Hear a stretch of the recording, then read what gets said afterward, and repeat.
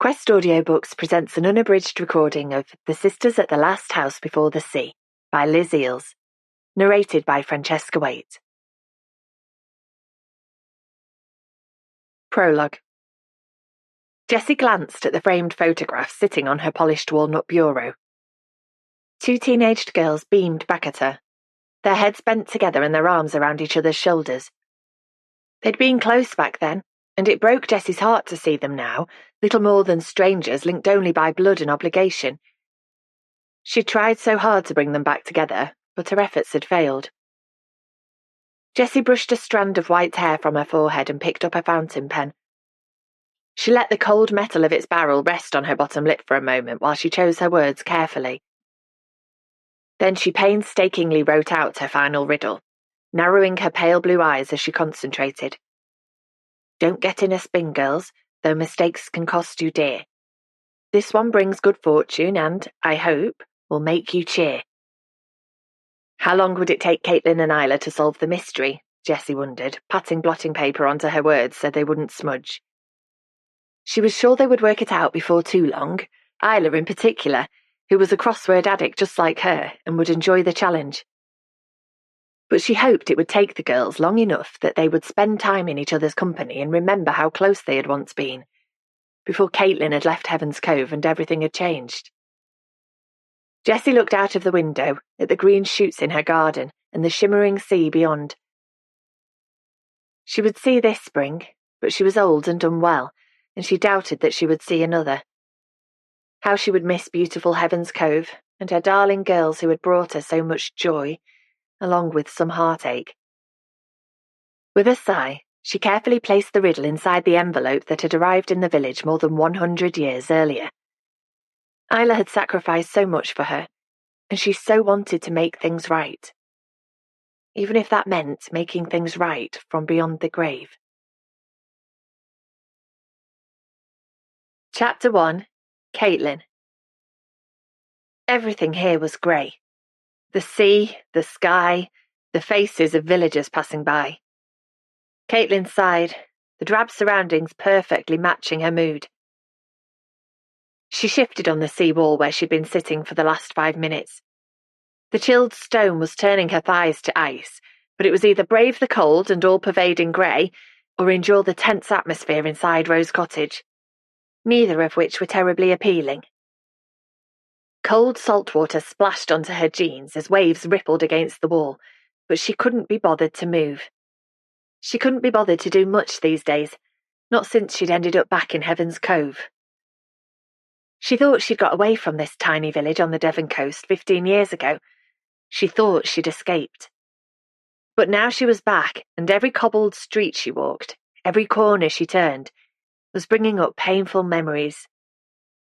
Caitlin sighed again as she thought of her grandmother, Jessie, whose death only 3 weeks ago still felt raw. Of course, she was sad that Jessie was gone, but her sorrow was laced with shards of guilt.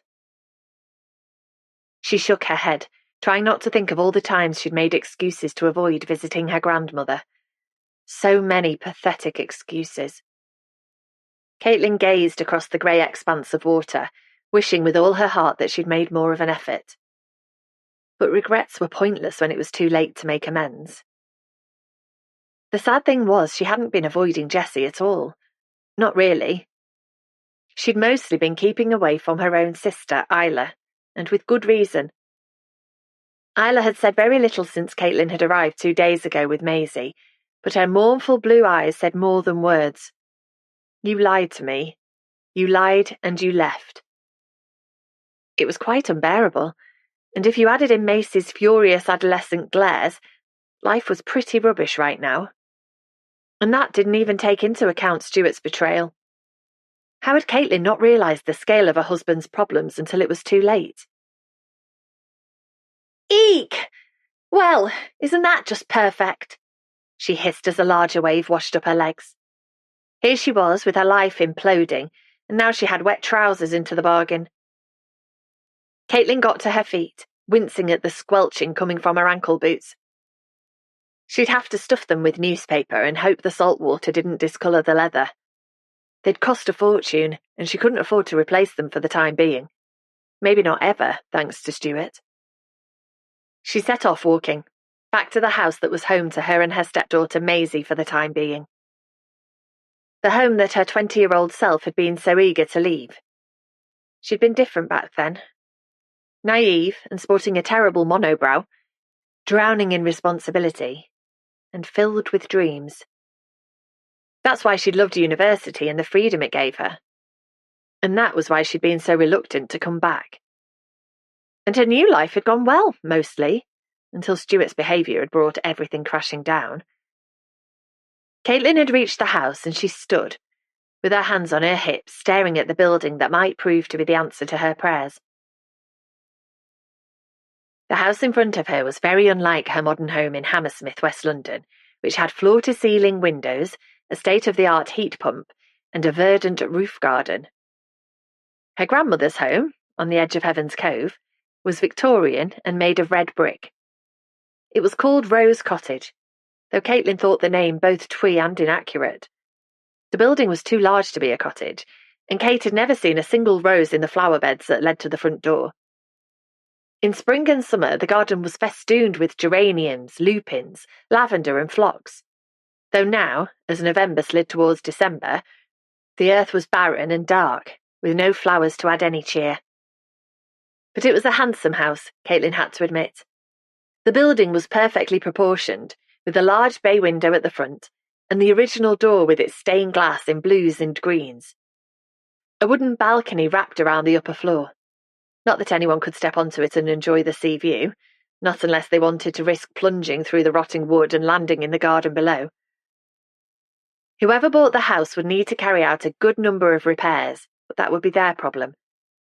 All Caitlin needed was the money from the sale so that she and Maisie could go back to London and get on with their lives, rather than being suffocated by guilt and regret in this tiny village where modernity came to die. Caitlin stood for a moment longer, with her hand on the garden gate, psyching herself up to go inside. The house felt strange without Jessie bustling round or sitting in her favourite chair doing the Times crossword. Sometimes, Caitlin almost believed she could feel Jessie's presence, hovering in the ether, though that was ridiculous. It was far more likely she was being spooked by Isla, who had a habit of appearing out of the shadows with a pained expression, like a Victorian wraith. She was grieving for their grandmother, but then so was Caitlin, though she didn't feel she was allowed to because of the apparently unforgivable way she'd behaved.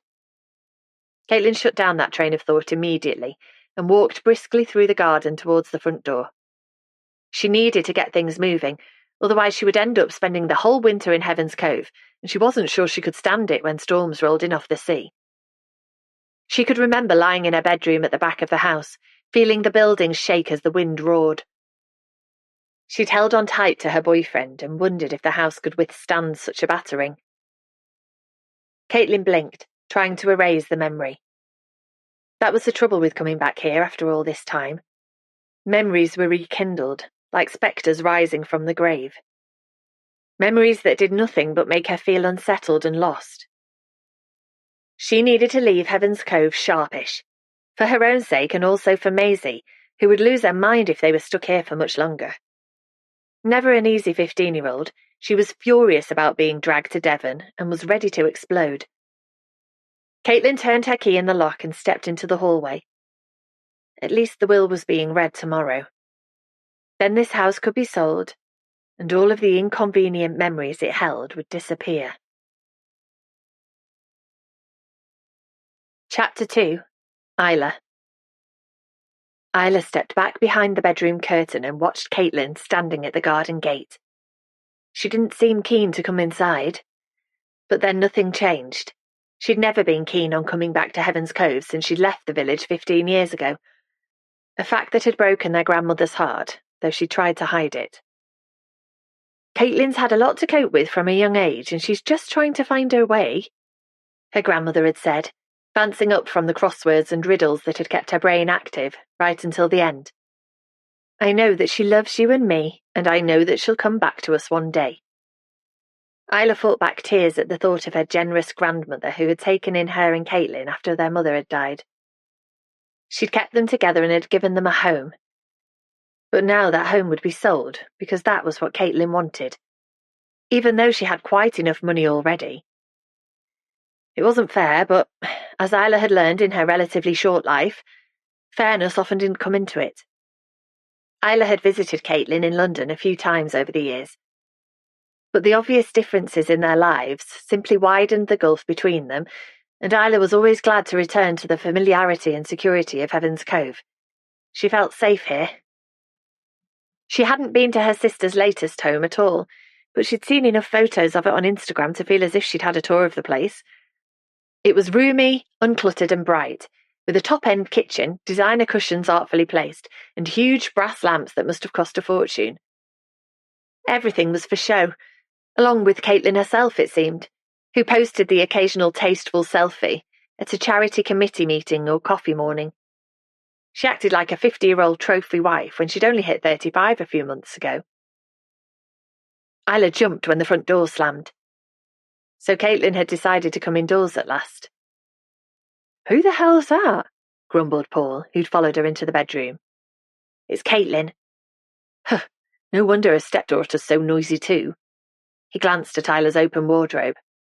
"Hey, I thought you'd got rid of this," he said, pulling out one of the only dresses Isla owned. "You said that the neckline was too low." "Did I?"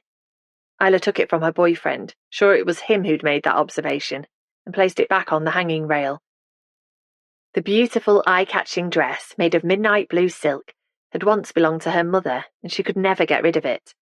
That would break her heart. But perhaps Paul had a point. She ran her finger along the square neckline that was edged in silver thread. She'd felt good in this dress at last year's Christmas party in the village hall, but maybe it was too much for someone like her. She carefully pushed the dress back amongst her jeans and sweatshirts and quietly closed the wardrobe door. "I'd better go and see how Caitlin is getting on." "I guess so. Honestly, she's very high maintenance." "You'll be pleased to see the back of her," said Paul, pulling her into an embrace, his beard tickling her forehead. She breathed in his familiar scent of coal tar soap and mint toothpaste and rested her head against his chest. She supposed she would be pleased to say goodbye to her sister, even though her emotions felt jumbled at the moment. She sighed and stepped away from him. "She'll be gone soon enough. Are you really going into the office today? It's a Sunday." "Afraid so." Paul pushed up the sleeve of his shirt and squinted at his watch. "I have a few things to catch up on, but one of the benefits of owning the business is that I can work when I want to, and there's no one to harangue me about it, except you, of course." A frown crossed his face and was gone. "Anyway, Fizz, my new receptionist, will hold the fort if I claw some time back later this week and bunk off early. Did I tell you that she fancies me something rotten?" "You have mentioned it," said Isla, wishing that he wouldn't and wondering why any grown woman would choose to go by the name of Fizz. "Let's go to the pub later." "I'm not sure. I might treat myself to a bath and have a quiet evening in," said Isla, who was finding it hard to shake the lethargy that had settled over her since her grandmother's death. "Oh, that's a shame." Paul's face fell. But then he breathed in and smiled brightly. "I'll come over later then." "You really don't have to. I'll be fine on my own," said Isla, who'd been quite looking forward to some peace. The house had been so noisy since Caitlin and Maisie had arrived. "I know I don't have to," he laughed. "But you're better with me around, aren't you, sweetheart? You need me to look after you." Paul leaned forward and kissed her on the nose. "So I'll come round straight after work and we can eat together. I'll bring steak." "Okay, great," said Isla, with as much enthusiasm as she could manage. She followed Paul out of her bedroom and down the stairs, bracing herself to face Caitlin and strike up a conversation. She should make an effort, for their grandmother's sake, to get to know this sister who felt like a stranger. "Did you have a wander and get some fresh air?" she asked, walking into the hallway and frowning.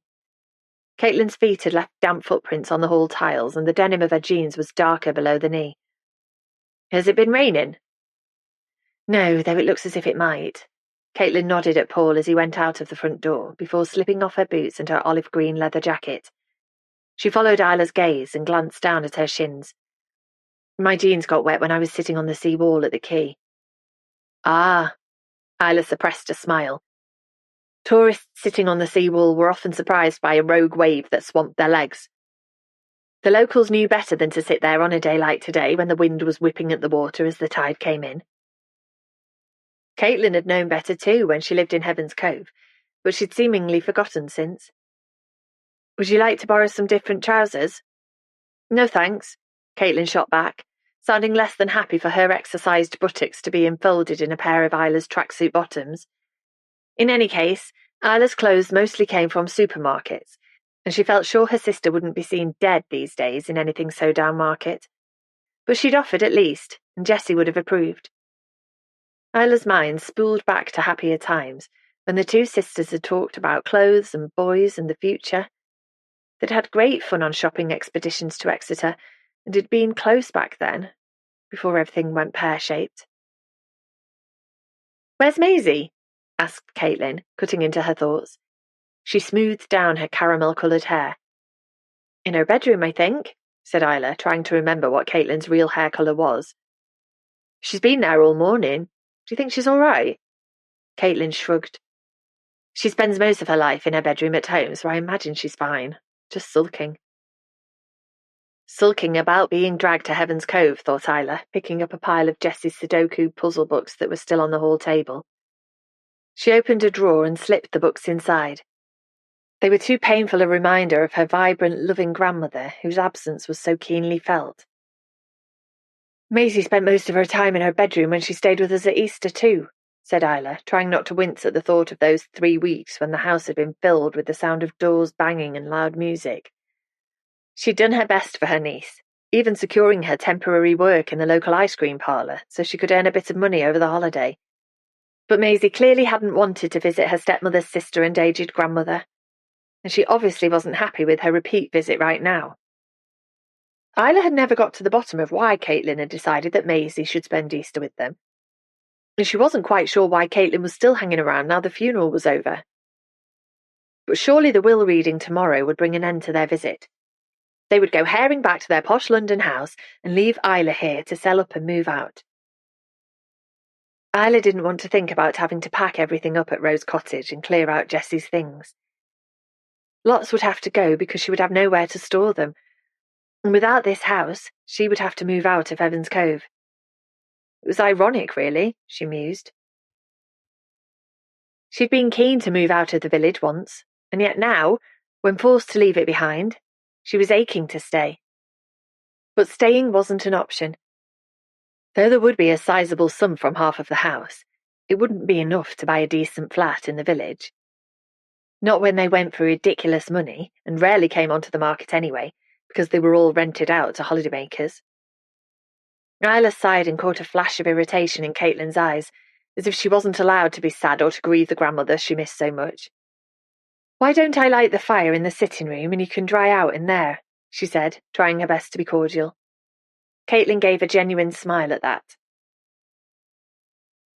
"Thanks, that's a good idea." She followed Isla into the cosy room and watched as her sister got the fire going. Then she sat in front of the flames, stretching her wet legs towards them. Isla wandered to the window and looked out across Heaven's Cove, with its whitewashed cottages that led down the hill to the quay. Gulls were swooping over thatched roofs and soaring into the leaden grey sky. Paul had said she should move in with him at Cutter's Path, a small town a few miles inland. But she was unsure about that, and he'd seemed annoyed by her hesitation. He didn't fully grasp how safe she felt in this village with its close-knit community, and how she loved being so close to the sea that changed shade by the hour. But she had to accept that life moved on and things changed. Her relationship with Caitlin being a case in point. 20 years ago, when the sisters had first arrived at Rose Cottage, still bewildered by the death of their mother, they'd been inseparable. Caitlin was the older by 4 years, and had been a source of protection and comfort for Isla. She glanced at her sister, who was stretching her hands towards the crackling fire. Once upon a time, they were so close she could hardly have passed a piece of paper between them. Whereas now, they were separated by a chasm of difference and resentment. They had become different people, leading very different lives. Isla bit her lip to stop the tears that were so close to the surface these days, and started making for the door. She would go and do something practical. Maybe start packing up her bedroom, ready for the inevitable move from this house that she loved. Chapter 3. Maisie. The last place Maisie wanted to be, the actual last place in the whole wide world, was where she was right now. Sitting in a solicitor's cramped office, wedged between her stepmother, who was bristling with suppressed emotion, and Isla, who looked ready to blub at the slightest provocation. It was hard to believe the two of them were sisters, even though they looked alike in some ways. Isla had almond-shaped eyes and thick hair, like Caitlin, and she would look good too if she made the slightest bit of effort. She had long, dark eyelashes to die for, but wore a succession of dreary clothes and pulled her hair into an unflattering ponytail.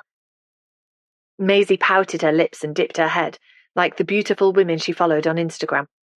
It was easy to look good if you tried, but Isla seemed to have given up the ghost.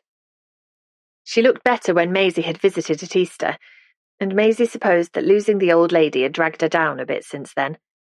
But even so, a woman should have standards when it came to looks. And boyfriends. There was nothing inherently wrong with Paul, who wasn't grotesque or anything, but he had a stupid goatee beard, and his shirts were too tight, and he could be bossy at times. Overall, Maisie felt that Isla could do better. She breathed in deeply, her mind flitting back to that awful Easter visit to Heaven's Cove 7 months ago. She'd only been shipped off to Devon because Caitlin and her dad were having problems and they'd wanted her out of the way. So while people at school were going skiing in Italy or lying on Spanish beaches, Maisie had been mooching around this poky little village and trying not to get frostbite at the local cove. When she'd complained about it, Caitlin had said they couldn't afford to go abroad as a family. But that was a lie because they had plenty of money. The real reason was she'd wanted shot of Maisie. That was why she'd sent her to see her aunt for the school holidays, even though Isla wasn't her real aunt, just as Caitlin wasn't her real mother. Maisie frowned and then opened her eyes wide to eradicate any wrinkles on her forehead. "Are you all right?" Caitlin asked, giving her a close look.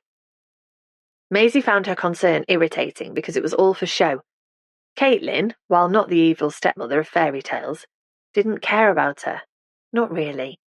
She'd ditch her for good given the chance. Just as her father appeared to have done. He'd gone abroad, for work apparently, and she hadn't heard from him for days. She could text him, of course, but this was a test of sorts. A test to see how long he would go before checking that she was still alive. As things currently stood, quite a long time, it seemed. To her horror, Maisie felt the prickle of tears and she blinked furiously. Crying would make her look as sad a sap as Isla, and it would ruin her eyeliner.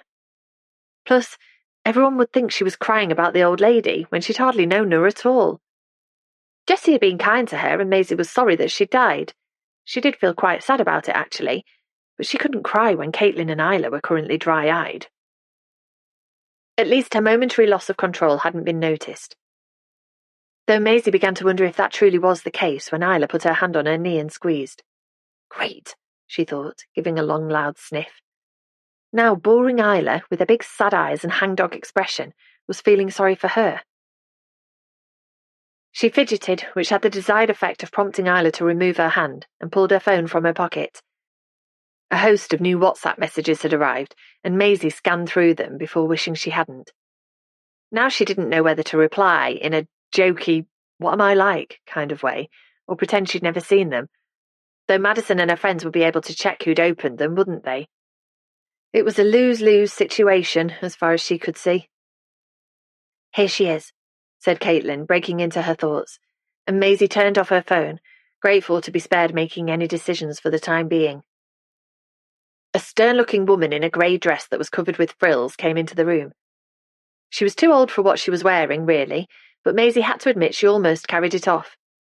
Her honey-blonde hair was swept into a bun at the back of her neck, and her nails were a deep pink, with the lips painted to match. A pair of horn-rimmed glasses hung from a gilt chain around her neck.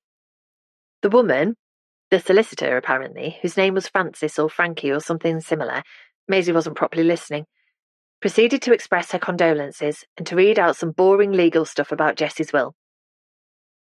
Then she got down to dishing out the old lady's belongings, which was sad, thought Maisie.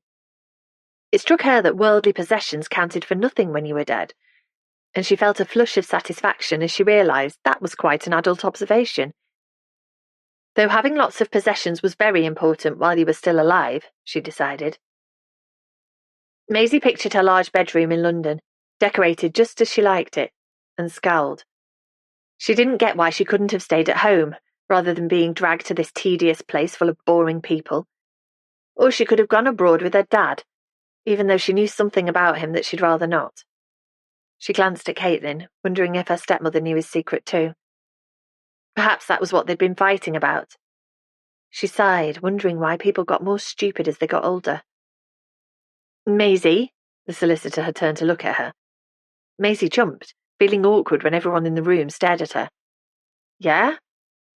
This part of the will mentions you. Frances or Frankie smiled and read from the paper in front of her. To my great-granddaughter Maisie.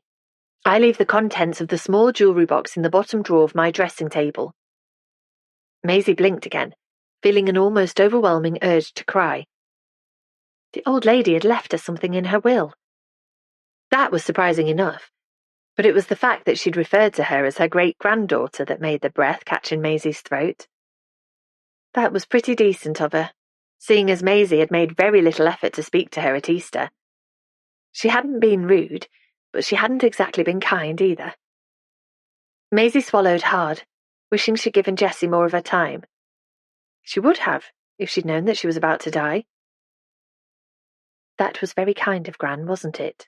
Murmured Caitlin, and Isla nodded in agreement as the solicitor carried on reading and distributing various items, from her collection of puzzle books, to Isla, to her cashmere jumpers, to Caitlin.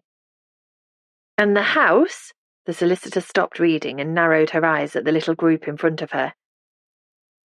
Jessie has left her house to both of you, Isla and Caitlin.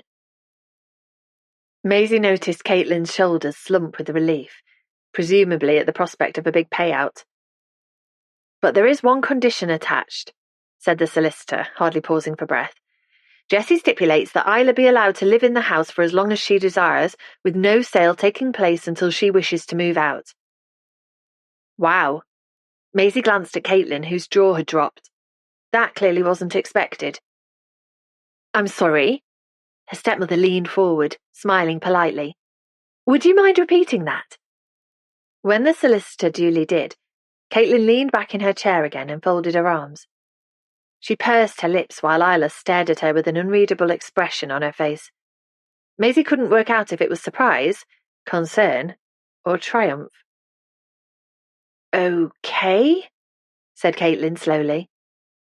Well, that's a bit of a curveball, but I guess it won't make any difference in the great scheme of things. She glanced at Isla, who'd got her face under control and was looking back to normal. Did you know anything about this? Isla shook her head. No, but you can count on Gran to do something unexpected. She swallowed loudly. I miss her.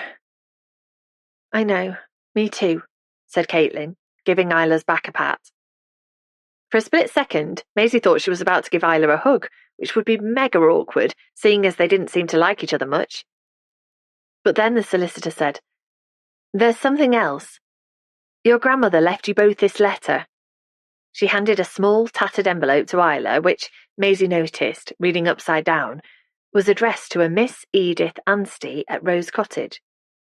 There's a letter inside to a member of your family that she found recently in her mother's possessions. She wanted you both to have it. Do you know why? Sniffed Isla, taking the envelope and turning it over in her hands. She had her reasons, said the solicitor, being unnecessarily enigmatic in Maisie's opinion. Reasons that you're aware of? Asked Caitlin, raising an eyebrow. Reasons that Jessie insisted were kept quiet until you'd both worked things out, said the solicitor, even more enigmatically. She was starting to get on Maisie's nerves. Anyway, read it when you get home. That's probably best, she urged, as Isla pushed her fingers into the envelope which had already been cut open at the top. There's nothing inside that affects the rest of the will. It's a last request, if you like, from your grandmother. Isla hesitated but tucked the envelope into the open handbag at her feet. And that was that. The solicitor rose to signal that the will reading was over, and Maisie stood up, feeling relieved. No one had dissolved into tears. No one had kicked off about the old lady's final wishes, and she and Caitlin were one step closer to being back in London. Everyone was quiet on the journey back to the house as they drove along narrow lanes lined by sodden hedgerows and through hamlets of houses that were so old they looked ready to fall down. As they drove into Heaven's Cove, the grey sea looked freezing, and Maisie was glad to get back to Rose Cottage, which was warm at least. She stomped upstairs, while Caitlin and Isla put the kettle on. They did nothing but drink tea these days or make excruciatingly polite conversation when they'd probably rather tear each other's hair out. Maisie stopped on the landing and took a deep breath before pushing open Jessie's bedroom door. She'd never been in here before and was expecting floral wallpaper and clutter, china ornaments, old postcards, lace doilies. But the room was painted a restful cream and had only a single bed, a small wardrobe, a clutter-free chest of drawers, and a dressing table. When Maisie stepped into the room, she noticed there was a faint smell of talcum powder and lavender in here, an old lady smell which made her feel equally comforted and sad. Tiptoeing across the worn carpet, she went to the dressing table that sat next to the window. There were 2 photographs on top, in simple silver frames, and she picked up the one of 2 girls about her age. It was Caitlin and Isla. Caitlin with long brown hair, and Isla, her fairer hair pulled into her trademark ponytail. They both looked different, younger, obviously, but also less worn down by life. Getting older was the pits, Maisie decided, putting the photo down and peering at the second black and white picture. This was of a young man in a dark suit, staring into the camera with a hint of a smile on his lips. Beside him stood a young woman, her arm hooked through his, and her head resting against his shoulder. It was Jessie, Maisie realised with a start, taking in the shape of the woman's nose and her direct gaze. She'd never thought of Caitlin's grandmother once being young like her. It was probably best not to think about it, or the realisation would properly hit her that one day she would get old and die just like Jessie. Maisie shook her head and pulled open the bottom drawer of the dressing table. It felt as if she was snooping, but Jessie had told her where to find whatever she'd left for her. Maisie began to push her fingers through the scarves and thick woolen socks in the drawer until her fingers closed around something hard. It was a small white box. Maisie sat on the bed, opened it, and winced when a plastic ballerina popped up and began to turn while the box played a plinky-plonk tune. There was a piece of paper inside the box which said in spidery writing, "For Maisie." Beneath it sat a large diamante brooch, a gold cross and chain, and a small piece of wood. Maisie picked up the wood, which fitted into the palm of her hand, and inspected it closely. It was lighter than she'd expected, and was pale like the driftwood she'd seen washed up on Heaven's Cove beach. Lines and grooves were carved into its surface, and she suddenly realised that someone had carved an angel. The angel's wings were unfurled in flight, and there was a smile on its face. The carving was rough, but it had been done with care.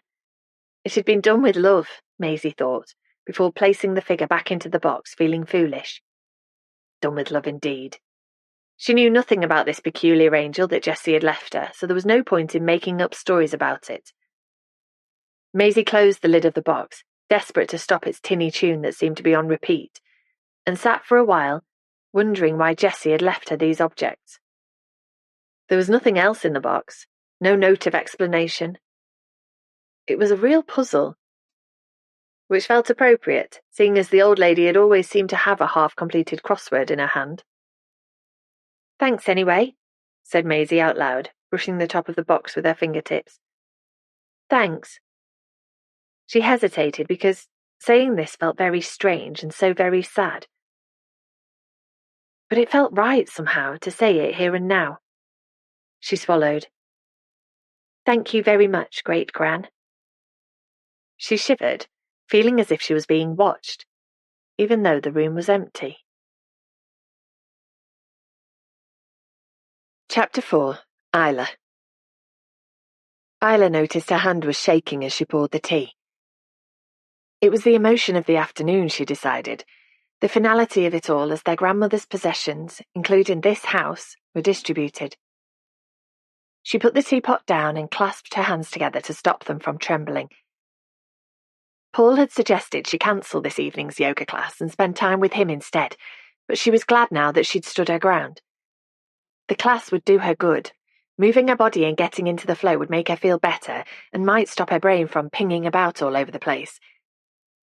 It was funny how life turned out, she mused, going back to pouring the tea from Jessie's favourite teapot. Once upon a time, she'd seen herself living a very different life from the one she had now. She'd harboured dreams of being a film director or a travel writer exploring the world. But instead, she'd ended up as a grandmother's carer in a tiny village that she was now too nervous to leave, even, it seemed, to move in with her boyfriend. And now she had to make a stand with Caitlin, and she was nervous about that too. But it had to be done. Losing Gran had made her braver in a way, even though it felt as if a layer of her skin had been scraped off. She no longer had Jessie to look out for her, so she would have to look out for herself. Though there was always Paul, of course, who looked after her so carefully.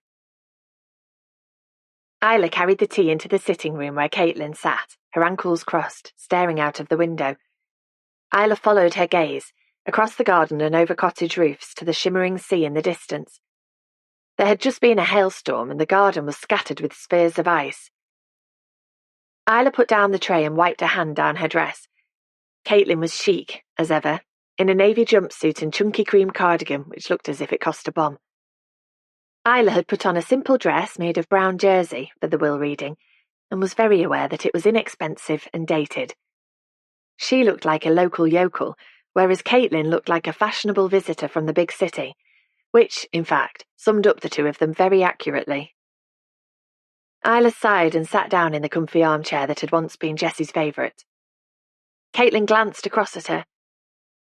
That was very kind of Gran to leave a few bits and bobs to Maisie. I thought so too, but I'm not surprised. Gran really liked Maisie, even though... Isla stopped speaking because she didn't want to bring up how difficult it had been at Easter.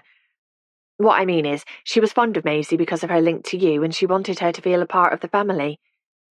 When Caitlin swallowed, Isla wondered if her sister was about to cry. But she gave her head a shake instead and said, What's in that letter then? The one she left for you and me? Just grand to add a touch of mystery to the proceedings. Isla had completely forgotten about it in the emotion of the afternoon. She put down her tea, pulled her handbag towards her across the carpet, and found the mysterious letter inside. The envelope was obviously old. It had a red and blue stamp on its right-hand corner and an address written in thick black strokes: Miss Edith Anstey, Rose Cottage, Steeple Hill, Heaven's Cove, Devonshire, England. Edith had the same surname as their grandmother, before Jessie had married Arthur, the love of her life who died when Isla and Caitlin were small children. Caitlin remembered him, but Isla had been too young to lay down memories of the man who was smiling at them now from a photograph on the windowsill. What does it say? Urged Caitlin, pulling her cardigan tightly around her as if she was cold. Isla pulled out a folded sheet of paper and opened it. She admired the rounded, dark strokes of a fountain pen, the same thick strokes as in the address. So? Urged Caitlin impatiently. What's in this mysterious letter? Isla cleared her throat and read it out loud. March 20th, 1919. My dearest Edith, my plans are made at last. I arrive into Southampton on RMS Sylvester on April 18th and will travel immediately to join you in Heaven's Cove. Our return passage is booked for midday, exactly 1 week following, and we are due to dock in New York late in the evening of May 2nd. From there, you, I, and my grandmother will travel on to our new life in Florida. I will not write more now because there is much to be organised, but know that my heart is full at the thought of seeing you again, my beloved girl. I cannot wait to bring you home and make you my wife. I am counting the days until we are together again, and I remain forever yours, William. Isla stopped reading, feeling choked with emotion. She was a big softie when it came to romance. She reread the words penned by William, who had crossed the Atlantic 100 years ago to make the woman he loved his wife. What had happened to them, she wondered. Were their lives together happy ever after? Her thoughts were interrupted by Caitlin, who'd come to stand nearby and was craning over her shoulder at the letter. "Who the hell was Edith?" she asked. "I have no idea, but I imagine we're related to her in some way. What are you doing?" "I'm looking Edith Anstey up on the internet," said Caitlin, jabbing at her phone screen. She scrolled through the information that came up and shook her head. "Nope, nothing comes up immediately that might relate to her. What's William's surname?" "I don't know, he's just signed it William, though—" Isla picked up the envelope, turned it over and smiled. "He's put his return address on the back. It says William Columbus, 132W, 125th Street, New York. Caitlin did another quick search on her phone and puffed air through her lips. "Nope, that's a dead end too." She peered at her screen. "Looks like he lived in Haarlem. Haarlem's a fascinating place. I read that it takes its name from a city in the Netherlands." "Whatever," said Isla, riled by Caitlin's propensity to be easily distracted. "But is it definitely a dead end?" Caitlin puffed out her cheeks. "Who knows? But I can't see anything about a William Columbus. He'd have died a long time ago." "I guess so," said Isla, feeling disappointed by the lack of instant information and desperately wanting to know more about Edith's move to America. She suddenly had a mental image of New York, 100 years ago, with the roaring 20s about to begin. The sounds and smells, the buzz and excitement of the big city. And she had a flash of yearning for how her own life might have been if things had been different. "So that's it, is it?" Caitlin reached over her shoulder, took the letter and scanned through it. "It's all very sweet. A heartfelt letter to someone who's probably distantly related to us. But why did Gran leave it to us in her will? We'd have come across it when we were clearing out the house." "I expect we would, but we might not have given it enough attention. Not if we didn't know it was special in some way." "But in what way is it special?" Caitlin shook the piece of paper, as if she was hoping the answers would fall from it. "At the end of the day, it's just an old love letter from a man who's coming to collect his fiancée so they can start their new life together. With his grandmother in tow, which isn't the most romantic of prospects." Isla shrugged and, on a hunch, turned the envelope upside down. A piece of paper dropped out and fluttered to the carpet. When she picked it up, Jess's familiar spidery handwriting made Isla's stomach flip. "It's from Gran," she said, her throat tight. It says, "Don't get in a spin, girls, though mistakes can cost you dear. This one brings good fortune, and I hope will make you cheer." "You what?" Caitlin raised one of her perfectly plucked eyebrows. "It's a riddle," said Isla, bittersweet emotion rushing through her. "A riddle from Gran." "It certainly is, but why is she leaving us a riddle in her will? It's a bit ghoulish, don't you think?" Caitlin shivered. "One last riddle from beyond the grave." "I don't know, it's just very Gran. She was obsessed with her puzzles and quizzes." "I know that," said Caitlin sharply, which was a bit rich, seeing as she'd hardly known Jessie at all since leaving Heaven's Cove. Jessie had gone to stay with Caitlin in London several times over the years, but though Jessie never said as much outright, Isla got the impression that Caitlin was often prickly and distant, so the visits weren't terribly relaxing. Caitlin picked up the letter and went through it again, her lips silently moving as she read the words. She looked up from the paper. "So what do you think it means?" "I have absolutely no idea. All I know is that Gran is telling us that solving the riddle would bring us good fortune." "Good fortune as in luck or money?" "Who knows? But we have to find out. It's a final message from Gran." It would also give them something to focus on, thought Isla. Something that wasn't directly tied up with death and grief and change. But Caitlin wrinkled her nose. "We're going to be too busy sorting out this house and getting it on the market to faff about solving riddles, I'm afraid." Here it was. Isla took a deep breath and said what she'd been wanting to say ever since the will was read. "I don't want to put the house on the market." Caitlin stared at her. Isla remembered that stare from years gone by. "I know it's hard, Isla, and we don't have to put it on the market right this minute. We can spend a week or so sorting out Gran's stuff first and tidying the place up. But the sooner Rose Cottage goes on the market, the sooner it'll be sold. And it should sell quickly. Houses like this don't come up that often in the village. It's mostly wall-to-wall tiny cottages. I expect this place would sell almost immediately. The house next to the lifeboat station went within hours of being put up for sale. A couple from London bought it. A holiday home, no doubt, murmured Caitlin. Her eyes lit up. Actually, that's not a bad idea. We could list the house with a few London estate agents too, the ones that focus on seaside bolt holes for rich city types. No, that's not what I mean. Isla took another deep breath. What I'm saying is, I don't want to sell this house at all. I didn't think I had a choice in the matter, but then Gran made it clear in her will that I did. Isla's stomach was churning because Caitlin was staring at her again with her mouth open. But this had to be said, so she ploughed on.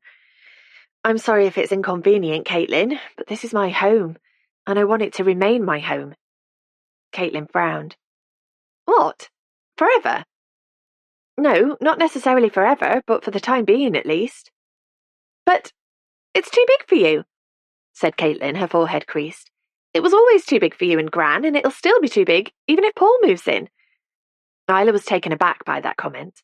She hadn't thought about Paul moving in, now that she could stay in the house. Would he expect it? It made sense, and she supposed it would be the next step forward in their commitment to each other. Earth to Isla, said Caitlin. I said the house is too big for you. Okay. Isla gave her head a shake to get her thoughts in order. If that's the case, I can take in a lodger or two and split the rental income with you, so you don't miss out. She was thinking out loud, and as the words came out of her mouth, realised that Paul probably wouldn't be keen on her idea. But Caitlin seemed even less enamoured at the prospect. No, you don't understand. Caitlin had started pacing the room. I don't want bits and bobs of rental income every month. I need half the proceeds of this house. Isla shook her head, at a loss to understand why Caitlin was so obsessed with money. She had a lovely house in London and seemed very well off. Look, she said, determined to be conciliatory because she couldn't face her row today. I'm sure Gran said I could stay in the house for a while because she knew you don't need the money immediately. You'll get it sometime, just not right now.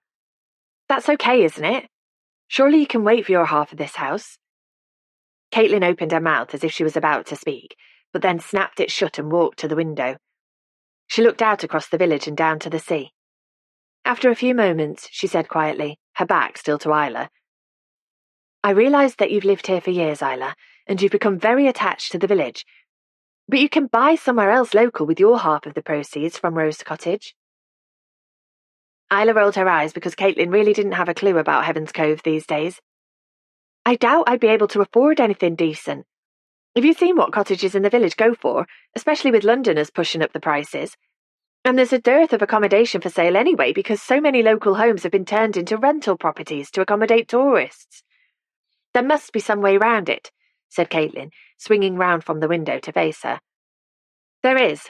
I stay here for the time being and we see what pans out. What pans out? Caitlin shook her head, a pink flush rising across her cheeks. Honestly, Isla, it's selfish of you not to sell Rose Cottage. Isla deliberately breathed out slowly so her voice would be level when she replied. I'm sorry you feel that way, but I don't think I have the monopoly on being selfish. Caitlin narrowed her eyes at that, but said nothing, because what could she say? She knew what she'd done. Though Isla felt sure Caitlin didn't fully appreciate the impact of her actions on Isla's life over the years. Caitlin leaned back against the stone windowsill. I'd just like the money now, she said. Why? Because.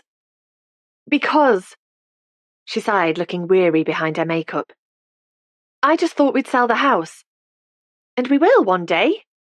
I agree the house is bigger than I need, and maybe I'll feel like moving out before too long. But right now, I need the stability and familiarity of Rose Cottage, and I can't face moving so quickly after losing Gran. She must have known that, which is why she made sure in her will that I could stay. To Isla's alarm, Caitlin looked as if she might really cry this time. You don't understand everything that's... she began, but she stopped and shook her head when Maisie walked into the room, a small jewellery box under her arm, and threw herself onto the sofa. What's going on? She said. Nothing, said Caitlin breezily, her face now expressionless. Huh. If you say so. Maisie obviously didn't believe her stepmother, and Isla felt sorry for the girl, remembering how hard it was to be a teenager. She lived a pretty cushy life by the sound of it, but she was still 15, with all the associated hormonal and emotional upheaval that entailed. Caitlin was just 15 when she and Isla first moved to Heaven's Cove following the death of their mother. And Isla, though Caitlin had delayed going to university for 2 years, was still only 16 when her sister had moved to London and left her behind. So, Maisie, is that what Gran left you in her will?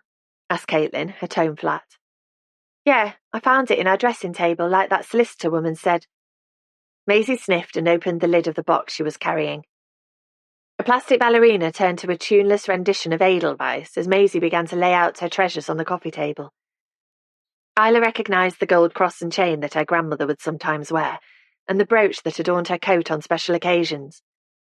The last time she'd worn it had been to the Halloween festivities in the village. That had only been 4 weeks ago, but to Isla, it felt like an age. She left me this too, said Maisie, though it's a bit odd. Maisie laid a small piece of driftwood on the table, and Isla's breath caught in her throat when she recognised it. It's Gran's guardian angel. She picked up the lightweight wood and ran a finger across the edged grooves. Her what? She called it her guardian angel and reckoned it was her lucky charm. Random. Maisie frowned and began to fiddle with the stud in her nose that Isla had at first mistaken for adolescent acne. So where's it from? I've no idea. Gran never said. I wish I'd asked her, but... Isla stopped, unable to say the words. But it's too late now. Maisie twisted her mouth, looking far younger than her heavy makeup suggested. So why did she want me to have it? Gran, your great-gran, would slip it in her pocket sometimes. She told me once that it was her protector, so maybe she wanted it to protect you too. The muscles in Maisie's jaw tightened, as if she was trying to control her emotions. But then the blank look was back. Sweet, that's nice of her. She liked you, said Isla. I liked her too, Maisie mumbled. She glanced at her stepmother, who murmured, She was a very special woman, while looking as if her mind was somewhere else entirely. Isla heard the front door open and close, and a deep voice rang out. Is anyone about? Isla, where are you? I didn't realise that Paul had a key, said Caitlin. Isla felt a flash of irritation when her sister and Maisie exchanged a look. Gran might be gone, but this was still her home, and she could give a front door key to whomever she chose. We're in here, Isla called out. The door opened and Paul came into the room. He walked straight to her and planted a kiss on her lips. How are you, sweetheart? How did the will reading go? Fine, it was fine, but sad. Of course it was, he said, draping his arm around her shoulders, especially for someone like you who's so fragile and sensitive. Isla winced inside as Caitlin and Maisie exchanged another glance. So what's happening about this house? Nothing for the moment, Isla told him, deliberately not catching Caitlin's eye. Gran left this place to both Caitlin and me, but she made arrangements for me to stay in the house for as long as I'd like. That's excellent news. When Paul leaned down and kissed her on the lips again, his beard tickled her chin. I mean, where else would you rather be? Anywhere, Maisie murmured, but Paul either didn't hear or pretended not to. What's that? He asked, nodding at William's letter, which Isla was still holding. I'll tell you later.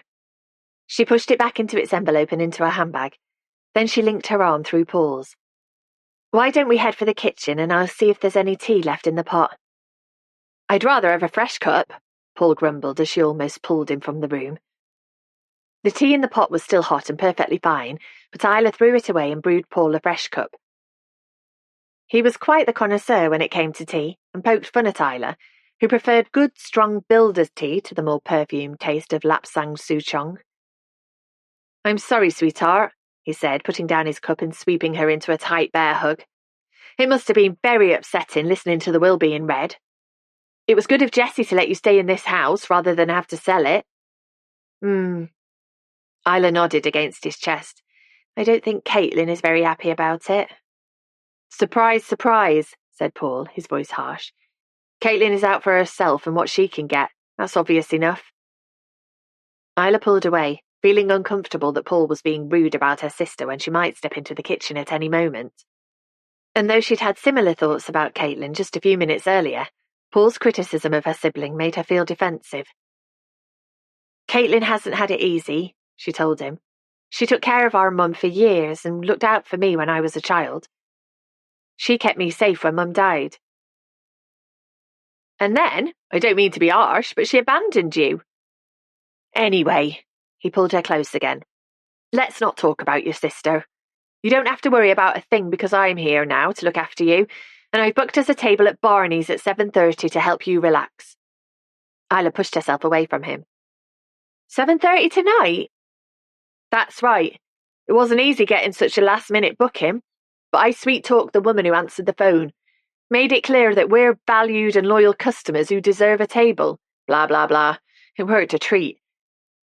I'm going to yoga this evening. I thought you knew that. Paul shrugged. You did mention it, but a meal out with me will do you more good, don't you think? He smiled and brushed her cheek with his finger. Anyway, you can go to yoga any time. But I wanted to go tonight, said Isla, suddenly feeling rebellious. We'd agreed. I don't think I agreed. Paul pulled his phone from his pocket. Right, he said, his tone clipped. If you don't want to eat out with me this evening, I'd better cancel the booking. No doubt someone else will want the table that I went to so much trouble to get. He found the number in his contacts, and Isla heard the tinny buzz of a phone ringing at the restaurant that overlooked the village's castle ruins. No, she said quickly, grabbing the phone from him and pressing end call. She was being overly emotional and ungrateful. It was really kind of you to go to the trouble of getting us a table. I just thought it might cheer you up, sweetheart. Paul brushed a strand of hair from her forehead. That's all. I love you and always want to do what's best for you. I know you do, said Isla, feeling guilty for throwing his good deed back in his face. And you're right, I can go to yoga next week instead. It's just been a long and emotional day, that's all. Which is all the more reason to let me take care of you. He folded her into his arms again, and Isla relaxed against him. She felt safe here and protected from the world. She was just being silly because yoga could wait. Chapter 5. Caitlin. The huge sliding doors of the garage were open wide, and a cold wind was whipping through the building. A yellow Mini was hoisted high on a hydraulic lift, and the young mechanic, studying one of its wheels, smiled at Caitlin when she walked in. You all right? Yes, thanks. Caitlin pulled her leather jacket more tightly around her. It was freezing in here. I'm looking for the manager. You'll find him over there. The man wiped his hands down his thighs and tilted his head towards a black Volkswagen which was raised slightly above the ground. A pair of legs were poking out from underneath, covered in oily overalls. Caitlin walked to the legs and said, Excuse me. She raised her voice as a drill sounded from beneath the vehicle. Could I have a quick word, please? The noise was vibrating through her head and making her wince. She waited a moment, but the drilling went on. Excuse me, she tried, more loudly this time, but the drilling continued. Can I have a word? She yelled, just as the drilling stopped. Her voice echoed around the garage and everyone looked at her. She cleared her throat, feeling her cheeks grow hot as the man slowly pushed himself out from under the car. He sat up and ran a grubby hand through his fair hair. Did you want me? I did. Caitlin's words faltered when she realised that the man she was looking at was someone she knew. Even with his face covered in grime, she'd know those piercing blue eyes anywhere. It's my car, she managed, feeling totally thrown. It usually is when people come in here, said Sean, getting to his feet and wiping his hands on a filthy rag hanging from his waist. Where is it? Outside. I parked it in the lane, said Caitlin, her heart hammering. This was horribly awkward. Sean tilted his head slightly and sniffed. We best go and see it then, and you can explain the problem. She followed him out of the garage, feeling confused. He didn't appear to have recognised her, though that was probably good, all things considered. She'd changed, of course, over the last 15 years. Her hair was a different colour for a start, a rich caramel now rather than the boring brown it used to be, and it was shorter and cut into a chic bob. She was also far better dressed, having swapped jeans and sweatshirts, Isla's perpetual uniform, for tailored shirts and trousers, and she wore far more makeup. But her overwhelming relief that Sean had forgotten her, and any awkwardness could be avoided, was tinged with a shard of something else. Disappointment, maybe, that she'd been so unmemorable back then. "Is this it?" Sean stopped and gestured towards the racing green Jaguar she'd parked next to the oak tree. When she nodded, he wandered around the vehicle, his hands on his hips. "What's wrong with it?" "It keeps spluttering when I'm driving, as if it's about to cut out." "Does it ever stall completely?" "No, but I don't want it to die when I'm in the middle of nowhere. There's obviously something wrong, so I thought it might be prudent to get it seen to." Sean stared at her for a moment. "Yeah, makes sense. We can check it over and see what our problem is." He ran his hand gently across the bonnet. "She's a beauty." "Presumably you're okay with fixing this type of car?" When the corner of his mouth lifted, Caitlin felt her stomach lurch. She recognised that expression of suppressed amusement. "Posh cars, you mean?" he said. "Yeah, I think we can manage that. It's second-hand, obviously. Well, more like fourth-hand by the time I got it," Caitlin blustered, hating herself for feeling the need to justify having a posh car at all. How long do you think it'll take to fix? And do you have any idea of the cost?" Caitlin's stomach turned again at the thought of a large bill, but she couldn't risk the car breaking down on her way back to London. Being towed to a garage would cost a fortune. Sean rubbed his eyebrows as if he had a headache. "That depends on what we find. But if you leave your mobile number with Jen in the taxi office next door, someone will give you a ring." "Okay," said Caitlin, doing some mental calculations. If she could persuade Isla to put Rose Cottage on the market after all, and if she had a reliable working car by then, she might be able to leave Heaven's Cove in a day or two. Isla had seemed calmer this morning after yesterday's will reading, and might be open to persuasion. Though she'd been talking too much about the bizarre riddle they'd been bequeathed for Caitlin to broach the subject of the house over breakfast. "When do you think the car might be ready?" she asked. "A couple of days? If it's nothing too serious, you should be able to collect it on Thursday. Can you let me know how much it'll cost before you go ahead with any repairs?" Sean eyed her coolly. "Of course. Like I said, Jen will give you a call." "Okay, that's fine. Thank you," she said, pushing the car keys into his hand. If all went to plan, she could be out of Devon by the weekend. Caitlin had turned and started walking towards the taxi office when she caught Sean's muttered aside. "That's if you ever do come back for it." Her step faltered, but she kept on walking. So Sean had recognised her after all. It was hardly likely, really, that he would completely forget the woman who'd promised to come back for him, but never had.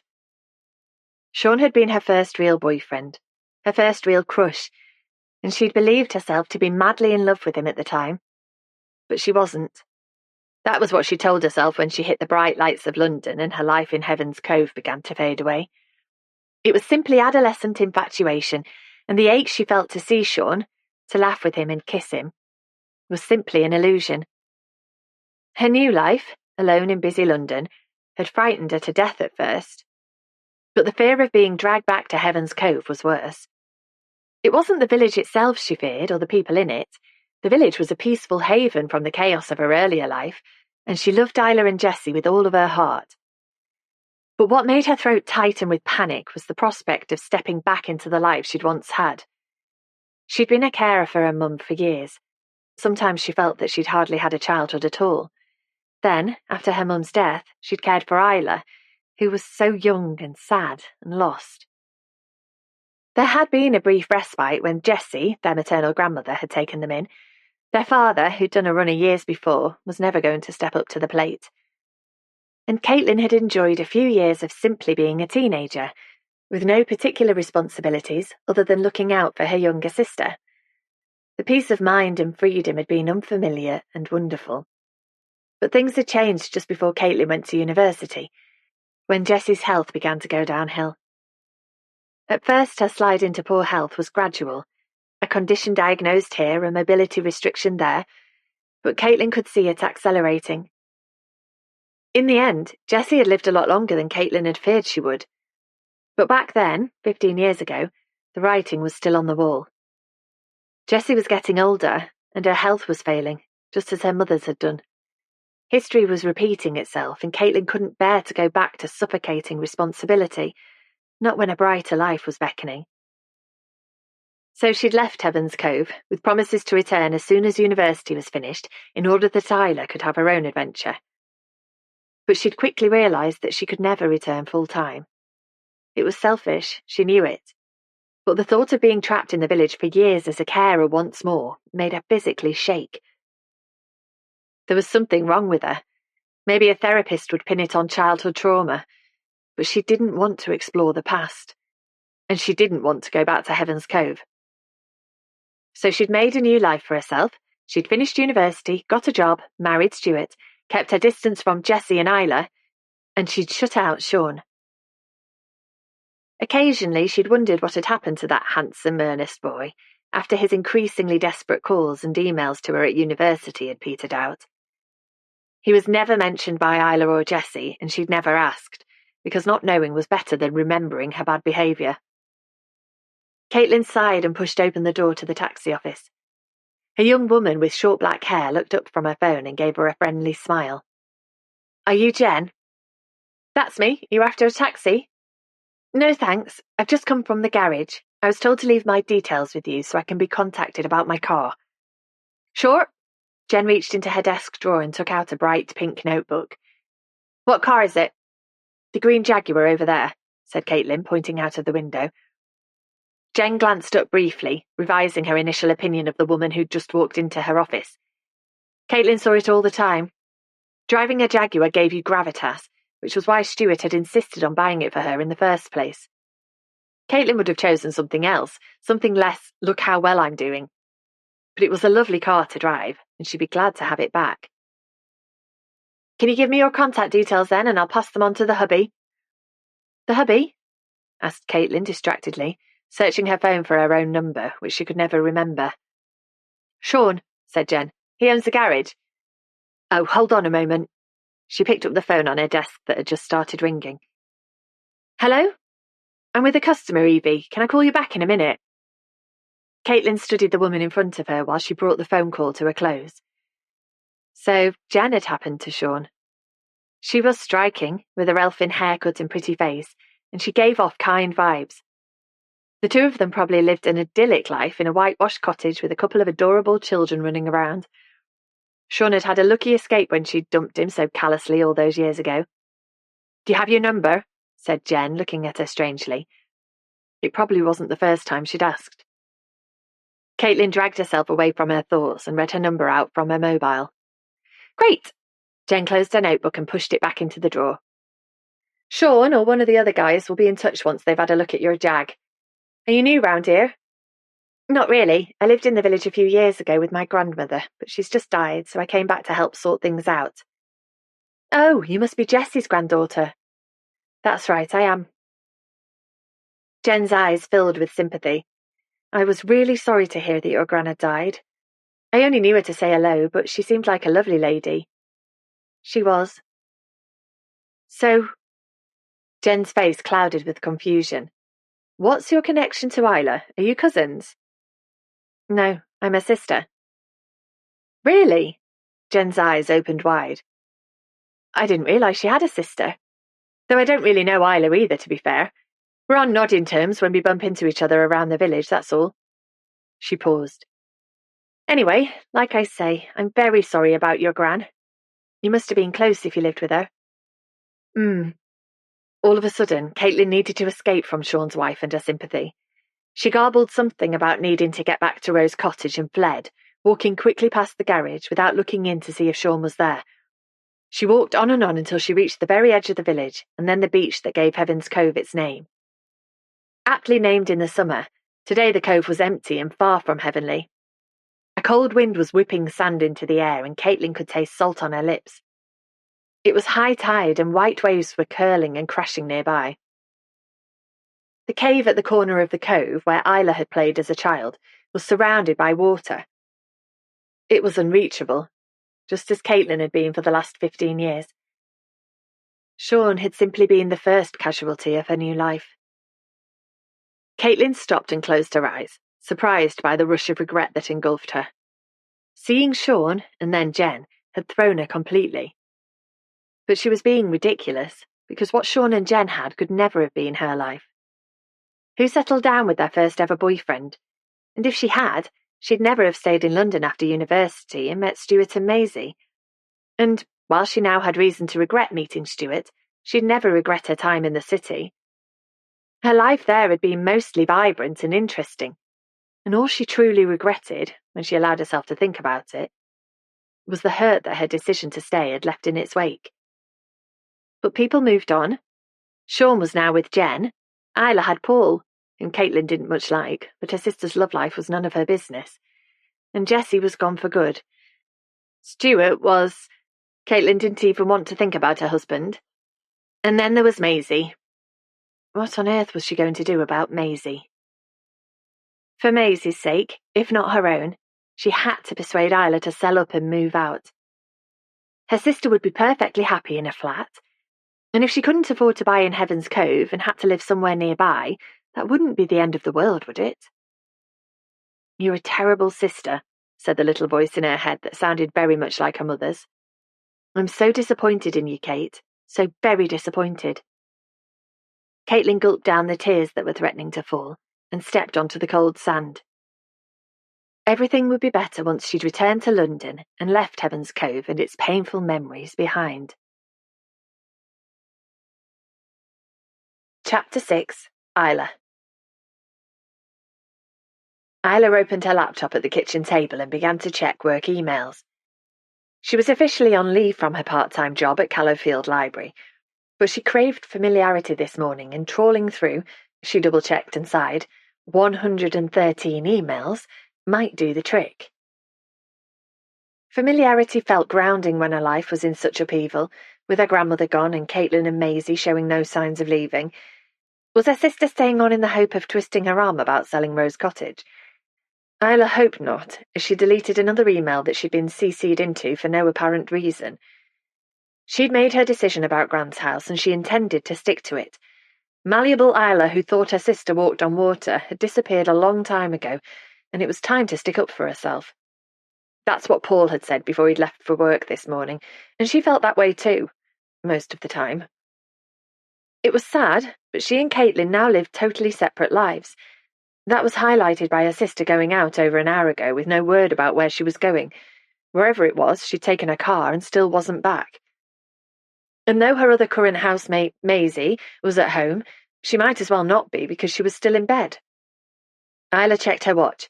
It was only 11:15, and Maisie rarely showed her face before midday. Isla went back to her many emails and was mindlessly scrolling through them when a thought hit her out of the blue about her mysterious ancestor Edith and the riddle her grandmother had left behind. "Of course," she said out loud to the empty kitchen. She obviously wasn't thinking straight these days, because the answer to who Edith might be was literally staring her in the face. Isla crossed the kitchen and went through the open door into the hall, where a bookcase sat against the wall, near the stairs. Standing on tiptoe, she reached up and pulled a book from the top shelf, bringing with it a shower of dust that danced in the air. The black book felt heavy in her hands, its leather binding cracked and battered. "What's that?"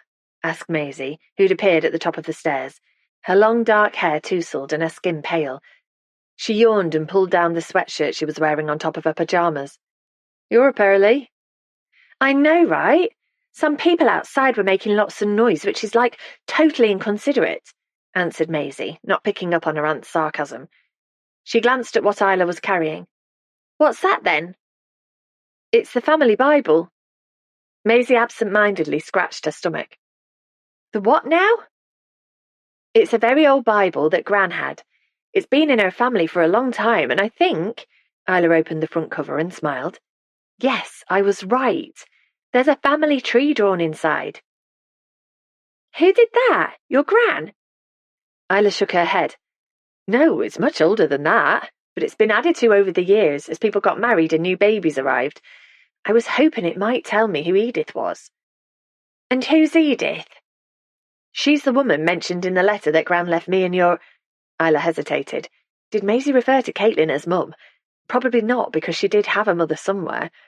"To Caitlin?" she said, deciding to play it safe. Maisie trailed down the stairs, her fingers brushing the wooden banister. Are you trying to work out that puzzle thing? I can't remember what it said. Don't get in a spin, girls, though mistakes can cost you dear. This one brings good fortune, and I hope will make you cheer. Maisie's lip curled in amusement, as if Isla was the saddest woman she'd ever met for knowing the riddle off by heart. She sniffed. It's all daft, though, isn't it? I don't think so. Not if Gran composed the riddle specifically for us. Yeah, but what's all that good fortune about? Working out what Jessie was going on about won't lead you to a pot of gold or anything. Probably not, Isla agreed. But I don't care about finding money. No, I really don't, she repeated when Maisie raised an eyebrow. I love solving riddles and puzzles just like Gran did, and if she left me and Caitlin the old letter in this riddle, then it must mean something. And aren't you fascinated to know more about Edith and William and their love story? Anyway, Isla continued quickly as Maisie opened her mouth, no doubt to proclaim that she wasn't in the slightest bit interested in a couple now long dead. Let's have a look and see if the family Bible can shed any light on the mystery. She led the way back to the kitchen, placed the Bible down with a thump on the table, and peered at the family tree etched inside. She and Caitlin were at the end of the tree, with their mother, Rebecca, above them, and Jessie, Rebecca's mother, above her. Isla gently ran her finger over her mother's name. Rebecca Jane Gillard, born 12th Feb. 1963. The date of her death, 40 years later, was not noted. A vivid picture of her mother swam into Isla's mind. She was smiling at her, wearing the blue silk dress edged with silver thread that she'd always loved. You all right? Asked Maisie, giving Isla some serious side-eye. You look like you're going to pass out. I'm fine, said Isla briskly, although she could hardly breathe. It was 20 years since her mother had died, yet she could still be floored by grief. She sat down at the table and tried to gather her thoughts by focusing on the here and now and the font of family knowledge in front of her. A man named Archibald Anstey, born in 1872, was at the head of the tree that had been inked over the page over the years, and Isla quickly worked out that he was her great-great-grandfather. His name seemed familiar. She drummed her fingers on the table, trying to remember why, until it came to her. Archibald, mentioned once or twice by her gran, was the person who had originally built Rose Cottage. He had also helped to build a family. Isla ran her eye over the branches that spread from Archibald's name. Brothers, sisters, children, all people, like her mum, who had once lived and breathed and loved and laughed, and who were now gone. So is Edith in the tree thing? Asked Maisie, pulling a box of cornflakes from the cupboard. Isla scanned down the names and smiled. Yes, here she is. Edith Anstey, born on the 17th of January, 1898. It looks like she was Frederick's sister. Like I'm supposed to know who Frederick is? Said Maisie grumpily, pouring cornflakes into a bowl and splashing milk on top. Sorry, Frederick is Gran's dad, so my great-grandfather. He was born 2 years before his sister. Isla leaned back in her chair, pleased with her detective work. So that means the Edith whom William was madly in love with was my and Caitlin's great-great-aunt. I don't remember Gran ever mentioning her. Probably never met her if she'd very sensibly escaped from this place and gone to America, muttered Maisie. Isla ignored her and studied the list of ancestors laid out before her. Edith didn't have children, if this family tree was correct, or perhaps she'd lost contact with her Heaven's Cove relatives after moving across the Atlantic, and they didn't know much about her family over there. Isla frowned. It was good to know who Edith was, but that knowledge didn't bring her any closer to solving her grandmother's final riddle. She would have to go online again and try to track Edith down in America, or rather, track down any descendants, because both Edith and her husband William would definitely be deceased by now. Isla clicked off her work emails, which could wait, and began to search online for anyone who might be related to her great-great-aunt. She'd only just learned of Edith's existence, yet she felt bizarrely proud to be related to a woman who, unlike her, had shown the courage to set sail and see the world. Even if she and Caitlin were never able to solve Jessie's riddle, at least she now knew about her adventurous relative. Isla gave a wry smile, wondering if Edith's courage might rub off on her one day. It's good to kind of meet you, Edith, she muttered under her breath. Thanks, Gran, for introducing us. Maisie harumphed in the corner, obviously concerned that Isla was now talking to herself, but Isla continued scrolling, searching for her long-gone relative who was once the love of William Columbus's life. Chapter 7. Maisie. Isla was still wasting time searching for a ghost. She'd had her head stuck in her computer for the last 10 minutes, clicking on this website and that, looking for elusive Edith.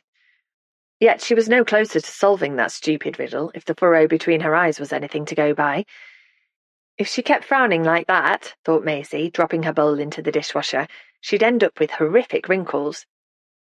The clink of crockery prompted Isla to look up from her laptop. She gave Maisie a smile. "So, what are you up to today? Do you have any plans?" What kind of daft question was that? The options around here weren't exactly epic. It was either huddle at the beach in the freezing cold, or wander past endless sad little cottages. Her school kept sending work for her to do, but she didn't intend to spend much time on it. "Dunno," grunted Maisie. "Thought I might go back to bed for a bit." "Really?" Isla frowned so hard it must surely be destroying what little elasticity her skin had left. She should be more careful, now she was over 30. "Yeah, really. Why?" "I was thinking I might walk down to the church in a bit, St. Augustine's by the mini-mart, and you could come with me if you like to get some fresh air." Maisie would not like, but she recognised that Isla was trying to be kind, so she rewarded her with a half smile. "Thanks, but churches aren't really my thing." "I'm not planning on going inside, but seeing the names of my great-grandparents in the family Bible has reminded me that Gran used to tend their grave in the churchyard. I might wander down to have a look at it." That had to be the most boring invitation Maisie had ever received, but she managed another smile. "Thanks, but I think I'll give that a miss." "Okay."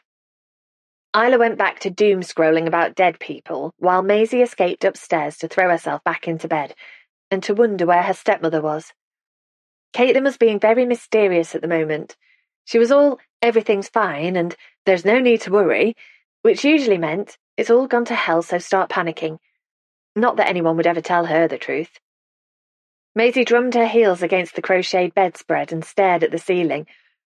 What she really wanted to know was when she and Caitlin were going home to London, and when her dad would be back from his work conference, if that was where he really was.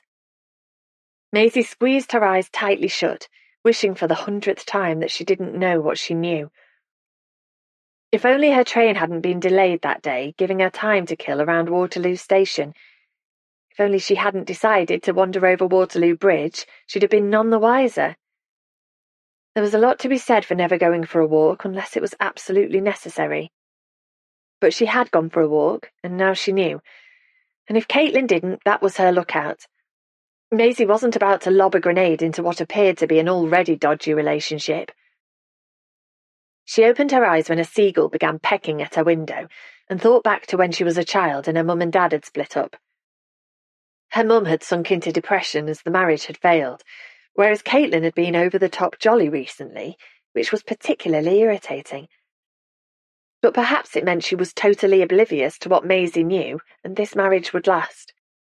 If it didn't, Maisie reasoned, she was 15 and totally able to cope with another divorce. She would go back to their house in Hammersmith and live with her dad, and her life would go on pretty much as normal. Hopefully she'd still see Caitlin sometimes. A rush of anxiety made Maisie's stomach burn. Caitlin was annoying, but she'd treated Maisie pretty well since first appearing on the scene 6 years ago, and Maisie might, she took a deep breath and admitted it to herself. Yes, she would miss her stepmother. A little bit. Actually, she didn't like to think of not seeing Caitlin every day. She blinked, annoyed with herself for feeling as if she might cry. Because the truth of the matter was that Caitlin had no right bringing her to this place, which was just dire in winter, and making her live with Isla, who looked so sad all the time, was plain mean. And that wasn't even taking Paul into account. Quite what Isla saw in him, Maisie couldn't imagine. She'd decided back at Easter that he was totally wet and boring, and this latest visit hadn't changed her view that he was a drip. Yet at the same time, he bossed Isla about quite a lot. A little man from a little village on a power trip, Maisie decided, giving a loud theatrical sigh, even though it was pointless when there was no one around to hear it. The sooner she and Caitlin went home, the better. It wasn't as if they needed stupid money from this house. Her dad was well off, so much so that Caitlin didn't need to work. She'd given up her job when they moved house and hadn't found another one yet. Maisie didn't need a Saturday job either, and hadn't been too chuffed when, at Easter, Isla had announced she'd found her holiday work, as if she was doing her a big favour or something. In the end, working at the ice cream parlour in the village hadn't been too bad. It had passed the time, and she'd been allowed to eat the merchandise. She'd still been glad to get back to London and back to school, until, that is, she'd carried out that stupid practical joke a few days ago which had resulted in her immediate suspension. Maisie shivered, remembering the head's face after she'd been summoned to her office. Maisie was expecting her to be angry, but what she hadn't anticipated was her disappointment.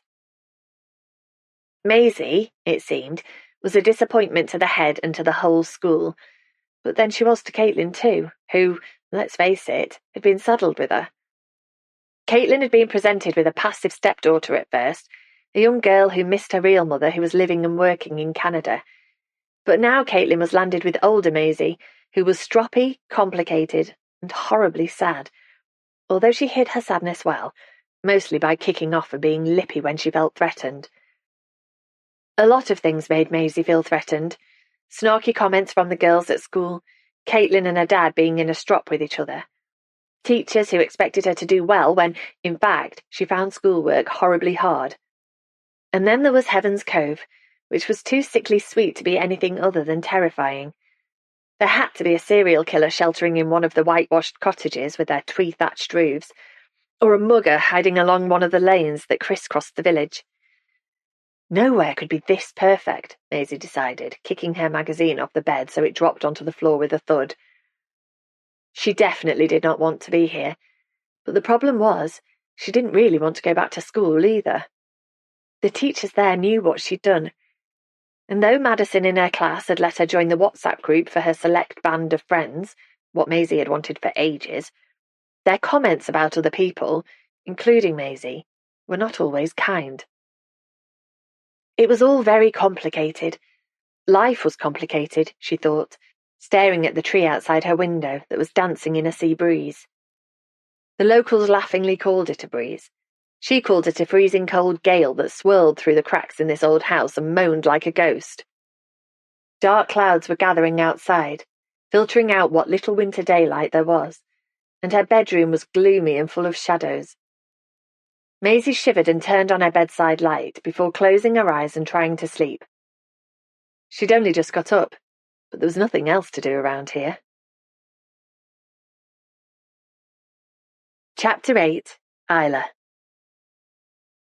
The churchyard was peaceful this afternoon.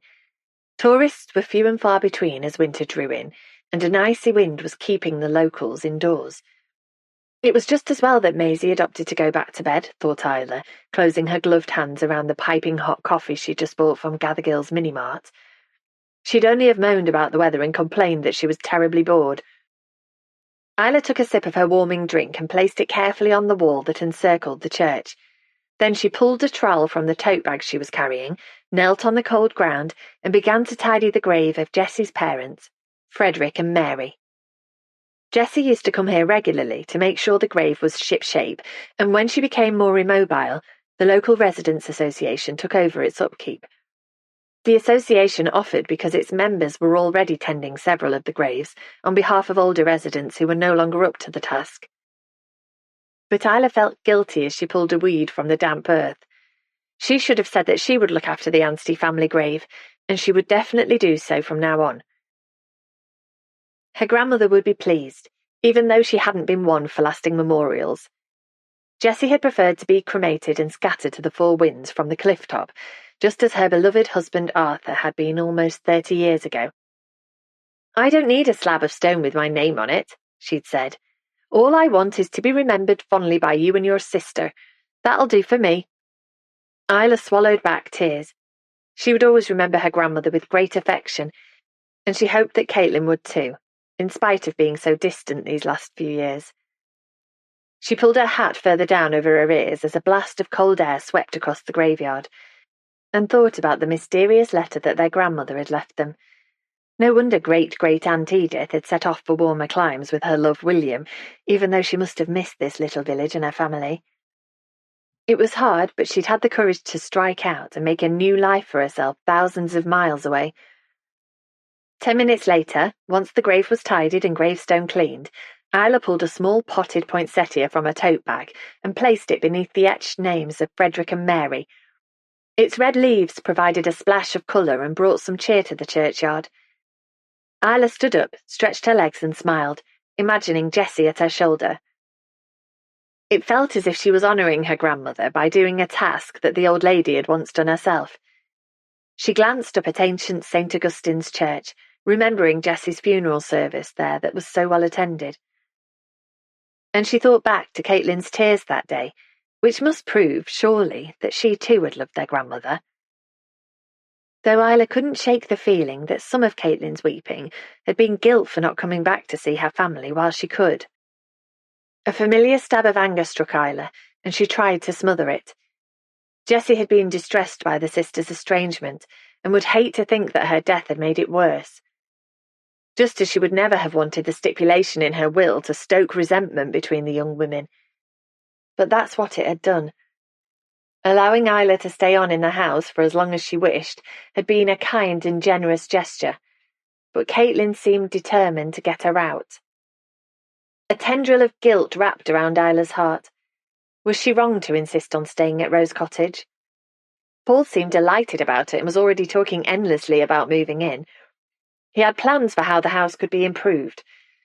Isla felt a flicker of something. An emotion that flared and disappeared so quickly she couldn't put a name to it. She stooped to adjust the potted plant slightly before straightening up. It was fine for her to stay on in the house, she told herself firmly. Caitlin, who didn't need the money, would soon be heading back to her posh home anyway. Then life in Heaven's Cove could get back to normal. As normal as it could be without Gran. Isla sighed and shook her legs, which had begun to cramp in the cold. When stamping her feet didn't help, she began to walk briskly round the churchyard to get her circulation going. Behind the red stone church was a patch of ground which held a number of battered gravestones. Many of them were standing at an angle as if they might fall at any moment. This edge of the churchyard faced east, and was blasted by storms blowing in off the sea that sloughed away the names of the dead. But the Residents' Association had been busy here too, Isla noticed. The grass had been cut right back and the stones looked scrubbed clean. It made names on the more sheltered stones easier to read again now they were clear of moss and dirt. People from the past were being revealed after being lost for generations. Isla wandered among them, the cramp in her legs beginning to ease. There were lots of local surnames amongst the stones, and she became caught up in the stories that were hinted at by the information still legible. Emma Blackmore, who died at the age of 29 in 1901 and was buried with an infant. John Crump, a sea captain, who was predeceased in 1857 by his beloved wife Agnes. Ernest Hallett, who was only 12 when he passed away in 1906. So many lives filled with joys and sorrows. So many stories that were lost forever. Isla could feel her mood dipping as she walked among the dead. It was all too soon after losing her darling Gran. She turned, determined to head for home, and glanced at a gravestone tucked away at the back of the churchyard. The surname had caught her eye. She made her way across the uneven grass towards the stone that sat beneath the branches of a yew tree, and her jaw dropped.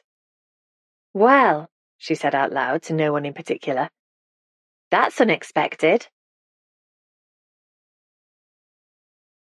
Chapter 9. Caitlin. Being too nervous to ring your own husband was ridiculous. Caitlin shoved her mobile phone into her pocket and, after a moment's hesitation, pulled it out again. Yes, it was ridiculous, but that was how she felt. And she needed to get over it, seeing as they were united in matrimony, and that wasn't going to change. Before she could talk herself out of it, she rang Stuart's number and leaned against one of the boulders that edged the back of the beach. A cold wind was whipping around her, and she buried her chin into her scarf that worked perfectly well in London, but seemed wholly inadequate in Heaven's Cove. After a few rings, the phone was picked up and a deep voice she recognised said, "Caitlin, is that you?" Who else would be ringing on this number? Caitlin briefly closed her eyes and took a deep breath. "Yes, it's me. How are you?" "I'm doing okay, I suppose," said Stuart in the slightly sulky voice she sometimes recognised in Maisie. "It's far too hot here, though." "Lucky you," mumbled Caitlin, her lips going numb in the mist that had started rolling in off the sea. "How's the conference going? Are you finding it useful?" "Yeah, it's not bad." "The scenery must be amazing." "Yeah, that's not bad either, though it's very touristy around here." "But it's still Gran Canaria, in the sunshine." "True, but don't forget that I'm working, Kate. I'm not here on holiday. I'm here for work, and we've been really busy." "We?" "Me and Kiara. I told you she was coming too." "Did you?" Caitlin couldn't remember Stuart mentioning that the young trainee in his office was going to the conference with him, but she'd been so thrown by his latest bombshell that she hadn't taken much in at all. "I did. So is Maisie all right?" "She's just Maisie. You know what she's like.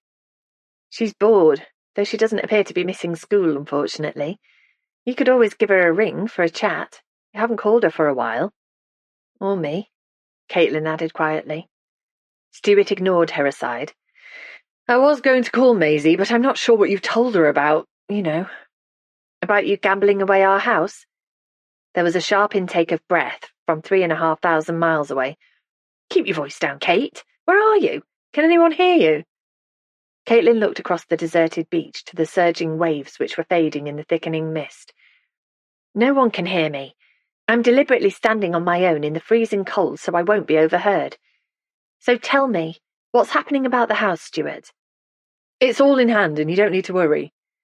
"That's all very well you saying that, but of course I'm worried if we're about to be homeless. Where are we going to live? Rents in London are sky high, and what effect will losing our home have on Maisie?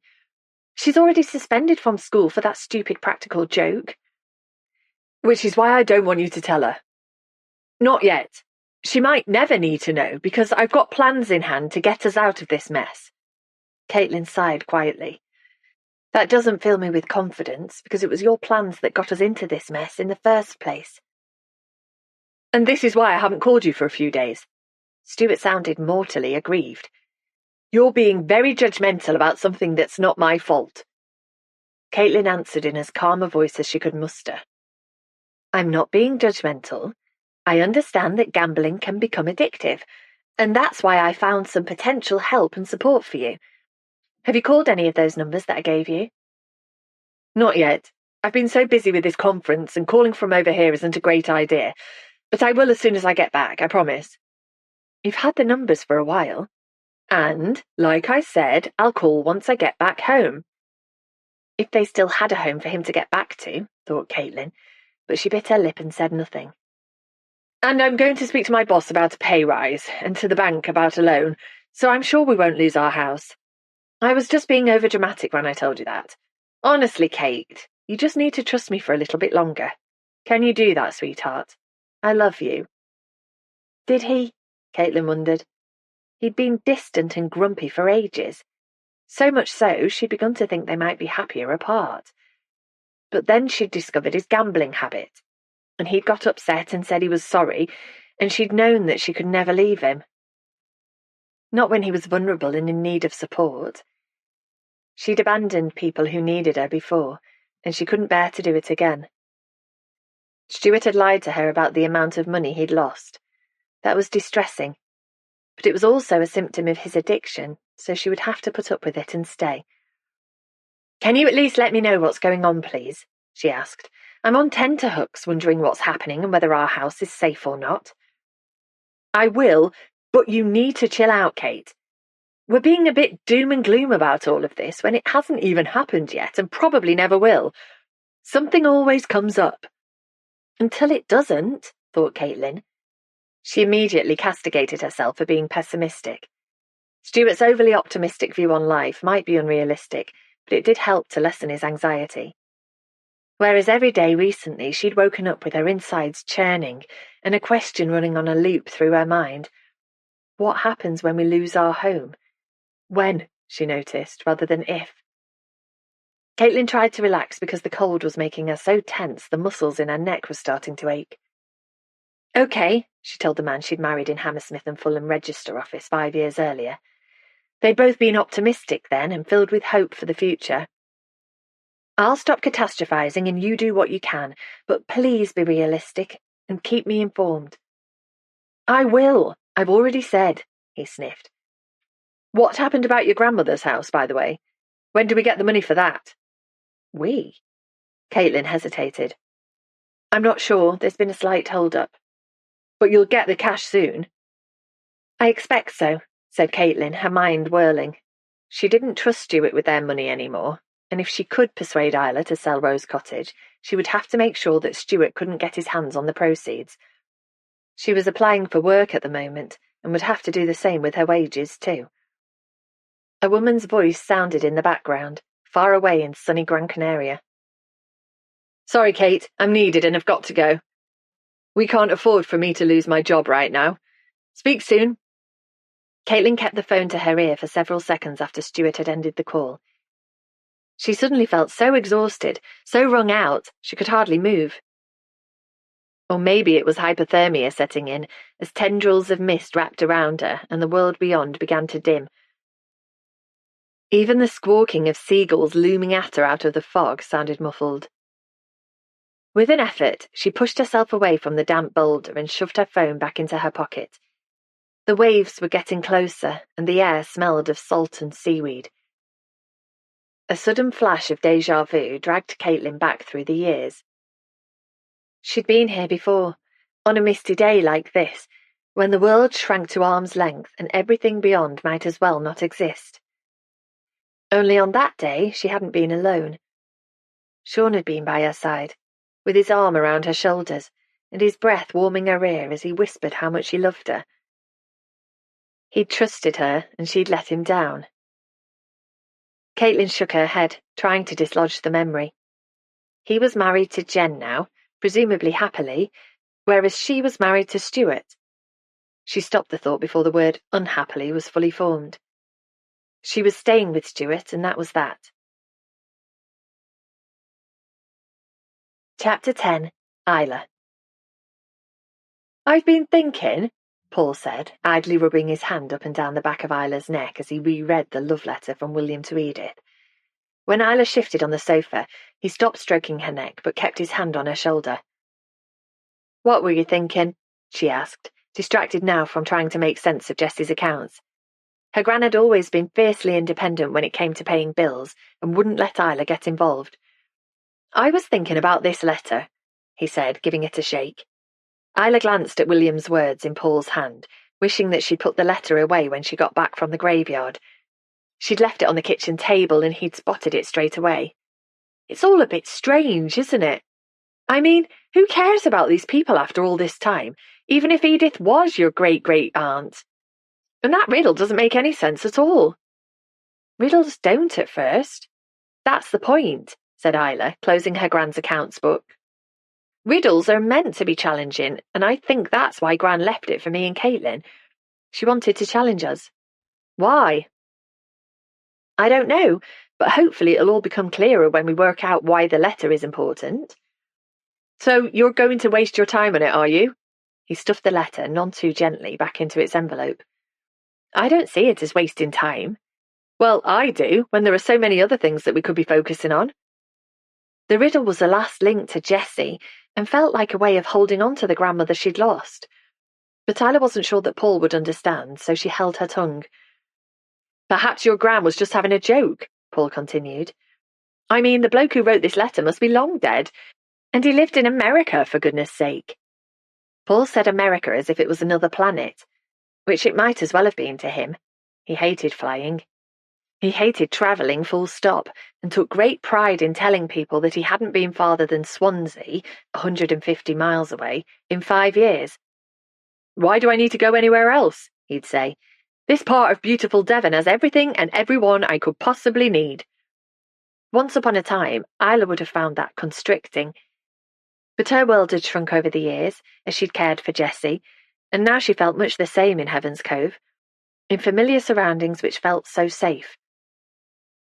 "I don't think Gran would have left the riddle unless it meant something," she said, tucking the accounts book down the side of the sofa. "And actually, I found out something about—" She stopped speaking when she heard the front door open and close. It was Caitlin, who'd driven off hours ago, not saying where she was going. It obviously wasn't Maisie, because Maisie always slammed the door, however many times Caitlin asked her not to, as if she wanted to bring the whole house down. It had been the same at Easter, when Maisie had been dropped on them with very little warning, just so Caitlin and Stuart could go off on some exotic jaunt, no doubt. Maisie hadn't been thrilled about it, and neither had Isla. Initially, she'd welcomed the chance to get to know Maisie better, until she'd got to know Maisie better. Jessie, bless her, had said she enjoyed having a youngster in the house again and had done her best to get on with the stroppy teenager. They'd almost been friends by the time Maisie left, which was proved by the fact that she'd bequeathed Maisie her carved angel protector. Tears sprang into Isla's eyes at the thought of her grandmother's generosity. She missed her so much. The door swung open and Caitlin came in and dropped into a chair with a loud oof. "I can't believe how steep the hill up to this house is, and it's a death trap when it's so icy. It never seemed so steep when we first moved in." "That was a long time ago," said Isla. "And you were probably wearing flat shoes back then." She nodded at Caitlin's high-heeled leather boots.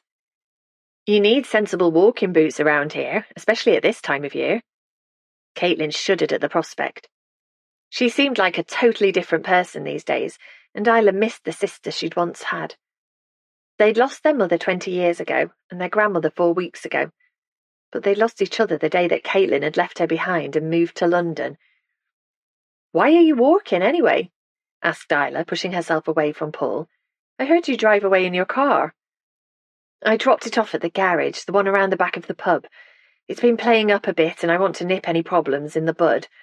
I don't want to break down halfway back to London." She paused and studied her nails, painted a perfect pink, like her perfect life. "I didn't realise that Sean owned the business." "Yeah, he bought it from Derek Falkirk when he retired a few years ago," chipped in Paul, who always perked up when it came to business dealings. "I heard he was running a garage over Heaven's Brook way before that. It's a tidy little business, I imagine. Why, are you friends?" "We were. More acquaintances, really," murmured Caitlin, staring out of the window at the white sky. Isla glanced at her sister. She remembered a heartbroken Sean knocking on their door after Caitlin had left, asking when she was coming back. Isla had said soon because that's what she'd believed back then, before the timings between Caitlin's visits got longer, until they hardly happened at all. "Anyway, he's done all right for himself," said Caitlin briskly, taking off her leather jacket, which was totally impractical in such cold weather. She glanced up at Paul, who'd reached across Isla to grab Jessie's accounts book and was studying the figures. "No work today then, Paul?" "One of the joys of being my own boss is that I can take time off whenever I want." "What is it that you do again?" "I run a logistics company that arranges transportation and warehousing for select clients. I help them move their products from A to B and find storage facilities when their output requires it. Isn't that right, Isla?" Answered Isla, who tried really hard to take an interest in Paul's work, even though it sounded dead boring when he was wanging on about it. "I've been working very hard today already." Paul gave a brief laugh. "I can assure you that I'm not skiving." "I never thought you were," said Caitlin mildly. "I was simply surprised to see you here in the early afternoon, that's all." "I'll be here a lot more when I move in." Isla shifted uncomfortably on the sofa. Paul sounded defensive, and Caitlin's face had fallen. "I didn't realise you were planning on moving in," she said, one eyebrow lifting. "We didn't cohabit when Jessie was alive out of respect. She was a game old bird, but, people still have old-fashioned ideas. But now she's gone." He spread out his arms. "This is a big house, and I need to move in to look after Isla." "I'm sure my sister is perfectly capable of looking after herself," said Caitlin with a smile that didn't reach her eyes. "You'd think, but she does daft things all the time. Don't you, sweetheart?" For a start, she's horribly accident-prone and would burn this place down without me following round behind her, turning off gas hobs. Fortunately, I'm not a clumsy or forgetful person myself, or it would be carnage around here. He laughed and patted Isla's knee. Anyway, what else are you up to today, darling? Nothing in particular, said Isla, ignoring Paul's comments because the awkwardness between him and Caitlin was putting her teeth on edge. Sorting out Gran's things mostly, and trying to get my head round our finances. I've told you, I can do all of that. You don't need to worry about anything because you've got me. And like I say, you certainly don't need to worry about an old letter and riddle. Caitlin gave Paul one of her straight stares. Could you give me the letter, please? Paul, huffing slightly, picked up the envelope and handed it over. I hope you're not fueling Isla's obsession with this. It's not good for her. It's hardly an obsession, Isla murmured, but Paul simply clasped her hand and gave it a squeeze. Caitlin pulled out the letter and read it through. Then she tipped the riddle out of the envelope and read that as well. It is intriguing, I must admit. Have you got anywhere with finding out anything more? I've discovered that Edith was our great-great-aunt. Really? A spark of interest flared in Caitlin's hazel eyes. How did you discover that? I looked in Gran's family Bible and there was a family tree. Sweet. Caitlin smiled at Isla. That was a smart move. I hadn't thought of the family Bible. I didn't know that Gran still had it. It's not the kind of thing she'd ever get rid of. No, I guess not.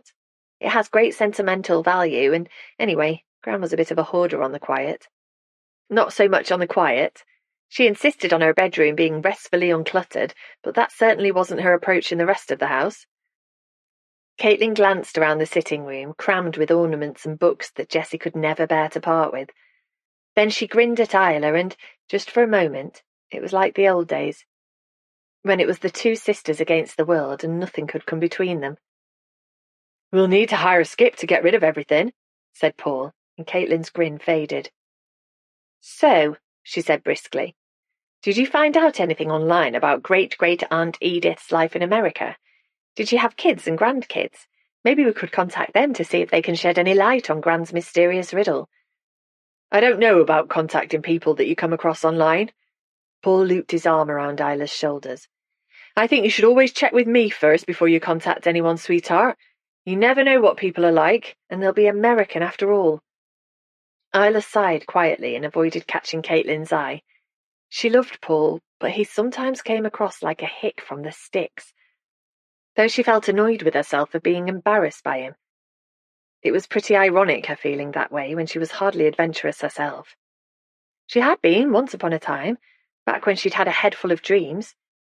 But those dreams had faded, and now she was happy being here in Heaven's Cove, with Paul, she told herself. Even if he wouldn't pass muster with her sister, who was giving him a very straight look. Isla glared back at her, daring her to say anything. She had no right. Not after what she'd done. Chapter 11. Caitlin. Caitlin had tried very hard to like Paul. He was Isla's partner of almost 18 months, and that was that. She had no moral right to be dictatorial about her sister's choices, or, quite honestly, to have any opinion at all. She'd given up that right many years ago, when she'd upped and left. But Paul certainly wasn't making it easy to step back and keep her mouth shut. He'd been charming enough, at first, all good manners and generous bonhomie. But the cracks were starting to show. He obviously found having 2 permanent house guests rather trying, and the way he treated Isla was bothersome. On the surface, he was devoted to her sister, and Isla seemed happy enough being part of a couple. But there was a vibe going on with him, an undercurrent that made Caitlin uneasy. Maisie didn't like him at all, though she didn't really like anybody, so that wasn't a great indicator of Paul's character. Isla was glaring at her, so Caitlin forced herself to smile. Don't worry, Paul. If we do contact anyone online, I'll make sure that we keep safe, she told him sweetly. He smiled back. Thank you, Kate. I appreciate that. Caitlin swallowed, because no one called her Kate except for people she loved. Her mother and husband, Jessie, Isla, and once upon a time, Sean. But she let it go, worried that commenting on it would sound petty and unfriendly. And she didn't want to fall out with Isla over anything else. Their relationship was already on shaky ground.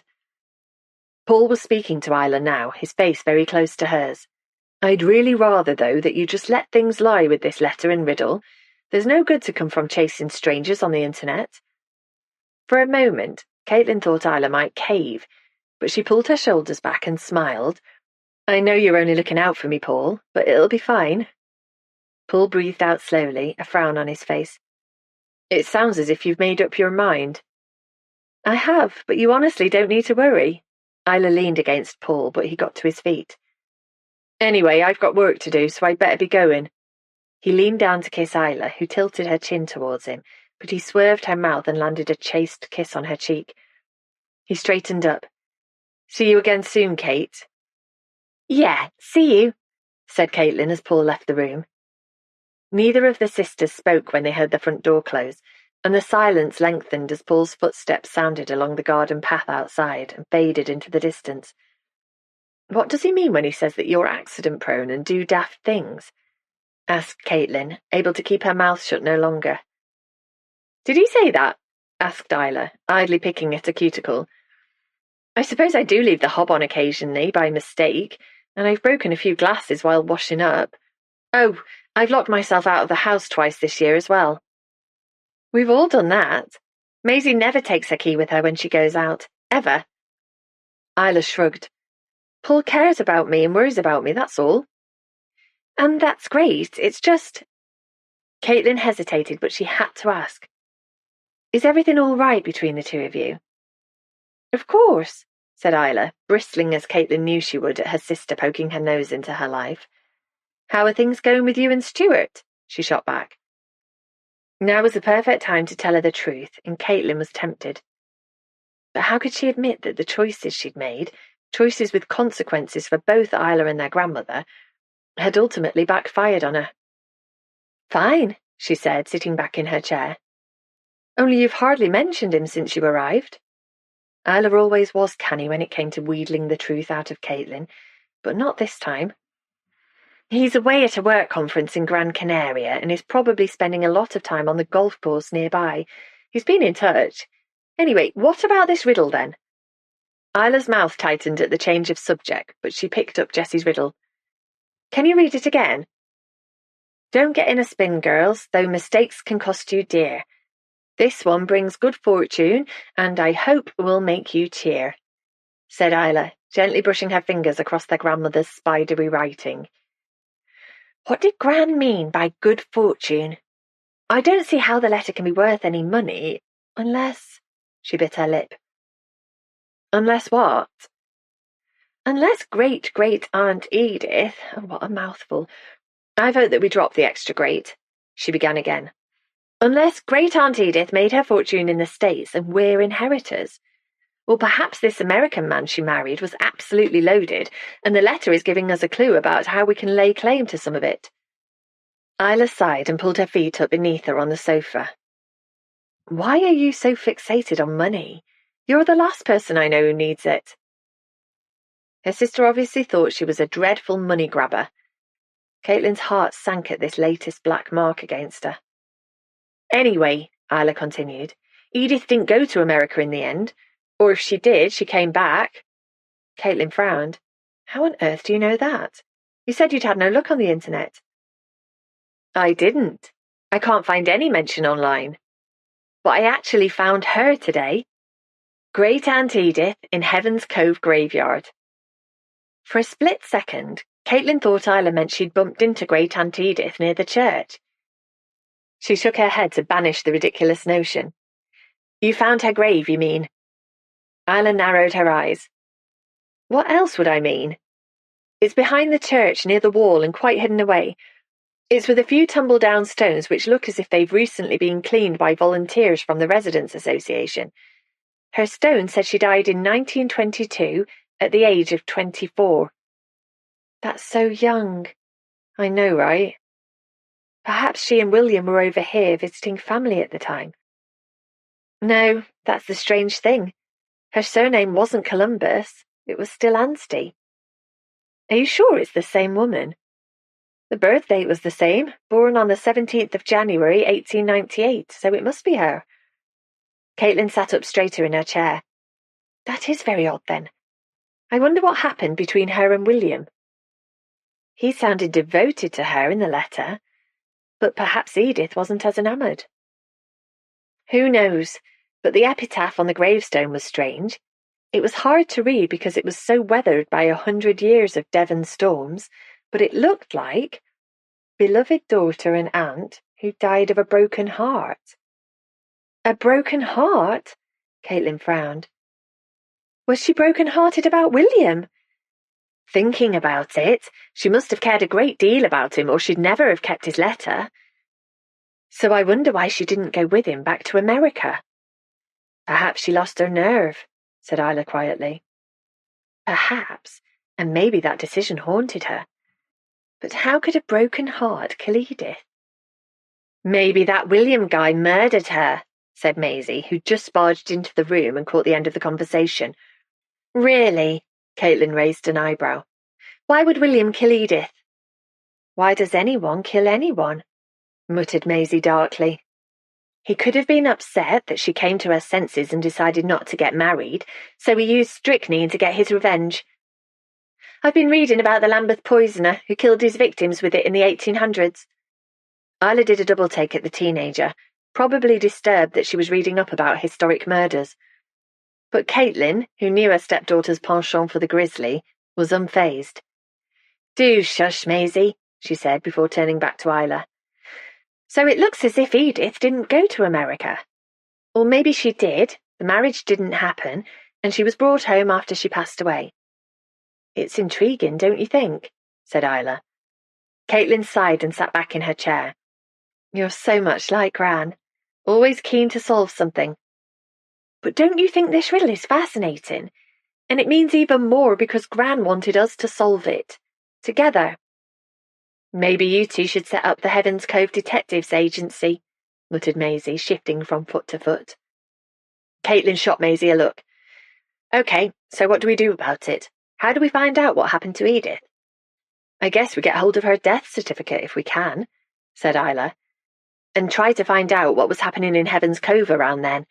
The village cultural centre might be worth a visit. And I can help, said Maisie. What? She raised her palms to the ceiling when both sisters stared at her. There's nothing else to do around here, and the sooner you solve that stupid riddle, the sooner we can get back to London. Right, Caitlin?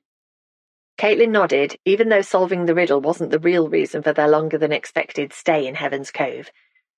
She was still hoping to persuade Isla to sell Rose Cottage because the cash from that sale would solve one very big problem in her life. But, she had to admit, her interest was piqued by what Isla had discovered about their long-lost relative. What on earth had caused her romance with William to implode and meant she was buried in Heaven's Cove after dying of a broken heart? Caitlin couldn't help but feel a kinship with Edith because her heart was also hurting. Stuart had let her down badly, but she had no choice other than to stand by him. She glanced at Isla, who was still studying their grandmother's riddle, and felt a rush of sorrow at the loss of closeness between them. She'd abandoned her sister, and she couldn't do the same again to someone she cared about, so she would support her husband, however much she felt trapped. Chapter 12. Isla. The next morning, Isla clicked onto Skype and sat waiting for Eleanor Columbus to accept her call, halfway across the world. It was embarrassing how quickly Maisie had managed to track down one of William's descendants after she had failed miserably. That's because old people don't know what they're doing online, Maisie had muttered, handing over details of the people she'd found in the New York area who were named Columbus. Isla had winced at the comment, though twice the teenager's age, she was hardly in her dotage. However, Maisie had come up with the goods, so she'd simply thanked her and let it go. Caitlin had contacted Eleanor, who was the only person whose email address was online, and Eleanor had replied almost immediately, confirming that her family did indeed have a link to William, and suggesting that she and Caitlin should speak. So a call had been arranged, and Isla had insisted on making it. She wasn't sure now why she'd been adamant that it should be her who spoke to this American stranger. Perhaps it was because Caitlin had said Paul wouldn't like it, as if Isla couldn't make up her own mind. Not that she'd told Paul what was going on. He definitely wouldn't approve, and there was no point in getting him riled up about nothing. Isla sighed and glanced round to make sure that Caitlin had disappeared into the kitchen. She turned down her offer of support, fearing that both of them on the call might be overwhelming for Eleanor. But, annoyingly, she was feeling nervous as she waited for her call to go through. Perhaps it was exhaustion rather than anxiety that was making her head ache and her leg twitch up and down. She hadn't been sleeping well since Jessie's death, and even before her gran died, she'd not been a good sleeper. She was always listening out for Jessie's call in case she needed help to get to the bathroom. What she would give now for her sleep to be interrupted by her lovely grandmother. Isla was lost in thought when a smiling woman with short blonde hair suddenly appeared on her screen. "Hey, is that you, Caitlin?" The woman's voice was warm and her brown eyes twinkled. "No, I'm Isla, Caitlin's sister. Hello. Thanks so much for speaking to me, Mrs. Columbus." The woman laughed. "Nell, please. And I'm delighted you got in touch. I've begun researching my family tree for my children, and I'm so happy to discover this link to the UK. Thank you so much for sending over a photo of the letter from William. It's utterly charming." All Isla knew about American accents had been gleaned from TV series, but Nell, she decided, came from the deep south. Maybe from Savannah or New Orleans, both places that Isla had once longed to visit. She'd been fascinated as a child by the swamplands and traditions of the sultry south. "Did you say that the letter belonged to your grandmother?" asked Nell. "It was in my grandmother's belongings after she passed away. Edith, the woman William wrote to, was my grand's aunt, so my great-great-aunt." The smile on Nell's face faded. "I was very sorry to hear about your grandmother's passing. I'm so sorry for your loss. How are you doing?" It was such an unexpected question. Isla dug her nails into her palms so she wouldn't cry. She swallowed. "I'm doing all right, thank you for asking." Nell's face crumpled into sympathy. "Losing someone you love is hard. My husband Jackson passed away last year, and it takes time to—" She stopped mid-sentence. "That must be hard for you and your family," said Isla, her nerves starting to subside. She and Nell might be strangers, but they had one major thing in common: overwhelming grief. Nell pursed her lips and breathed out slowly. "It is very difficult, but that's why I'm so caught up in this genealogy business. I've been researching my husband's family tree, which has made me feel closer to him, you know." Isla nodded because she did know. "That's why I want to find out more about this letter that my gran left behind." "You're not ready to let her go yet." When Isla shook her head, too choked up to speak, Nell reached a hand towards the screen as if she was sending sparks of empathy across the Atlantic. "Then, let's see what we can find out about William and Edith. I'd love to know, for me and for my children, who share a little of William's DNA. Both of my children are grown up now. My daughter's married with children of her own. She lives not too far away in Chautauqua County." Chautauqua. Isla let the word rattle around her brain. It sounded so exotic compared to the names of Devon villages. "My son lives and works in New York City, but he's traveling right now. Anyway, what can I tell you about William Columbus?" "We know nothing about him, so anything you can tell us will be much appreciated." "Sure." Nell cleared her throat.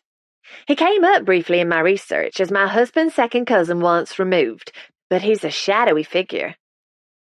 Jackson's mother had heard a little about him in stories told at Columbus family gatherings. Apparently, he was brought up in New York by his grandmother, who's mentioned in the letter." Nell nodded. "She is indeed, but I'm afraid the news about William is terribly sad because he died of what sounds like an asthma attack.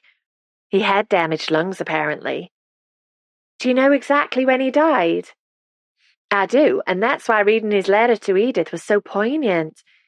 He died not very long after writing it, in the winter of 1919. Jackson's mom heard that the cold weather in New York was what carried him off.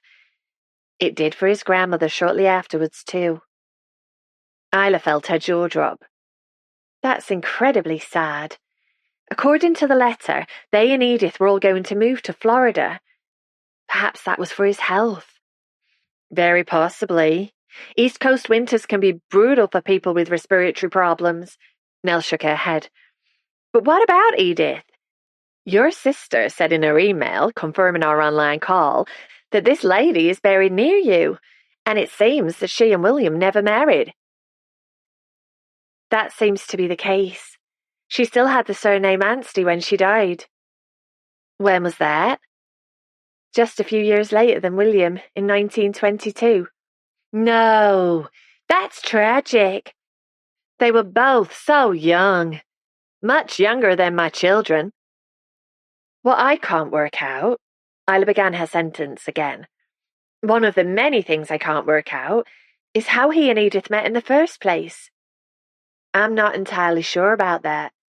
Transatlantic travel was so popular back then, and unlike my son, who's in Europe right now, I doubt that William or his grandmother had the funds to spend time abroad. I'm doing some research to see if he served in World War I, and I'm going through old family photos in case he shows up. Do you think Edith maybe did travel back with him to the States in 1919, and their relationship broke up over here? Perhaps, though I've no proof that she did go back with him. Caitlin has been trying to find the passenger list for the Sylvestria, but no luck so far. What about birth and death certificates? We're trying to track those down too. Nell sat back in her chair. Well, I wish you luck. Their love story has been lost in the midst of time, which is terribly romantic in its own way. I'm not sure what else I know that can help you, Isla, but... She stopped and frowned. I've just had an idea, actually. I'd like to find out more about William's story, and Edith's as well. She was obviously very special to him, and I'd love to know more about where William came to in the UK all those years ago. She sucked her bottom lip between her teeth. Tell me if this sounds crazy, but as I say, my son's in Europe. He's been travelling around the south for a few weeks, and will be arriving in London early tomorrow before he heads home for the holidays a few days later. I was wondering, maybe he could call in on you folks to have a chat about the old days and take some photos of the area for me. Oh, Isla hesitated. She didn't feel up to entertaining strangers at the moment. We're a bit at sixes and sevens here. He wouldn't presume to stay with you, said Nell. He could find his own accommodation, but please don't worry about it. You have far too much to do at the moment, I'm sure, with your grandmother's passing. It was just a thought. Isla bit her lip, weighing up the suggestion. Nell was obviously still grieving the loss of her husband and found focusing on his family tree comforting. Perhaps her son's visit to Heaven's Cove would be a distraction for her that would do her good. And maybe she'd find out something else about William that her son could pass on when he came to the village. Isla made up her mind. Do you know what? She said quickly before she could change it. That would be fine if your son's happy to visit Heaven's Cove. Can you pass on my email details to him and get him to contact me? What's his name? It's Benjamin. Ben. Nell's face broke into a wide smile. That's wonderful, Isla, thank you. I'm sure Ben would love to walk in the footsteps of his ancestors. I'll get him to mail you, and maybe we can keep in touch too. That would be wonderful, and I wish you the best of luck with your genealogy research. You too. Nell leaned in closer to the screen. And I am so sorry for your loss. Thank you. Likewise. Take care. Isla clicked off the call and rested her chin on the heels of her hands. Nell seemed like a lovely woman, and she'd learned more about William during their chat, though not enough to solve the riddle and bring her and Caitlin the good fortune their grandmother had promised. But she was already regretting her impulsive decision to welcome Nell's son to Heaven's Cove. Having Caitlin around was trying enough, with her barbs about Isla not selling Rose Cottage, and Maisie could be challenging. Then there was the huge hole that Jessie's absence had left in her life, and Paul taking umbrage when she dared to communicate with people who didn't actually live in Devon. Isla sighed because he wouldn't be at all happy about Nell's son showing up. Oh well. She closed her eyes and tried to relax her tight shoulders. It was done now, so she would show Willing and email a list of local guest houses to Nell, including Driftwood House that sat high on the cliff above the village. Staying there would give Ben a great view of Heaven's Cove, which was a wonderful place to visit. Isla looked out of the window at the rain lashing down and the grey clouds sitting on top of the village. Well, maybe it wasn't quite so wonderful in winter, but hopefully Ben's visit would be a fleeting one. Chapter 13. Caitlin. The smuggler's haunt was a welcome haven from the icy wind that was whipping round Heaven's Cove. Caitlin took off her cashmere scarf, a present from Stuart when their marriage had been on less shaky ground, and tucked it into her jacket pocket. Grab a seat by the fire, Isla, and I'll get the drinks in. Martini and lemonade, is it? I haven't drunk martini since I was 17, swigging from a bottle with my friends on the quayside. Okay, what would you prefer? White wine, please. Any particular type? Something decent. Not the house white, because even Fred admits it's got a vinegary aftertaste. I've no idea why he doesn't change it. Isla nodded at Fred, the man who'd been landlord here forever. He had less hair and more stomach than the last time Caitlin had seen him. All right, you grab us a seat and I won't be a minute. It was just like old times, thought Caitlin, hanging her jacket on the coat stand and making her way to the bar. The place smelled the same, a heady aroma of alcohol fumes and smoke from the fire. The pub hadn't changed in centuries. The wooden counter of the bar, the whitewashed walls laden with horse brasses, the low ceiling and wide stone window ledges. But there were a few modern touches, including the gleaming optics behind the bar that was festooned with fairy lights, and a neon sign declaring, "Christmas party, get your tickets here." Christmas.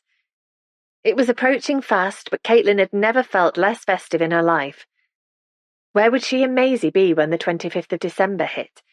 In their comfortable house in London, or in some rental dive God knows where? Would she even be able to afford a decent Christmas present for her stepdaughter? Caitlin, realising that her life was out of her control, felt a gnawing rush of anxiety. What happened next depended on either Stuart getting his act together and saving their home, or on Isla selling the only home she'd known for the last 20 years. "All right, Caitlin?" A voice sounded across the pub from a woman Caitlin vaguely recognised from her teenage days. She gave her a smile and a wave, unable to recall her name, even though she'd never forget the hours spent in here, mostly drinking lemonade or Coke because it was impossible to wangle an alcoholic drink when everyone in the village knew you were underage. She'd made up for it on her 18th birthday, of course, with plenty of alcohol, and she could well recall how ill she'd been afterwards. Sean had held back her hair while she was sick over the harbour wall. Caitlin shook her head to wipe away any thoughts of Sean, who hadn't been around when she'd collected her car that afternoon. There was a note stuck to the dashboard in handwriting she recognised as his. "Fixed and ready to drive back to your London life." Was she being oversensitive, or was that a dig? If so, though it might be warranted, it was ridiculous to bear a grudge after so many years. True, she hadn't treated Sean very well, but the two of them had been very young, and what was he expecting? That they'd get married and live happily ever after?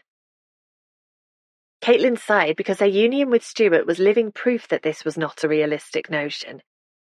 "Well, look who it is! Welcome back to Heaven's Cove," said Fred, pushing a pint across the bar towards the customer he was serving.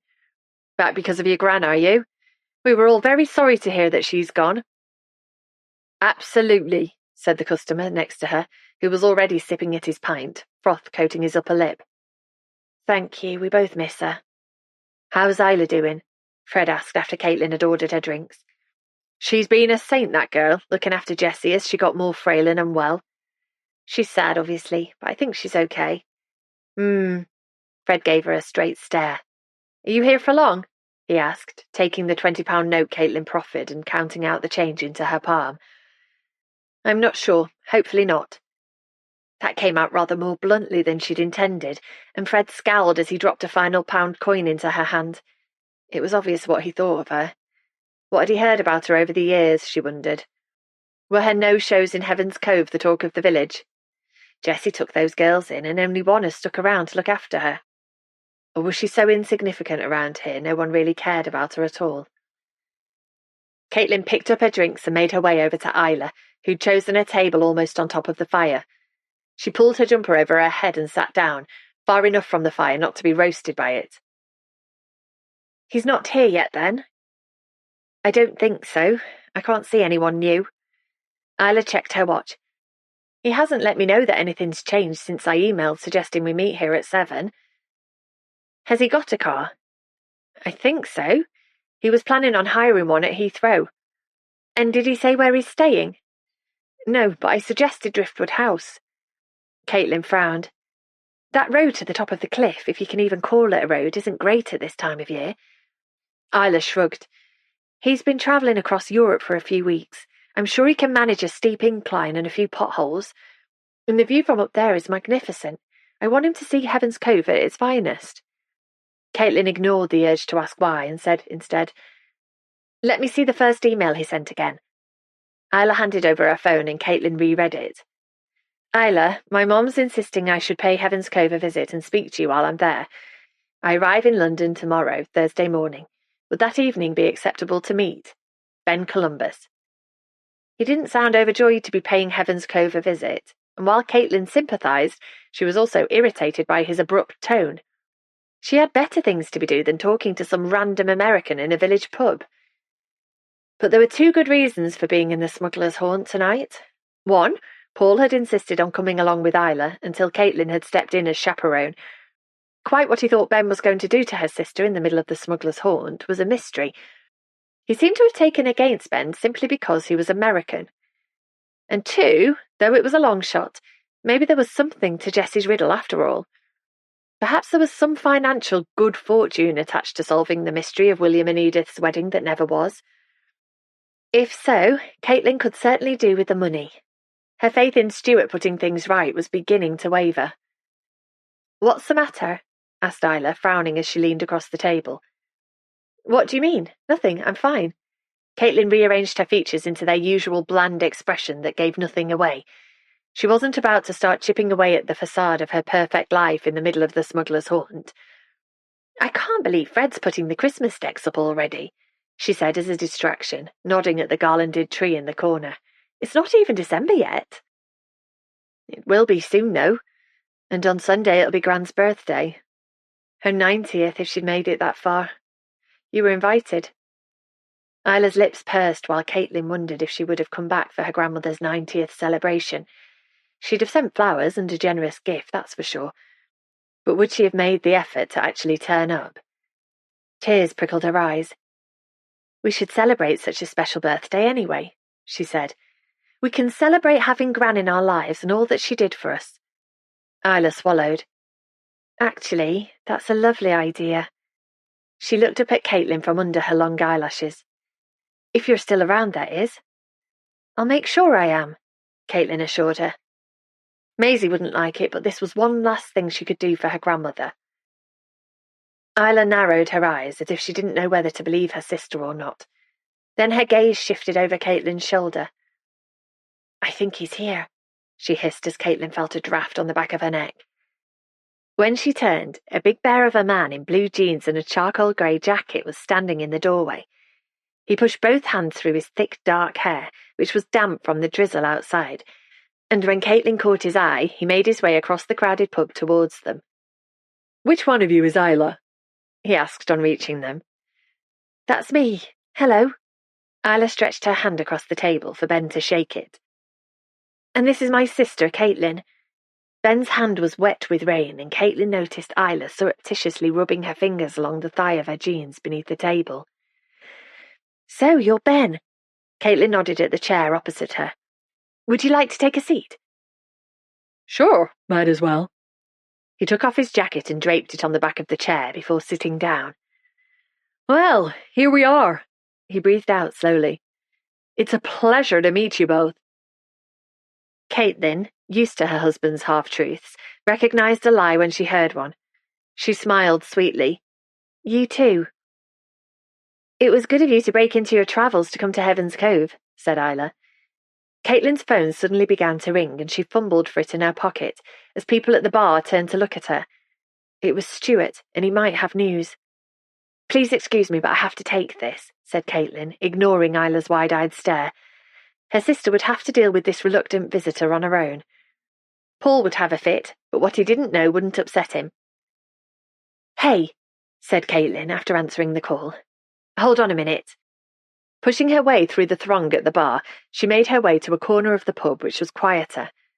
"What's going on, Stuart? You haven't been answering my calls or replying to my texts." "I've been busy, Kate. I know you think this work conference is a jolly because it's in Gran Canaria, but it's exhausting, actually." "So you haven't managed to get to the beach or golf course, then?" He paused. "I have, but not for long. Anyway, where are you?" "I'm still in Heaven's Cove." "With Maisie?" "Of course with Maisie." Did he think she'd abandoned his daughter on the side of the road somewhere? "It might be nice if you texted her sometime. She's been asking after you, and I didn't know what to say." "Have you told her what's going on?" "No, because I wanted to give you a chance to put things right first. Like you said, she might never need to know what you've done." When Stuart fell silent, Caitlin prompted, "So does she need to know?" A long sigh echoed down the line, and Caitlin's heart sank. "I'm not sure how to tell you this." "You've definitely lost the house," said Caitlin dully. "Our home is gone." "It wasn't my fault, Kate." "Then whose fault is it?" Caitlin blinked furiously, determined not to cry. She tried so hard to balance her anger and feeling of betrayal with understanding that Stuart might need help, but he'd promised so much, and here they were, losing everything. "I made a few bad calls, that's all. I'm the victim here. Fate has conspired against me." "You conspired against you, Stuart. It's you who lost the money through your irresponsible gambling, and it's you who's left your daughter without a roof over her head." "These people I owe money to, they're not to be messed with," said Stuart, the hint of a whine in his voice. "I'd get out of it if I could, but I can't, so the house will have to be sold right away, and that's that." "To pay off the debts that you've built up." "There's no need to rub it in. I know it's difficult, and I appreciate you standing by me." "You appreciate it?" Caitlin was beginning to feel shaky. "I've been as understanding and supportive as I can be over the last few months since I found out what was going on. But you've lied to me over and over again. You told me you were getting help, which was a lie. You promised me you weren't gambling anymore, which was also a lie. What else are you lying to me about?" "Nothing. I've lost the house. I know that's bad." "Bad?" A sob caught in Caitlin's throat. "Don't guilt-trip me, Kate." Stuart's tone had changed from contrite to belligerent. "I'll get the money back." "How? More gambling?" "No, of course not." "How then?" "I'll find a way."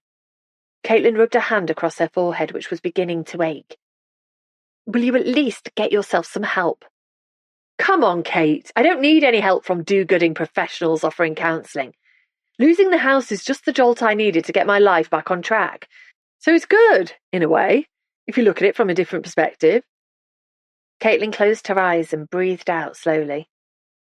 "Is there anything else you need to tell me? Because now's the time. I really can't take any more surprises." "There's nothing else I've kept from you, I swear. Are you coming back?" "How can I? After all of the lies you've told me?" "I lied about the money because I thought I could stop what was happening. And I know I've messed up big time. But I'm all right now. Our life can go back to the way it was," he sniffed. "Eventually." Caitlin shook her head. Her husband was still in denial, and she didn't know how she felt about him anymore. "I've got to go, Stuart." She couldn't continue this conversation. It was too painful. "I'm sorry," were Stuart's final words before she ended the call. Caitlin shoved the phone into her pocket, her mind spooling back to when she and Stuart had first met. He was a businessman, 9 years older than her, and had seemed immensely debonair and self-assured to a lacking in confidence 29-year-old. So self-sufficient and cool, the kind of man who would never need looking after. The kind of man who might look after her instead. And they'd been happy at first, as they became a ready-made family, The two of them and Maisie, who'd been just 9 years old when Caitlin had come into her life. Becoming a surrogate mother in one fell swoop had been a shock because it had reminded Caitlin of the responsibility she'd felt for Isla from a young age.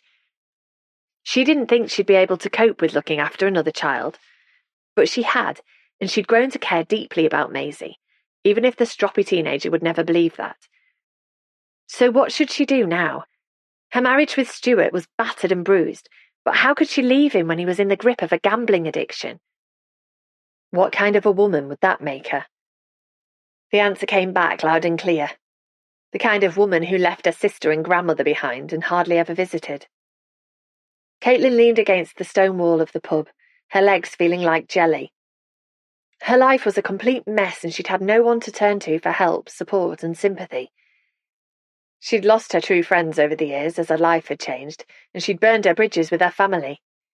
Isla, with good reason, thought she was a money grabber who couldn't be trusted, and Jessie, the generous grandmother who had taken them in when no one else had wanted them, was gone forever. An image of Jessie, wishing her good night and kissing her on both cheeks, swam into Caitlin's mind, and the sudden rush of grief she experienced felt like a punch to the stomach. She leaned forward, trying to catch her breath. She hadn't had a panic attack in years, not since her first months at university. But she recognised the familiar feeling of pins and needles as black spots began to dance before her eyes. She was going to collapse right here in the pub. She was going to die. Breathe, Kate. A hand was on her shoulder and a deep voice sounded in her ear. Deep breaths. In for 4 and out for 6. In, 2, 3, 4, and out. 2, 3, 4, 5, 6. Caitlin felt as if a heavy weight was crushing her chest, but she focused on the calm voice and tried to breathe more deeply as the counting continued, low and steady. And gradually, the pain began to ease and the weight began to lift. She began to feel safer. Sorry, she managed at last, pulling air into her lungs. Sorry. So sorry. It's all right. Just keep breathing, slow and steady. Caitlin looked up into Sean's piercing blue eyes. His hand was still resting on her shoulder. Sorry. All she could do was apologise. Do you need a drink, water or something? Caitlin shook her head, her breathing starting to return to normal. The dizziness that had made her head swim was also easing. I'm starting to feel better. She gulped in more air and made an effort to pull herself together. What are you doing here? Sean let go of her shoulder. I was over there having a drink with some workmates when I saw you taking a phone call. Did you hear any of it? Asked Caitlin, glancing at the corner where a small group was sitting watching her, the crazy woman having a panic attack. Not really, but I could see you were upset. Who was on the phone? My husband. Caitlin glanced again at Sean's colleagues. She recognised a couple of men from the garage. And Jen. Sean was out having a drink with his wife and didn't need to be dealing with an old girlfriend who was still being a pain, several years on. I got in a spin about nothing, she said, standing up straight. But it's all sorted now, and I'm sorry for causing such a fuss. It's all right, said Sean mildly, searching her face with his eyes. Are you sure you're all right? Absolutely. Caitlin tried to sound bright and brisk. I think I'm still grieving for my grandmother and I overreacted to something. But I'm fine now, honestly. So thanks very much, but I'd better be going. Maisie needs me. She turned and strode quickly past the bar until she reached the door. Isla would kill her, but she couldn't stay. Not now. Caitlin grabbed her jacket from the coat stand and paused, her hand on the door latch, until she caught Isla's attention. Her sister was listening to Ben, seemingly calm and attentive, but her body language, all folded arms and crossed legs, told another story. She was nervous and waiting for Caitlin to come back, but that couldn't happen. I have to go, Caitlin mouthed. Sorry. Isla, still listening to her American visitor, widened her eyes and shook her head, but Caitlin couldn't stay. I'm sorry, she said before pushing open the door and rushing outside. She gulped in deep breaths of cold, damp air as she moved quickly through the dark streets of Heaven's Cove towards Rose Cottage. She'd abandoned Isla again, and she felt wretched about it. but she'd had to get away. She'd had to get away from the memories that threatened to overwhelm her. She stopped at the quayside for a moment and took deep breaths, watching the grey sea swell against the wall and retreat. The never-ending push and pull was soothing, and after a few minutes, the panic she was feeling began to subside. She turned and started walking again for home. She felt different, as if the wall she'd built around her had been torn away, and now everything could hurt her. She picked up her pace and hurried on, because all she craved was the comfort of Rose Cottage, where, long ago, before she'd messed everything up, she'd been loved and safe. Chapter 14. Isla. Isla could hardly believe her eyes. Caitlin was leaving. Her hopeless, unsupportive sister was ditching her. Again. Isla shook her head, trying not to make her gesture too obvious to Ben, but it did no good. Caitlin simply mouthed, "I'm really sorry," as if that made everything all right, and stepped out of the pub door into the rain.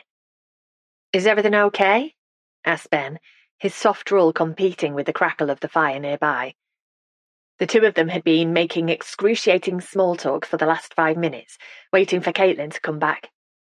"Yes, everything's fine," said Isla, her voice too high. "So how long was your flight delayed in all?" 3 hours, I told you." Ben sat back in his chair and gave Isla a straight look.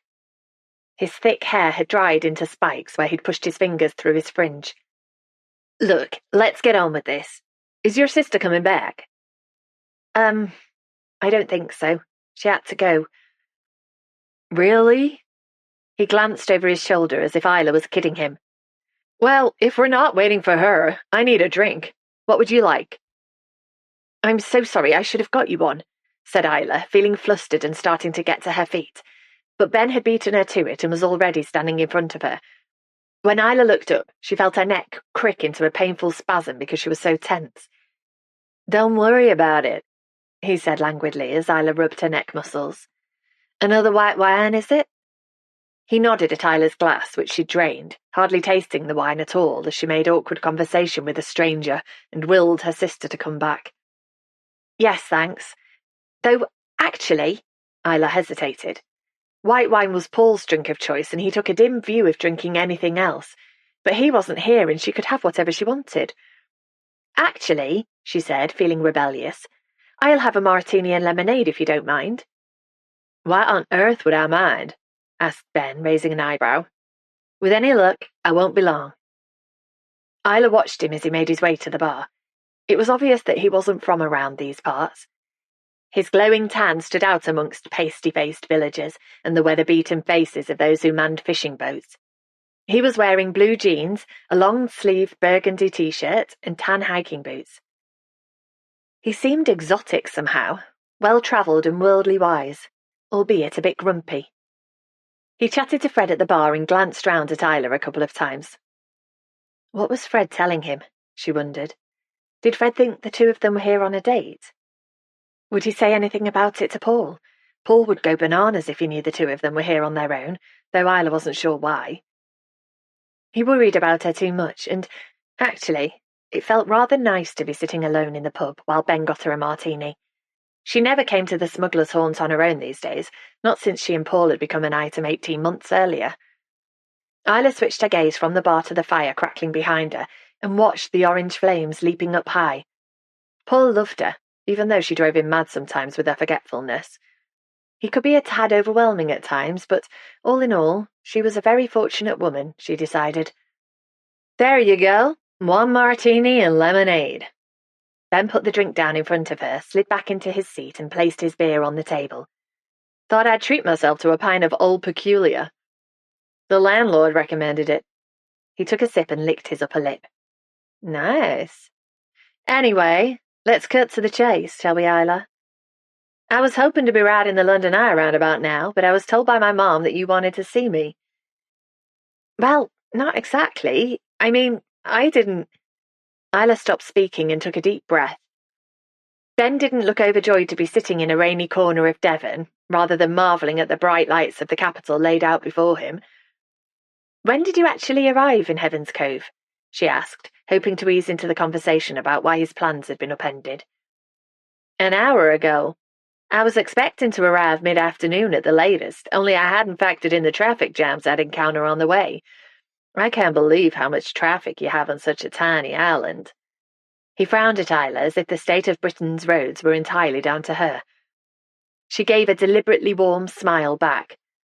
The roads down here can get busy in summer, but in winter it's not usually so bad. Are you staying at Driftwood House? Ben nodded. It seems like a nice place. It does have a lovely view. I wouldn't know. The clouds are so low I can hardly see my hand in front of my face. And the road up to the house is shocking. It didn't do my rental car any good whatsoever. Isla sighed quietly, wishing that Nell had never suggested to her son that he journey to Heaven's Cove. The sooner they discussed his ancestor William and he beat a hasty retreat back to London, the better. So what exactly did your mum tell you about me? She asked, taking a sip of martini and relishing its familiar sweet taste. She said you were researching an ancestor of yours who had some dealings with one of my ancestors, a guy named William who was a distant cousin of mine. My mum is very into family research right now and wanted me to see what this place is like for myself. My feet standing in the same spot where William once stood, that kind of thing. Only I don't think she realized that Heaven's Cove isn't right next door to London. Your mum, was really nice when I spoke to her. She was intrigued by William's story like me, and she suggested that you might want to. Isla stopped speaking because it was abundantly clear that Ben didn't want to. He regarded her with his grey eyes, the colour of a winter sea. Yeah, well, I'm here now, so why don't you show me this letter? Mom said you had a letter from William? I do. Isla searched in her handbag for the envelope. It was left to me by my grandmother who died recently. Oh, Ben puffed air into his cheeks. I didn't realise you'd suffered a bereavement. I'm sorry for your loss. My father... He stopped speaking and bit his lip. Your mum told me that your dad had passed away last year. Ben swallowed, distress splitting across his face. Mom's taken it hard, and she's become caught up with finding out more about Dad's family. A little obsessed, really. Perhaps delving into your dad's family tree is her way of still feeling anchored to him. She probably feels there's a huge hole in her life now that link to such a significant person has been severed. Isla had felt the same way since Jessie had died, adrift with no anchor in the sea of life, buffeted by waves with no sense of direction. Maybe you're right. Ben tilted his head and caught her eye until she looked away. Anyway, he ran his hand across the faint stubble on his chin. Where is this letter I've been told about? Oh, yes. Isla pulled it from her bag, took the precious piece of paper from its envelope and passed it to Ben, who read through it quietly. Then he folded the letter and passed it back. So William was sweet on Edith, who apparently changed her mind about marrying him. Do you know why she didn't travel to the States with him? We're not 100% sure yet that she didn't. Caitlin is checking out transatlantic passenger lists. But Mom said she's buried here and she wasn't married. The way he said it was so matter-of-fact it rankled Isla. This was a woman's life he was talking about so disinterestedly. That appears to be the case. Perhaps when your cousin arrived, Edith realised he wasn't such a great catch after all. Ben leaned back in his chair and folded his arms. Or maybe she didn't want to leave Heaven's Cove behind. Ben looked out of the window at the raindrops running down the glass and the tendrils of mist curling around the pub. That can't be the reason, surely. Who knows? Anyway, I imagine it was very sad for William and for Edith too. She died a few years later, and her gravestone says she died of a broken heart. That sounds very dramatic. But this was back in the early 20th century, right? Before the discovery of antibiotics? So Edith just as likely died of a bacterial infection. The last of the great romantics, are you? When Isla raised an eyebrow, Ben actually smiled, his first smile since arriving in the pub. I can be romantic when I want to be, when the occasion calls for it. What about you? Isla blinked, not sure how the conversation had taken such a personal turn so quickly. I'm in a long-term relationship. Well, longish. 18 months, with Paul. He runs his own business, doing logistics. Was it doing logistics? That didn't sound right. And what if Ben asked what exactly he did at work? Though Paul had talked about it at length, she was still none the wiser. Isla winced and ploughed on. He would have come tonight, only Caitlin said she'd come with me instead, but then she, Ben grimaced. Then she took one look at me and decided against it.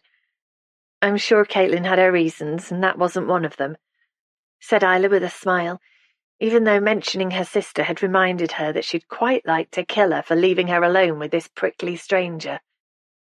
Ben drained the last of his pint and licked froth from his upper lip. So, what happens now with the Edith William mystery? I don't suppose we'll ever know the truth of what happened when William arrived in this very dank, very cold little village. Dank? We're getting hold of Edith's death certificate, which might at least tell us why she died, replied Isla, ignoring Ben's withering description of the place she called home. When a silence stretched between them, Isla added, Are you heading for London tomorrow? That's the plan. Back to the bright lights before my flight home early on Sunday. Right. Isla hesitated a moment, wondering if she'd be crazy to propose the idea that had just popped into her head. She pictured Nell's friendly, helpful face and made up her mind. Only, it's supposed to be sunny here tomorrow, and I could show you round the village so you could get some photos for your mum. She didn't want this irritating American to go home with a bad impression of Heaven's Cove. It seemed important, for some reason, that he see the village in its full glory. Ben seemed nonplussed by her suggestion. I could meet you at Driftwood House at 10 tomorrow and give you a guided tour of the local sites. Isla felt hot all of a sudden.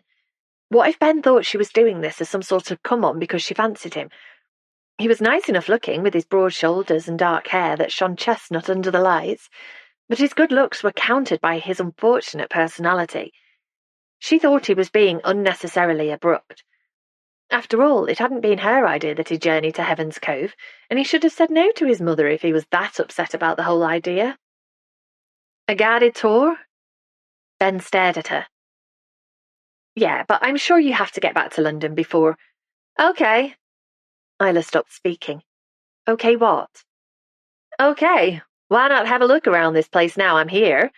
And I have no urge to spend 2 days in a row stuck in a traffic jam going nowhere. He got to his feet. 10 o'clock it is then, Isla. I'm heading off because I'm beat, but it was good to meet you. Was he being sarcastic? Did Americans even do sarcasm like the Brits? Isla decided to treat his comment as sincere, so she smiled at him and said, Likewise, I look forward to seeing you tomorrow. She wasn't looking forward to it at all. She should never have suggested it. But the deed was done, and she'd make the best of tomorrow's tour, and hope Paul wouldn't kick off about it. Oh, Gran, Isla murmured as Ben walked away, her face flushed from the flames crackling behind her. What on earth have you started with your mysterious letter and riddle? But there was nothing else for it. She would show Ben around Heaven's Cove tomorrow so he could get some photos for his mother, and then she would very happily wave him goodbye. Chapter 15. Isla. Come on in, quick, said Rosie, ushering Isla through the front door of Driftwood House and closing it behind her. It's absolutely freezing out there today. Thanks, said Isla, her cheeks burning after walking so swiftly up the steep cliff path. I'm here to meet Ben, the American bloke you've got staying. Is he expecting you? We agreed to meet here at 10. Isla glanced at her watch. She was a few minutes early, but she'd got the impression last night that Ben wouldn't take well to being kept waiting. I said I'd show him around the village. You'll both freeze, but that's nice. When Rosie gave a smile that made her russet brown eyes twinkle, Isla was reminded again how much she liked this woman who'd run Driftwood Guest House since returning to the village from her life in Spain, and how touched she'd been by her kindness after Jessie had died. She remembered the knock on the front door while she'd been waiting for Caitlin to arrive. Still numb with shock, she'd pulled the door open to find Rosie, carrying a large casserole dish. I heard about Jessie and I'm so sorry, she'd said, pushing the dish towards Isla. There's nothing I can say to make you feel better right now, but you need to eat. You won't feel like it. I didn't after my mum died. I almost wasted away. But being weak from hunger just makes everything worse, believe me. And there's no need to return the dish. Look after yourself, and I'm around if you'd ever like some company." With that, she turned on her heel and left, which Isla had appreciated.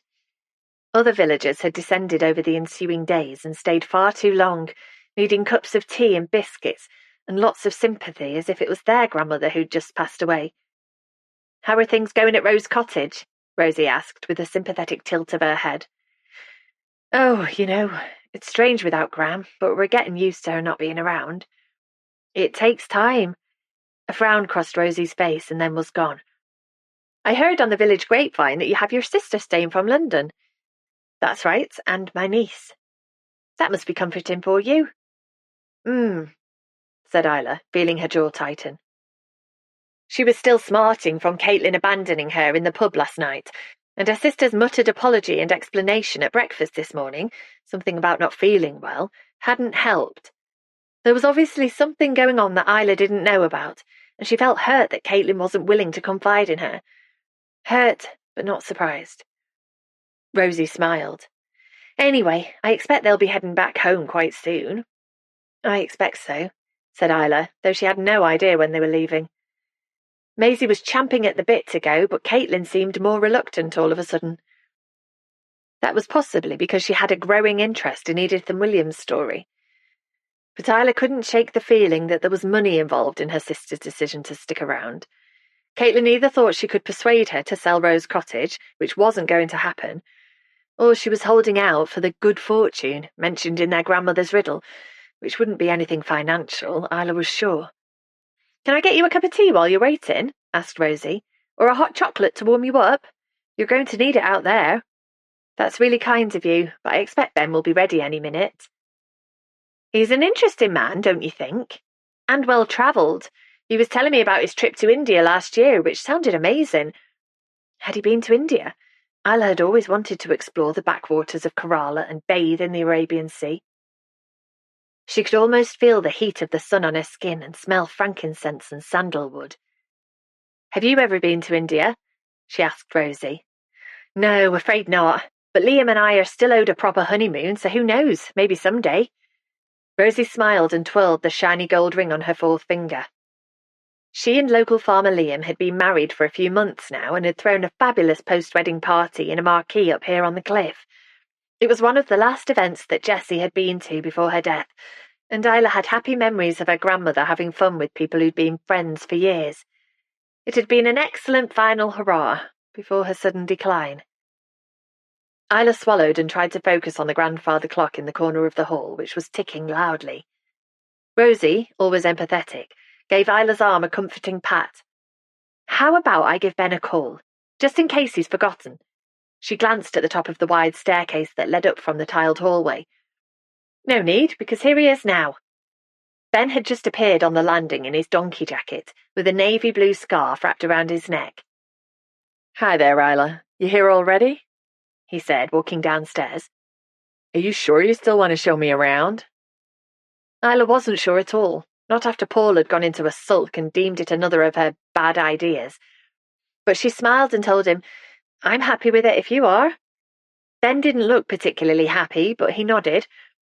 "Might as well, seeing as the fog's lifted this morning." He gave Rosie a smile. "Thanks again for an awesome breakfast. I could get used to a full English." Rosie beamed. "You're very welcome. Maybe you can have one tomorrow too if you have time before you head for London." He nodded. "I'm here until 9:15, so that would be wonderful, thank you." Rosie stood aside to let Ben walk past and raised her eyebrows at Isla as he opened the door and stepped outside. Was she implying that Isla was fortunate to be spending the day with a big burly American, or was she wishing her luck? Isla bid Rosie goodbye and followed Ben out into the chilly air. He'd already walked off and went straight to the edge of the cliff where he stood looking out to sea, his hands on his hips. "Wow," he said when Isla joined him. "I gotta admit, that's quite a view." "Is it the first time you've seen it?" "The first time I've seen it properly. It was shrouded in mist yesterday, and my room is at the back of Driftwood House, so I'm looking over to some moor in the distance rather than the ocean." "Dartmoor," Dart what? The moor is called Dartmoor, and it's a shame you're not staying longer in the area because it's well worth a visit. Acres of grassland topped by ancient tors. And tors are what exactly? Raised outcrops of granite, Isla shrugged. They look better than they sound. They're awesome, actually. Was awesome a particularly American word? Isla wondered. Would Ben think she was taking the mick?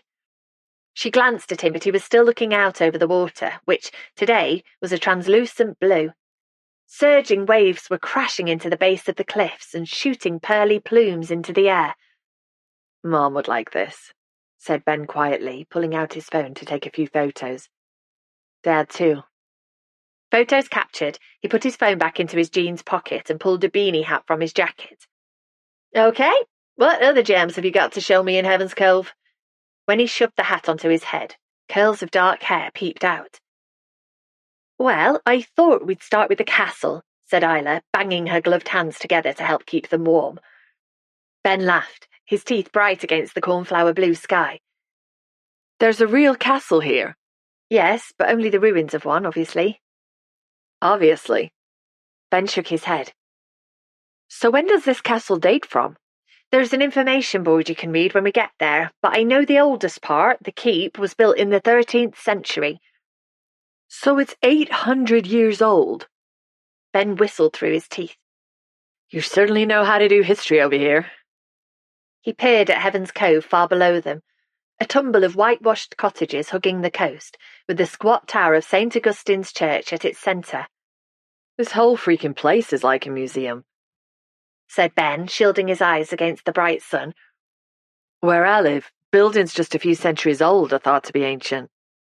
In that case, St. Augustine's Church, which dates back to the 10th century, is going to blow your mind. Isla had been apprehensive about the tour and kicking herself for suggesting it in the first place. But actually, once the initial meet-up was over and the tour proper began, the awkwardness she felt with Ben began to fade. This was helped immeasurably by Ben being less of an arse than he'd been the day before. This morning, after a night's sleep, he seemed less obviously irritated about being in Heaven's Cove in the first place. And he appeared genuinely interested in the village's best bits that Isla showed him, the castle ruins, the quayside where bright fishing boats bobbed on the water, the narrow streets crammed with cottages and gift shops, the wooded headlands stretching out into the sea, and the cliff that towered over the village, on top of which stood Driftwood House. He was particularly interested in St. Augustine's, and he took photos of Edith's gravestone to show his mum, even though he said it was ghoulish. In fact, he took so many pictures of the village, Isla began to worry he'd run out of space on his phone. After 2 hours and dozens of photos, the chill wind was beginning to bite through Isla's thick gloves, and she suggested they head to the Heavenly Tea Shop to thaw out. Just so long as I don't have to drink tea, Ben insisted. I don't know how you all get through so much of the stuff. I'm a coffee man myself. The stronger the better. Drinking tea isn't obligatory in Devon, Isla assured him, leading the way to the bustling cafe, which was strung with bunting and fairy lights. It was busier than usual inside, but Isla managed to bag a table near the door. The plate glass window was misted with condensation, and Isla noticed, with a start, the shopping bags on the floor. Many of them sported Christmas logos, and 2 people were decorating a fir tree in a corner. You okay? Ben asked, wrapping his hands around the steaming mug of coffee that had just arrived for him. Yeah, fine. Isla pushed a spoon into the cream on top of her hot chocolate, but didn't eat it. She didn't fancy it anymore. Are you sure you're all right? Ben leaned across the table towards her. You look a bit off. Isla carefully placed the laden spoon on her saucer. It's nothing, really.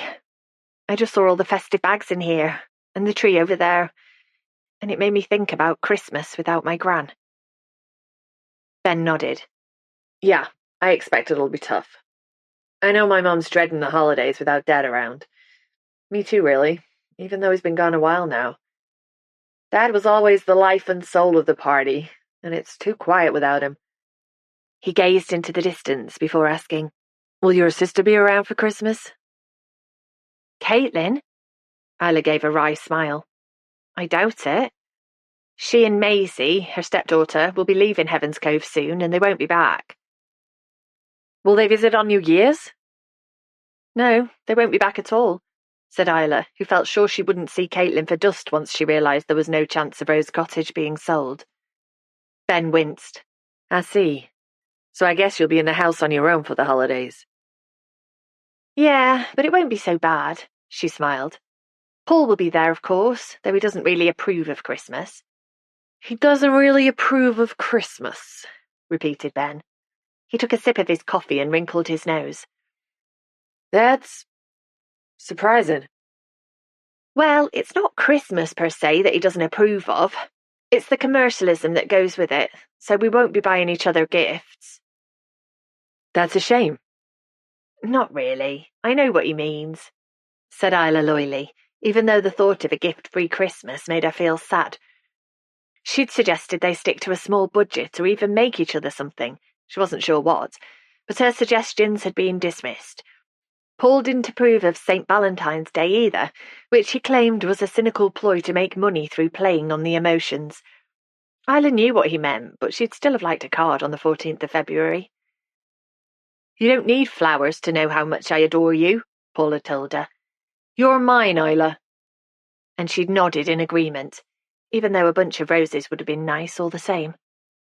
Ben reached into the pocket of his jeans for his phone, which had just beeped with a notification.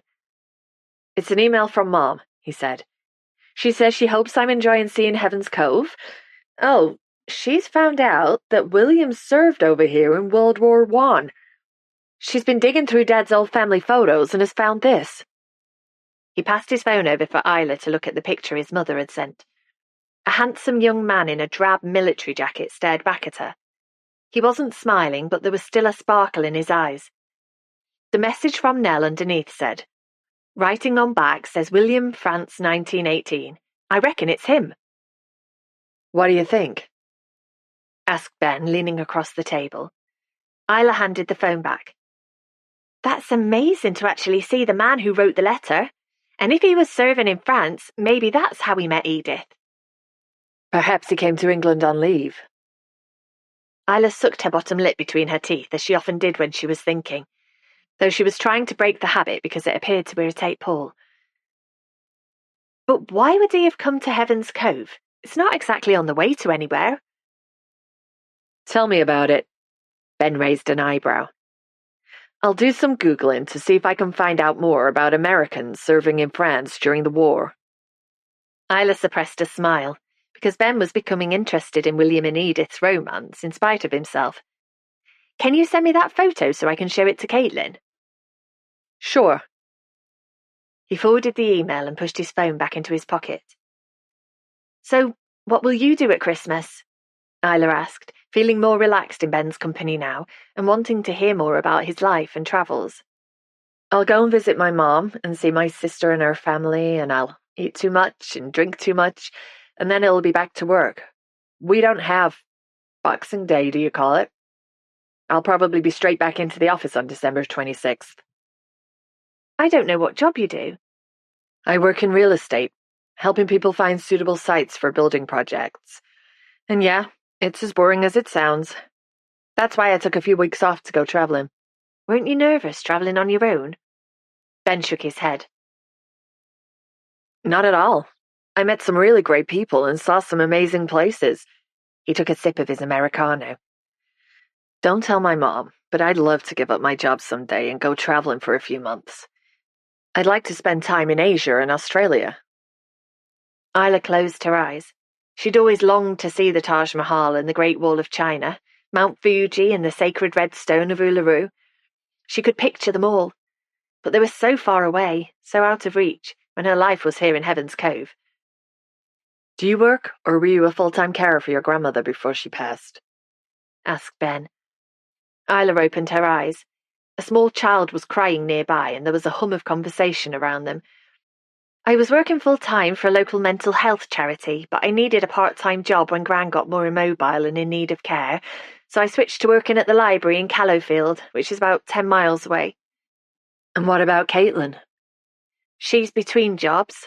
She used to work for a firm of solicitors in London as office manager, but I think she left a while ago, when she and her husband moved house and it was too far for her to commute.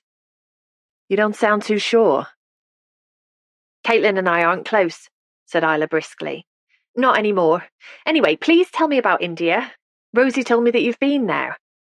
It's an amazing, vibrant country. It's one of the favorite places I visited, along with Peru. That was pretty special, too. Did you go to Machu Picchu? When Ben nodded, Isla sighed. I'd love to trek the Inca Trail and climb up to Machu Picchu. It's on my bucket list, but Paul doesn't much like going abroad. That's a shame, because it's well worth a visit. Isla sat back, listening intently while Ben talked about his ascent to the 15th century lost city of the Incas. He described it so well she could imagine she was there, with the sun on her face and the ancient citadel spread out before her. She suddenly became aware of someone standing close beside her and looked up. Isla? I didn't expect to see you in here. Paul was standing there, a take-out coffee in his hand. I just nipped out from work to grab a drink, and here you are. Isla frowned. There were far closer cafes to Paul's office, and he rarely drank takeaway coffee.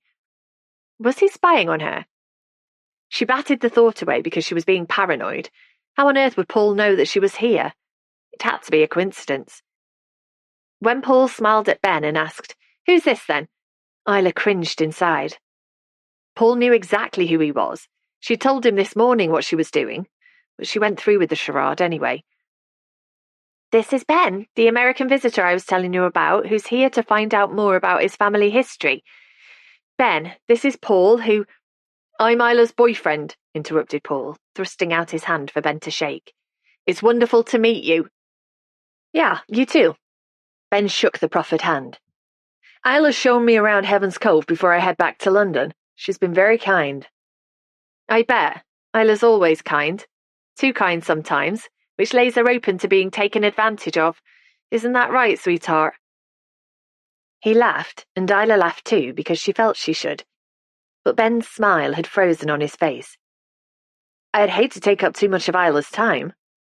You're not, Isla assured him, feeling awkward. Paul didn't mean that. He was just talking generally, and... She tailed off, not sure what else to say. How long are you in beautiful Devon, Ben? Paul asked, still towering above Isla.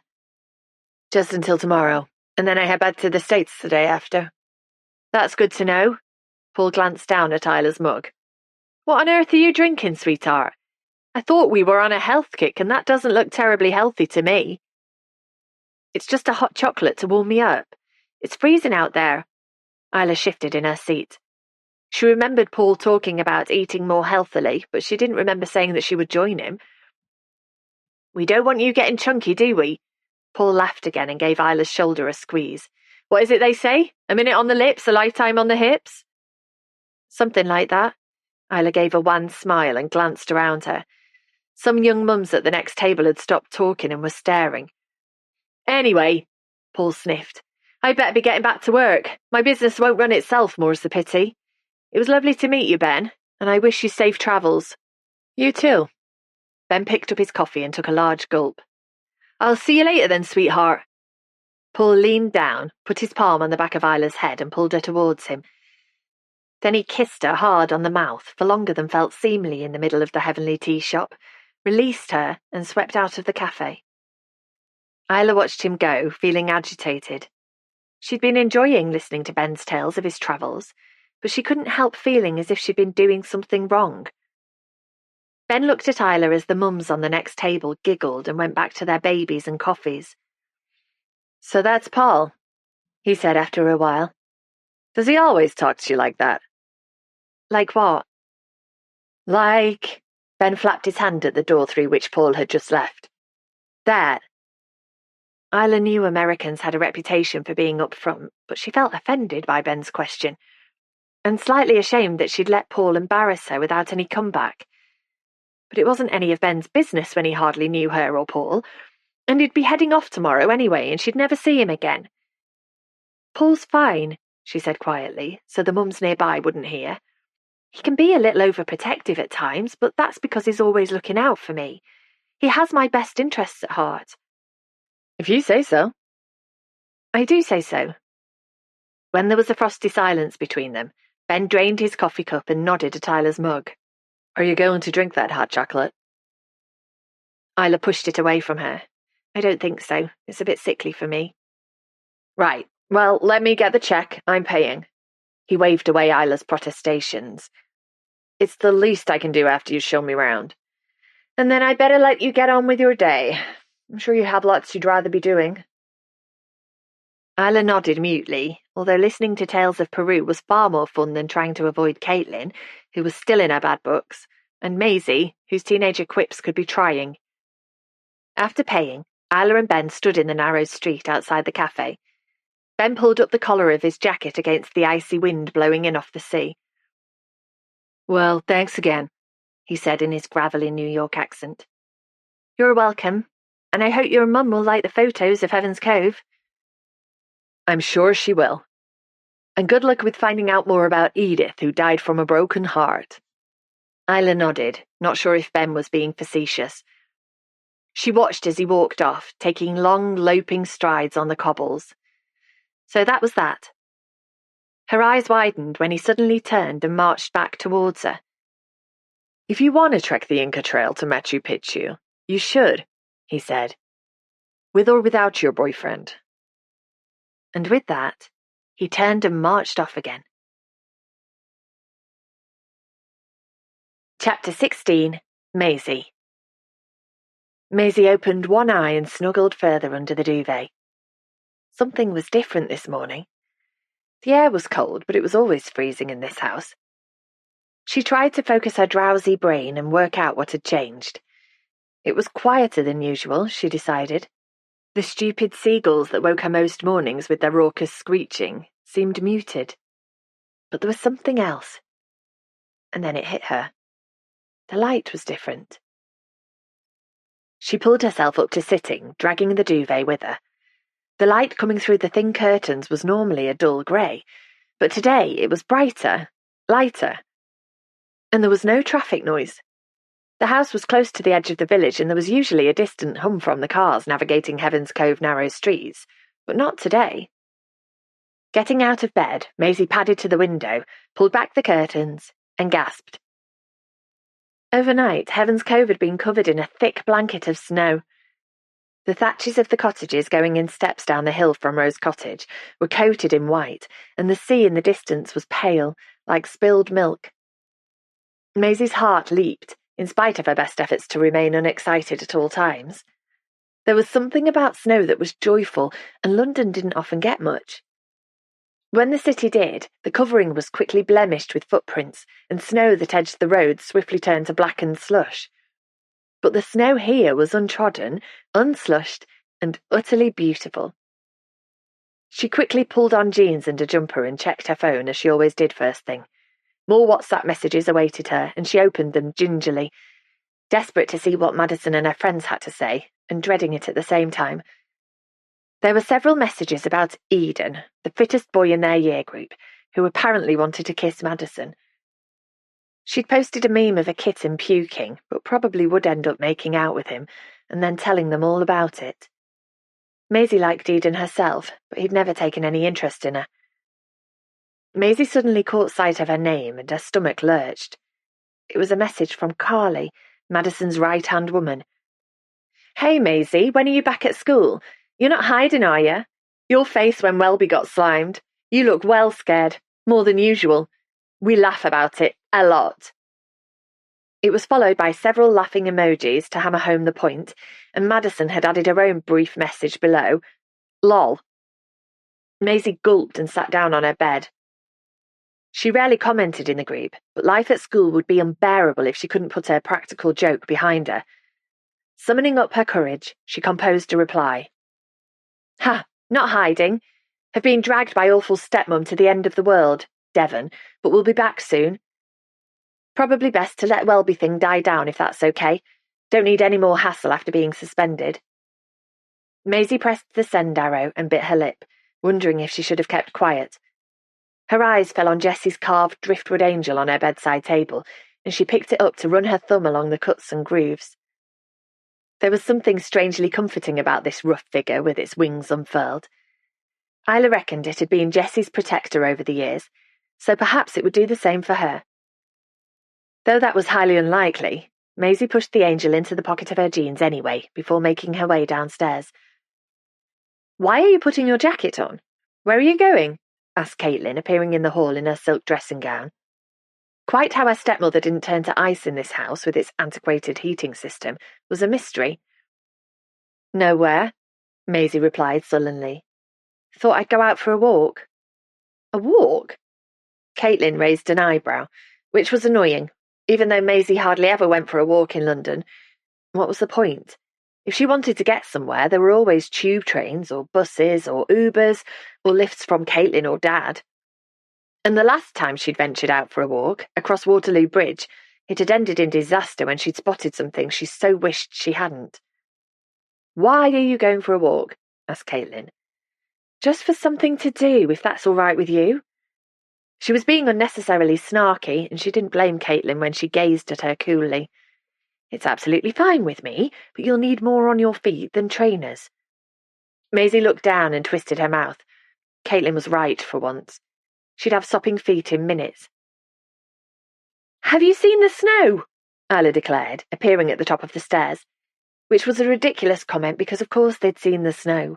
It was hard to miss it when everywhere outside was smothered in the stuff. Isla hurried down the stairs, her shiny fair brown hair swishing around her shoulders. Maisie coveted that hair, which was so much thicker than her own. Isla hurried to the front door and opened it, sending a draft of frigid air through the house. "Really? Close it quick," moaned Caitlin. Isla slammed the door shut and frowned. "Ben will never get back to London today, which means he'll miss his plane first thing tomorrow." "Which probably won't take off anyway in this weather," said Caitlin. Maisie ignored an urge to say, "Duh," and made do with rolling her eyes instead. But Isla fished in her pocket for her phone and jabbed at the screen. "Nope, they don't have snow in London, so the airports are still operating normally, which means he'll miss his flight and blame me for encouraging him to stay on for an extra day." Caitlin shrugged. "Will he, though? I'm sure he can rebook his flight, and it's not your fault it snowed overnight. They didn't forecast a dump of snow like this, as far as I'm aware." To Maisie's surprise, Isla gave Caitlin a withering look. She didn't think her sort of aunt, who always looked as if butter wouldn't melt, had it in her. It was a real get-out-of-my-face glare. But there was something going on between them, something more than the usual sisterly spat that rumbled on tediously. It had started after their visit to the pub 2 days ago, but, of course, no one had told Maisie what was going on. It was probably linked to that stupid letter and riddle that they talked about endlessly. "I certainly hadn't heard of snow," Isla agreed, sounding tetchy. She frowned. "I am worried about Ben, though." Isla was far more concerned about the American's travel arrangements than Maisie thought she should be.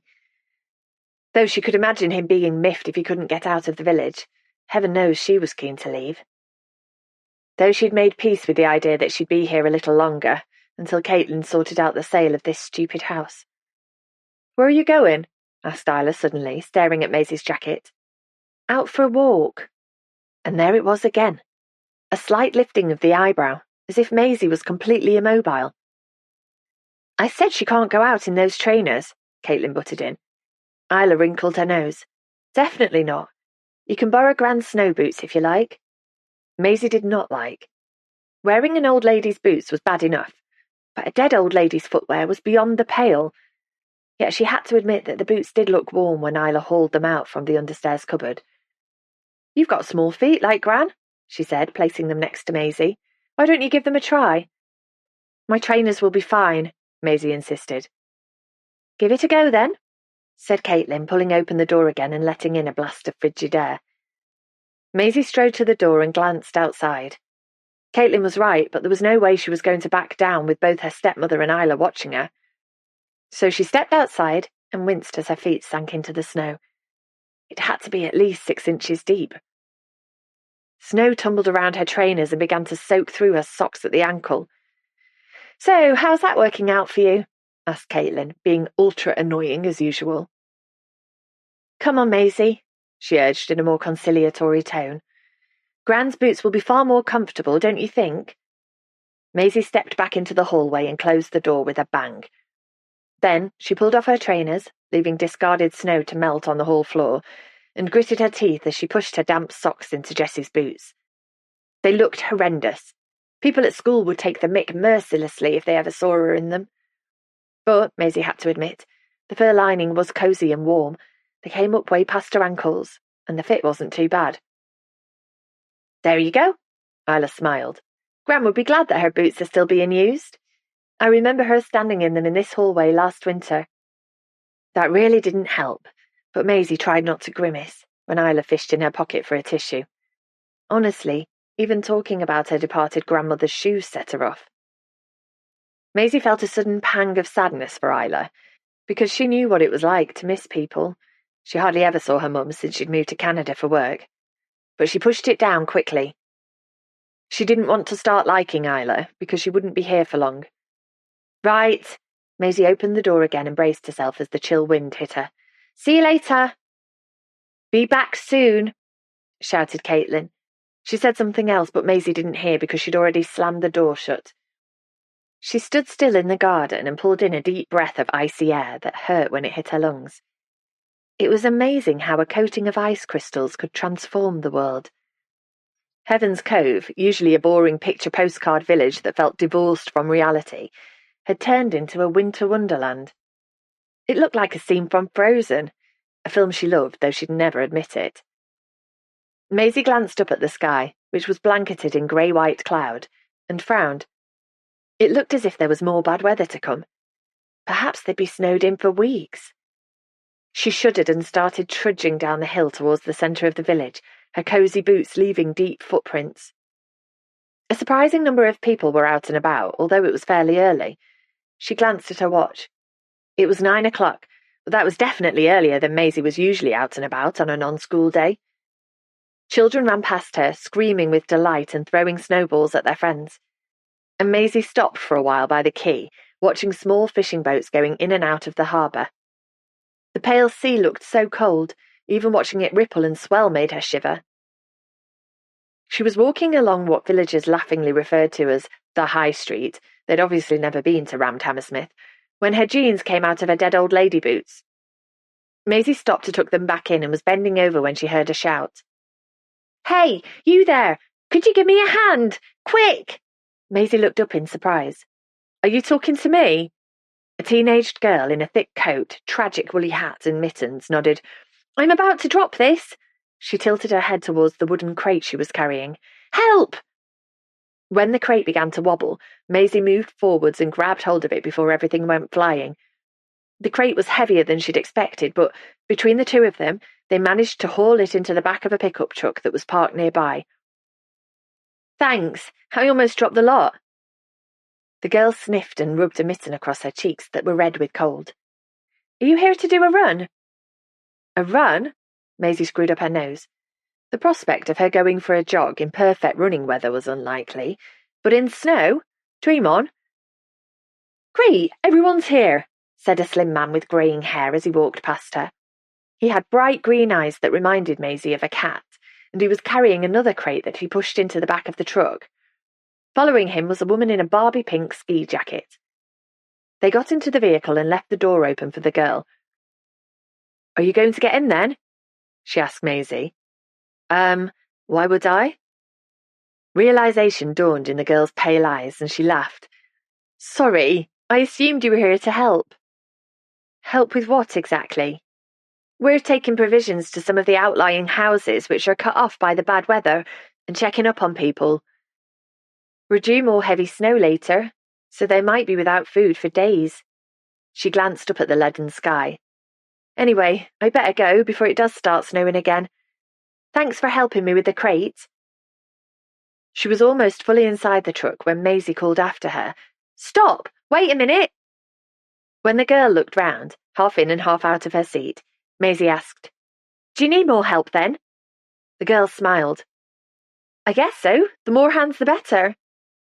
Maisie hesitated a split second before saying, "Okay, count me in." "Great." The girl swung her second leg into the truck and slid across the seat so there was room for Maisie to climb in beside her. Was this a good idea? Maisie got in quickly before she could change her mind, slammed the door shut, and the truck pulled away. As the vehicle drove slowly through the snowy streets, Maisie stared out of the steamed-up window and wondered what on earth had possessed her. She was being driven out of Heaven's Cove to who knows where, with people she'd only met 2 minutes earlier. It was ridiculous, and unwise, and unsettling, and strangely exhilarating. She felt fired up with an excitement she hadn't experienced in a long time, and the fact that Caitlin would be horrified by her actions was a bonus. "Are you both okay there in the back?" said the man in the passenger seat as the truck slid across a narrow lane, trying to gain traction on the slippery road. Maisie nodded, hoping that the woman driving knew what she was doing. It was all very well going off and having an adventure, but she'd rather not end up in a ditch. The woman was called Freya, Maisie quickly ascertained, and the man was Ryan. They didn't look like kidnappers or perverts, Maisie reassured herself, feeling extra nervous as the truck rounded a corner, rather more quickly than she thought prudent, and Heaven's Cove disappeared in the rearview mirror. She had a sudden urge to leap out and run back to Caitlin, which was ridiculous for 3 reasons. 1, jumping from a moving truck wasn't to be recommended. 2, she'd probably die of hypothermia in her dead woman boots before she got back to Rose Cottage. And 3, Caitlin was no doubt enjoying the peace while she was out and wouldn't be overly delighted to see her. "What's your name?" The girl squeezed into the back seat next to her was talking to her. "Maisie. What about you?" "I'm Bethany. You can call me Beth if you like. Most people do." Most people, as if she knew lots of people and had loads of friends. Maisie didn't have many friends, partly because she didn't fit in with the in crowd. Though things were looking up now Madison had accepted her into her WhatsApp group. But also, she suspected, because potential nice friends were warned off by their parents. Don't get too involved with that Maisie girl. She often seems to be in trouble. She didn't mean to get into trouble so much, and being in trouble wasn't always pleasant, in spite of the insouciant I don't give a monkey's air she'd carefully cultivated. But she could be spontaneous and do things without thinking them through, which seemed to annoy the hell out of the people around her. Maisie shifted in her seat, feeling uncomfortable. Here she was in a stranger's car, heading away from people she knew. That was the height of spontaneity, and Caitlin would not be impressed. "Have you just moved to Heaven's Cove?" Beth asked, wincing when the truck slid across the road. "No, I'm visiting. I'm from London." Maisie waited for Beth to look suitably impressed that she was sharing a vehicle with a streetwise teenager who lived at the centre of everything, but she simply nodded and said, "Cool." Cool. No one Maisie knew said cool anymore. "Do you like living in London?" Beth asked. Maisie went to say that of course she liked it. She loved it. But the words wouldn't come. She looked out of the window at the beautiful snowy landscape, trees and fields stretching into the distance on the right, and to the left the occasional glimpse of sea, a flash of brightness under the white-grey sky. It was very different from the skyscrapers and litter and constant noise. "It's all right," she mumbled. "What's your school like?" asked Beth, who seemed full of questions. "All right," mumbled Maisie again. "Actually, I'm suspended at the moment." Beth's eyes opened wide. "Why?" "I played a practical joke on a teacher." Maisie remembered the door to the classroom opening, the tub of slime she balanced on top, tipping, and thick yellow gloop sliding down Miss Welby's hair. The girls in the class whom Maisie was trying to impress had laughed and clapped, but all Maisie could focus on was Miss Welby's face, her shock and upset.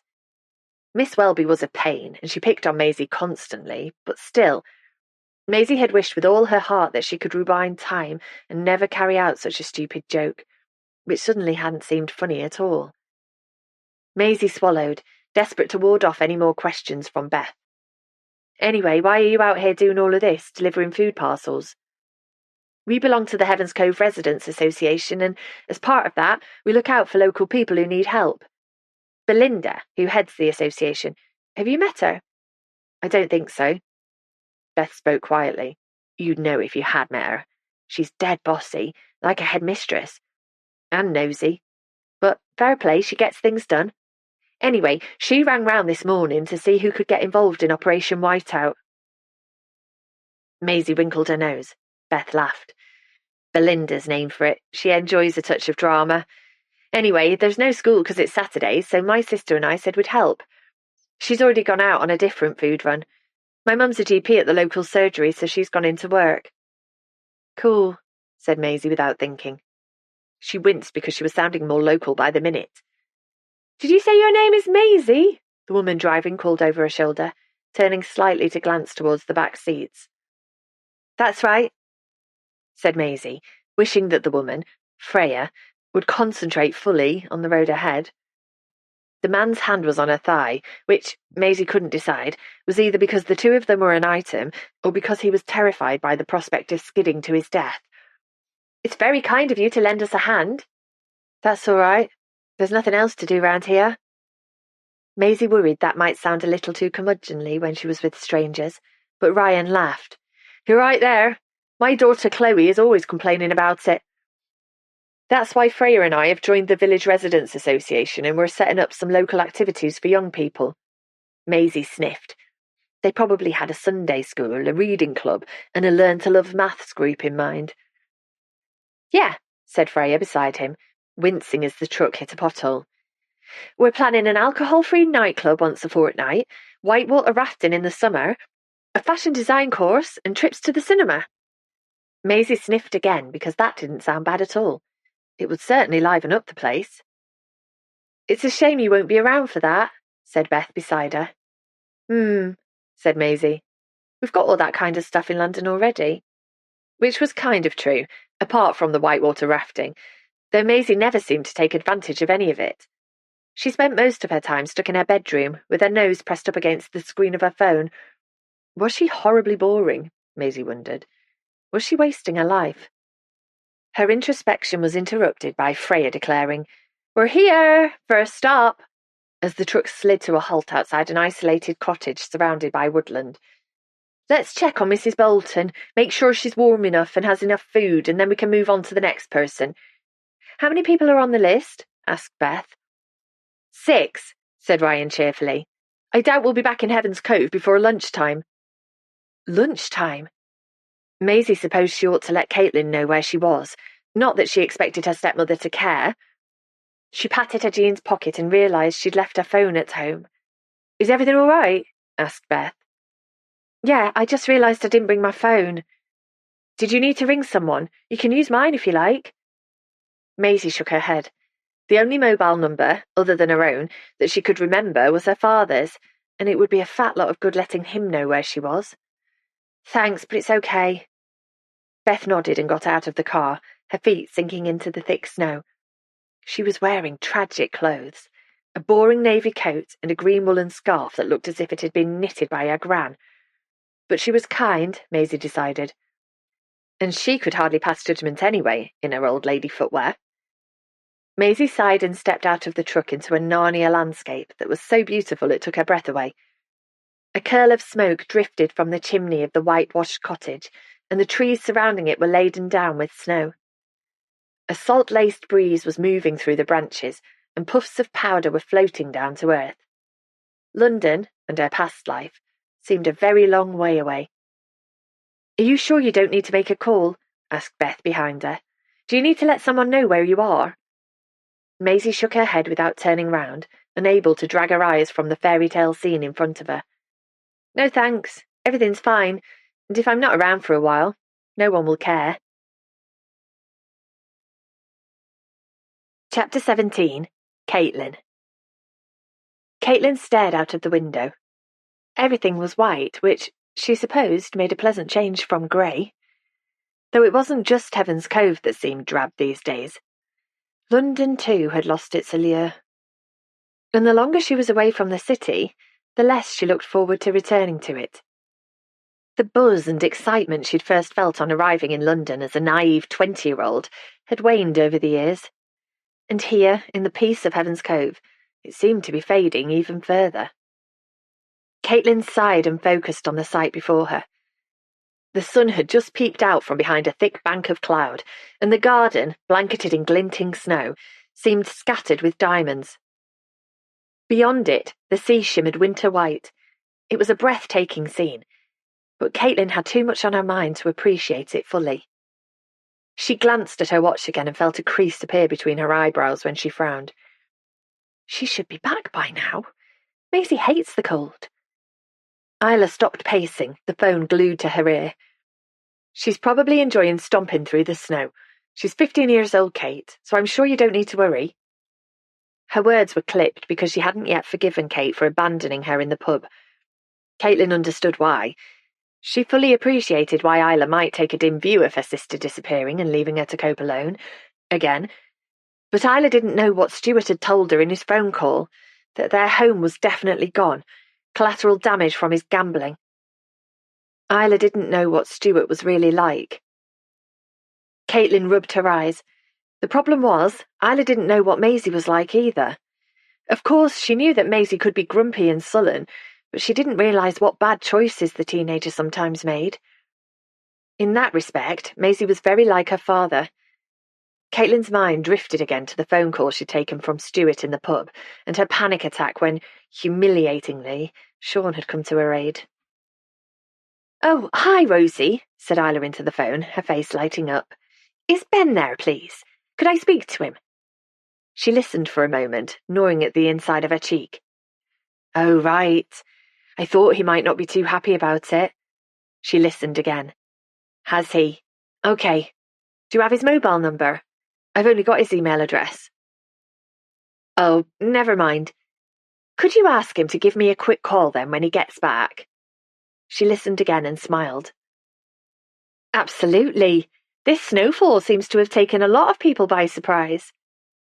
"Yes, I will. You stay warm too." Isla ended the call and dropped her phone onto the coffee table. "Well, that's just great," she said, giving a dramatic sigh. "Are you still worrying about Ben?"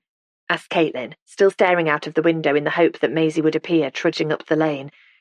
"He's a grown-up and will manage in this weather." "I'm sure he will, but like I said, I'm concerned that he'll miss his flight." "That's a shame, but I'm sure he can rebook, and it's not your fault." "It feels like it is because I encouraged him to stay in Heaven's Cove an extra day. And who knows how long this snow will last. He could be trapped here for ages." "I expect it'll thaw soon," Caitlin paused. "Maybe you could do a sundance, though, just in case."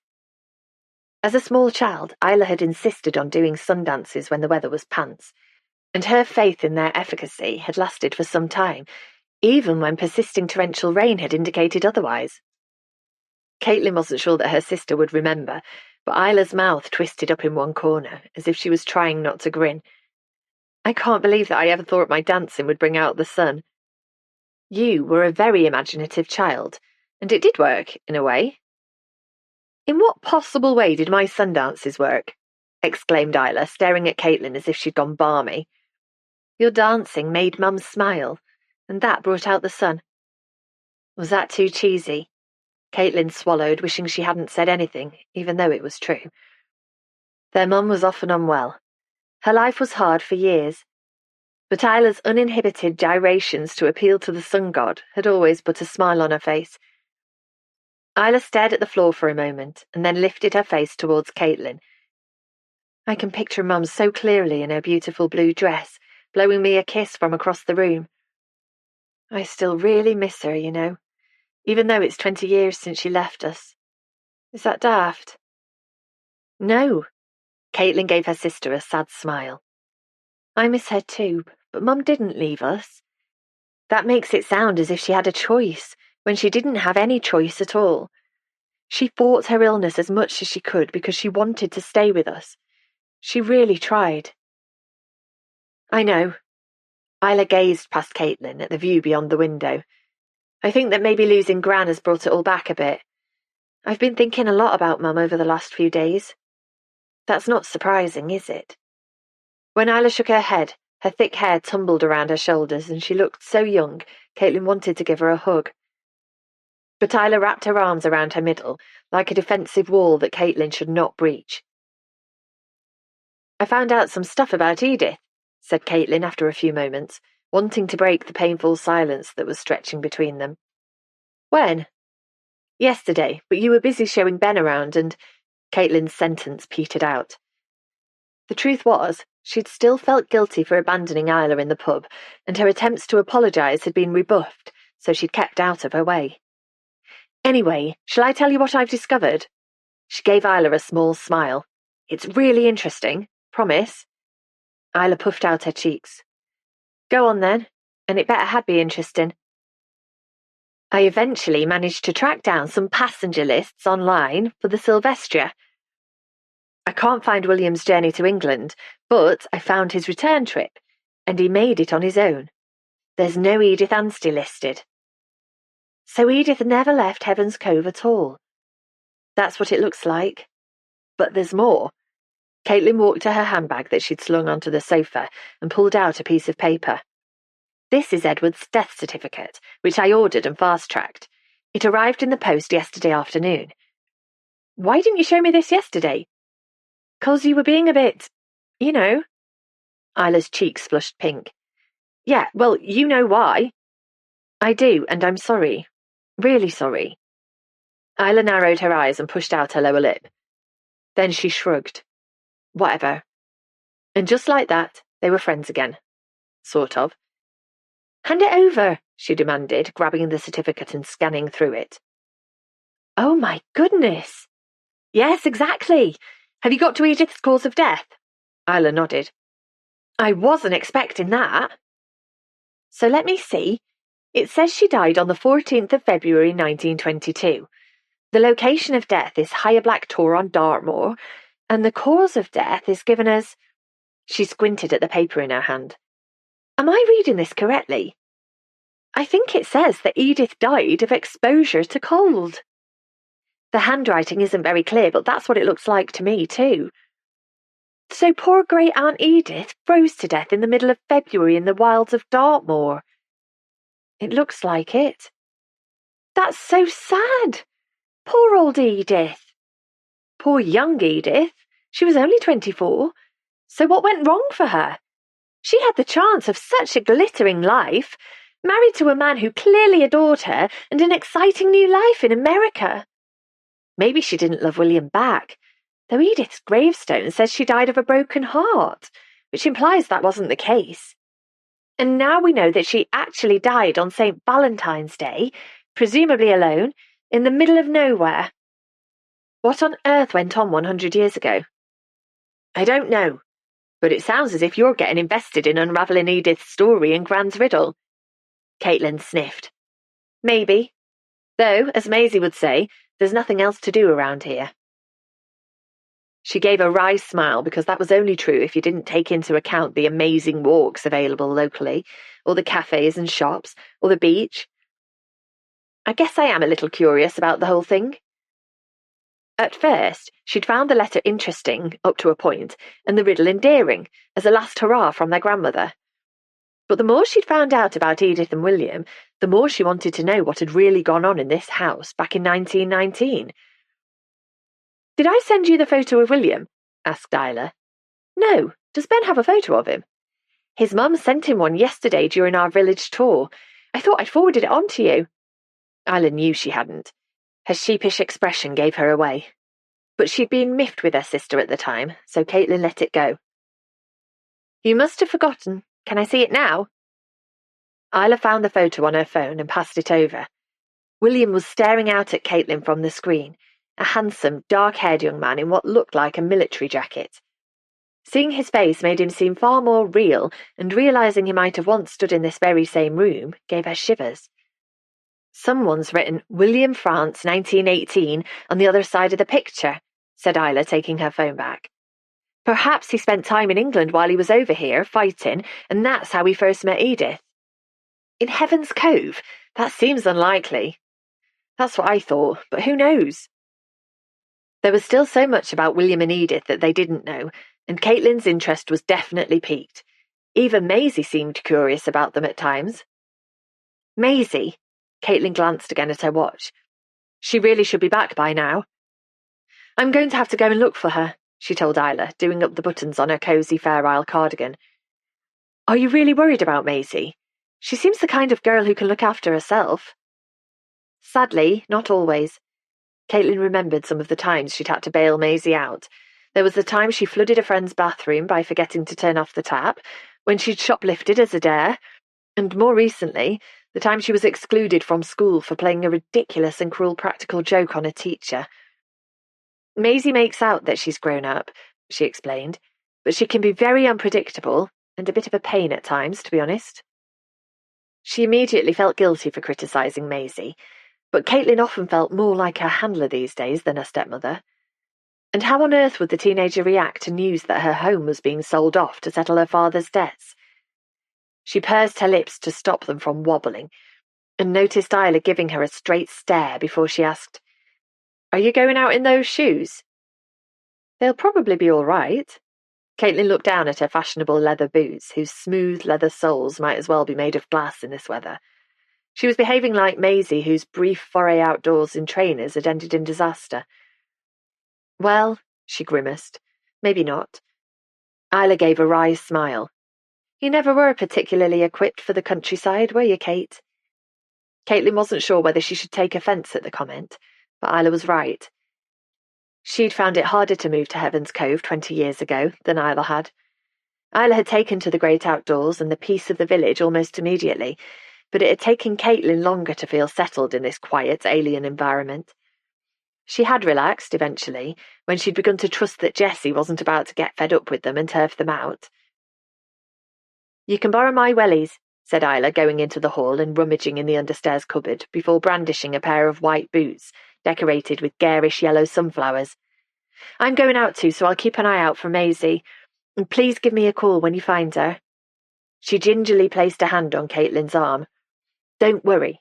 People don't go missing in Heaven's Cove. It's not that kind of place." Teenagers went missing in every kind of place, thought Caitlin, as she made her way carefully down the hill towards the centre of the village. And even if abduction was extremely unlikely, there was the sea Maisie could drown in, or the cliffs she could fall from. Caitlin snuggled her chin into her soft scarf and tried not to worry, which was impossible because being responsible for a teenager was nerve-wracking, even when the teenager wasn't yours. Caitlin blinked as an icy wind slapped against her cheeks. Maisie felt like hers, even though the stroppy teenager would never believe it, or like it for that matter. She still hankered after her real mother in Canada, who didn't appear to give two hoots about her. And now her father had let her down too, and Caitlin didn't have the heart to tell her. It was better that she hated Caitlin rather than her father, for a little longer at least. Caitlin walked on through the narrow lanes until she reached the old church and the village green, which today was an expanse of white. She stopped for a moment and caught her breath. It was more sheltered here, farther back from the sea, and utterly beautiful. St. Augustine's was sitting at the centre of a winter churchyard, its gravestones topped with snow. There was a pillow of snow, too, on the mourning stone, which marked an ancient local tragedy. And nearby stood a snowman with a carrot for its nose, a tie around its neck, and a straw hat on its head. Caitlin began to walk around the green, and only noticed a section local children were using as a slide at the exact same moment she felt her feet slip from beneath her. She tried to keep her balance, but it was impossible. Isla's boots couldn't gain traction, and she fell, landing with a bump on her backside and bashing her arm on the floor. "Great," she uttered, sitting dazed for a moment. The hem of her jacket was darkening as snow soaked into it, and she felt sick with the pain radiating from her elbow. Suddenly she felt hands beneath her armpits and she was hauled to her feet. "Thank you," said Caitlin, turning round. "Oh." Sean was standing there, with a younger lad behind him who was eyeing her curiously. "I saw you come a cropper," said Sean, his fair hair hidden under a black woolly hat. "We were coming out of the shop." He nodded towards the mini-mart that kept villagers and tourists supplied with everyday essentials. "Well, like I said, thanks very much," said Caitlin, wiping snow from her coat while her cheeks burned with embarrassment. Sean stepping in to help her again was mega humiliating. "I thought it was Isla who'd come a cropper because of the boots," said Sean, watching her. "Then I realised it was you falling on your arse." His voice was deadpan, but Caitlin caught a familiar twinkle in his bright blue eyes. She recognised it from 15 years ago, whenever he'd looked at her. Only back then, he'd thought she was wonderful. Now he must think she was an anxiety-ridden mess who couldn't even stay upright. "Did you hurt yourself?" he asked, shoving a small paper bag and its contents into his jacket pocket. Only my pride, said Caitlin, ignoring the burning pain in her elbow. You were lucky then, he paused. Are you out for a walk? Yes, well, no, I'm looking for someone actually. Have you lost Isla? No, Caitlin hesitated. Actually, I'm looking for my daughter, Maisie. Sean caught her eye and held her gaze. I didn't know you had children. I don't, not really. Maisie's my stepdaughter. She's 15. And she's gone missing, has she? Kind of. She went out walking in the snow a couple of hours ago and she hasn't come back. Sean narrowed his eyes, obviously thinking she was being over-anxious, and perhaps she was. But he didn't understand the background. He didn't know what was going on right now. It's just, she's quite vulnerable sometimes, and when Caitlin paused again, Sean jumped in. All right, he turned to the young lad with him. Charlie, get yourself back to the garage and let Jen and Lee know that I'll be out for a while. Charlie nodded, and with a final curious glance at Caitlin, scuttled off, his big boots sending up puffs of snow crystals. What are you doing? Caitlin asked Sean, feeling panicky. Helping you to look for Maisie. You don't have to do that. Caitlin didn't want to spend time in this man's company. This man who resented her for some long-ago slight. I'm well aware of that, but I'll give you a hand anyway. Aren't you needed at work? They can cope without me for a while. All we seem to be doing anyway is pulling cars and tractors out of ditches. The roads are treacherous today. He rubbed his hands together to keep them warm. So where have you looked already? I've walked around the village and there's no sign of her. Caitlin breathed deeply to calm the anxiety she could feel rising inside her. Isla's on the lookout for her too. Have you checked local cafes in case she's sitting drinking hot chocolate somewhere? Most are closed because of the weather, but I looked in a couple that were open and there's no sign of her. Have you tried ringing her mobile? Of course I have, but she forgot to take it with her. Caitlin felt her muscles tense. It was kind of Sean to give her a hand, though she wished he wasn't. But did he think she was a total idiot? If he doesn't now, he will when he finds out what your husband has been up to. Sean tilted his head as if he could almost hear Caitlin's thoughts. Have you got a photo of Maisie on your phone so I know what she looks like? He asked. Yes, I'm sure I have a few. Caitlin quickly scrolled through her photos and showed Sean the first one she came to that included her stepdaughter. She was standing beside Caitlin and Stuart during a trip to the theatre 2 months ago. Maisie looked bored as usual, and Caitlin and Stuart were standing together, with Stuart's arm around her shoulder. He wasn't one for public displays of affection, and had only given her a cuddle after being told to get closer by the friend taking their picture. They looked like such a happy family, at first glance. Is that your husband? Asked Sean, peering at the screen. Yes, that's Stuart. And that's Maisie, I suppose. That's right. He looked as if he was about to ask another question, but then said, OK, let's see if we can find her. The two of them walked side by side through the village, hardly speaking. But Maisie was nowhere to be seen, and Caitlin's concern began to grow. Where would a stroppy 15-year-old go on such a cold day? What if she'd walked out of the village and got lost and now had hypothermia? Are you sure Maisie hasn't already gone back to Rose Cottage? Sean asked as they hurried towards the ruins of the castle. Maybe we should try back there. Caitlin shook her head. Isla said she'd leave a very large note on the front door telling her to call me the minute she got back, and she pulled out her mobile to double-check. Nope, there's no missed call. God, I hope she's all right. Sean stopped walking and leaned against the ruined wall of the castle keep. You care a great deal about her, don't you? Yes, I do, though she'd never believe it. I'm the archetypal wicked stepmother in her eyes, and she doesn't let me forget it. Sean grimaced. 15-year-olds can be brutal, and they always kick against their parents. I certainly did at that age, and you weren't much older when you snuck out of your grounds and joined me on the harbour wall for a sneaky cigarette. Do you still smoke? No, I gave up ages ago, said Caitlin, her mind drifting back to their teenage days.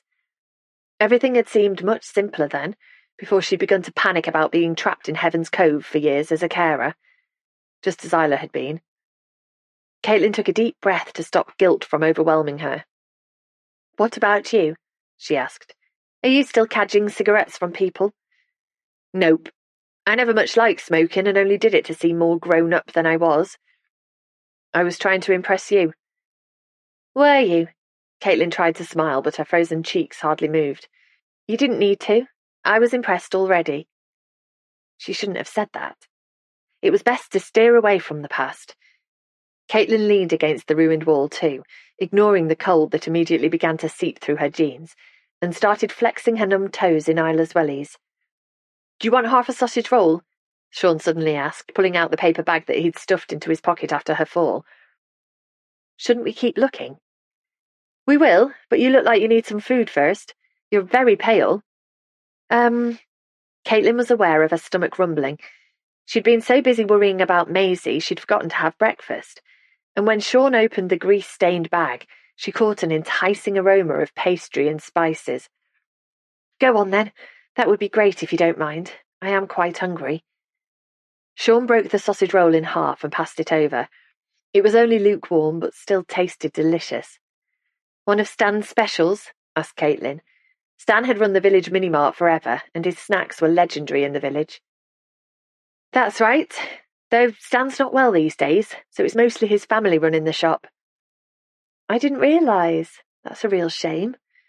Caitlin hardly remembered Stan, but the thought of him being ill and the shop changing made her sad. She'd once known Heaven's Cove like the back of her hand, but a lot had changed while she'd been away. The cottages were as quaint, and the air was still laced with the fishy smell of the sea, but the people were different. They'd moved on while she'd been gone. It can't be easy being a stepmum, said Sean, who'd polished off his food in 2 bites. Where's Maisie's her biological mother? Caitlin licked pastry flakes from her lips and glanced at Sean. He never used to be so forward, but he'd changed too in the years since they'd last met. He seemed more confident, more self-assured, simply more grown-up, she supposed, than the adolescent young man she'd once known so well. Her mother and Stuart split up a couple of years before I came on the scene. Maisie stayed with her dad because her life was in London, and her mum was moving to Canada for work. She's got a new family now. That can't have been easy for Maisie. It wasn't. She doesn't have a very close relationship with her mum. At least she's got you. Caitlin gave a mirthless laugh. Yeah, poor girl. What about you? She asked, to change the subject. Have you got kids? Me? Sean shook his head. Nope, no kids, no wife. Caitlin, who'd just taken a bite of sausage roll, stopped chewing and gulped it down. But Jen called you her hubby when I brought my car into the garage, and you were in the pub with her. Sean gave a wry grin. I can see that might be confusing. Jen was my wife, for a while. We got married when we were both very young, but it didn't last long. We're still good friends, though, which is what we should have been all along, really, rather than rushing off and getting hitched. She's married to Lee now, the lead engineer at the garage. They were both out of work when I took over the garage and taxi company, so I hired them. That was very magnanimous of you. Do you all get along well together? Remarkably well in the circumstances. Jen sometimes calls me hubby number 1, and Lee's a good friend. They're great together, and I'm godfather to their youngest son. That all sounds terribly civilized. I suppose it is, but there's no point in being weird about all of this stuff, is there? Life slaps you in the face and you either adapt or you don't. When he shot Caitlin a loaded look, she glanced away, towards the sea that glistened in the sun peeping through cloud. She certainly wasn't adapting well to Stuart's latest bombshell that they would have to leave their beautiful home. So how long are you staying in Heaven's Cove once you've found Maisie? Sean asked, stamping his feet on the snow to warm them. I don't know. Not long. I'm hoping that Isla might agree to sell Rose Cottage, but I think Paul's going to move out of his flat and move in with her instead. That doesn't surprise me. Sean's jaw tightened. Don't you approve? It's not for me to approve or not. It's just I don't... He grimaced. Like I said, it's not for me to comment on other people's plans. Don't you like Paul? Caitlin asked gently. I don't really know him, but on the occasions we've met, I don't know. I just found him hard to read. I know what you mean. I'm not sure he's right for Isla, but I don't think I have the right to interfere. Probably not in the circumstances. When he gazed out to sea, Caitlin took the chance to really look at him. The years appeared to have treated Sean well. He'd filled out, and the angular youth she'd once known had disappeared. His fair hair was shorter and he looked older, but the lines that now feathered around his eyes gave him a gravitas he'd once lacked. The snow piled on the castle's fallen stones meant the ruins were like the backdrop to a Disney film or a Christmas rom-com, and Sean looked like the handsome lead. Caitlin pulled her eyes away from him and stood up straight. Why was her mind straying towards romantic feelings? She'd had a chance with Sean years ago, but had thrown it all away. Such a lot had changed since then. Sean had managed brilliantly without her, becoming the owner of a successful business and negotiating a civilized divorce with dignity. Whereas she was married to a man whom she was no longer sure she wanted to be with, but could not in all conscience leave because of his problems. And to top it all, she'd lost his daughter. "I have to keep searching for Maisie," said Caitlin, flutters of panic rising into her throat. "Thank you for helping me to look for her, Sean, but you should get back to work now." "I don't mind helping you look for a bit longer." "And I really appreciate that, but she's my daughter, not yours." That didn't come out how Caitlin had intended, and she winced. Sean pushed his hands deep into his pockets and shrugged. "You're right, Kate. She's not mine," he said gruffly. "I'll walk back with you into the centre of the village, and if I still can't find her, I think I need to call the police." "That's probably for the best." Sean set off walking back along the sea wall, and Caitlin followed. The atmosphere between them had cooled, and they trudged in silence through drifting snow. Chapter 18. Maisie. "Go away! I don't want any food!" Maisie sighed and wrapped her arms around her waist to keep out the cold. The old lady was being very insistent, and Maisie didn't understand why Freya and Ryan didn't read the room and leave her to it. Instead, they kept on shouting encouragements through her letterbox. "Connie Carmichael keeps herself to herself and doesn't much like people," said Beth, totally unnecessarily in Maisie's opinion. It was pretty obvious that the old woman wanted them off her land, like right now. Maisie looked around her. Connie's home, an old farmhouse, sad with neglect, was in the middle of nowhere, on the slopes of moorland that were coated in thick snow. The village was just visible in the distance, but Maisie shivered. It must get very lonely out here, and spooky at night. "Why did you call her Creepy Connie in the truck when we arrived?" Maisie asked warily. Beth winced, looking faintly embarrassed. "I shouldn't have, because it's not very nice, but it's what some of the local kids call her. Connie's lived here forever and is the last one of her family left. I heard her family was shunned in the village, like loads of years ago, which also isn't very nice, because of their outrageous behaviour." "What sort of outrageous behaviour?" asked Maisie, perking up at the thought of some interesting gossip. "I dunno," said Beth. When Maisie frowned with disappointment, she added, "Stealing and stuff, I think. My gran used to go to school with some of them and said they were always in dirty clothes. No one wanted to sit by them." "That's a shame." Maisie, well used to being the girl no one at school wanted to sit by, felt a sudden companionship with the children brought up in this bleak, isolated place. Ryan, who'd been crouched over the letterbox for the last 5 minutes, stood up straight with a groan. "I don't think Connie's going to answer the door." "You think?" Maisie rolled her eyes, worried that she seemed to be losing all feeling in her frozen toes. "One last chance," said Freya, bending to shout into the letterbox again. "Come on, Connie!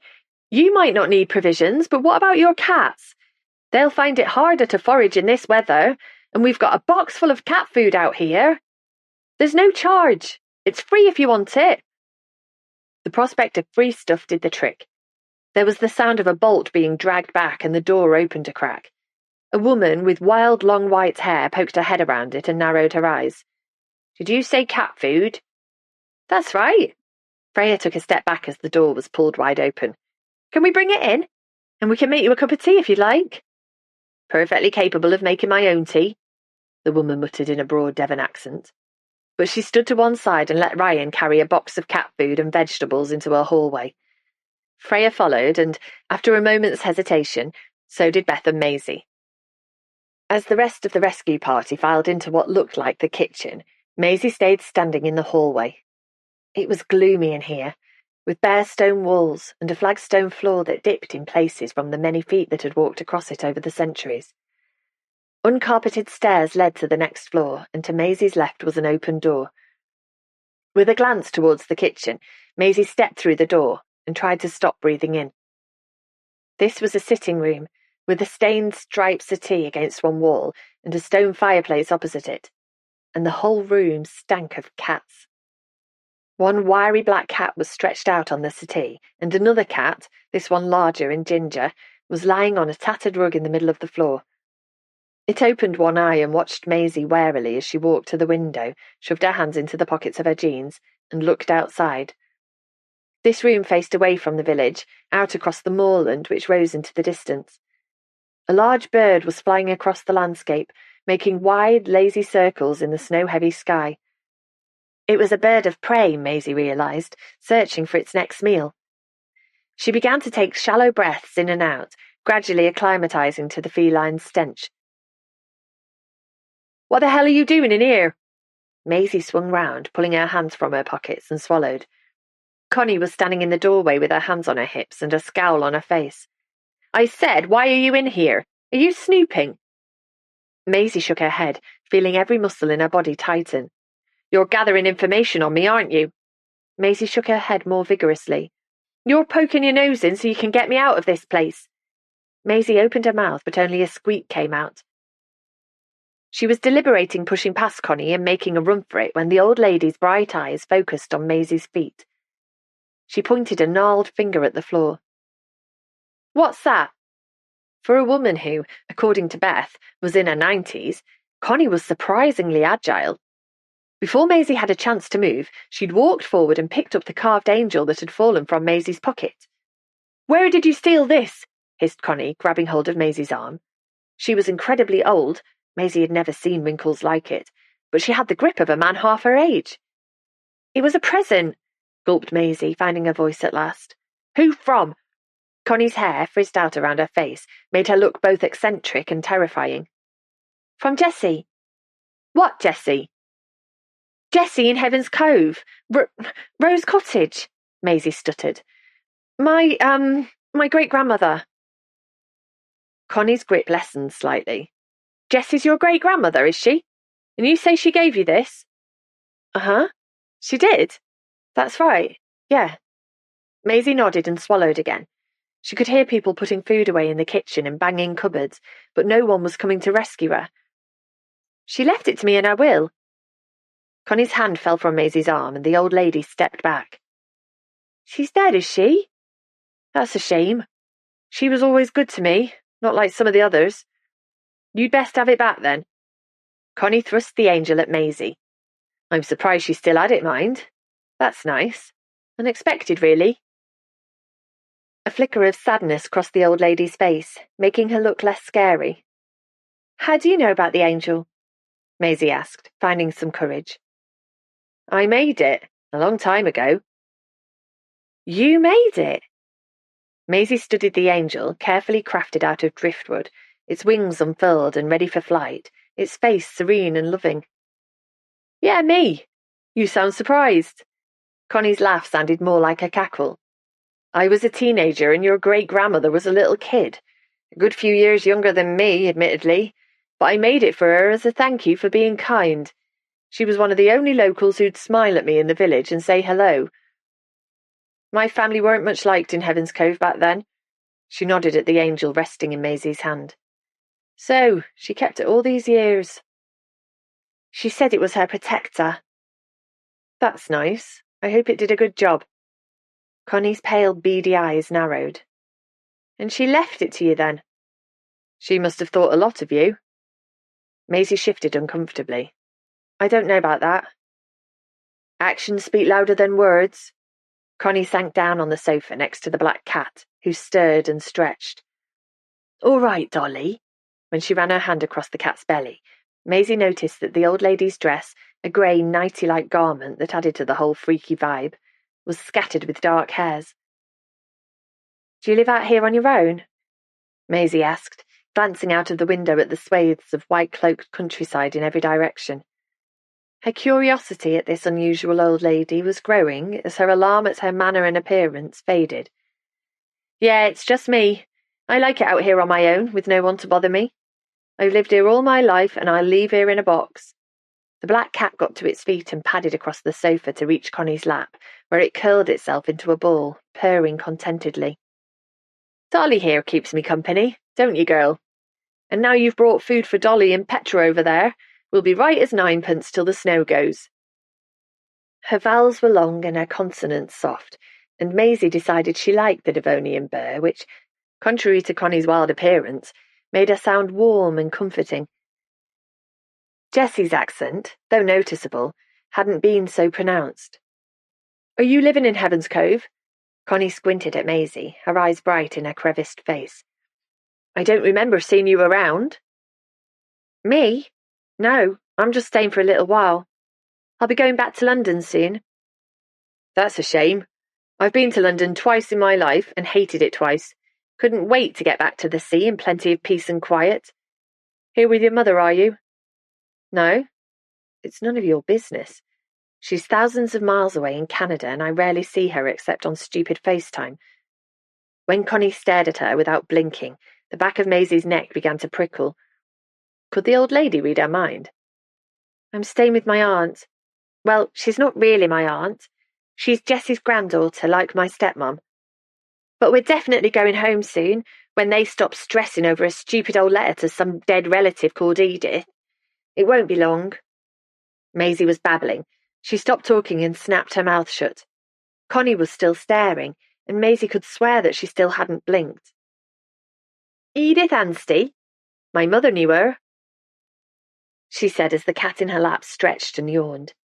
It seemed that Connie, in spite of living out in the wilds, knew a fair bit about people in Heaven's Cove. Maybe she even knew the answer to that stupid riddle Caitlin and Isla were obsessed with. There was a noise outside, and Maisie glanced through the window.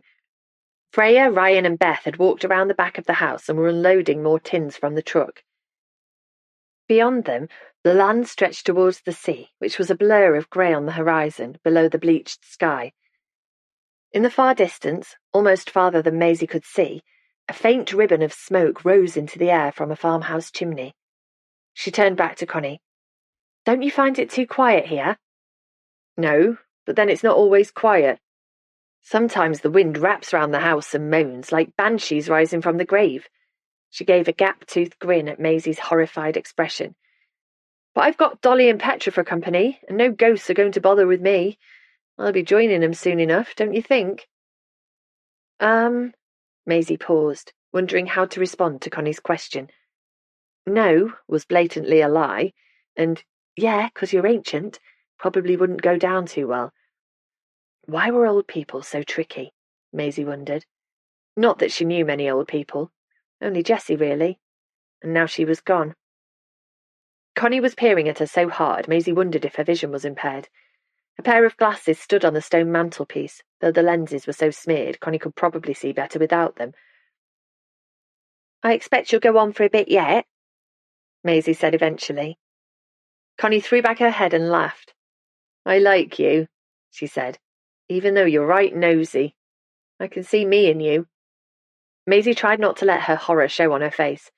She was nothing like this strange old woman who looked as if she hadn't had a bath in weeks.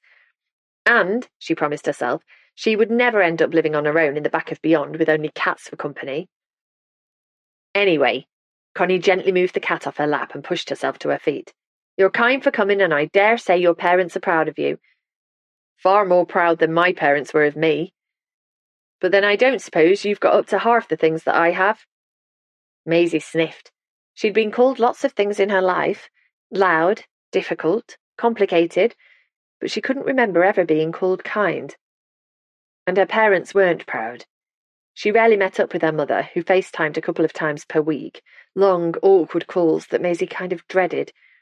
And her father was always out and far too busy to spend time with her, especially now he knew that she knew his secret. There was Caitlin, of course, who was always around and had done her best, but she wasn't a proper parent. Maisie suddenly remembered Caitlin coming along to parents' evening at school, even though that involved being told how disappointingly Maisie was doing. And she'd been the one in the head's office, asking them to reconsider Maisie's suspension after that stupid practical joke. Caitlin's pleas hadn't worked, but that wasn't her fault. At least she tried. An awkward cough signalled the arrival of Beth, who poked her head into the room. "There you are, Maisie. We're about to leave, and Ryan and Freya are bricking it, thinking you've wandered off and are freezing to death somewhere." She glanced nervously at Connie. "Is everything all right in here?" "Fine, thanks," said Maisie, moving past the old lady to stand with Beth in the doorway. "We've left the cat food and some other stuff in the kitchen for you," Beth told Connie, still sounding nervous. "Good of you. Is there any soup?" I don't think so." When Connie scowled, Beth muttered, "Sorry," and beat a hasty retreat along the hallway. Maisie followed her but stopped and retraced her steps. Connie was still standing in the middle of the room, staring at the door. "Bye," said Maisie. "It was nice to meet you." Connie raised a hand in acknowledgement but said nothing. Maisie looked back as the truck slid away from the house. Connie was standing at the window watching them go. She cut a lonely figure, and Maisie felt a shiver run down her back. Beth chattered on while they made their way back to the village. She seemed nice enough, and Maisie felt less of a Billy No-Mates now she at least knew someone of her own age in Heaven's Cove. Beth even wrote her phone number on the back of an old receipt and handed it over in case you fancy hanging out sometime. Maisie didn't think she'd be in Heaven's Cove for long enough to hang out, but she was touched by the gesture and thrust it into her pocket. "Thanks so much for your help this morning, Maisie," said Freya, as the truck moved slowly along the snowy lane that led to the quay. "We love having younger members of the Residents' Association. People like Beth, and then there's Ryan's daughter Chloe too, who's in bed with a cold at the moment. If you move down here permanently, you'll have to join us." "Yeah, maybe," murmured Maisie, quite sure that she wouldn't be moving to Heaven's Cove any time soon, even if she wanted to. Which she didn't, even though the village looked stunning in the snow and it might be quite nice living by the sea in the summer. She suddenly caught sight of Caitlin, who was sliding along the lane with some random bloke. "That's my stepmom," said Maisie, wishing she hadn't after spotting that Caitlin was wearing the most hideous pair of Wellington boots she had ever seen. "She looks nice," said Beth. "Does she know Sean?" Maisie didn't reply because she had no idea who Sean was, though presumably he was the tall guy wearing a black puffer jacket who had just given Caitlin a wave and walked off. Caitlin watched him go before pulling her phone from her pocket and stepping back from the traffic trying to negotiate the narrow street. Her eyes met Maisie's and her jaw dropped as the truck drove past and plunged into a parking spot a little further down the road. Maisie puffed out her cheeks. What was the betting she was about to get a lecture on stranger danger and getting into people's vehicles? Pretty high, she reckoned, as Caitlin hurried along the street towards her, slipping and sliding in her appalling footwear. Chapter 19. Isla.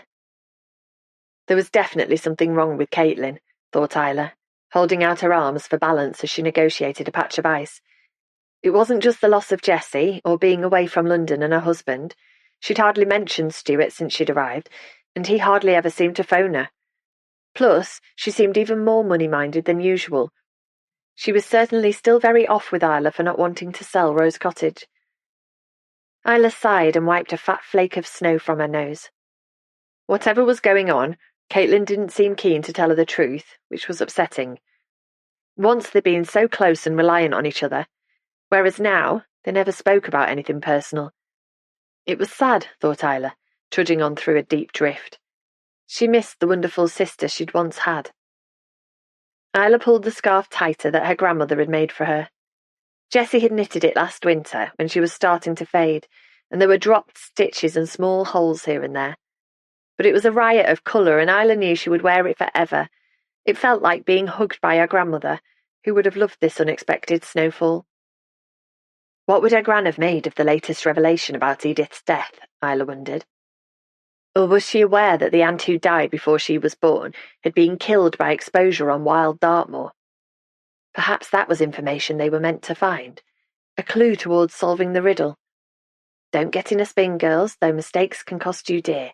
This one brings good fortune, and I hope will make you cheer. It still meant nothing to Isla, who felt sure she was missing something obvious and letting her grandmother down. She gulped back tears and walked on towards the beach, keeping her eyes peeled for a grumpy, cold teenager. To be honest, it was unlikely that Maisie would have taken herself off to the Cove on such a freezing day. But Isla knew someone who might be there, thanks to her conversation on the phone with Rosie. The resting snow was surprisingly deep in places as she walked along the lane that led out of the village towards the beach. The wind had moulded mini drifts that piled knee-high against the hedgerow, and a robin, its breast a splash of red, hopped along beside her for a while. She walked past Liam's farm, its yard littered with footprints, human and animal, and on towards the beach, whose sand was coated in white until you got close to the sea. Isla spotted Ben immediately. He was standing with his back to her, gazing at the water that was eddying close to his feet. His head was down and his shoulders slumped. Isla took a deep breath, pulling Jessie's scarf even closer to her goosebumped skin, and walked towards him. "Hi there." He looked over his shoulder. "Oh, it's you. I didn't expect to see you again." Ben sounded thoroughly fed up, and she couldn't blame him. "I know. I thought we'd said our goodbyes yesterday." Isla scuffed her foot into the damp sand. Ben turned around. "It's quite a coincidence, meeting up again here." "Not really, because I was looking for you. Rosie said you'd gone out for a walk, and I bumped into a couple of people who'd seen you heading this way." "This village is full of spies," said Ben dryly. "I thought I might as well spend some time by the ocean, seeing as there's little else I can do. Why were you looking for me?" "I wanted to see you to apologize that you're trapped in the village and might not make your flight home." Ben grimaced. "I definitely won't make my flight early tomorrow, unless this snow dump disappears in the next couple of hours, which seems unlikely." "I'm afraid so, and..." Isla glanced at the heavy sky above them. "It looks as if we might get a bit more." She watched a few fat flakes drift down and melt into the water. "We don't often get a lot of snow being so close to the sea, but on this occasion..." She sighed. "Anyway, I'm sorry." "You're apologizing for what exactly?" Ben raised an eyebrow. "For making it snow." "I'm just very aware that if you'd left Heaven's Cove yesterday, as you'd planned, rather than staying on an extra day to take my tour of the village, you wouldn't be stuck here now." Ben pushed his hands under his armpits in an attempt to warm them up. "It's true, I wouldn't be about to miss my flight if I'd left yesterday as planned. However, you weren't to know that a blast of cold air from the Arctic was going to drop a ton of snow on us overnight. I have to say, the weather forecasting round here isn't terribly impressive. It's usually much better, but this cold snap has taken everyone by surprise. I am sorry, though." Ben stared at her for a moment, but then he smiled, a proper smile which chased away every trace of sternness. "Don't worry. I'm not holding you personally responsible for the weather." Isla smiled back, feeling relieved. "What about you getting home?" "I can rebook my flight, but there's no point in even trying until I know for sure how long I'm going to be stuck here." His eyes widened in alarm. "This snow won't last until Christmas, will it?" "No, it'll definitely be gone long before then." "Just as well. Mom will kill me if I'm not home for the holidays, especially with Dad not being around." "Of course.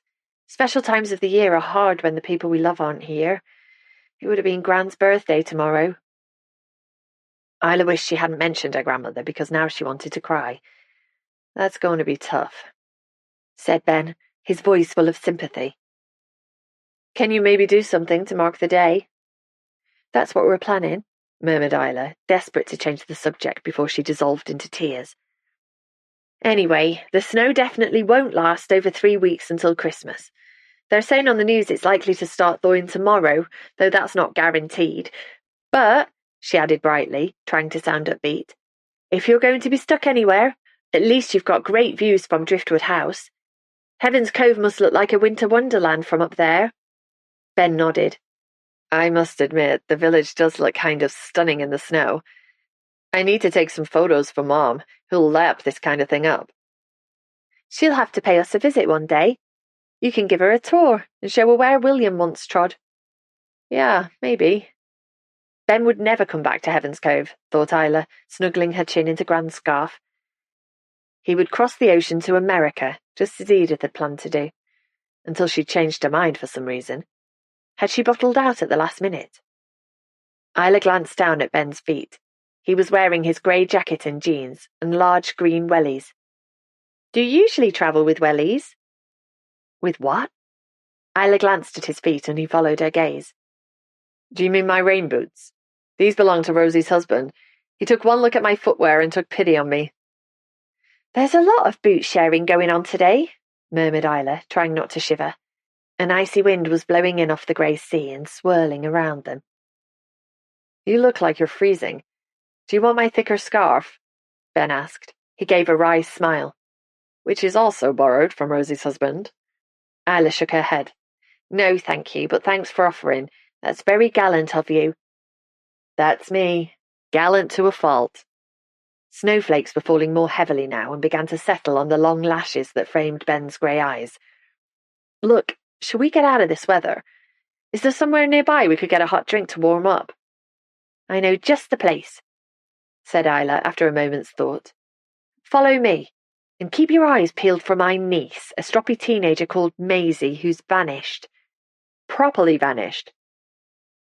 No, she's gone for a walk and Caitlin's having kittens because she's been out for a couple of hours. She's 15, so I'm sure she's okay. As Isla said it, she felt a stirring of concern. Maisie was all right, wasn't she? Caitlin wasn't the type of person to panic about nothing, and she hadn't rung to say that Maisie had been found. Your sister sounds like my mom when I spent time in the Amazonian rainforest. She was convinced I'd be eaten by a crocodile. I didn't know you'd been to the Amazon as well. Was the rainforest amazing? It was awe-inspiring, and I did see caimans who were related to alligators, but I managed to avoid becoming lunch. Tell me more about it, said Isla as they walked on, their boots squeaking in the virgin snow. Ben obliged, and Isla felt herself carried far away from Heaven's Cove to a tropical forest alive with iridescent hummingbirds. So is the Amazon on your bucket list as well now? He asked when the tale of his Amazonian adventure came to an end. Definitely, it sounds wonderful. He glanced at her, his nose red from the cold. Why don't you tell me about your favourite places abroad? Me? I've been far too busy here in Heaven's Cove to go away very much. I get that, with you looking after your grandmother. But I guess that you and Paul will have more of a chance to travel now. Maybe, murmured Isla. Though why do we need to travel when we live in such a beautiful place? She was parroting Paul's words, and the moment they were out of her mouth, she wished she hadn't said them. Ben frowned. Because there are lots of other beautiful places out there, waiting to be discovered? He stepped to one side as a white truck drove slowly past them. Awesome, magnificent places that I'm sure you'd love. And I'd love to see them. I really would, only... Isla stopped talking. Only what? Prompted Ben as the shops of Heaven's Cove came into view. Only I don't have much time to go gadding about, and I'm perfectly fine here. Surprise flickered across Ben's face, but how could Isla tell this intrepid American how nervous she felt about straying too far from Heaven's Cove these days? Paul believed that the world out there was dangerous, and she'd begun to believe it too.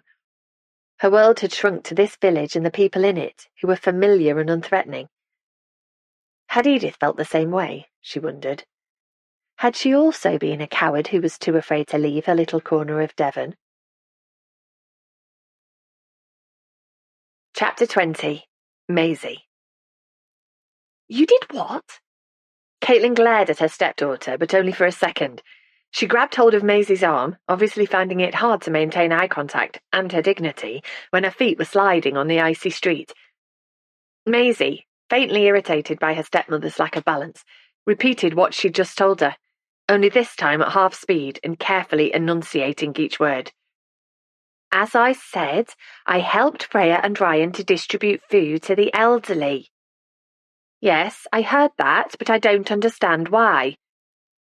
Because you're always saying I should think of others rather than myself. Anyway, I wasn't murdered or abducted or anything.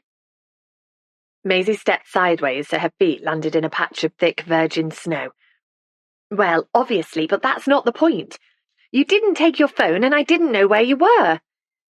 So? Maisie huffed, thoroughly fed up with this stranger danger lecture already. So I was worried about you. Why? Why? Caitlin sounded exasperated now. Because you're my stepdaughter, Maisie, and I'm responsible for you. Plus, she added more quietly, I care about you. Did she? Maisie glanced sideways at her stepmother, a strange feeling fizzing in her chest.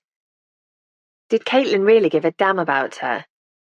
Or did she feel obliged to care about her, to go through the motions at least, because Maisie came with her dad as a package? You don't need to get stressy, because Ryan and Freya are members of the Heavens Cove Residents Association, which sounds dead boring. There was another girl about my age with them too. Someone called Beth. Was she nice? Maisie remembered Beth being kind, if rather talkative and inquisitive. She was all right, I suppose? Caitlin raised an eyebrow. That's high praise coming from you, seeing as you usually find most people tedious. So what did you all do exactly? We dished out food to various people living in isolated places outside the village. Which people? I don't know. I wasn't keeping a list. We went to 6 places. The last call was to a really strange old woman called Connie. Not Connie. Oh, what was her name? Caitlin walked a few more paces. Connie Carmichael. That was it. She lives away outside the village on the edge of the moorland. Yeah, in a spooky old house. Why? Caitlin frowned. She had a reputation when I was living in the village. A reputation for what? I can't remember, really. She was a bit of a recluse. Came from a dodgy family, something like that. Well, I liked her. Caitlin stopped dead in the street. You liked her? Yeah. Wow. Okay. That shut her up. And Maisie wasn't lying. There was something about Connie that had resonated with her. Some awkwardness with life. Some grumpiness about how messed up it all seemed to be. Maisie shook her head, faintly disgusted with herself for being introspective. What was the point? Any more of that and she'd end up like her Aunt Isla, with a bossy boyfriend and a life going nowhere. Almost as if Caitlin could hear her thoughts, which was a horrible prospect, her stepmother said, I must text Isla and tell her that you've been found. I wasn't really lost, moaned Maisie, but Caitlin was too busy jabbing at her phone to take any notice. Message sent, they walked on through the streets, which were beginning to look Christmassy, with fairy lights and gift shop windows casting pink, blue and gold across the snow. Caitlin definitely wasn't taking the shortest way home, and just past Jilly's bake shop, she stopped outside what was the grandest building in Heaven's Cove. Not that there was much competition. Most buildings in the village were small, many of them thatched, with a slight tumble-down air about them. This one was larger, with a non-flammable roof, pillars flanking its double doors, and a large sign outside proclaiming Heaven's Cove Village Hall and Cultural Centre. I didn't think the Cultural Centre would be open today, but it looks like it might be, declared Caitlin. It was worth making a detour to check. Have you ever been inside? Maisie laughed. Of course she hadn't been inside. Why on earth would she want to? Come on, said Caitlin, swerving towards the front doors, which were ajar.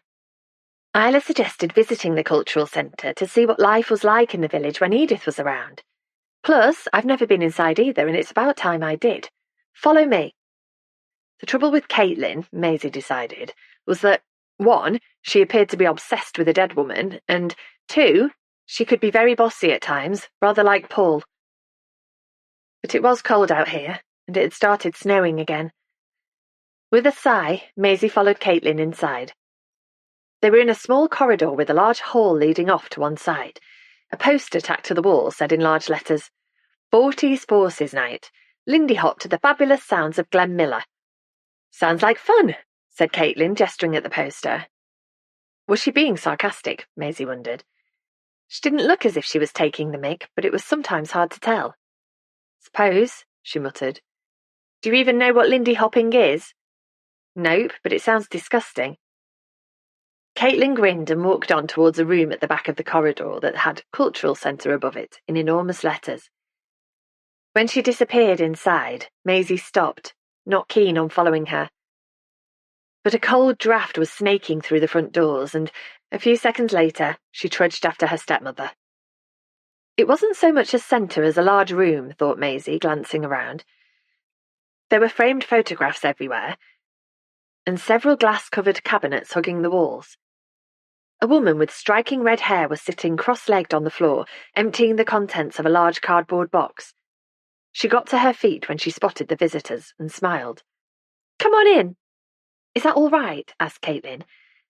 "I wasn't sure anyone would be here, bearing in mind the weather, but the front door was open."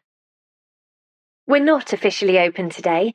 I was actually taking the opportunity to unpack a recent collection of memorabilia we've been left, hence the mess."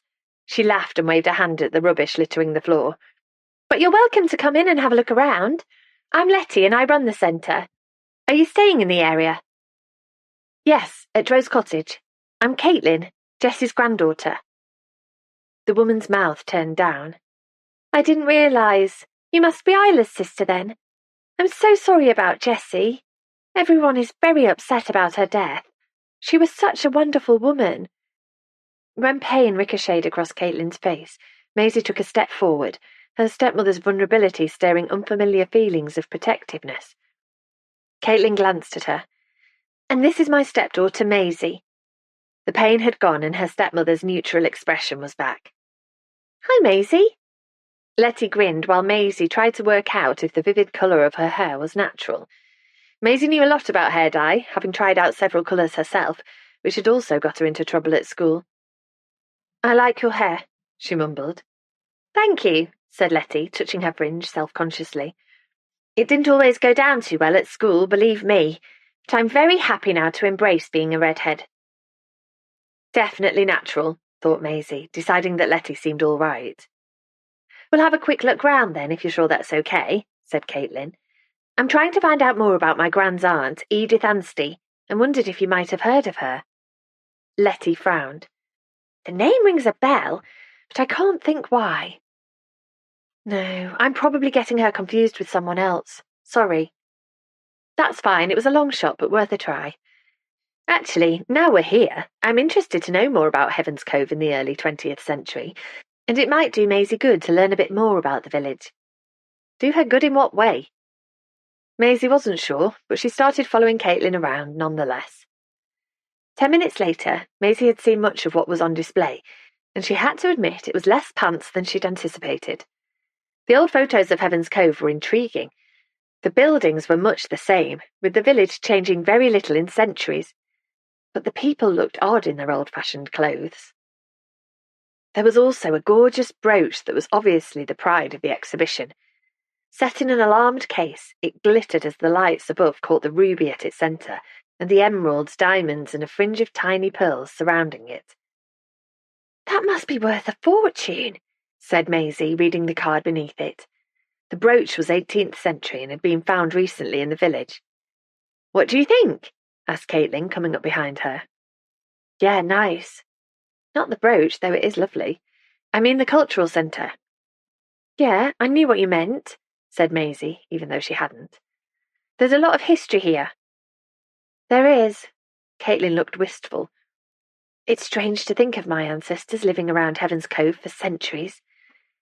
It makes me feel more rooted to the place." She cleared her throat, then asked, "Do you feel rooted in our house in London, Maisie?" That was a bit left field. Maisie sniffed. "What do you mean?" "I mean..." Caitlin's cheeks were turning pink. "I don't know what I mean, really." She sounded flustered. "I suppose I just wondered if you loved our house or if it's not that important to you." "It's all right," said Maisie, wondering what on earth Caitlin was going on about. Of course the house in London was important to her. Though, to be honest, she spent most of her time there in her bedroom, scrolling through social media and getting upset at her classmates' snarky comments. School would be a nightmare when she went back after her suspension and had to face everyone. Would Madison and her friends push her to do something else unforgivable? Only, it doesn't really matter where you live, does it? As long as you're with the people who care about you. That's the important thing. Maisie stared at her stepmother, who was still going on about their house and not making much sense. The cold must have messed with her brain. "Anyway," said Caitlin briskly, "I guess we'd better get back to Rose Cottage and sort out some lunch. There's nothing here to help us." Caitlin was heading for the exit, with Maisie following, when she stopped dead and squinted at a black and white photo on the wall. She walked closer to the picture, which, as far as Maisie could see, was a group of men and women in uniform. "What's this?" Caitlin asked Letty, who glanced up from unpacking her cardboard box. She got to her feet and wandered over. "That's a lovely photo, isn't it? I put this and a few other old photos up a few days ago to tie in with the 40s dance that's happening in the hall over Christmas. This one is actually from the First World War, but it's such a lovely picture, I thought I'd include it. It's local men who were fighting at the front, and a couple of local women who were nurses." "Did you see this?" When Caitlin pointed at the bottom of the photo, Letty grinned. "Aha! Well spotted." Maisie wanted to know what they were going on about, but didn't want to give them the satisfaction of having to ask, so she remained silent. Caitlin took out her phone and began to tap and scroll. "What are you doing?" asked Maisie after a while, unable to stay quiet any longer. "I need to check something out," said Caitlin, still scrolling. "Yes, I thought as much." She was being so infuriatingly opaque, Maisie decided not to ask any further questions at all, even when she took a picture of the photo on the wall. "I'd like to go home now, please," said Maisie, feeling her shoulders slump. There was only so much culture a bored teenager could take. "Of course," Caitlin's voice held a hint of excitement. "Just wait until Isla hears about this." Chapter 21. Isla. What exactly is this place? Ben looked around at the faux leather banquettes and grubby floor. "A greasy spoon," said Isla, lifting her fingers off the tabletop, which hadn't been wiped in a while. "Do you know the term? A greasy spoon is what we call this kind of authentic place, where locals go to grab a coffee and a bite to eat." Not that many locals braved the interior of Bert's Bistro. Set back from the seafront and hidden away down a side street that led out of the village, Isla was surprised that Bert's business was still trading. It had a reputation for serving weak coffee, and if rumours were to be believed, the occasional bout of food poisoning. But it still attracted a smattering of tourists who presumably craved the sausage butties, fried egg sandwiches, and all-day breakfasts that were highlighted in laminated photos stuck to the window. Today, the place was empty of tourists, but at least it was open, and Bert was doing a roaring trade with council workmen who'd been gritting roads and helping people pull cars from ditches. "It seems very authentic," said Ben, wrinkling his nose at the coffee that had been set in front of him by a waitress in a ketchup-splattered apron. "Only that cafe we went to yesterday was nice, and the pub seemed great. They might be open too, maybe." "True, but I thought you might like to see more of the village, as it really is." Isla stopped talking and bit her lip. Bert's Bistro wasn't representative of Heaven's Cove at all. It was a dump. But it was off the beaten track, so she was very unlikely to be spotted here by Paul or anyone who knew him. "Okay." Ben took a sip of his coffee and tried to hide his grimace before placing it back down on the table. "Are you all right? You seem distracted." "I'm okay, just wondering where Maisie wandered off to." "Your sister texted and said she was safe." "Yeah, but she didn't say where she'd been, and—" She was interrupted by her ringing phone. "Talk of the devil, it's Caitlin. Do you mind if I take this?" "Of course not." Ben leaned back against the sticky banquette as she answered the call. "Hey, you'll never guess what I've found," her sister blurted out before Isla could say a word. "You'll definitely never guess, so I'm going to send you proof. Your idea to go to the cultural centre was spot on." "Hello? Are you there?" "Yes, I'm here, but you didn't give me a chance to I didn't expect to find anything," Caitlin cut in. "Not really, but there it was." She burbled on, and Isla, giving up on a two-way conversation, listened intently, her eyes opening wide as Caitlin outlined her discovery. After the call was done, Isla leaned across the table. "Ben, the photo from your mum showed that William served in France during the First World War. Do you know if he was wounded while he was there?" "Whoa, where did that come from?" "It's something that Caitlin said. Do you know?" Ben frowned. "Afraid not. All Mom's managed to find out is that he died from an asthma attack after the war had ended." When Isla's phone pinged, she opened the photo that Caitlin had sent her, and her heart leaped. at this. She pushed her phone in front of Ben's face. This picture was taken during the First World War and shows local men who were in the army and a couple of women who were, she squinted to read the tiny lettering at the bottom of the photo, war effort nurses, it says here, who were about to be deployed to France. Their names are listed, and they include Edith Anstey. Wow, Ben squinted at the monochrome photo. That woman there? Edith looks like you. Caitlin said the same. That's why the photo caught her attention in the first place. Ben looked at the photo again and back at Isla. You two are so similar. Edith has the same delicate features and pretty eyes. He cleared his throat. So, do you and your sister think Edith met William when she was nursing during the war? Possibly. Caitlin did a quick Google search and read that nurses worked in France dealing with injuries caused by the shelling. It sounds like dangerous work. Hang on. Isla started Googling herself. It says here female nursing staff served in field hospitals often near the front lines. She looked up from her phone. Mustard gas was used as a weapon, wasn't it? And your mum said William's lungs were damaged. What if they were damaged when he was gassed and he needed medical care? That would make sense. He was taken for treatment, William and Edith's eyes met across a hospital tent, and that was it. She captured his heart. Maybe. And if that's the case, if Edith was in France, Isla sucked her bottom lip between her teeth, deep in thought. If Edith was in France, what? It means the reason she didn't marry William can't have been because she lacked the confidence to leave Heaven's Cove and go to New York. How could she be scared of that when she'd volunteered to be a nurse on the front line?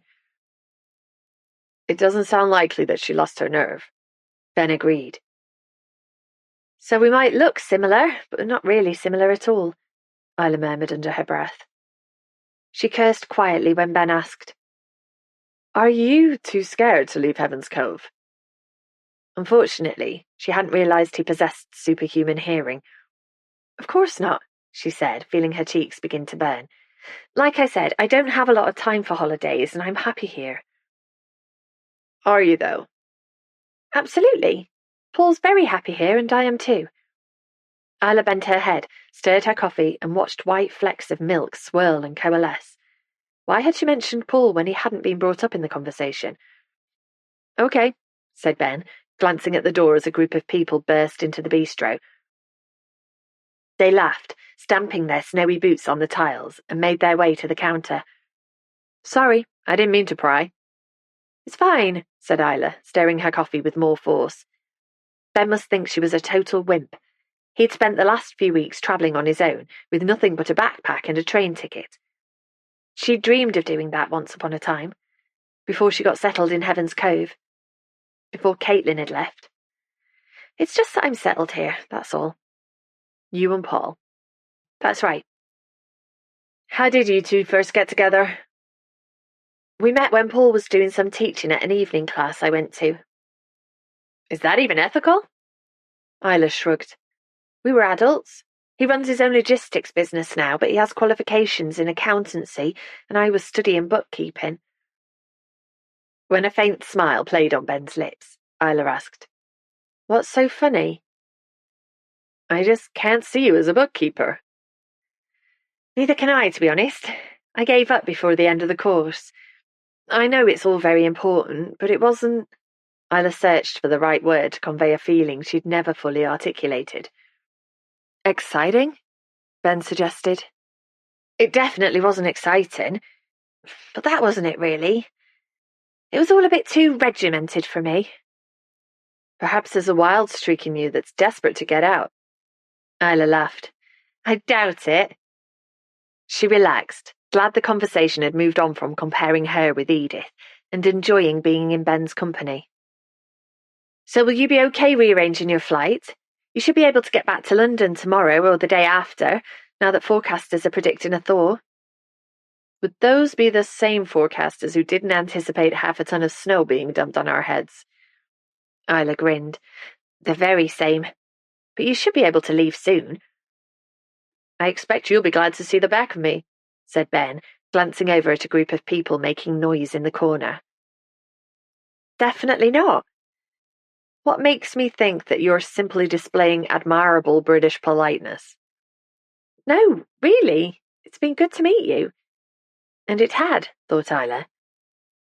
There was something exotic about Ben, even though he looked the same as any other young man, in his jeans and sweatshirts. Perhaps it was his accent and his tan, and the knowledge that he'd lived thousands of miles away, across the ocean, in a country that Isla had once longed to visit. Actually, much as I hate to ruin the whole grumpy vibe I've got going on, he raised an eyebrow, I'm not that upset anymore about missing my flight. My mom's fascinated by the whole Edith Williams story, and it's starting to become more interesting than I'd anticipated. Aha! You're being sucked into the mystery. Before you know it, you'll be coming up with a solution to Gran's final riddle. Your grandmother's what? Isla screwed up her forehead. Damn. She hadn't mentioned the riddle so far, not wanting to bombard Ben with too much information. Not when he'd seemed so uninterested in the letter and would probably think the whole thing was crazy. She took a deep breath. Gran left a riddle for me and Caitlin after her death. Ben shifted on his red plastic seat, looking puzzled. I can imagine your grandmother leaving her jewellery or even her cat, but not a riddle. What do you mean? Gran always loved crosswords and quizzes and riddles, and she wrote one for me and Caitlin to solve after she was gone. It's tied to the letter somehow, and it says, Don't get in a spin, girls, though mistakes can cost you dear. This one brings good fortune, and I hope will make you cheer. Ben ran a hand across the faint stubble peppering his chin. I'm beginning to think I've never met anyone quite like you, Isla, or your family. I mean, why would your grandmother leave you something like that? Maybe she wanted to keep me busy, to take my mind off my grief. Realization dawned in Ben's grey eyes. Okay, it's all starting to make sense. You think the answer to the riddle is in the letter, and that's why you're so keen to find out what happened to Edith and William. Isla shook her head. That might have been true at first, but the more I learn about your ancestor and mine, the more I want to know what happened to them and why. If finding that out solves the riddle, that's great. And if it doesn't, that's still fine because I think it's really important that their story isn't lost. Does that sound bonkers? A little. Ben's mouth twitched in amusement. Look, I have no idea what your grandmother was alluding to in her riddle, but I'm beginning to think if anyone can solve it, you can. With your help? Ben folded his arms. I would quite like to help you, even though I wasn't too keen on the whole Edith William thing to begin with. You surprise me, said Isla dryly. Ben threw back his head and laughed. British sarcasm. I love it. Isla grinned, delighted that she'd made her American visitor laugh, but experiencing mixed emotions. It might be fun having someone like Ben around for a little longer, someone to regale her with tales of his adventures. But it sparked a longing in her, a longing to rekindle her adventurousness that made her feel both restless and sad. Anyway, said Ben, I might as well stay another few days now, because I won't get a flight out until at least Wednesday. I did a quick check when I saw the snow this morning, and everything's very booked up. Time of year, I guess. So I'd better get back to Driftwood House and ask Rosie if I can stay longer. He picked up his coffee to take a sip, gave it a sniff and put it back down again. And in that moment, as he watched the condensation running down Bert's plate glass window, Isla saw an echo of William, in the tilt of Ben's chin, the line of his nose, and shape of his mouth. Isla dragged her eyes away, wondering if William had been a vibrant, interesting man just like Ben, when he was sent to the front to face horrors beyond imagination. He'd suffered so much in his short life, so what had prompted Edith to cause him even more pain? Half an hour later, Ben pushed open the front door of Driftwood House and held it for Isla to step inside first. She'd walked up the cliff with him, enjoying the crunch of snow under her boots and revelling in his tales of life in New York. Ben's world sounded hectic and loud and unpredictable. Everything her life here in Heaven's Cove was not. Rosie came out of the kitchen, bringing a blast of warm air with her. Her cheeks were glowing, and today she was wearing a tight top that showed the faintest curve of her pregnancy bump. I see you found each other. She wiped a strand of dark hair from her forehead. What have you two been up to? Isla took me to a quaint place called Bert's Bistro, said Ben, sitting on the bottom stair to pull off his borrowed wellies. Bert's? Really? I'm not sure quaint is the right word for that place. Rosie shot Isla a questioning glance, and Isla felt her cheeks begin to burn again. I thought Ben should see all sides of Heaven's Cove before he heads back to America. Talking of which, said Ben, getting to his feet, I was wondering, Rosie, if it'd be okay for me to extend my stay here a couple more nights. Rosie frowned. I'd love to have you here for longer, but I'm afraid your room has already been booked by another guest from tomorrow. There's going to be a thaw overnight, apparently, and he's rung to say he'll definitely make it, and my other rooms are also taken. Ben's face fell. That's a shame. I was planning on being here a little longer. You could maybe try in the village, but I know the B&B by the pub is fully booked, and the guest house near the quay closes down for the winter. I'm in a WhatsApp group with other business owners, and we've been talking about how busy we seem to be at the moment. She bit her lower lip. If you're really stuck, I could maybe squeeze you into the box room, but I don't normally let that one out because it's tiny. Ben shook his head. Don't worry, maybe it's better that I head back to London anyway. He glanced at Isla. You can always keep in touch with Mom and let her know how your search is going. Isla's mind was whirring. Or you could always stay with us for a couple of days. We have room. Ben looked taken aback. I couldn't impose on you, Isla, while you're dealing with the death of your grandmother. There's a lot going on in your life right now. It wouldn't be an imposition. You'd be welcome to stay. What about your sister and her daughter? Isla shrugged. They won't mind. Ben caught her eye. What about Paul? What about Paul, indeed? He'll be fine with it, said Isla breezily, and he doesn't live at Rose Cottage anyway. She looked away before he could spot any anxiety on her face. It had been a spur-of-the-moment decision to offer Ben a bed, and she didn't regret it. Not really. It seemed churlish not to offer him somewhere to stay when he was only in Heaven's Cove because of her. And, though she hardly dared admit it to herself, she was sad at the thought of him disappearing back to America. She was enjoying their chats about the big wide world out there. But she'd have to square it with Caitlin and Maisie, and Paul definitely would not be happy. She usually did what he wanted. To be honest, she usually didn't mind, and it avoided him sinking into a sulk. He was a champion sulker. But this time she would put her foot down. There was something about spending time with this big, confident American which made her feel braver. Chapter 22. Caitlin. Thanks again for the hot chocolate, said Maisie, stepping aside so Caitlin could fit her key into the front door at Rose Cottage. Caitlin blinked. Her stepdaughter had been out helping people that morning and had admitted she quite liked the girls she'd been with. And now she was repeating her thanks, unprompted, for the drink that Caitlin had just bought her. You're welcome, she replied, trying to avoid flurries of snow being blown from the roof. That Heavenly Tea Shop place isn't bad, though the name is shocking. Maisie shook her head, appalled by the twee business names littering the village. Caitlin smiled.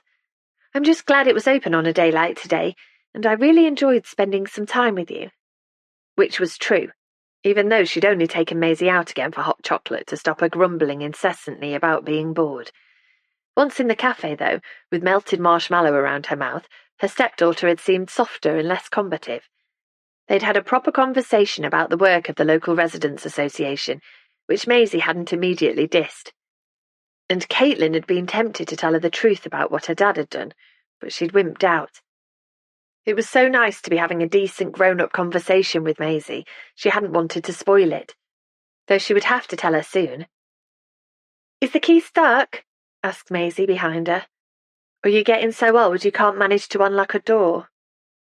And the teenager she knew so well was back. Caitlin gave a wry grin and shoulder-barged the door, which did appear to be stuck. It swung open, and Maisie pushed past her into the hall. Was Isla back now? Caitlin wondered, closing the front door behind them. It was ridiculous how excited she felt about spotting Edith's photo at the cultural centre, as if she'd done something right for once.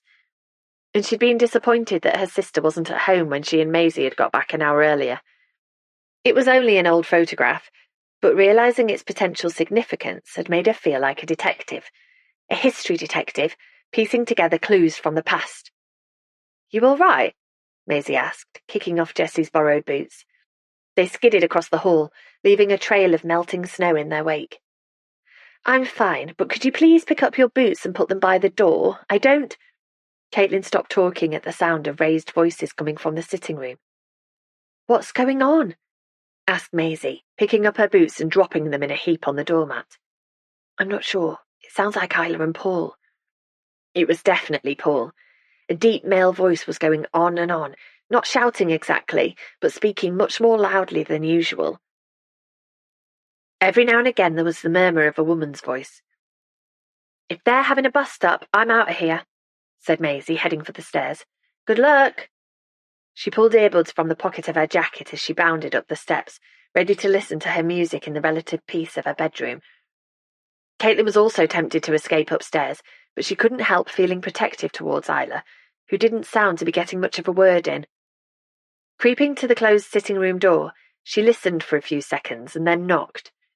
The male voice inside went silent, and the door was wrenched open. "Yes?" barked Paul. I heard you both in here, and—" She tailed off, not sure what else to say. Paul glared at Caitlin for a second, but then his expression softened. "I'm so sorry. Where are my manners? Did you want to come in?"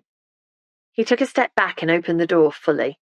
Isla was standing by the fireplace, biting her lip. "I wanted to have a word with Isla, but I can come back another time."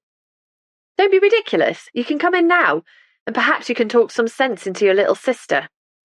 Caitlin gave Paul a tight smile and stepped into the room, which was gloomy and cold. Outside, through the bay window, a lone seagull was pecking at snow in the garden. "Are you all right, Isla?" Caitlin asked. "Yeah, fine," Isla replied, though she didn't look it. Her face was strained and she appeared thoroughly miserable. Caitlin resisted an urge to rush over and pull her into a hug. "What do you think, Kate, about Isla wasting her time with this bloke from the States?" asked Paul. Caitlin felt her lips purse as she bristled at Paul shortening her name.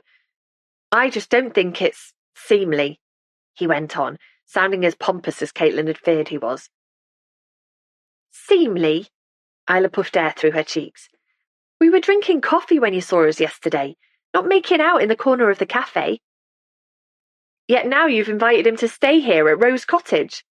Had she? Caitlin gave Isla a questioning look, but Isla ignored her. "I've already explained to you that his flight isn't until Wednesday at the earliest, and he can't stay on at Driftwood House. There's no room." "So you offered him your bed?" "I offered him a bed, Paul. There's a difference. And you'll no doubt be staying here overnight when he is, anyway. Why doesn't he just leave when the snow buggers off and go to London? I'm sure there's plenty he could be doing there while he's waiting for his flight."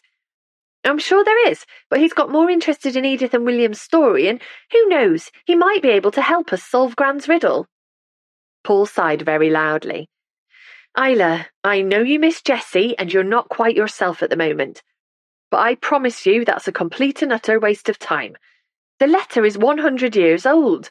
The person who wrote it and the person who received it are long dead, and your Gran's riddle is meaningless. She was just messing with you." "Why would she do that?" asked Isla, glancing at Caitlin. Caitlin recognised that glance. She'd seen it often enough when they were younger. It meant, "Please help me." "Isla's right, Paul. Our grandmother wouldn't have left us the letter and riddle for no good reason." "So you're going along with solving it too, are you?" When Paul put solving into imaginary air quotes, Caitlin had a sudden urge to slap him. "Yes, I am actually." "And do you think that this Ben bloke from America can help you?" Caitlin shrugged. "Who knows? Maybe. William was a part of his family after all." Paul stood still for a moment, then he shook his head. "Right, well, you know my views, Isla. I'll be very disappointed if you waste more of your time with that American. I thought you were keen on organising something to mark your grandmother's birthday. You won't have time for that if you're chasing after shadows. But of course, it's up to you." He glanced at his watch and sniffed. "I need to go, but I'll definitely be back later." With that, he strode out of the sitting room and, after a few moments, Caitlin heard the front door bang. When she glanced out of the window, he was marching along the garden path. Though marching in thick snow was tricky and he slipped a couple of times. Sorry about that. Isla pushed her hair from her face and sank onto the sofa, with one leg curled beneath her. Do you two argue a lot? No, hardly ever. Probably because Isla usually did what Paul wanted, thought Caitlin, suddenly overwhelmed with concern for her sister. She'd been gone too long when she should have been here, looking out for her. What's Paul got against Ben? She asked. I don't know. He's not great with outsiders. Outsiders? He does realise, doesn't he, that this is the 21st century, even in Devon? There's a big wide world out there. Not as far as he's concerned. Isla drummed her fingers on the arm of the sofa. So, you said you found Maisie. Is she okay? Yeah, I think so. She'd gone out delivering food to far-flung houses with members of the Heavens Cove Residents Association. Really? That was kind of her. Yeah. Caitlin frowned, still taken aback by Maisie's sudden benevolence. Though she should have told me before getting into a truck with people she didn't know. Guess who she met, though, and had a chat with? I have no idea, said Isla, obviously not in the mood for guessing games. But her face lit up with interest when Caitlin told her, Connie Carmichael. Old Connie out on the moor. That must have been an interesting meeting. Connie isn't the easiest of people to get along with. Then she and Maisie have a lot in common, Caitlin grinned. Two stroppy people together. Well, I didn't like to say as much. Isla's smile quickly faded and she began twisting the silver ring on her middle finger round and round. Kate, do you think Paul's right and we should stop trying to work out Gran's riddle? Is it all a total waste of time? Caitlin walked to the sofa and, after gesturing for Isla to move up, she sat down beside her. Being honest, I thought it was all a bit daft at first and a waste of time and effort. But the more I found out about Edith and William, the more I'm interested in knowing the truth about what happened to them. Me too. It seems important somehow, as if Gran was trying to tell us something that we should know. Caitlin raised an eyebrow. So important, Gran thought she'd tell us in a riddle format rather than just telling us outright.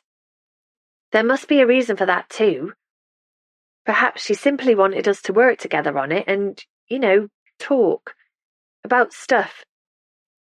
Stuff like the photo I saw at the cultural centre, said Caitlin, deliberately misunderstanding what Isla was getting at. She still wasn't ready to talk about how the life she'd left Isla for had so spectacularly imploded. Not when Maisie didn't even know yet. Yeah, that kind of stuff, I guess, said Isla, disappointment in her voice. Anyway, what were you doing in the cultural centre? You mentioned it might be worth a visit, so I dragged Maisie there on our way home earlier. She was delighted, as you can imagine. I bet. Where in the centre did you find the photo? It was on the wall near the main door. A really nice woman called Letty was there who told me she'd put it up to tie in with the 40s night in the hall. It's definitely Edith. Isla pulled up the photo on her phone, enlarged it and peered at their great-great-aunt's face. She looked so young and unaware of what was to come. Just as well, don't you think? It's probably better that we don't know what's waiting for us around the corner. Would she still have married Stuart had she known what would happen a few years later? Wondered Caitlin. Would Edith have stayed in Heaven's Cove and turned down the chance of going to New York? Isla clicked off the photo. I think Edith and William must have met in France while she was nursing and he was fighting in the trenches. That makes sense. Did Ben say that William was injured? He's not sure, but he knows that William had bad lungs and died of an asthma attack, which made me wonder if he'd been gassed and needed treatment. And that's how he met Edith. Caitlin and Isla smiled at each other. They hadn't finished each other's sentences in a very long time. Perhaps you and Ben could find out some more about their time in France, said Caitlin. Isla grimaced. I'm not supposed to be wasting my time on the mystery of Edith and William or on Ben. I have been told that very firmly. When did you ever do what you were told? When Caitlin grinned, Isla grinned back, and Caitlin recognised the girl her sister used to be, feisty, determined, and brave. Before she started going out with Paul. Before she got stuck in Heaven's Cove looking after their grandmother. So, said Isla, Are you really going to help me to unravel Edith and William's doomed romance and solve Gran's riddle? Caitlin hesitated. She needed to get out of Heaven's Cove before memories of the past became overwhelming, but she owed it to Isla to stay and help her.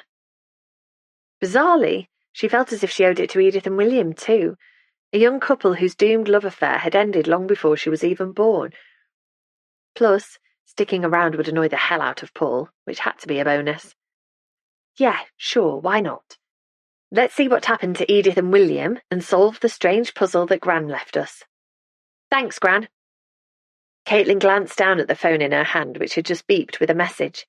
It was from Stuart. I need to read this. I'll see you later. Sure. Caitlin glanced back when she reached the door. Isla cut a lonely figure, sitting with her shoulders slumped. Do you know what, Isla?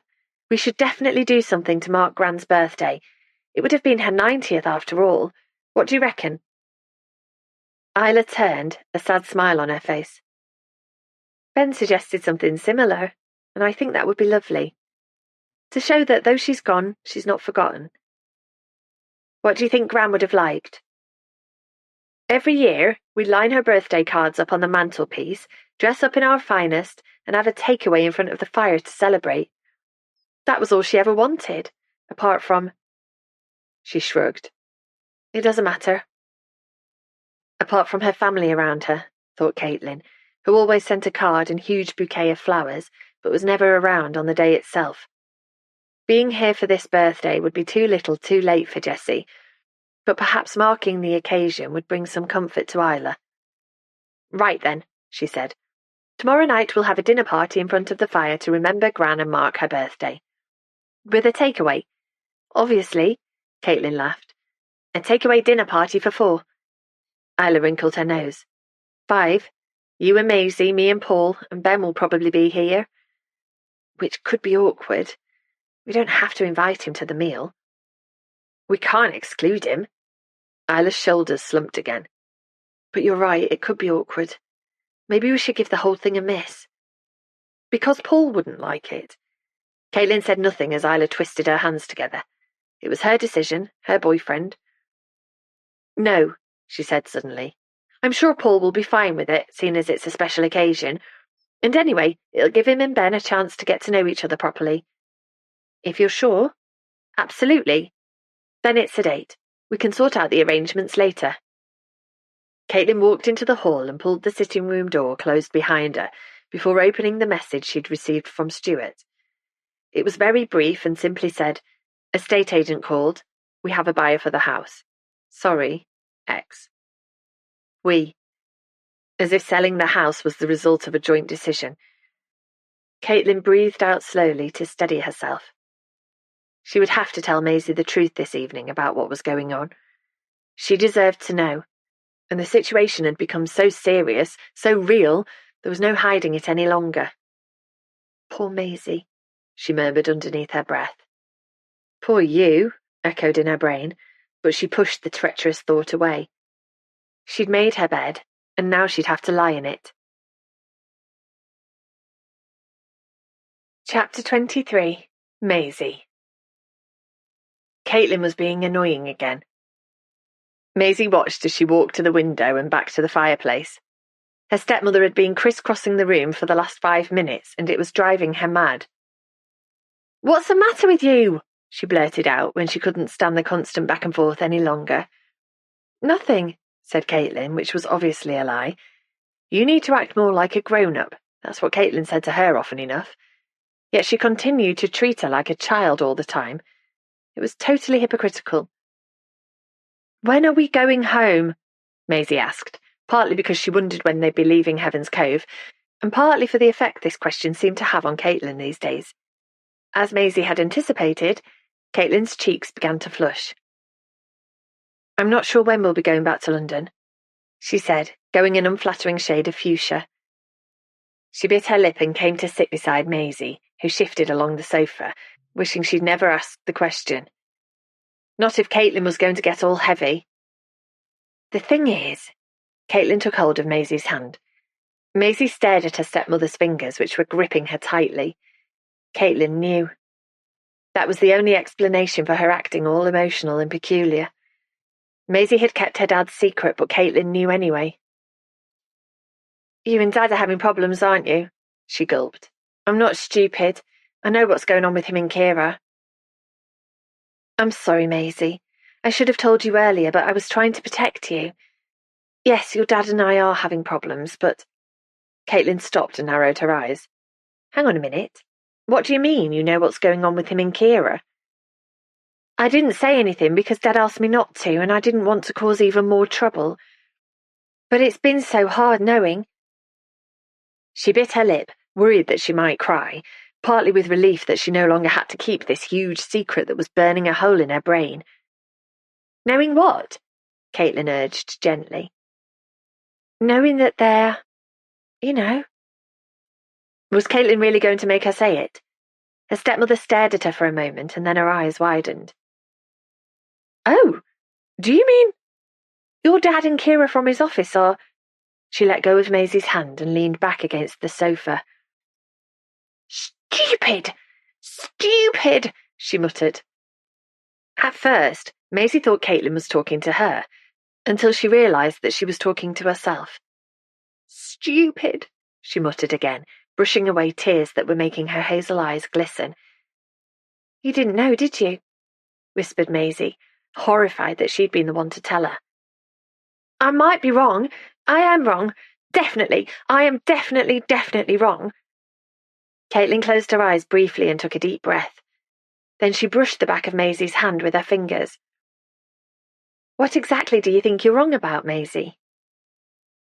Maisie considered lying, but one look at Caitlin's shocked face told her she couldn't do it.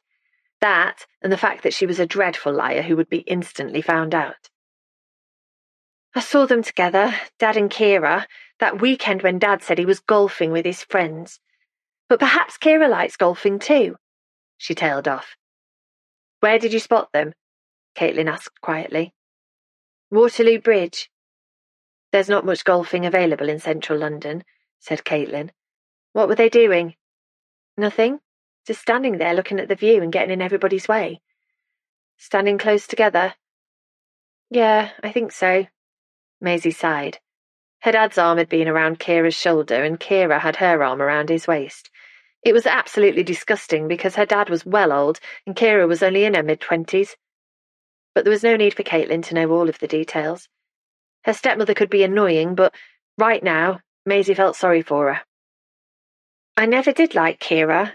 She always laughed too loud at Dad's stupid jokes. Yes, she did. Caitlin's lips pulled into a tight line. Did you tell your dad what you'd seen? Maisie shook her head. No, I tried to pretend to myself that I hadn't seen anything. I shouldn't even have been there. I was catching a train at Waterloo, but it was delayed and I was bored, so I went for a wander to pass the time. But you said that your dad asked you to keep quiet about it. Yeah, Kira must have spotted me and blabbed because he came into my room a couple of days later and said I'd got it wrong and I shouldn't say anything to you about it. But if I'd got it wrong, why did I need to stay quiet? Indeed. Caitlin was sitting very still and Maisie resisted the urge to push her arm through her stepmother's in a show of solidarity against the patriarchy. Is that why you've been so rude to him lately? Asked Caitlin, still not moving. Her cheeks had paled and she looked old, thought Maisie. Old and sad. I suppose. I didn't think it was fair of him. It wasn't fair at all to ask you to keep a secret like that. I didn't want to keep it. I didn't like what he was doing, even though you can be dead annoying sometimes. Caitlin gave a slight smile. So can you, Maisie. Maisie twisted her mouth. She knew it was true, but it was hard to be smiley and polite when, inside, all she felt was this unending rage and confusion and sadness. She loved her dad, but she hated him for cheating on Caitlin. She'd grown more fond of Caitlin than she'd ever admit, but her stepmother would disappear soon enough, especially now her dad was playing away. If you didn't know about Kira, why were you and Dad having problems? She asked in a small voice. Caitlin took hold of Maisie's hand again. I have something to tell you that's going to be hard for you to hear. I've had trouble getting my head around it. Maisie was finding it hard to breathe. What on earth was coming? What could be worse than your husband, the man you trusted, cheating on you? Please don't tell me, she thought, focusing on the branches of the tree in Jessie's garden that was swaying in the wind. They looked black against the snow still nestling on the roof of the cottage opposite. Your dad loves you very much, Maisie. You know that. But the truth is, he has a problem with gambling. Was that all? Maisie began to relax because Caitlin was just being stressy. Sure, he likes betting on the horses and football. So what? It's not a crime. He likes betting on anything and everything, said Caitlin, sounding sadder than Maisie had ever heard her. And he's lost a lot of money recently. In fact, he's lost so much money, I'm afraid we need to lose our house to help pay off his debts. It's on the market now and is going to be sold. Sold? Maisie felt her mouth fall open and couldn't summon up the energy to close it. They had to sell their home. She picked at her bedroom and it suddenly didn't matter that the walls were a different shade of purple from Madison's regularly Instagrammed bedroom. It was her sanctuary, but it would soon belong to someone else. Dad contacted me today to say that a buyer's been found for it already. I'm so sorry, sweetheart. So where's Dad now? Is he really working away? Yes, he's in Gran Canaria at a work conference. He really is. I've seen it advertised online. And when he gets back, I expect he'll stay either with his parents or with Uncle Ray for a while. Is Kira at the conference too? Caitlin's face clouded over. Yes, she is.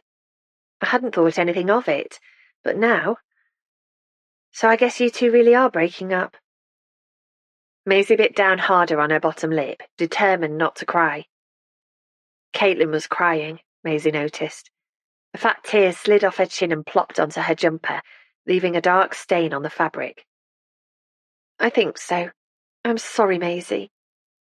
Are you breaking up because I told you about him and Kira? Maisie tried to keep the desperation out of her voice. Was she responsible for ending her dad's marriage? Caitlin shook her head. Your dad and I haven't been getting on brilliantly for a while, and his gambling was the final straw. But isn't it an illness? I think so, and I want him to get better. I've tried to get him help, but he hasn't wanted to go down that route so far. I'm hoping your dad will have a good chat to Uncle Ray and that will persuade him. If he does that, will the house still have to be sold? I'm afraid so. But where will we live? I'm trying to work that out. I'm afraid we're not going to be very well off. That explains it. Maisie could see it all now. That's why you're so mad with Isla for not wanting to sell this house. You need the money. The money from this place would be very helpful, that's true. But you don't need to worry.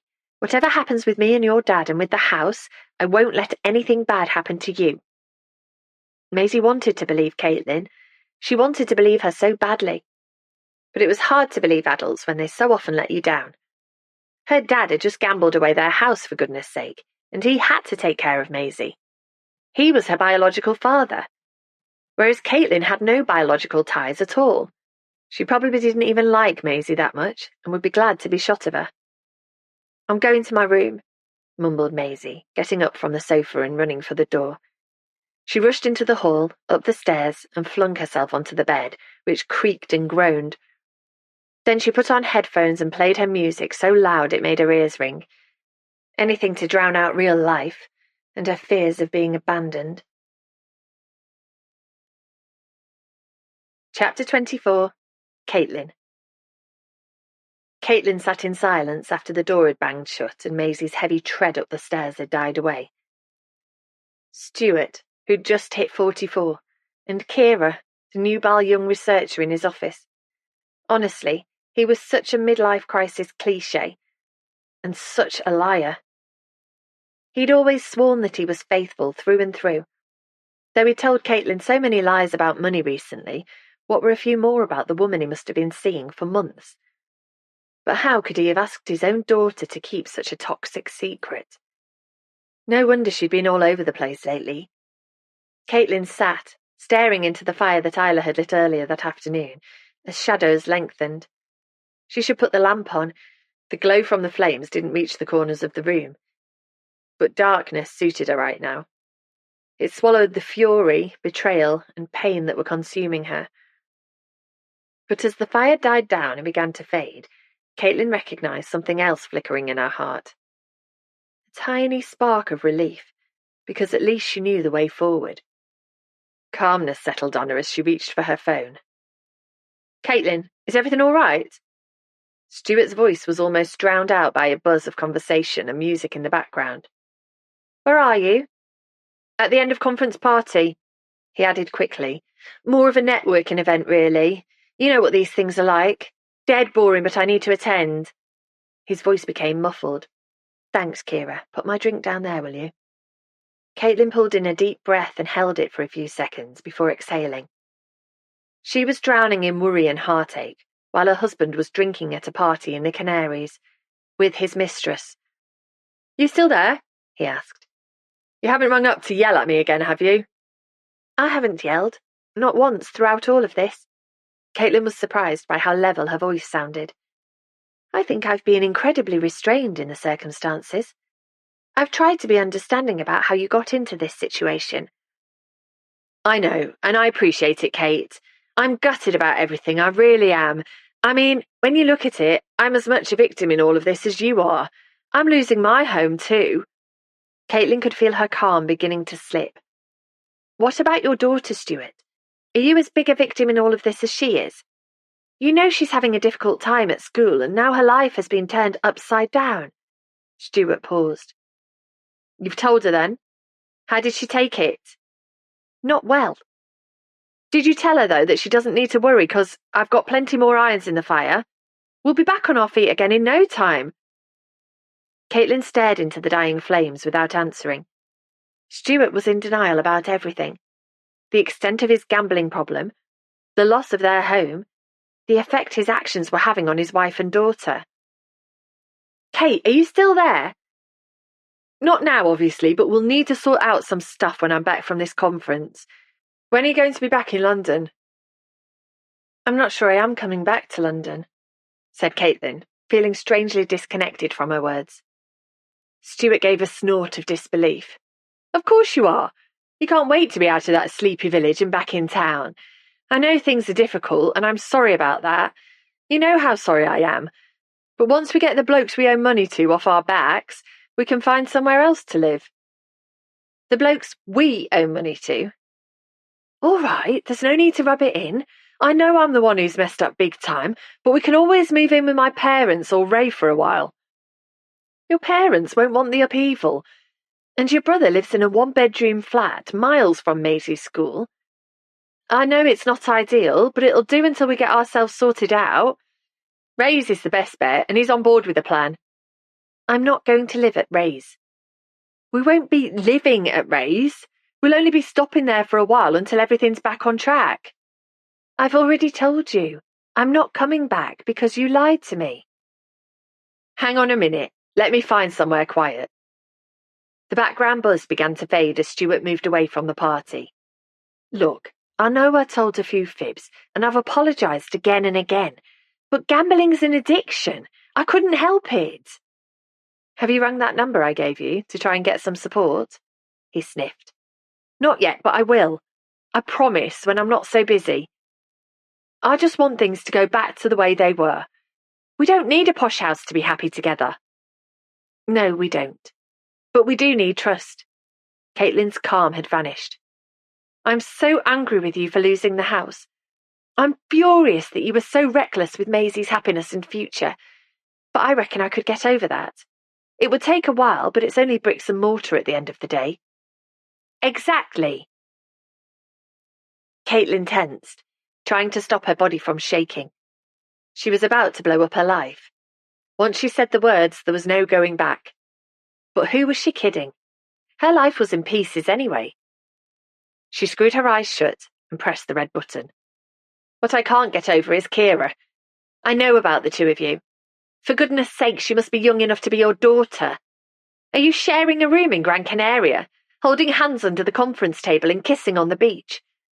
When a silence stretched down the line, Caitlin's head began to swim. "Did Maisie tell you?" said Stuart at last. Caitlin opened her eyes, feeling sick with disappointment. A part of her had wanted her husband to deny it, to say that Maisie had made a huge mistake, to make her believe that he hadn't betrayed her. But Maisie had been right all along, as Caitlin had known in her heart that she was. "Is that how you found out?" demanded Stuart. "Don't blame Maisie. She thought I knew already, and it wasn't fair to ask her to keep such a big secret." "I only got Maisie involved because I was scared of losing you. You have to believe me." Caitlin shook her head. "The trouble is, I don't believe you, Stuart. Not anymore. First, you lied about money, all the time. And now I find out that you're having an affair." "Affair is a big word," muttered Stuart as if he didn't want to be overheard. "It's not like that." "You're with Kira in Gran Canaria right now, so are you telling me there's nothing going on while you're both away together?" "You're reading this all wrong," said Stuart, but the slight hesitation before he spoke and the trace of guilt in his voice told Caitlin everything she needed to know. Her marriage was over. "Let me know when you're back at Ray's so Maisie can come and join you," she said, her voice flat as the realization hit her that the life she'd wanted so much had turned out to be a sham. "I'll look into how she can get to school. Maybe if she takes a couple of buses or the tube and a bus, it might work. I don't know." "Don't send her back on her own, Kate. Can't she stay with you for the time being until you've had time to calm down? Only I'll be at work, and Ray won't want a teenager moping around the flat on her own." It was obvious to Caitlin that now she was out of the picture, it was Stuart who didn't want a teenager moping around and cramping his style with Kira. Poor Maisie. Caitlin could have cried for her stepdaughter. She could have cried for herself. But the flash of anger had gone, leaving her hollowed out and numb. "We'll talk about Maisie another time," she said, needing to bring the call to a close. "I have to go." "Kate, you are going to change your mind, aren't you?" Caitlin stared at the shadows dancing around her grandmother's sitting room. "I'm afraid not. My mind's made up." So that was that. Caitlin ended the call and dropped her phone onto the sofa as if it was red hot. She knew about Stuart's affair, and her marriage was done. She'd had her life all mapped out, but now the way ahead was uncertain and scary. "Gran, I wish you were here to talk to," she whispered into the dark room. But Jessie was gone for good. Isla resented her, and Maisie was distraught. What a mess. Caitlin got up, chose a log from the pile on the hearth, and placed it on top of the dying fire. There was a crackle of sparks, and orange flames curled around the wood as she sat back on her heels, her mind on her stepdaughter. When Maisie had asked if spilling the beans about Kira made any difference, Caitlin had said no. But she'd lied to make Maisie feel better, because the truth was, it had changed everything. Before Caitlin knew about Stuart's mistress, she was determined to stay with her husband. He'd recklessly gambled with her money and destroyed her trust, but how could she leave a man whose life was on the slide, even if he didn't accept the reality of the situation? She'd abandoned too many people in her life to do that again. But his clandestine relationship with Kira was the final straw. That deception wasn't born out of addiction. It was born out of his selfishness and lust and lack of regard for his family. It was the ultimate betrayal and indicative of the state of their relationship. Her marriage was over, and she could leave Stuart without the crushing guilt that had shackled her to him. But what about Maisie? Caitlin stared into the fire and made a vow to herself. She'd walked away from Isla when her sister was not much older than her stepdaughter, and she would never make the same mistake again. She would never abandon Maisie, even though the stroppy teenager clearly disliked her intensely and would probably insist on staying with her father anyway, in which case Caitlin would be truly alone. Tears fell into her lap as she wished with all her heart that she'd made different choices all those years ago, when she'd had the chance. Chapter 25. Isla. Isla shivered as she crossed the hall to turn up the thermostat on the wall. The snow was thawing this morning. Every now and then there was a thud as parcels of snow slid from the roof and landed in the garden. But it was still cold and the paths outside were treacherous. A sudden knock on the front door made her jump and she lowered her hand, the thermostat temperature still unchanged. A dark shape was visible through the stained glass. Isla swallowed. She thought he might cry off, but here he was, on today of all days. She ran her hands down her pink sweatshirt before walking to the door and opening it. Hi there. Are you quite sure this is okay? Ben was standing on the doorstep, a rucksack over his shoulder. I can try to find somewhere else for tonight, or I can squeeze into the box room at Driftwood House if it's not convenient. No, it's fine. Come on in. Isla ushered him inside, out of the melting snow, and they stood awkwardly in the hall. It was a shock seeing the American in her home, even though she was the one who'd invited him. He brought a different energy to Rose Cottage, a sense of new life and adventure. You have a lovely home, said Ben, sweeping his arm around the square, bright hallway. I love these old houses. How old is this place? Early 19th century. My family were living in Heaven's Brook, which is a hamlet nearby, but they moved into the village when this house was built. Interesting. Ben nodded without catching her eye. He seemed nervous, and Isla wondered again if inviting him to stay had been a horrible mistake. But it was too late to change things now. She waited for him to untie his boots and slip them off. Then she said, Come with me and I'll show you to your room, leading the way up the stairs and onto the landing. When they reached the doorway to Jessie's room, Isla stopped, her hand on the doorknob, and aware of Ben standing closely behind her. Would Jessie mind this man having her room? How can she possibly mind? She's gone. Isla closed her eyes and felt Ben's hand on her arm. Are you sure this is okay? Isla opened her eyes. Of course, she said brightly, stepping into the room and gesturing for Ben to follow her. I hope you'll be comfortable in here. I'm sure I will be. He put his rucksack on the bed, on top of the sheets that Isla had changed earlier that morning. The old bed sheets, that still smelled of Jessie's lavender perfume and talcum powder, were in the washing basket. Isla didn't have the heart to bundle them into the washing machine and wash away her grand's perfume forever. Not yet. There are towels over there on the dressing table, and the bathroom is just along the landing, past the bookcase. Anyway, I'll leave you to unpack. She glanced at Ben's rucksack. Unpacking would only take a matter of minutes, but Paul had a habit of calling in unexpectedly, and she didn't want him to find her and Ben in the bedroom together. It wasn't worth the look of disappointment on his face. Just give me a shout if you need anything else, she said, heading for the door. Anything at all. Did that sound over the top? Paul would think so. I mean, she stopped talking and smiled instead. If she started second-guessing what Paul would think about everything, Ben's stay with them would be hard going. See you later. She'd reached the foot of the stairs when the front door opened and Caitlin stepped inside after her trip to the mini-mart for provisions. Although the snow was gradually disappearing, getting out of the village would still be more trouble than it was worth. Is he here? Caitlin asked, glancing at the large boots in the corner.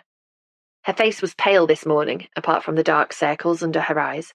She looked as if she'd hardly slept. Yes, he's upstairs in Gran's room unpacking. Isla swallowed. Are you sure that Gran wouldn't mind? It just feels wrong, especially with it being her birthday today. To Isla's surprise, Caitlin put down the bulging carrier bag she was carrying, walked over and put her arm around her shoulders. I don't think Gran would mind at all. She wouldn't want her room kept as some sort of shrine. I'm sure she'd much rather it was being used. Caitlin raised an eyebrow. Especially by a handsome young American. Is he handsome? Isla grinned. I hadn't noticed. Don't let Paul hear you saying that. Isla's smile faded. He's not here, is he? When she looked around, she felt Caitlin's arm tighten across her shoulders. Being so close to her sister felt unfamiliar after years apart. But it felt nice. It felt safe. The sound of Maisie's music began to drift through the air and Caitlin dropped her arm. Sorry about the racket. I'll ask her to turn it down. It's all right. I've got quite used to having her music in the house. It'll cheer the place up, especially today. I can't believe Gran would have been 90. What a milestone. I wish she'd lasted just a few more weeks. Suffocating grief settled on Isla like a blanket. I know, said Caitlin, her face drawn. Me too. But we'll mark the occasion tonight and drink to her memory. Happy birthday, Gran. Yeah, happy birthday, said Isla, feeling her throat tighten. I'm not sure Maisie will be keen on the whole idea of a dinner party, mind. Not keen on what? Asked Maisie, who'd just appeared at the top of the stairs, still in her pyjamas. She pushed a hand through her hair, which looked as if it hadn't seen a brush in days. Hi, Maisie. You all right? Asked Caitlin. I put my head around your door earlier, but you were fast asleep. I thought you might want to talk. Isla glanced between the two of them. Talk about what? There was something going on between Caitlin and her stepdaughter that she didn't know about. Maisie looked tired too, as if she'd been up half the night. But Maisie shook her head. What won't I be too keen about? We're holding a dinner party this evening to celebrate Gran's birthday, Caitlin explained. Maisie scratched her backside distractedly. But she's not here. No, but she'll be here in spirit, and Isla and I want to celebrate her life. Bit ironic when our life's over, muttered Maisie, before being silenced with a glare from Caitlin. So, do you want to come or not? She asked her stepdaughter. Not really. It's not my kind of thing. We're having a takeaway. Maisie's eyes lit up. Can we have a curry? I expect so. Does that sound all right, Isla? When Isla nodded, Maisie grinned. In that case, count me in. I'd kill for a decent chicken bhuna with onion bhajis. Let's say 7 o'clock then, in the front room, said Caitlin. I'll sort everything out. All you two need to do is turn up in your finest. Our finest? Spluttered Maisie. Yes, evening dress, to celebrate the life of Jessica Gillard, nee Anstey. Though as neither you nor I have an evening dress here, we'll have to do the best we can. Can I wear my jeans? Caitlin sighed. Yes, I suppose so, if it gets you there. I'll come as long as you don't spend all night talking about that stupid letter and riddle. Isla smiled. I promise that any talk about them will be brief and targeted. There's not much to say anyway, because we still know very little about William or Edith, so the riddle is far from being solved. That old woman knew Jessie. Maybe she knows something, said Maisie, shifting from foot to foot at the top of the stairs. Which old woman? Asked Isla, thrown by the conversation going off at a tangent. Connie, who lives out in the wilds. She made the angel that Jessie left me. Isla's jaw dropped. She'd never known where the carved angel had come from. She'd assumed that Jessie had bought it years ago in one of Heaven's Cove's many gift shops. Did she know Gran well?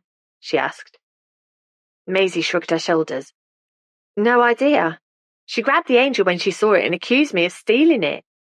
As if I'd steal a bit of old driftwood. Then she said she'd made it for Jessie because she was kind to her. She said she'd known Edith too, or her mum did.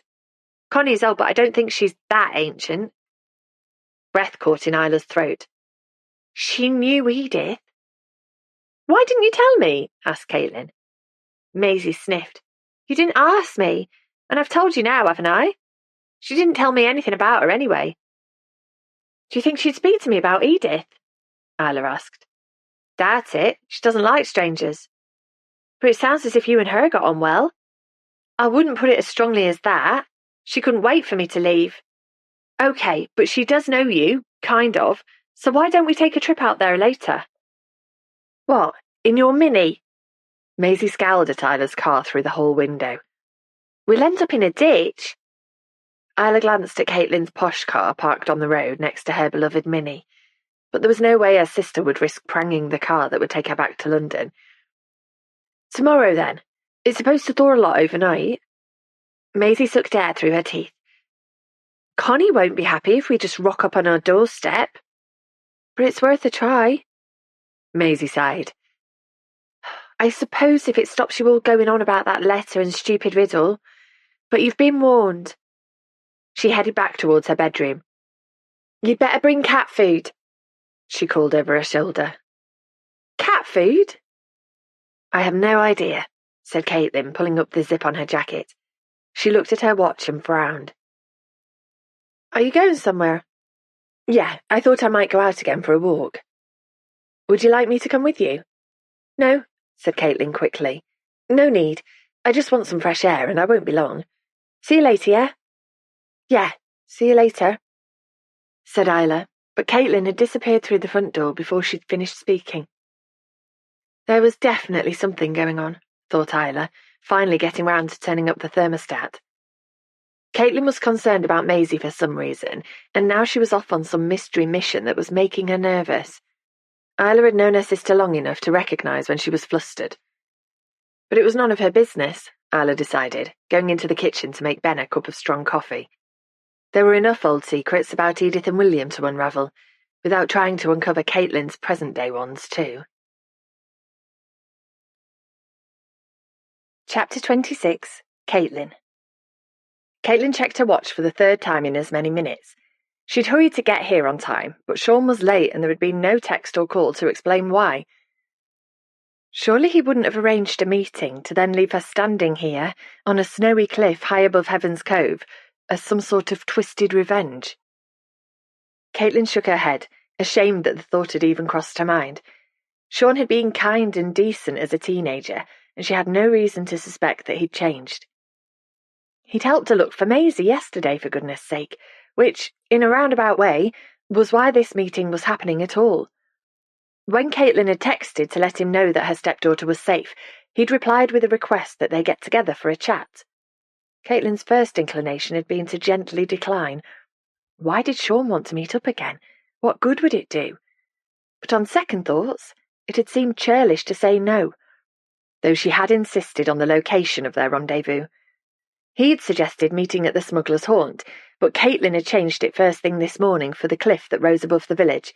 She didn't want locals gossiping about the two of them, and she did desperately need fresh air. Ever since finding out about Stuart's betrayal last night, she'd felt as if she was suffocating. And she had no idea how Maisie was coping with the news. The teenager had clammed up as usual. Caitlin glanced around, wondering if Rosie might spot her out here. But Driftwood House was quiet behind her, with no one to be seen. The snow around it was thawing, and patches of grass were emerging across the cliff top. But the road down to the village was still slippery, and she noticed that Ben had walked to Rose Cottage rather than chance taking his hire car. She turned back to the swelling tide that was booming into the foot of the cliff. Seagulls were circling overhead, and a boat, a splash of red in the water, was chugging towards the quay. It was so peaceful up here, and beautiful with the sun lighting a golden path across the waves. Heaven's Cove lay far below her, hugging the curve of the land where it began to rise away from the sea. Smoke curled from chimneys, and the village Christmas tree, erected but not yet garlanded with lights, was a smudge of snowy green near the church tower. This wasn't such a bad place to be when you needed a break from the cut and thrust of London, from the pain and heartache of a broken marriage. "Hey!" Sean had just appeared, hurrying up the path. "Sorry I'm late," he called. "My stupid watch stopped. It needs a new battery." He reached Caitlin, his cheeks red. "And I'm not getting any younger. I used to jog up this cliff, and now walking up it almost kills me." His smile faded. "Are you okay? You look cold." "Yeah, it's freezing up here. Shall we walk to warm up?" "Sure." The two of them wandered along the cliff top, away from Heaven's Cove, their feet leaving prints in the snow. They'd walked across the cliff dozens of times before, but this time, Caitlin didn't know what to say. Impacted snow squeaked under their feet as they walked on. After a while, Sean cleared his throat. "Thanks for letting me know that you'd found Maisie. You said she'd been out helping the Residents' Association." "That's right. She should have told me first, but anyway, she's safe and that's all that matters." "Are you sure you're all right?" Sean glanced at her.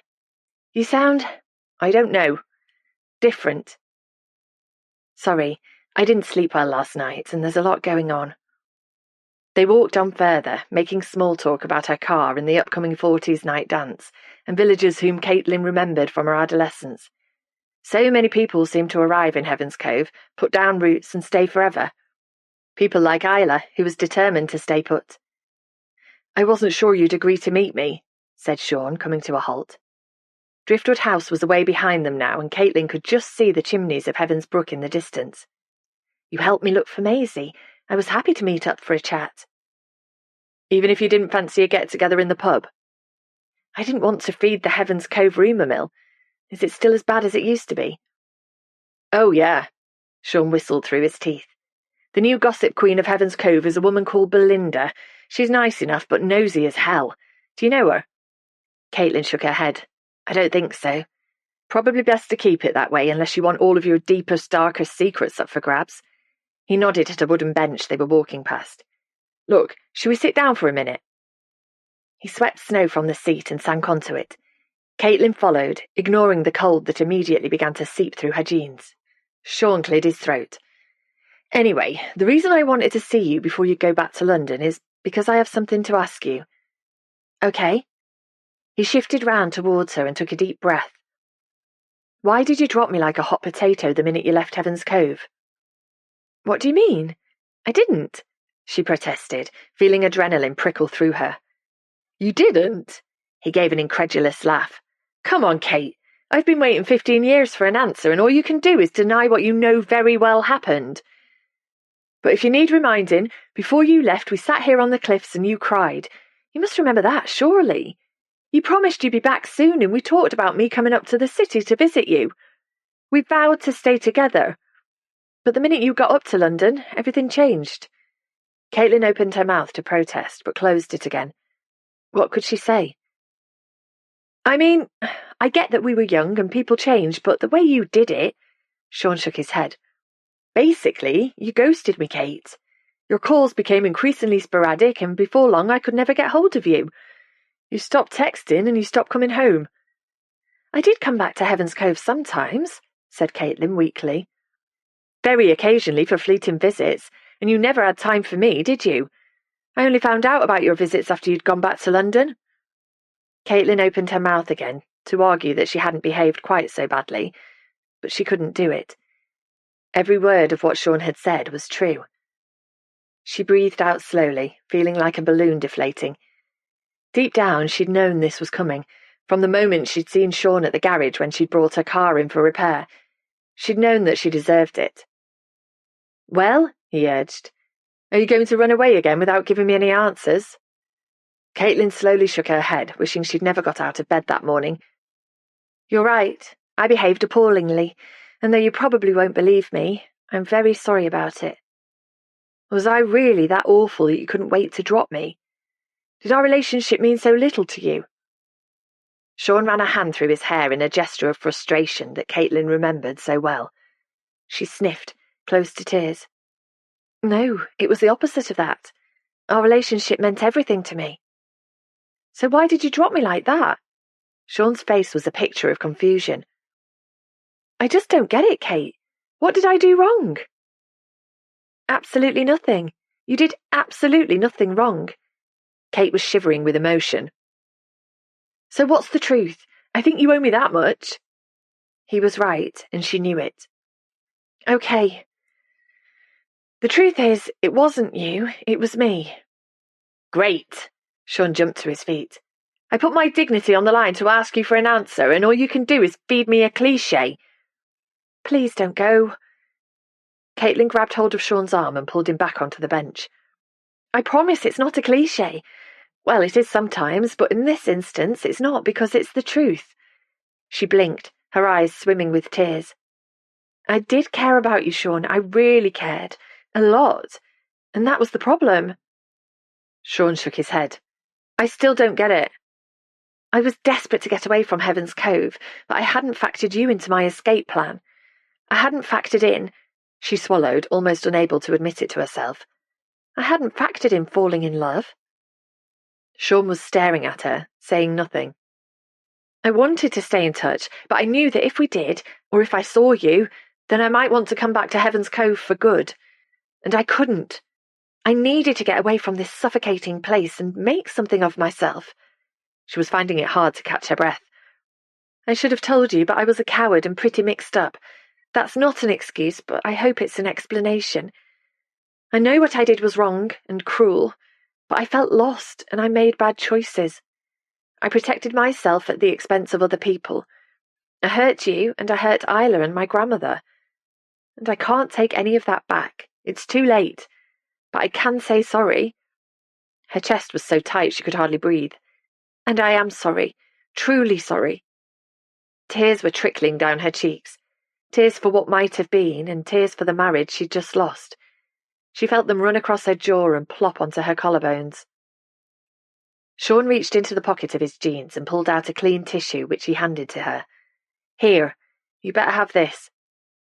"Thanks," gulped Caitlin, dabbing at her cheeks. She looked at him as he gazed out to sea, his face in profile. "I'm so sorry, Sean. I missed you so much," she whispered, her words caught in the breeze and carried out across the waves. If he heard, he didn't show it. He continued staring at the blue horizon. "Was it worth it?" he asked after a while. "Was it worth leaving everything and everyone here behind?" "I threw myself into studying and work, and I did well. I got promotions, and I made friends, and I met Stuart, my husband, and I gained Maisie as my daughter." Sean turned to face her. "So are you saying that it was worth it?" "I thought so at first, but now—" Caitlin blinked frantically and swallowed, but it was no good. She began to sob like she hadn't sobbed for years.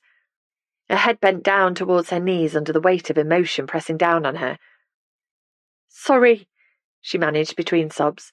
"So sorry." She was sorry to dissolve into a snivelling, snotting mess in front of Sean, but mostly she was sorry for the hurt and upset she'd caused over the years. And she could see now, in startling clarity, the extent of the loss she'd inflicted on herself and those around her in the name of escape, a loss of friendship, closeness, love. And when it came to Jessie, there would never be the slightest chance of redemption.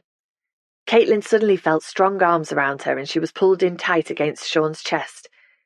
She sobbed against the prickly wool of his jumper, feeling again like a young teenager who had just lost her mother. She hadn't allowed herself to cry like this back then. She'd had to be strong for Isla. But now Isla didn't want her protection. Caitlin wiped the tissue roughly across her nose and managed to stop sobbing. But when she pulled away from Sean, exhausted, he gave her such a compassionate smile it almost set her off again. "Blimey, Kate, you don't half look a sight." Caitlin imagined she did, with her hair on end and mascara down her cheeks. She started to scrub at her cheeks with the tissue, but gave up. What was the point in trying to keep up appearances? "Sorry," she murmured, feeling worn out. "You've said that already," said Sean, fishing another tissue from his pocket and handing it over. "Many, many times." Caitlin sniffed. "I've messed up big time with everything, Sean. I behaved so badly back then and have got so much wrong since. You always seemed a bit, I don't know, out of control when we were younger. But you should cut yourself some slack. You'd lost your mum and had been responsible for Isla from such a young age. I can see why you wanted to break free." There was the kindness she'd always seen in Sean coming out. She was the one at fault, the one who'd screwed up, yet he still found it in his heart to make excuses for her when the truth was she hadn't deserved him all those years ago. When she said nothing, too emotional to speak, he added, "Anyway, what's so wrong about your amazing life in London? It can't be that bad." Caitlin hesitated, but she was so tired of putting on a brave face, so tired of pretending. "My marriage is over," she said quietly.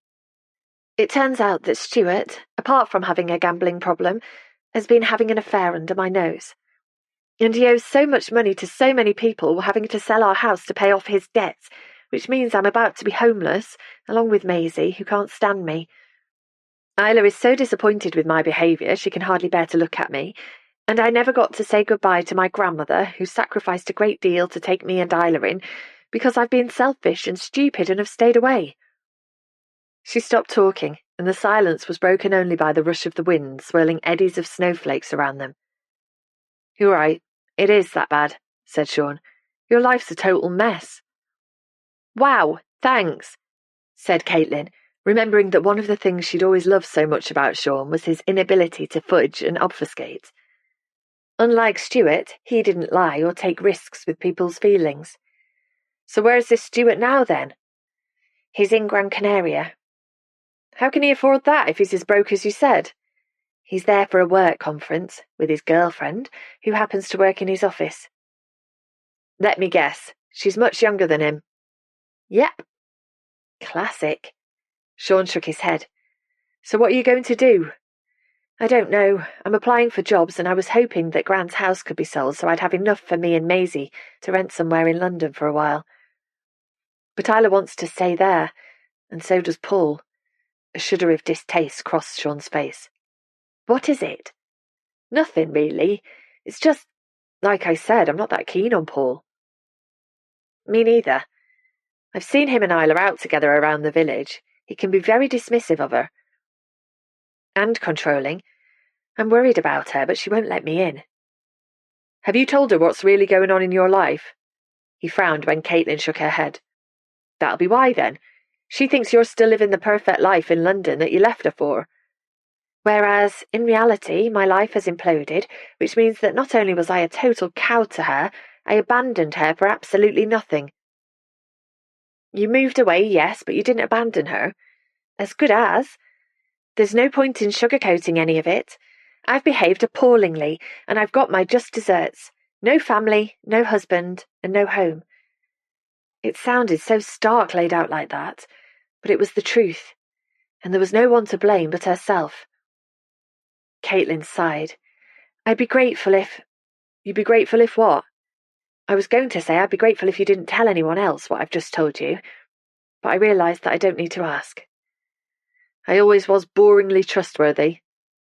Wonderfully trustworthy, corrected Caitlin, and a very decent man. Thank you for letting me cry on your shoulder. Literally. Sean stared into her eyes for a moment and then leaned forward and briefly kissed her cheek. His lips felt as if they burned her skin. Thank you for telling me the truth at last, and I'm sorry for the troubles you're having. I really think you should tell Isla.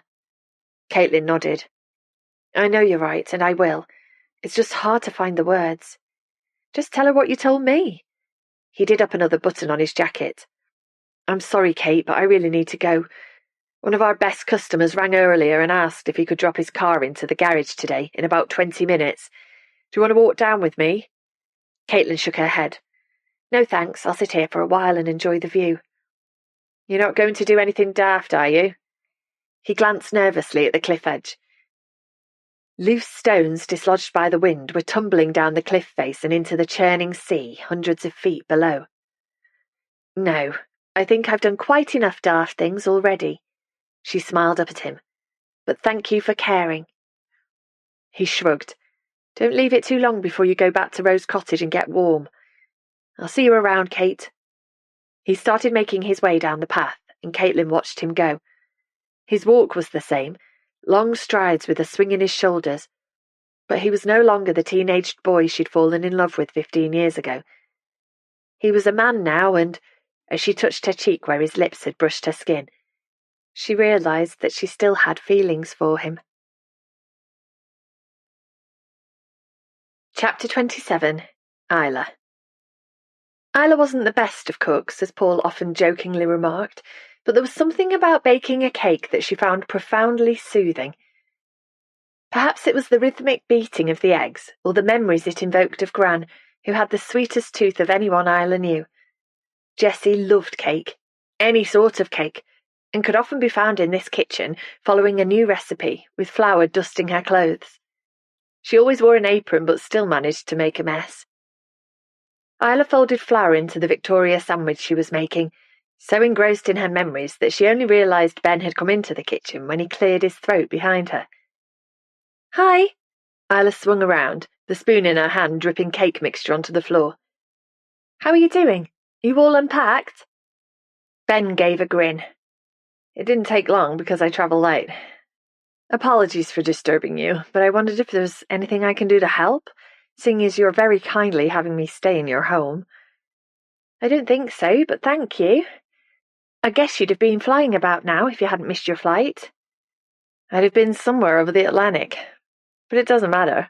I've managed to book another flight from Heathrow, first thing Thursday morning. I don't have anything much to do in London. I visited the city before, so I thought I'd stick around in Heaven's Cove until Wednesday and maybe explore the area more. What do you think? I think there's a lot to see, especially if the weather improves. Isla bent over, deliberately hiding her face as she cleaned the splattered floor tiles. There were pros and cons to Ben's longer stay. On the one hand, more opportunities to hear about his travels. On the other, more time for Paul to get arsy about having another house guest. She straightened up, all trace of mixed emotions gone, and her expression reset to pleasant. "Help yourself to some lunch if you like. There's a loaf in the bread bin over there, and ham and tomatoes in the fridge." "Maybe in a minute. I'm still full of Rosie's amazing cooked breakfast. You should try it someday. It's unbelievable." "So I've heard from other people. What are you making?" "I'm making a cake for Gran, which sounds kind of crazy, but today wouldn't only have been her birthday, it would have been her 90th, so it's extra special." Isla blinked when tears began to prickle. What a day of celebration they could have had, with Jessie opening cards and presents. Perhaps Caitlin would even have made it to Heaven's Cove, rather than wishing Gran a happy birthday over the phone. "I'm sorry. You must miss her even more." Ben pulled out a chair and sat at the kitchen table.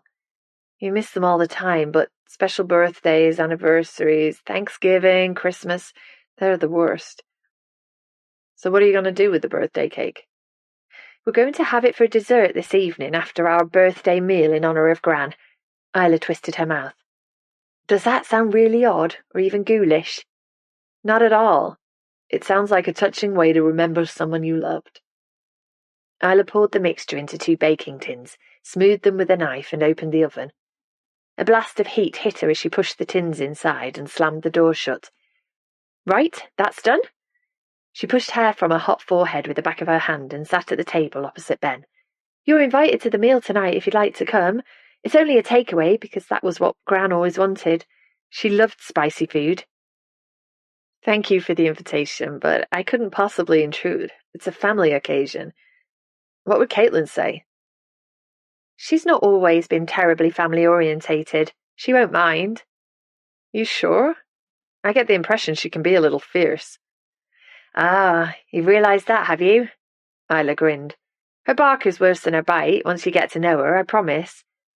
She kind of had to be fierce growing up, because she was looking after our mum, who died when I was 11, and then she was looking after me, with Gran's help, obviously." "Your sister sounds like a formidable woman." "She is," said Isla, remembering how Caitlin had spent years looking out for her until it all became too much. "Anyway, she definitely won't mind, and Paul's going to be there, so it's not just family." "Won't Paul mind, having an interloper at the special meal?" He wouldn't be overjoyed, thought Isla, but they could hardly leave Ben sitting alone in his bedroom while they tucked into curry and cake downstairs. "Paul won't mind at all," she assured him, crossing her fingers behind her back. Chapter 28. Caitlin. The room looked amazing, even if Caitlin said so herself. She stood with her arms folded and looked around her. A table had been set up in front of the hearth, with grudging help from Maisie, and firelight was twinkling on the crystal glasses and silver cutlery that Caitlin had found at the back of a kitchen cupboard, a stash of elegant tableware that Jessie, always down to earth, had rarely used. A lamp by the door was exuding a golden glow that puddled shadows in the corners of the room, and propped on the mantelpiece were photos of Jessie, as a young woman, as middle age had beckoned, and as old age had arrived. Among them were pictures of Jessie with teenaged Caitlin and Isla, photos that had brought a lump to Caitlin's throat. "Happy birthday, Gran," she said quietly, smiling at the photographic array. "Thank you so much for everything." "Are you talking to yourself?" asked Isla, who had slipped into the room while Caitlin's back was turned. "I was talking to Gran." "I do that all the time," said Isla as Caitlin turned round. "It makes me feel better." "Wow." Caitlin did a double take as she took in her sister. It wasn't that Isla was wearing the silk dress she remembered on Mum, or the fact that her hair, usually up in a ponytail, was hanging loose over her shoulders. What caught Caitlin's eye and held her gaze was the glow radiating from Isla's face. When had her little sister grown up and become so beautiful, she wondered, feeling a deep frisson of regret. She'd missed so much over the last few years. She and Isla had still met occasionally, but there had been an accompanying undercurrent of resentment and guilt that had made both sisters reticent and glum. When Caitlin left Heaven's Cove, Isla was an awkward 16-year-old with braces on her teeth and an arsey attitude. She still sported the attitude at times, but in the intervening years she had turned into a stunning, wonderful woman. Isla smiled, the candles on the dining table flickering light across her face. What do you think? Wearing Mum's special dress seemed appropriate for this gathering, seeing as I like to think that Mum and Gran are together again, mother and daughter having a good catch-up in heaven. Do you think Gran would approve of this get-together? There was the hint of tears in her eyes, and Caitlin stepped closer to her sister. I'm sure she'd love it. The fact that we're remembering her and honouring her birthday. Even if we can't, for the life of us, work out that damned riddle she left us. Isla laughed. I think Gran would be chuckling at our ineptitude. She always claimed she was better at quizzes and puzzles than me, and she had to prove it one last time. Isla twisted her mouth. Probably. She nodded at Caitlin's dress. You look nice, really nice. So do you. Lovely, in fact. Really? Isla's cheeks flushed pink and she ran a hand down the blue silk that brought out the colour of her eyes, just as it had done with Mum. This dress makes me feel closer to her, you know. I do know. Caitlin grasped her hand and gave it a squeeze. Two sisters united in shared memories of the woman they'd lost so long ago. She released Isla's hand when Paul walked into the room. Sorry, I didn't mean to interrupt a family moment. He gazed around him and his jaw dropped. Good grief, it looks very different in here. You've been busy. Caitlin has, with Maisie's help. Then well done, Caitlin and Maisie. It's quite the effort. Paul had certainly made an effort. He was wearing a charcoal suit with a crisp white shirt and a black tie. He looked smart and suave, as if he was going to a wedding, or working as an undertaker on the quiet. He walked over to Isla and kissed her on the cheek, then drew back to look at her, his hands on her shoulders. You decided on that dress, then? It was said with a smile, but Caitlin caught an edge to his tone. Isla flushed pinker and bent her head. It felt right to wear it for Gran's birthday meal, seeing as it was once worn by her daughter. And it suits Isla beautifully, don't you think? Interjected Caitlin, giving her sister's arm a pat in solidarity. Absolutely. Paul let go of Isla and began to fiddle with his gold cufflink that was sparking candlelight across the room. It's just a little low cut, don't you think? Isla folded her arms self-consciously across her chest as Caitlin studied the neckline of the beautiful dress. It was square, showing off Isla's long neck and delicate collarbones, but it only grazed the tops of her breasts. The dress was perfectly proper.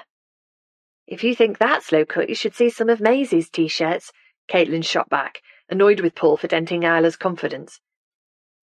She seemed to have shrunk in stature since his comment. I think the dress is totally fine. Mum always loved it, and I'm sure that Jessie would have approved. Isla shot her a grateful smile and went to sit by the fire. Is Maisie joining us? Asked Paul frostily, glancing at the table, which was set for 4. Caitlin shook her head. No, she was going to, but had a last-minute change of heart and decided she'd rather eat in her bedroom. She's been in touch with a local girl called Beth who's coming over for a while, which is great. Maisie could do with some company because she's coping with a lot at the moment. A lot that she refused to discuss. Caitlin had tried a few times during the day to engage her stepdaughter in conversation to check that she was doing all right, but Maisie had insisted that she was totally fine and had urged Caitlin not to be so stressy about everything. So, who's the 4th guest? Asked Paul, obviously not the slightest bit concerned about Maisie's welfare. Ah, his lips pulled into a pout. Our American guest, of course. Caitlin bristled. Ben wasn't our American guest at all, because Paul didn't live here, though she supposed it was only a matter of time now Jessie was gone. Paul smiled, all peevishness gone from his face as if he'd flicked a switch. May I say, Caitlin, that you're looking particularly lovely this evening? Thanks. Caitlin caught sight of herself in the mirror above the fireplace. She was wearing the only dress she'd bought for what was supposed to be a short stay in Heaven's Cove. But the pale green of the jersey fabric suited her. The doorbell rang and there was a sudden thundering of feet, down the stairs and through the hall. That'll be Maisie, said Caitlin with a grin. She's hungry. A minute later, Maisie came into the room in her pyjamas, carrying 2 large carrier bags, which she plonked onto the table. The smell of Indian food began to drift around the room, making Caitlin's stomach grumble. She was hungry too. Isla began to pull out plastic tubs and place them along the middle of the table. Maisie, do you think you could get the plates which are warming in the oven? When Maisie came back with the plates, she ladled an obscene amount of curry and rice onto hers. At least the stress of losing her home didn't appear to be affecting her appetite. Leave some for the rest of us. Isla laughed and, rummaging in the paper bag nearest to her, pulled out a poppadom and waved it at her niece. Don't forget one of these. Oh, and don't forget that we're going to see Connie tomorrow if the snow's on the way out. You're wasting your time trying to talk to her, and mine, muttered Maisie. But she said a nice thank you for the food before grabbing the poppadom and disappearing up to her bedroom. Who's Connie? Asked Paul, taking off his jacket and hanging it over the back of his chair. He ran his hand along the lapels, smoothing out imaginary creases. Connie Carmichael, who lives up on the edge of the moors. Really? Paul sniffed. Why on earth are you going to see her? Maisie thinks Connie's mum knew Edith, or knew something about her at least. It's worth a quick trip to see what Connie might have heard. Paul shook his head. I might have guessed it would be about that odd letter that you're all obsessed with. Hardly obsessed, murmured Caitlin, but Paul had already sat down and was grabbing his share of onion bhajis. Caitlin and Isla spooned out their rice and had begun ladling curry onto their plates when the door opened and Ben walked in. I smelled the food. Sorry I'm late. He stopped talking and looked around the room. Wow, when you invited me to join you for takeout food, I didn't realize it was going to be such an occasion. He glanced at Paul in his crisp white shirt and looked down at his jeans. You didn't mention there was a dress code. I don't suppose you have a dinner suit stuffed in your rucksack, said Caitlin with a grin. And you look perfectly fine, so take a seat. It was a tradition that Jessie would dress up on her birthday and enjoy her favourite takeaway food, and even though she's gone... Caitlin stopped talking and swallowed hard as Ben slipped into his seat. I'm all for traditions being upheld, he said, giving her a sympathetic smile. I think it's wonderful to honour your grandmother's memory in this way, and you all look amazing. He smiled at Caitlin and Paul, and then his eyes fell on Isla across the table. Hey, look at you! Now I'm feeling very underdressed. Don't worry about it, we're all friends here, said Paul with unexpected bonhomie. Can I suggest you have some food before it all goes? We Devon folk have good appetites. Here, let me help you, he urged, getting to his feet and leaning across the table. But when he pushed a container full of rice towards Ben, his elbow caught the side of a chicken korma, and Caitlin watched, horrified, as it slid off the table and into Isla's lap. Oh my God, I'm so sorry, said Paul, grabbing a handful of paper serviettes and thrusting them towards Isla, who had yelped and jumped up. Great clumps of curry were sliding down her dress, leaving streaks of yellow grease across the delicate blue silk. Ben and Caitlin were also on their feet, but there was nothing to be done. Isla, her face twisted in despair, scooped up the bottom of her dress to stop the curry from falling onto the carpet, and ran from the room towards the kitchen. I'd better go and help her. Just eat, said Paul, following his girlfriend. There was silence after the door had banged shut behind him. What a terrible shame, said Ben, sitting down slowly. That was a beautiful dress. It belonged to our mother, said Caitlin, feeling close to tears. No dry cleaner would be able to remove those stains from silk. It meant a lot to Isla, a lot to both of us. She began to spoon rice onto her plate. Her appetite had disappeared, but she didn't know what else to do. Paul must feel awful about it, said Ben, glancing out of the window into the darkness beyond. Yeah, said Caitlin, spooning out more rice. He would feel awful. Who wouldn't? She placed the spoon carefully back on the table. Yet Paul was not an accident-prone man. He'd made that very clear when he'd berated Isla for leaving the hob on and doing daft things. A horrible thought wormed its way into Caitlin's brain. Had Paul deliberately ruined their mother's dress? He wasn't happy about Isla wearing it, and Caitlin had seen the shadow that crossed his face when Ben looked at her sister. But no, she was being ridiculous. Paul loved Isla and would never do something to hurt her like that. She pushed the container of rice, very carefully, towards Ben. Help yourself, I'm sure they'll be back soon. The two of them ate almost in silence, save for a few pleasantries, until a few minutes later, Paul and Isla came back into the room and took their seats. Isla was back in her usual uniform of jeans and sweatshirt, and she'd scraped her hair into a ponytail. Her face was pale and there was a smudge of mascara on her cheek. I'm so sorry about that, said Paul, lifting Isla's hand to his lips and kissing her palm. Isla tried to smile. Don't worry, it wasn't your fault. It was an accident.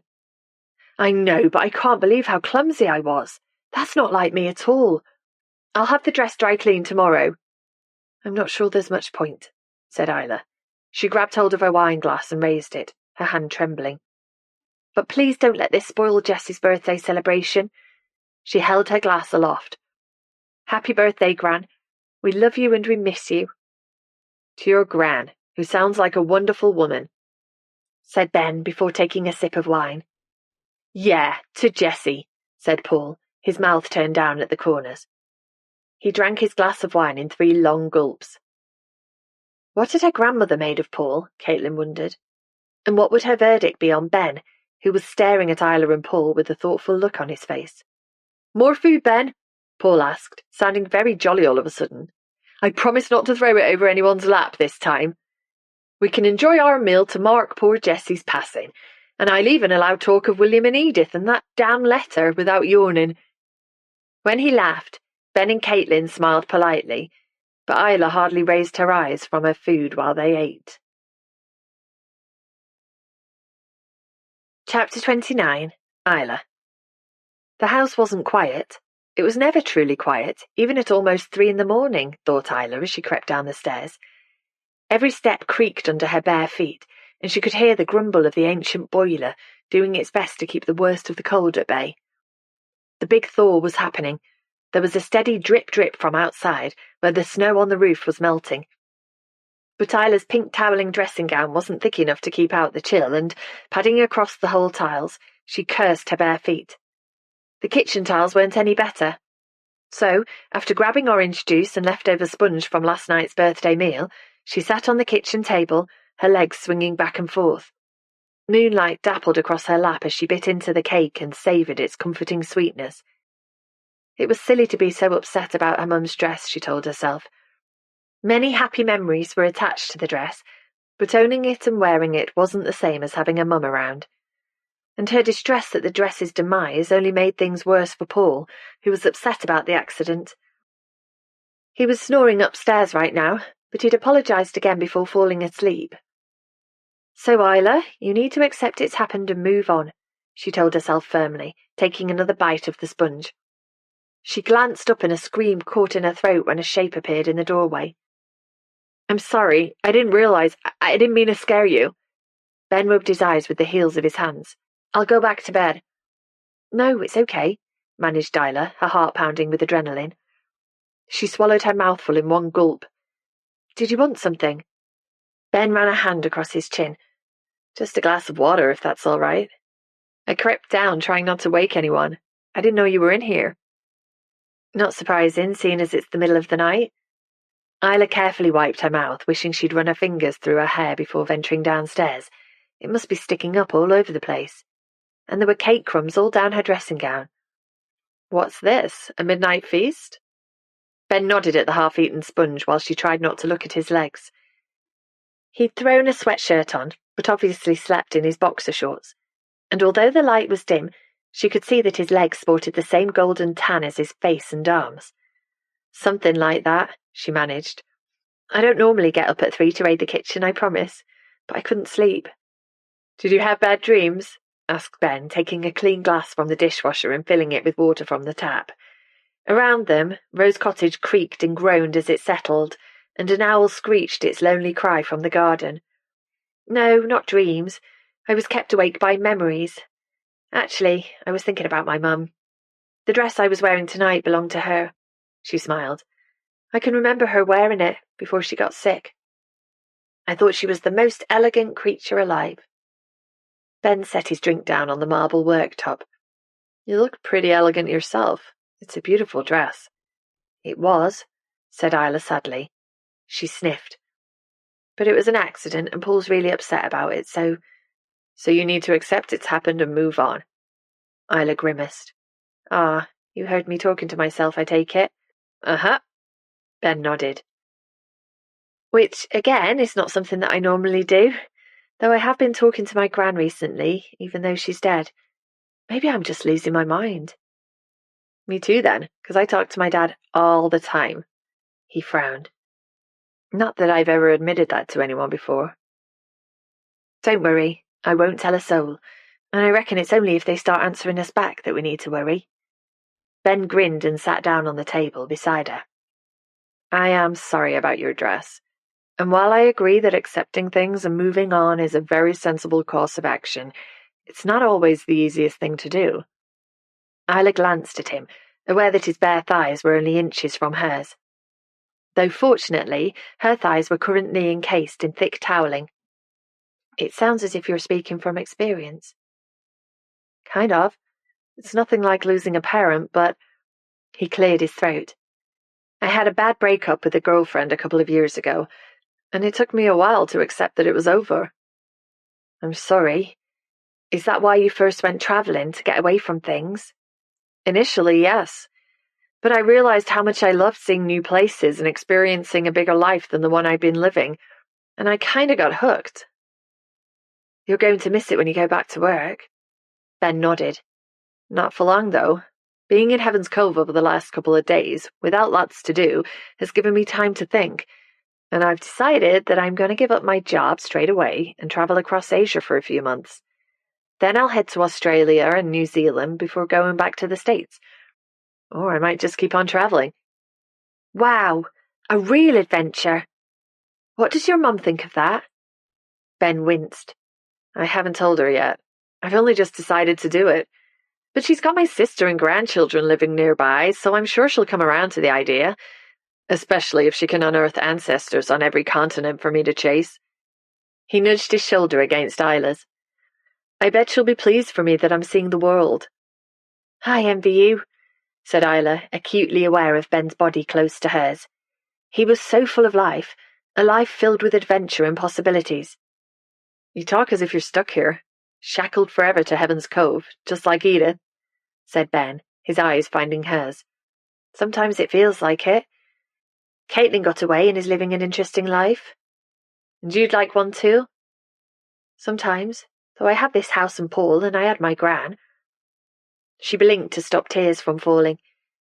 It was strange, but in the dead of night was when she missed Jessie the most, when she knew that her grandmother's bed was empty, although now it was taken by a young American who had appeared in their lives out of the blue, all thanks to Jessie's riddle and the mystery surrounding Edith and William's ill-fated romance. Ben reached out his hand, as if he wanted to comfort her, but then pulled it back. Do you know what? He said briskly, hopping off the table. I think we'd better return to our beds, or we'll both freeze. Right, said Isla, thrown by Ben's abrupt manner. She went to slide off the table, but her dressing gown caught on a corner and pulled her off balance. Ben reached out his hand again and she grasped hold of it to steady herself as her bare feet hit the tiles. His fingers wrapped tightly around hers, and he didn't let go. They both looked at their hands entwined, and neither of them moved. The sitting-room clock struck 3, its chimes echoing through the house. And when Ben bent his head towards her, Isla found she could hardly breathe.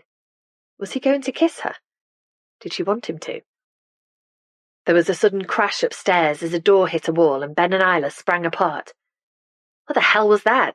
He muttered, running a hand through his hair, the hand that had just held Isla's.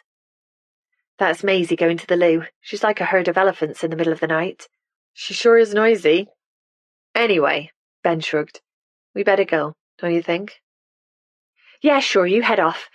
Though I'll wait for a minute before I come up. I don't want Maisie leaping to any wrong conclusions. She smiled to show she was joking, but Ben had already murmured good night and disappeared into the gloom of the hall. His glass of water sat forgotten on the worktop. A few minutes later, once Maisie was safely back in her bedroom, Isla moved up the stairs like a ghost and slid into her warm bed. All right, grunted Paul, turning his back to her. Fine, said Isla quietly, pulling the duvet up to her chin. She lay on her side and looked at her ruined dress hanging on the wardrobe door. A shaft of moonlight had crept through a chink in the curtains, and the wide smears of grease staining the dress fabric looked almost translucent. Isla rolled onto her back and stared for a while at the ceiling, sleep still eluding her. Her mind was whirling with memories of the past, and memories more recent. She could almost feel the warmth of Ben's skin against hers. Isla must have slept eventually because it was gone 8 o'clock when she opened her eyes. Paul was clattering around the bedroom, getting dressed. He'd half pulled the curtains and, in the pale light of dawn, the curry stains on her mum's dress looked even worse. Isla groaned and turned over. Then she remembered her early hours meeting with Ben in the kitchen and groaned again. He'd held onto her hand and had bent his head towards her as if... Isla pushed herself up onto her pillows. She was too imaginative for her own good. Ben had simply grabbed her hand to stop her from falling and had probably bent his head to see if she was ever going to let his hand go. What had happened in the kitchen in the early hours felt like a dream, and dreams faded, just as her dreams of travelling had melted away. "Paul," she said, brushing hair from her face, "can I ask you something?" Paul, who was sitting on the bed, put his sock on before answering. "Yes, as long as it's nothing daft, sweetheart." Isla wasn't sure what would constitute daft in Paul's eyes, so she ploughed on. "Just a thought, but when things are settled with the house and Caitlin and Maisie are back in London, why don't we go away somewhere?" "Away?" Paul frowned as he pushed a foot into his second sock. "Just for a week or two. We could both do with a break, and it would be great to find some sunshine." "And how far would we have to go to find that at this time of year?" "Not too far. The Canary Islands, maybe. Tenerife or Lanzarote." "Isla," Paul shuffled along the bed, closer to her. "It'll be sunny here soon enough, and you know that I can't tolerate heat. Plus I dislike Spanish food, all that tapas. I don't want small plates of snacks. I want a decent meal." "It doesn't have to be Spain. We could maybe go to Florida or even Dubai for a break. People fly there all the time for holidays." Paul shook his head. "I don't think so." "Don't you want an adventure? To see new sights and meet new people?"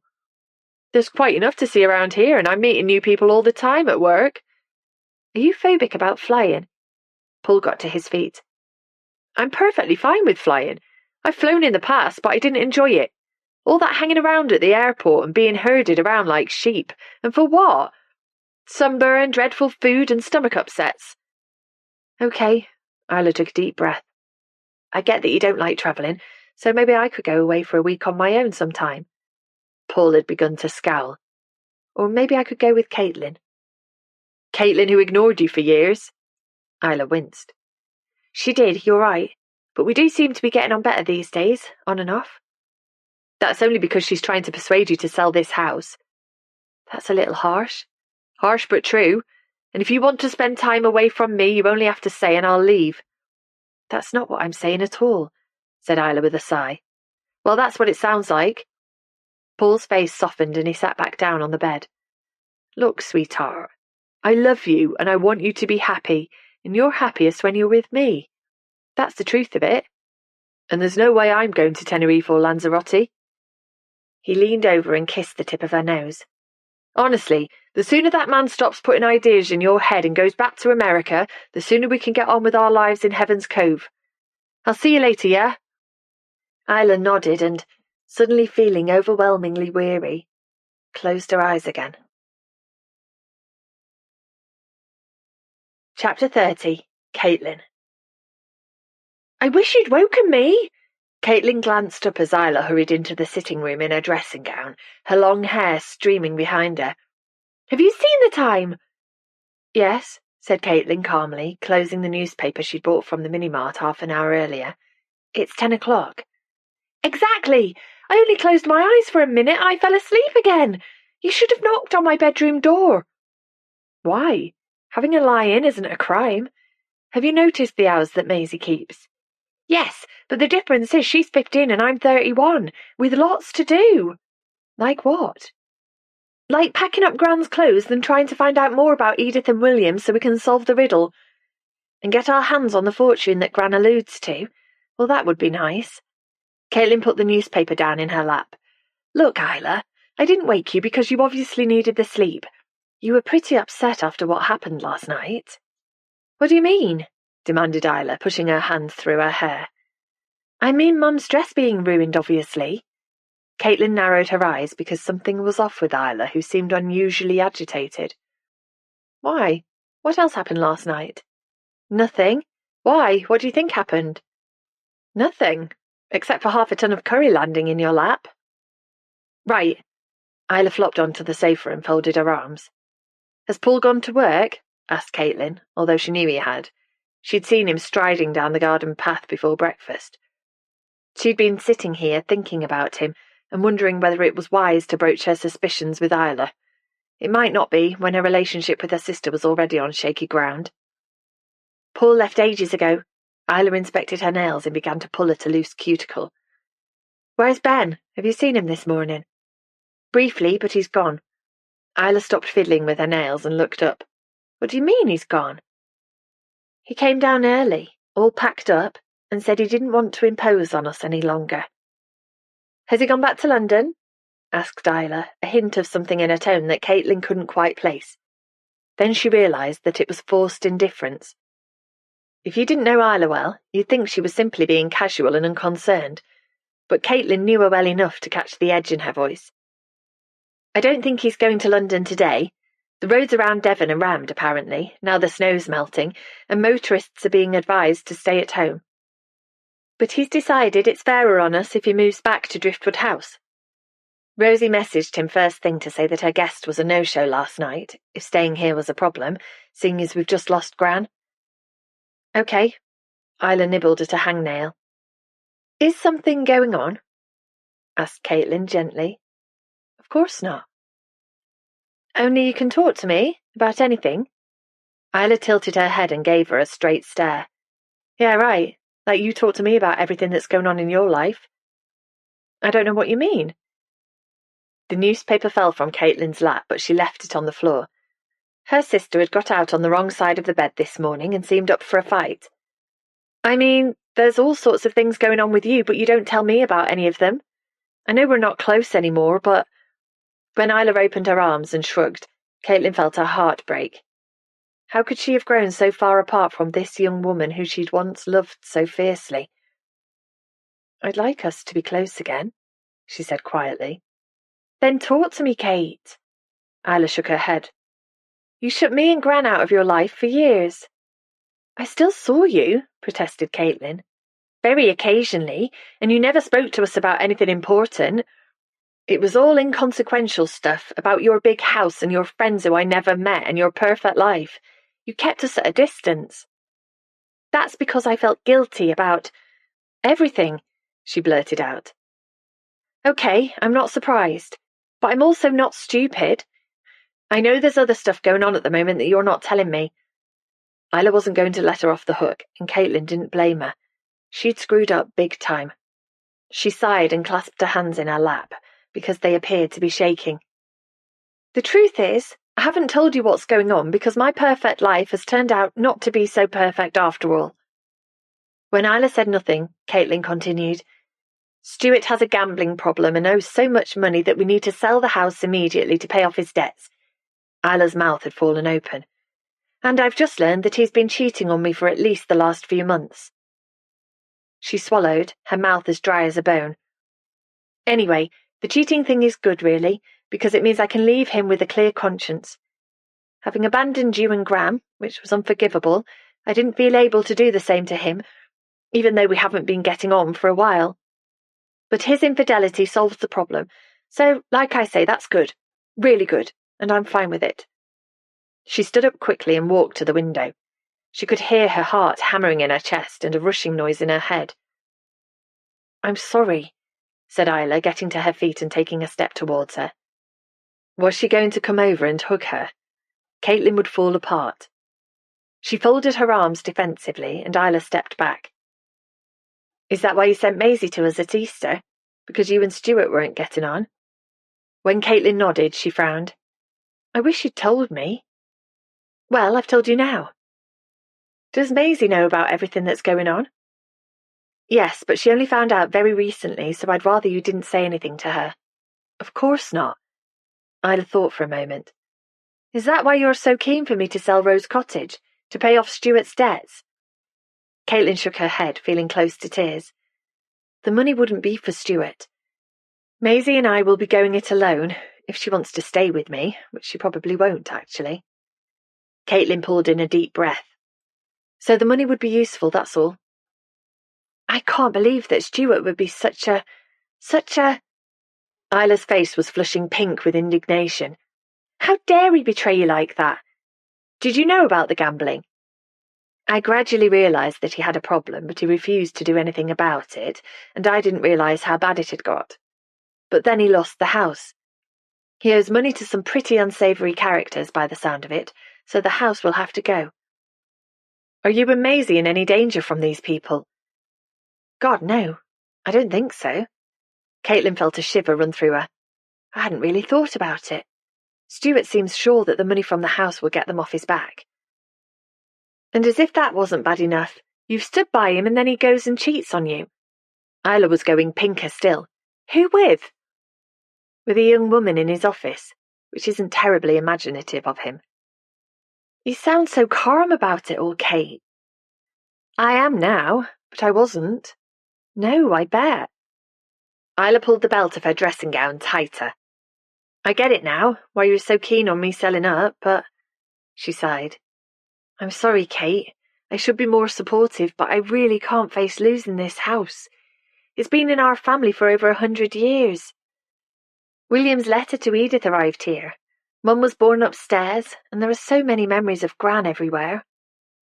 I know, and I get it now too. You shouldn't have to sell Rose Cottage because my husband has made a mess of everything. Maisie and I will manage. I'll get another job and we can rent somewhere cheap. Or, Caitlin gave a wry smile, we can solve Gran's riddle instead and find the vast fortune that she's promised us. Though why she couldn't just leave the money to us in her will like normal people do, I don't know. Isla grinned and looked up at Caitlin from beneath her lashes, just like she used to when she was a child. I don't think Gran mentioned a vast fortune. And, to be honest, it's been nice working on solving it with you. Mostly. Her grin disappeared. Look, I'm glad you've told me what's going on, and I am sorry. I just wish you'd told me before. What, and admit that my perfect life was a sham and I'd abandoned you and given up everything here? An image of Sean swam into Caitlin's mind and she batted it away, desperate to get the words out. For nothing, in the end. That's not really my style, is it? She gave what she hoped was an insouciant shrug, but the pity on Isla's face showed that her sister could see right through her bravado. You have Maisie? Caitlin nodded. I do, and I'm so fond of her. She reminds me of myself, always wanting what she can't have, striving, discontented, not realising the value of what she has. Or in my case, had. She smiled. But that's kids for you. Isla smiled back. Kids, huh? She turned towards the door, aware of heavy footsteps in the hall. Talking of which... Maisie pushed open the door and stood with her hands on her hips. There you both are. Why aren't you dressed, Isla? I thought you wanted to go and speak to that weird old woman. Yes, I do. Then you need to get dressed now, because I got up specially and it's not like even 10:30. Yes, sir. Isla gave a mock salute and followed Maisie from the room, but stopped in the doorway and looked back. Do you want to come with us, Kate? No, you're all right. If you don't mind going, just the two of you, said Caitlin. She felt wrung out and couldn't face dealing with Connie Carmichael right now. The woman had a reputation for being irascible. No, that's okay. Maisie and I can have some quality bonding time.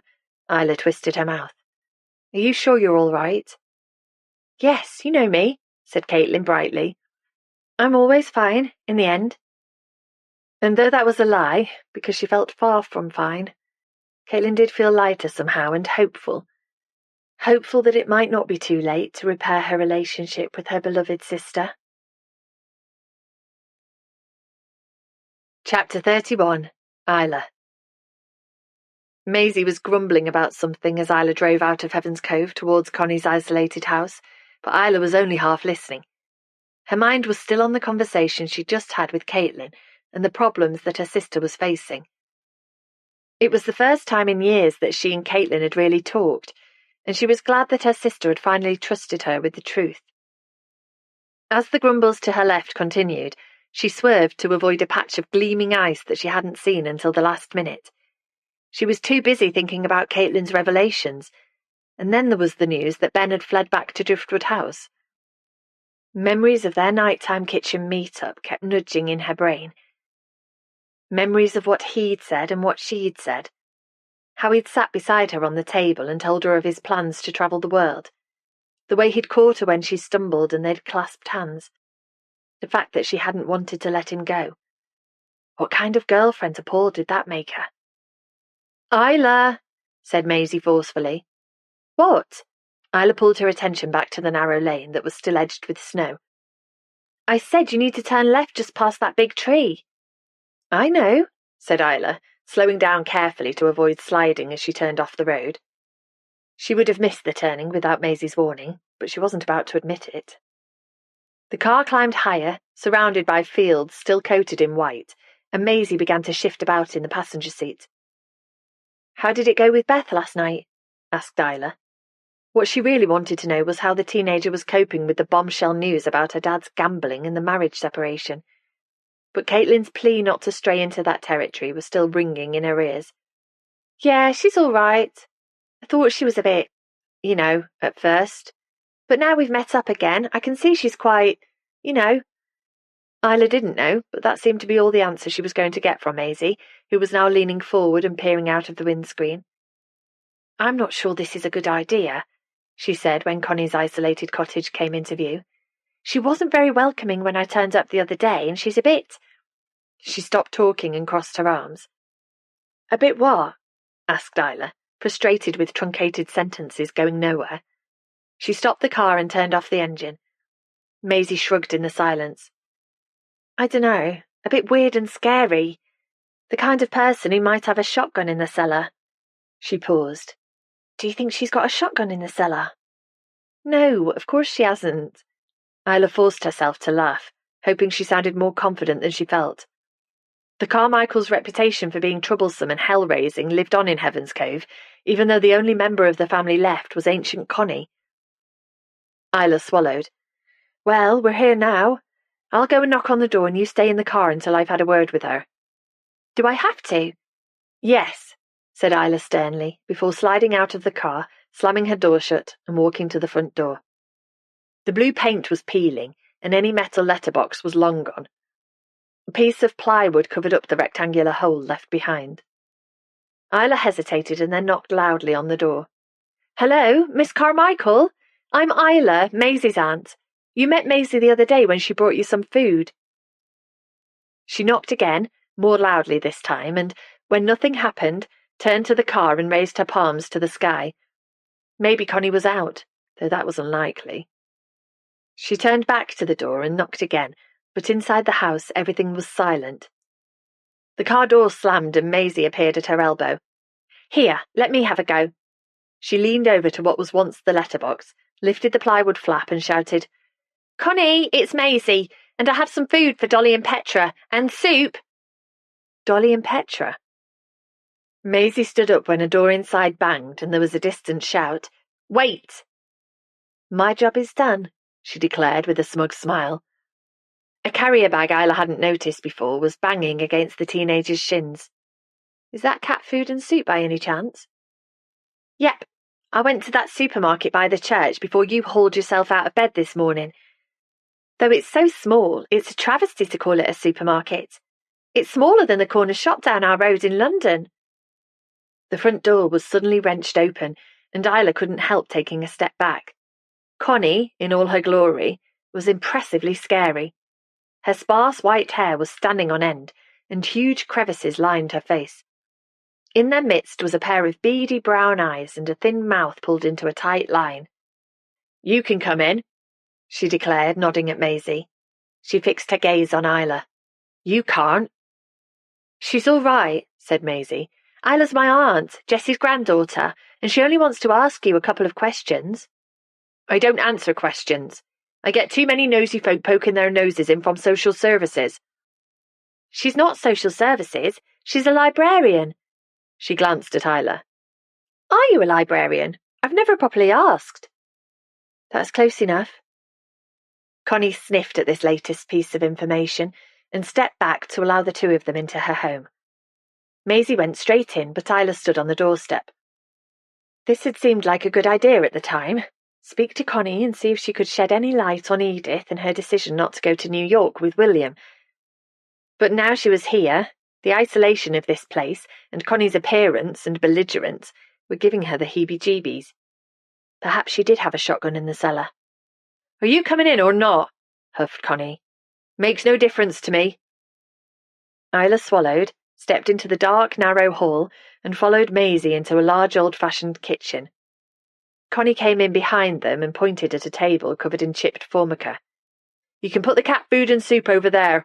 What sort of soup have you got?" "I've got a selection," said Maisie, pulling tins from the bag.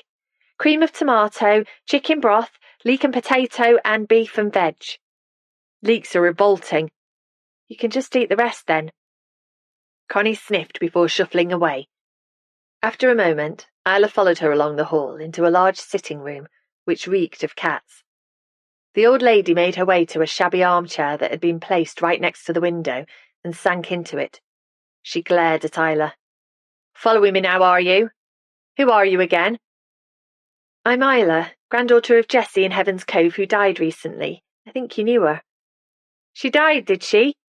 Connie looked out at the streaked glass at the fields still covered in snow, down to the sea beyond.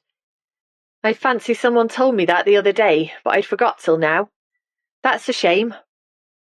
"Maisie told me that you gave Jessie, the carved angel that she always carried with her." "That's right. She was kinder than the rest of them in the village." "Shall I get you a cup of tea, Connie?" asked Maisie, poking her head around the door. "That would be kind of you, child." Isla, did you want a drink too?" Isla tried not to let the surprise show on her face. Maisie had never offered her a drink before. She thought about Connie's kitchen, with its grimy wooden countertops and chipped mugs piled up in the sink. "No, I'm fine," she smiled. "But thanks for offering." "Yeah, whatever." Maisie disappeared into the kitchen and began clattering about. "She's a good girl," said Connie. "You've brought her up well." "That's nothing to do with me. It's my sister who's Maisie's stepmum." "What happened to her real mum?" "I'm not 100% sure. She went to live in Canada a few years ago." "Without her daughter?" Isla nodded. "So Maisie's living with you in Heaven's Cove now, then?" "Just for a while, until she and my sister have sorted out their issues."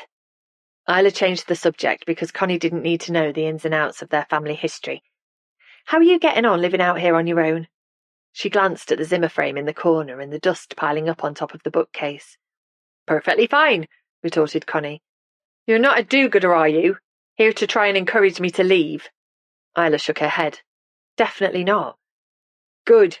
I'm content up here on my own and will never join," she shuddered, "a retirement community. If I'd wanted to be part of a community, I'd have moved into the village long ago. I like it up here where I can hear the birds sing and the wind in the eaves, and no one bothers me. Usually," she added pointedly. "It is very peaceful up here, and I hear that the Village Residents Association gives you a helping hand sometimes." "They helped me get my groceries delivered, and they came out in the snow to check on me, which was unnecessary. That was when I first met Maisie." "Do you like her?" Connie tilted her chin, her eyes boring into Isla's. "She reminds me of me and how I used to be." The door suddenly whammed into the wall, and Maisie came into the room, carrying a mug in one hand and a chipped plate bearing 2 digestive biscuits in the other. "Here you go," she said gruffly, manoeuvring a side table towards Connie with her foot. "I thought you might be hungry because it's almost lunchtime." She handed the mug to the old lady and put the plate on the table, within her reach. Connie lifted the mug to her lips with shaky hands and took a sip. "I've been talking to your aunt." "Yeah?" Maisie shot Isla a nervous glance. "Talking about what?" "This and that," said Connie, taking another sip of her tea, which looked awash with milk. "Actually," said Isla, as Maisie perched on the arm of a faded sofa, "if you don't mind, I was hoping to ask you about an ancestor of mine. Maisie said you remembered her." "Who's that, then?" "A lady called Edith Anstey. She was Jessie's aunt, so my great-great-aunt." Connie regarded her coolly. "What's so interesting about her after all these years?" "It's a bit complicated, but Jessie loved crosswords and riddles, and she left me and my sister a riddle to work out after her death." "What does the riddle say?" asked Connie, taking a big slurp of her drink. "It says, 'Don't get in a spin, girls, though mistakes can cost you dear. This one brings good fortune and I hope will make you cheer. That makes no sense whatsoever. Not yet, but we're hoping we can solve it with the help of an old letter she left us too. It was written to Edith in 1919. That's why I'd like to find out more about her. Connie put her mug down on the table and sat, without moving, staring across the room. Isla followed her gaze, but there was nothing there. After a while, she glanced at Maisie, who mouthed, "Let's go." "Edith was nice by all accounts," said Connie suddenly, making both Isla and Maisie jump.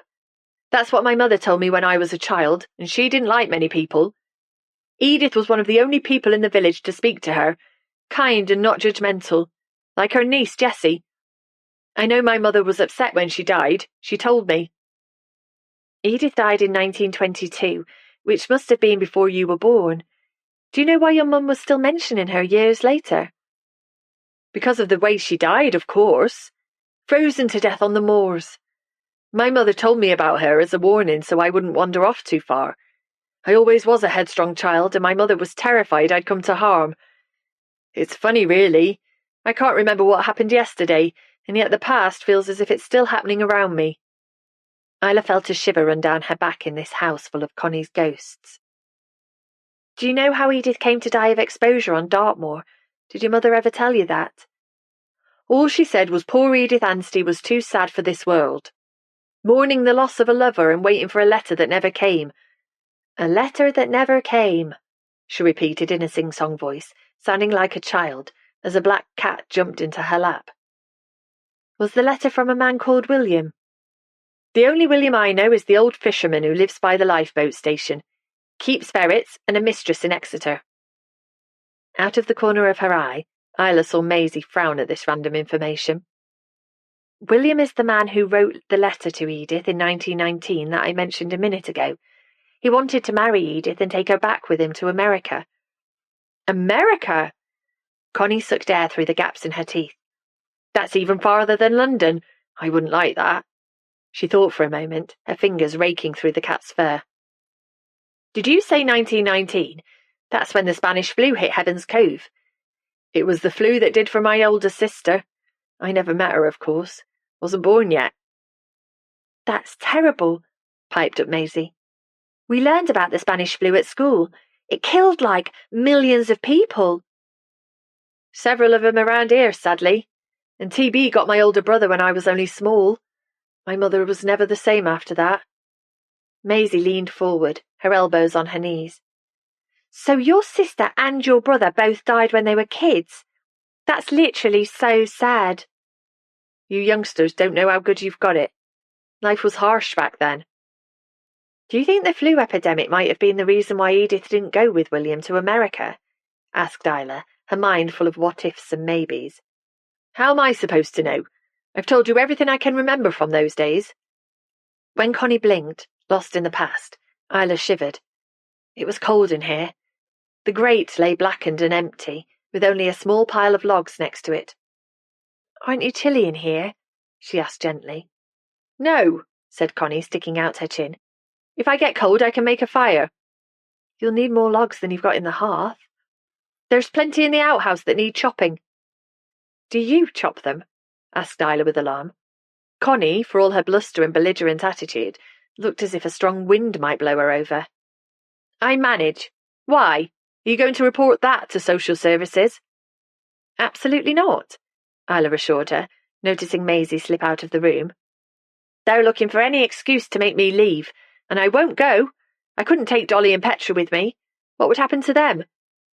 Connie's bottom lip wobbled and she stroked the cat on her lap so vigorously it stirred in its sleep. "I'm sure your cats would be well cared for, but I'm honestly not here to report you or to try and persuade you to do anything you don't want to do." "If you say so." "Have you always lived here?" "I was born here and I'll die here." "Have you travelled? You know," Isla added when Connie peered at her blankly. "Gone on holiday or spent time anywhere else?" "Never. My family didn't have the money for jaunts, and where would we have gone anyway when we've got all of this?" Connie went back to staring out of the window, and Isla sat quietly with her for a while, imagining what it must have been like, growing up in this isolated spot. This house and the land surrounding it was Connie's whole life, and it struck Isla as appropriate that she would see out her days here. But it was also sad.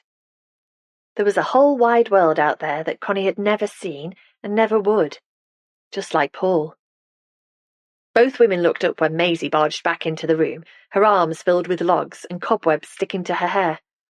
"I went through the logs outside and found these," she declared, dropping them with a clatter onto the stone hearth. "Save you from bringing them in. The rest are too big to put on the fire, but I couldn't find an axe." Isla's eyes widened. She'd never seen Maisie being so consistently helpful before. Connie nodded. "That's good of you, girl." "I could always come up and have a go at chopping the wood if you want, if you give me the axe," said Maisie, scuffing her feet against the threadbare rug and biting the inside of her cheek. "While I'm here, that is. I expect we'll be going back to London soon." "Poor you," said Connie. "Yeah, poor me," murmured Maisie so quietly that Isla almost didn't catch it. "That was kind of you offering to chop firewood for Connie," said Isla as their car made its way slowly along the lanes that led into Heaven's Cove. Maisie continued scrolling on her phone as she spoke. "Yeah, well, don't want her accidentally chopping off her leg with an axe, or she will end up in care, and then the cats will die." "I don't think that would happen to the cats. Someone would take them in." "Yeah, but they'd still die. Of a broken heart." Isla took her eyes off the road to glance at the teenager sitting beside her. Maisie was prickly and combative, and a right royal pain in the backside. But dig a little deeper and she was just a confused kid with a well-hidden heart. "You didn't seem too happy at the thought of going back to London," said Isla, driving by the quayside. Maisie stopped scrolling. "Has Caitlin told you that my dad has lost our house?" she asked, watching the grey sea that stretched to the horizon. "Yes, she told me this morning. How do you feel about that?" "How do you think I feel?" Maisie shot back, then her shoulders slumped. "Sorry, but school's been difficult, and now I don't know where I'm going to live. My dad's a mess who's never been around much, and don't even mention my mum." She shot Isla a warning scowl. "Okay, I won't." Isla pulled into the steep hill that led up to Rose Cottage. "But there's always your stepmum." "Caitlin won't want me." "I think you're wrong about that." "No, I'm not," said Maisie fiercely. "But I don't want to talk about it. And don't tell her about me chopping Connie's logs or she'll go all stressy about it not being safe." "Okay," Isla promised, although the thought of Maisie swinging a sharp axe around was not a comforting one. "What's the matter with school, though? Can I ask about that at least?" Maisie sat quietly for a moment as the car climbed higher. Then she began to speak, the words tumbling out. "The thing is, I played a stupid joke on a teacher, so I've been suspended for a while and the staff hate me. And some girls in my class think I'm a troublemaker now, so they keep their distance. And the other girls, who encouraged me to do the joke in the first place, keep making comments about me in our WhatsApp group." "Bitchy comments?" "A bit," said Maisie, gnawing at the inside of her cheek. "Do your dad and Caitlin know what's going on?" "No, I can handle it. The girls will say I'm a crybaby if I go whining to them, and Dad and Caitlin are already upset about the practical joke thing." "Can't you just leave the WhatsApp group?" "That wouldn't stop them posting stuff about me, and I kind of need to know what they're saying." "If I don't, I just imagine worse." It was the circle of torment that Maisie didn't appear able to break away from. Isla sighed. "They sound like a bad influence." "And you sound just like Caitlin." "Like I say, she cares about you." "Yeah, whatever," said Maisie briskly. "Anyway, I expect the joke will all be forgotten by the time I go back to school." She went back to scrolling. Isla had almost reached Rose Cottage when Maisie gave a strangled squeal. "Are you all right?" Isla glanced at her passenger, who'd slumped in her seat. "What's the matter?" "Nothing." "Are those girls saying things again? I wish you'd quit that WhatsApp group and—" "It's nothing, just drive," ordered Maisie. Her face crumpled into a scowl, and the second the car came to a halt outside Rose Cottage, she leaped out and ran up to her bedroom. "How did it go?" asked Caitlin, coming out of the kitchen with a flapjack in her hand. She glanced curiously up the stairs at Maisie's retreating figure. "Is Maisie all right? Is she upset about her dad and me?" "Probably, but we didn't talk much about that. I think she's having some issues with friends at school." "Poor Maisie. Being a teenager is hard anyway, without all the extra angst her dad and I are throwing at her. Is this friend's issue something I need to worry about? Caitlin seemed smaller somehow when she looked at Isla, her eyes filled with concern. She was losing weight, that was clear enough from the way her trousers were slipping down from the waist. But it wasn't simply a physical diminishing. Her whole persona seemed to have shrunk as she dealt with life's blows. And for once, Isla felt like the older sister, trying to protect her sibling from harm. You've got quite enough to worry about right now, so leave it with me. I'll have a word with her, said Isla firmly. If she'll talk to you. She won't speak to me. I wish she would. I really care about her, you know. I know you do. Before she could think better of it, Isla pulled Caitlin towards her into a hug and patted her awkwardly on the back. Her sister softened in her arms, and the years fell away to a time when the girls had been a united force against a scary world. The sound of Maisie's bedroom door slamming vibrated through the house, and Caitlin pulled away. Thanks, she said gruffly. Anyway, you'd better tell me how the visit to Connie went. Right. Isla gathered her thoughts. It went well, I think. Maisie played a blinder by bringing cat food and soup that persuaded Connie to let us in, and she made her a cup of tea. Maisie made Connie a cup of tea, without being asked. When Isla nodded, Caitlin puffed air through her lips. Just when I think my life can't get any more surreal, Maisie starts being helpful. Whatever next? Whatever next, indeed, wondered Isla. The last few weeks had been crazy. Bereavement, an estranged sister confessing that her glittering life was tarnished, a precious ruined dress, a stranger from America who'd grabbed her hands in the middle of the night. Did Connie tell you anything we don't know about Edith? Caitlin continued. Though that wouldn't be hard, seeing as we know so little about her. She did know a bit more. Apparently, her mum frightened her with tales of poor Edith freezing to death on Dartmoor, so Connie wouldn't wander off as a child. Effective, but probably not what you'd find in a parenting manual. Scare your child into submission. Her mum had lost 2 children already, one to TB and the other to the Spanish flu epidemic that swept through the village in 1919, so she was probably scared herself. Yeah, that makes sense. Poor woman. Caitlin frowned. Did you say the flu hit Heaven's Cove in 1919? Could that be a reason why Edith felt she had to stay? Did she or her family get ill? Perhaps. It gives us another avenue to explore at least. The sister detectives back on the case. Caitlin gave a wry smile. We can get cracking on that tomorrow, maybe. Yeah, sure. Tomorrow, thought Isla, which would be a day closer to Ben leaving for America and she would never see him again. Oh, by the way, said Caitlin, walking to the hall table. She moved her newspaper and pulled out a mustard-coloured beanie hat that was lying beneath it. Look what I spotted on the floor under the coat stand. Is it Paul's?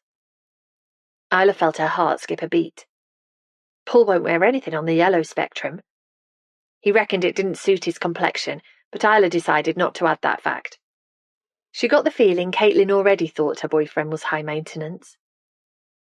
It'll be Ben's then. Caitlin wrinkled her nose. I would return it to him, but I can't face that climb up the cliff. Perhaps you could nip it up to him before he leaves. You were always more athletic than me. Isla hesitated. The thought of seeing Ben again made her feel instantly more cheerful, yet nervous too. He must have had a good reason for leaving without saying goodbye after their early hours meeting in the kitchen. He must have been embarrassed by Isla gazing into his eyes. He must think her rather pathetic and horribly boring, the poor bereaved librarian who rarely set foot outside Devon. What do you reckon? Asked Caitlin, tilting her head and raising an eyebrow. Will you drop Ben's hat back to him before he goes home to America? Isla pushed down her misgivings and held out her hand for the hat. I suppose I could. The walk will do me good. Chapter 32. Maisie. It was stupid watching it over and over again, painful even, but Maisie didn't seem able to stop. She clicked on the video for the 8th time and watched as viscous yellow liquid poured from the top of the door frame where it had been balanced in a plastic tub. It arced through the air as Miss Welby stepped into the classroom. If only she'd been moving a little faster, it wouldn't have made contact. But Miss Welby was a slow mover, and the liquid, a gloopy mixture of food dye, flour and water, landed squarely on her head. Maisie disliked Miss Welby intensely, and the feeling was mutual. The fact that Maisie found algebra and statistics bewildering was incomprehensible to the middle-aged maths teacher, who took every opportunity to accuse her of being lazy and not trying hard enough. The irony was that her accusations merely fueled Maisie's panic when faced with numbers and equations, and dissuaded her from trying at all. What was the point when she'd get it wrong anyway, and Miss Welby would humiliate her in front of the class? The teacher deserved to be humiliated herself, that's what Madison had said. But as Maisie clicked on the video again and watched the teacher's expression change from shock and upset to hurt disappointment, she wished for the 100th time that she'd never done such a cruel thing. It'll teach her a lesson. That's what the girls in Madison's group had told her. They'd encouraged her to carry out the joke, but had denied all knowledge of it afterwards, when Maisie was suspended. And now, just when she was hoping the fuss had all died down, and she could go back to school without it hanging over her, one of them had posted this video on TikTok. And whichever girl it was, the TikTok account was new and anonymous, had tagged her so she couldn't miss it. There was a gentle tap on her bedroom door. "Maisie, can I come in?" Maisie ignored Isla, hoping she would go away, but her door opened and her aunt popped her head around it. "Sorry to disturb you, but I wanted to check that you're all right. Caitlin's worried about you, and I am too." "Did you tell her about the girls at school?" demanded Maisie, placing her phone face down on the bed. "No, not exactly. But is there anything that Caitlin or I can do to help? We're both good listeners if you'd like to get anything off your chest. We were your age too a long time ago," Isla grinned. She was only trying to be nice, but Maisie couldn't tell her about this latest humiliation. Not only was her bad behaviour all over the internet, the video must have been posted by one of the girls she'd tried so hard to make like her. It was plain to see that they didn't like her at all and never would. They would have a field day when it came out about her dad's gambling and Maisie losing her home. What if her dad turned up at a school event, unlikely though that was, with stupid Kira in tow? Maisie shuddered, because if she thought school was difficult now, it was about to become unbearable. "Honestly, Maisie, we're happy to help if we can," repeated Isla. But Maisie shook her head. Caitlin had enough to cope with, and if she found out that Maisie's bad behaviour had now been seen everywhere, there was no way she'd stick around once the divorce was underway. Why would she when Maisie was such a huge disappointment? And Isla would only tell Caitlin what was going on. They were sisters after all, even if they didn't always seem to like each other very much. "No thanks, I'm good," said Maisie, leaning back against her pillows, closing her eyes and hoping that Isla would take a hint. It worked because she heard the bedroom door click softly shut, and when she opened her eyes, Isla had gone. Maisie went to pick up her phone but stopped, her hand hovering above it. Her aunt was right. She could leave the bitchy WhatsApp group and delete her TikTok app. But who was she kidding? Ignoring it wouldn't mean it wasn't happening. And maybe she deserved it anyway. Maisie turned her phone over and watched yellow gloop slide down Miss Welby's shocked face for the 10th time. Chapter 33. Caitlin. This was not the way to the bakery. Julie's Bake Shop, which locals boasted sold the best ever apple cake this side of Exeter, sat in a side street close to the ice cream parlour. All she had to do was head straight down the hill, turn left at the bottom, and follow the sea wall. She could buy the loaf of bread that Isla had requested and be home in 15 minutes tops. Simple. But instead, Caitlin had turned off halfway down the hill and was now walking along Smuggler's Lane, which led directly past Sean's garage. "This isn't a good idea," she told herself, swinging the canvas bag she'd brought with her. "This is a terrible idea." But her feet kept on walking, and she pulled her shoulders back, feeling lighter now her sister knew the truth about her life. "You need to tell Isla," Sean had told her, and he'd been right. Thinking of Isla made Caitlin's thoughts turn to Ben. Would she return his left-behind hat, she wondered, not sure why it felt important that she did. Perhaps Caitlin was hoping that spending time with the personable American would remind Isla that there were other men out there. Men who would treat her better than Paul. She sighed and glanced to her right as she reached the garage.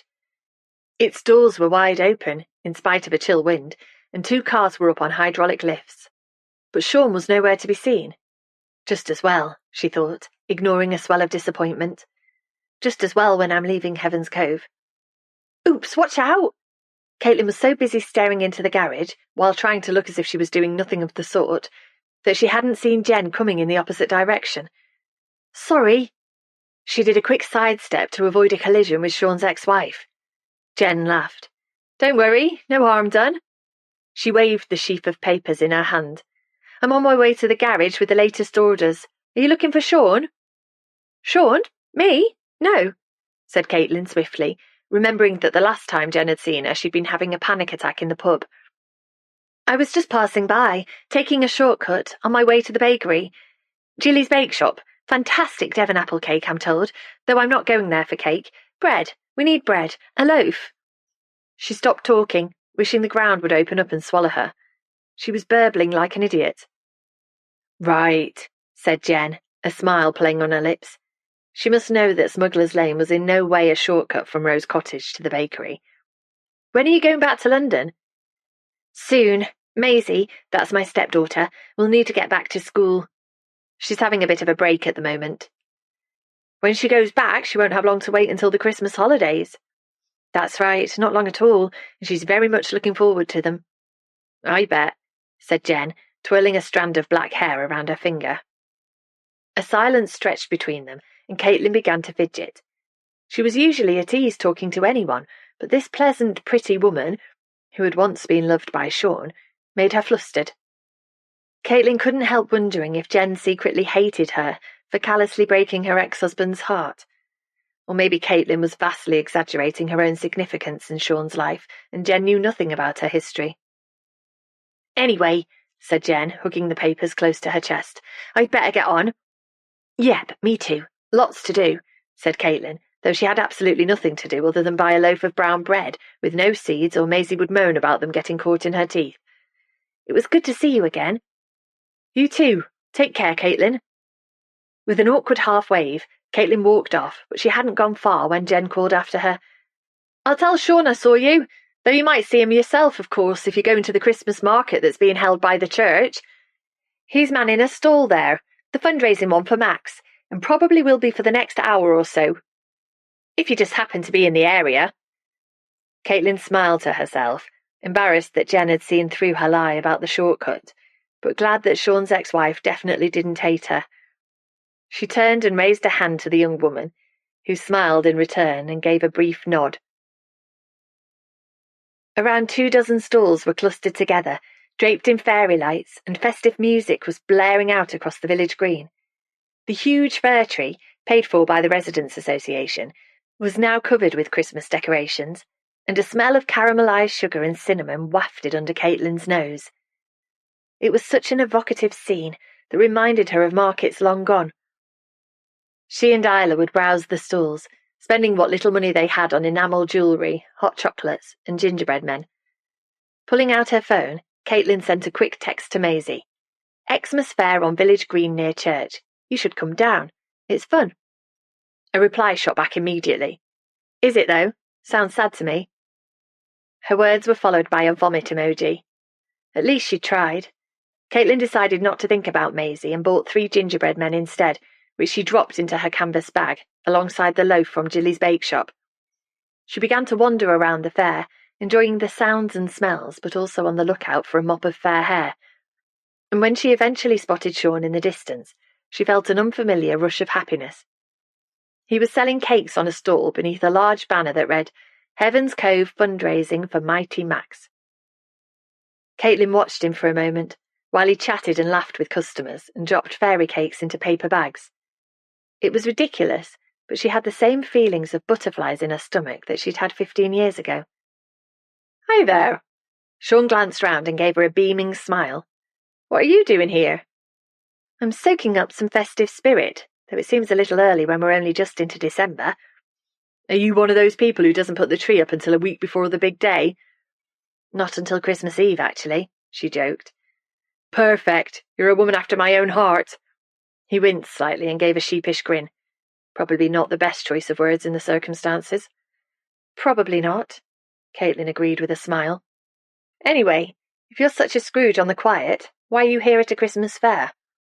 It's for a good cause. Gavin at the garage has a young son with disabilities we call Max, and he's trying to raise enough money to set up an inclusive playground here on the green. Kids in wheelchairs miss out when they can't go on swings and roundabouts, but there's specially adapted equipment available that they can use. All kids should be able to play and have fun. I quite agree. How much do you need to raise? A lot. We've raised a fair bit already with sponsored walks and swims, but I'll need to sell a shed load of cakes to reach the target. Did you make the cakes? Good grief, no, Sean snorted. I wouldn't inflict my cooking on anyone, except for my curry. I make a mean chicken balti. I remember. My repertoire hasn't expanded much in the last 15 years, so Gavin's friends and family made these. Would you like some? Sure. Give me 3 of those lurid Santa cupcakes. Sean pushed 3 cakes covered in bright red icing into a bag, and Caitlin handed over a £5 note. Keep the change. You sure? Of course. I wish I could donate more, but you know how things are with me at the moment. Speaking of which, she cleared her throat. Thanks for being so understanding yesterday when we talked. You're welcome. What are friends for? You're far more forgiving than I expected. He shrugged. It was a long time ago, Kate, and now we've cleared the air, it's water under the bridge. Thanks. I told Isla, by the way. Yeah? And how did that go? Caitlin grinned. It was good, actually. I feel lighter for telling her and facing up to the truth. I feel better being here, in Heaven's Cove. Perhaps you should stay then, said Sean, smoothing out creases in his pile of paper bags. I sometimes wish I could, said Caitlin, realising that it was partly true. There was something about this village, some magic that was starting to ease the knots in her muscles and the emotional tangles in her brain. So why don't you? Sean caught her eye, and time seemed to stand still, in spite of the festive hubbub all around them. I just can't, said Caitlin, and time moved on once more. A small girl ran past, squealing and leaving a trail of pink candy floss. I might be able to help you, though, she added, an idea coming to her. If you need any support with applying to charities and other organisations for grants. One of my jobs was in a fundraising department, so I'm up to speed with making fundraising applications. I know Gavin's applied for a few grants, but we're muddling through, so if you could help, that would be great. It's the least I can do. Let me have any paperwork and I can start looking into it before you leave. When Caitlin nodded, Sean selected a cake from the array in front of him. Here, have a Rudolph cupcake on the house, as thanks in advance for your fundraising expertise. He pushed the reindeer cake into a bag and handed it over. His hand brushing hers felt like sparks of electricity against her skin. Payment in sugar is always appreciated, joked Caitlin, feeling flustered. Anyway, I'd better get back to Rose Cottage, or Isla will be sending out a search party. I'll get Gavin to drop in the paperwork, said Sean, turning to serve a customer who was pointing at the cake she wanted. Maybe I'll see you around before you leave, Kate. Yeah, maybe, said Caitlin jauntily, keeping it light while feeling anything but. She walked off without looking back, because that was the only way to safeguard her heart. Chapter 34. Isla. Isla shifted from foot to foot outside Driftwood House, psyching herself up to knock on the door. She hadn't slept well last night. After visiting Connie had led to dreams of scary women with wild white hair striding across Dartmoor, and her swift walk up the cliff this morning had puffed her out. She leaned over to catch her breath. Ben's hire car was parked at the top of the potholed road, which meant he was still here. But what if he'd rather not see her after that awkward encounter in the kitchen? He'd not been in touch at all, and perhaps it was best if he disappeared from her life without any further contact. She straightened up, paralysed with indecision. Knock on the door or not? Say goodbye, even though things had got awkward between them, or send him an impersonal "thanks for your help" email once he was back in America. Are you looking for me? Said a deep voice behind her. A deep voice with an American accent. She swung round, feeling flustered. Ben was standing there in his jacket and hiking boots, his dark brown hair tousled by the breeze. How did you know I was here? I was watching out the window and saw you walking up the cliff. So I took my coffee cup into the kitchen and came out through the back door. I didn't mean to startle you. No, you didn't. Not really. I mean, you made me jump, but not much, Isla gabbled, feeling ridiculously wrong-footed. So, are you looking for me? I am.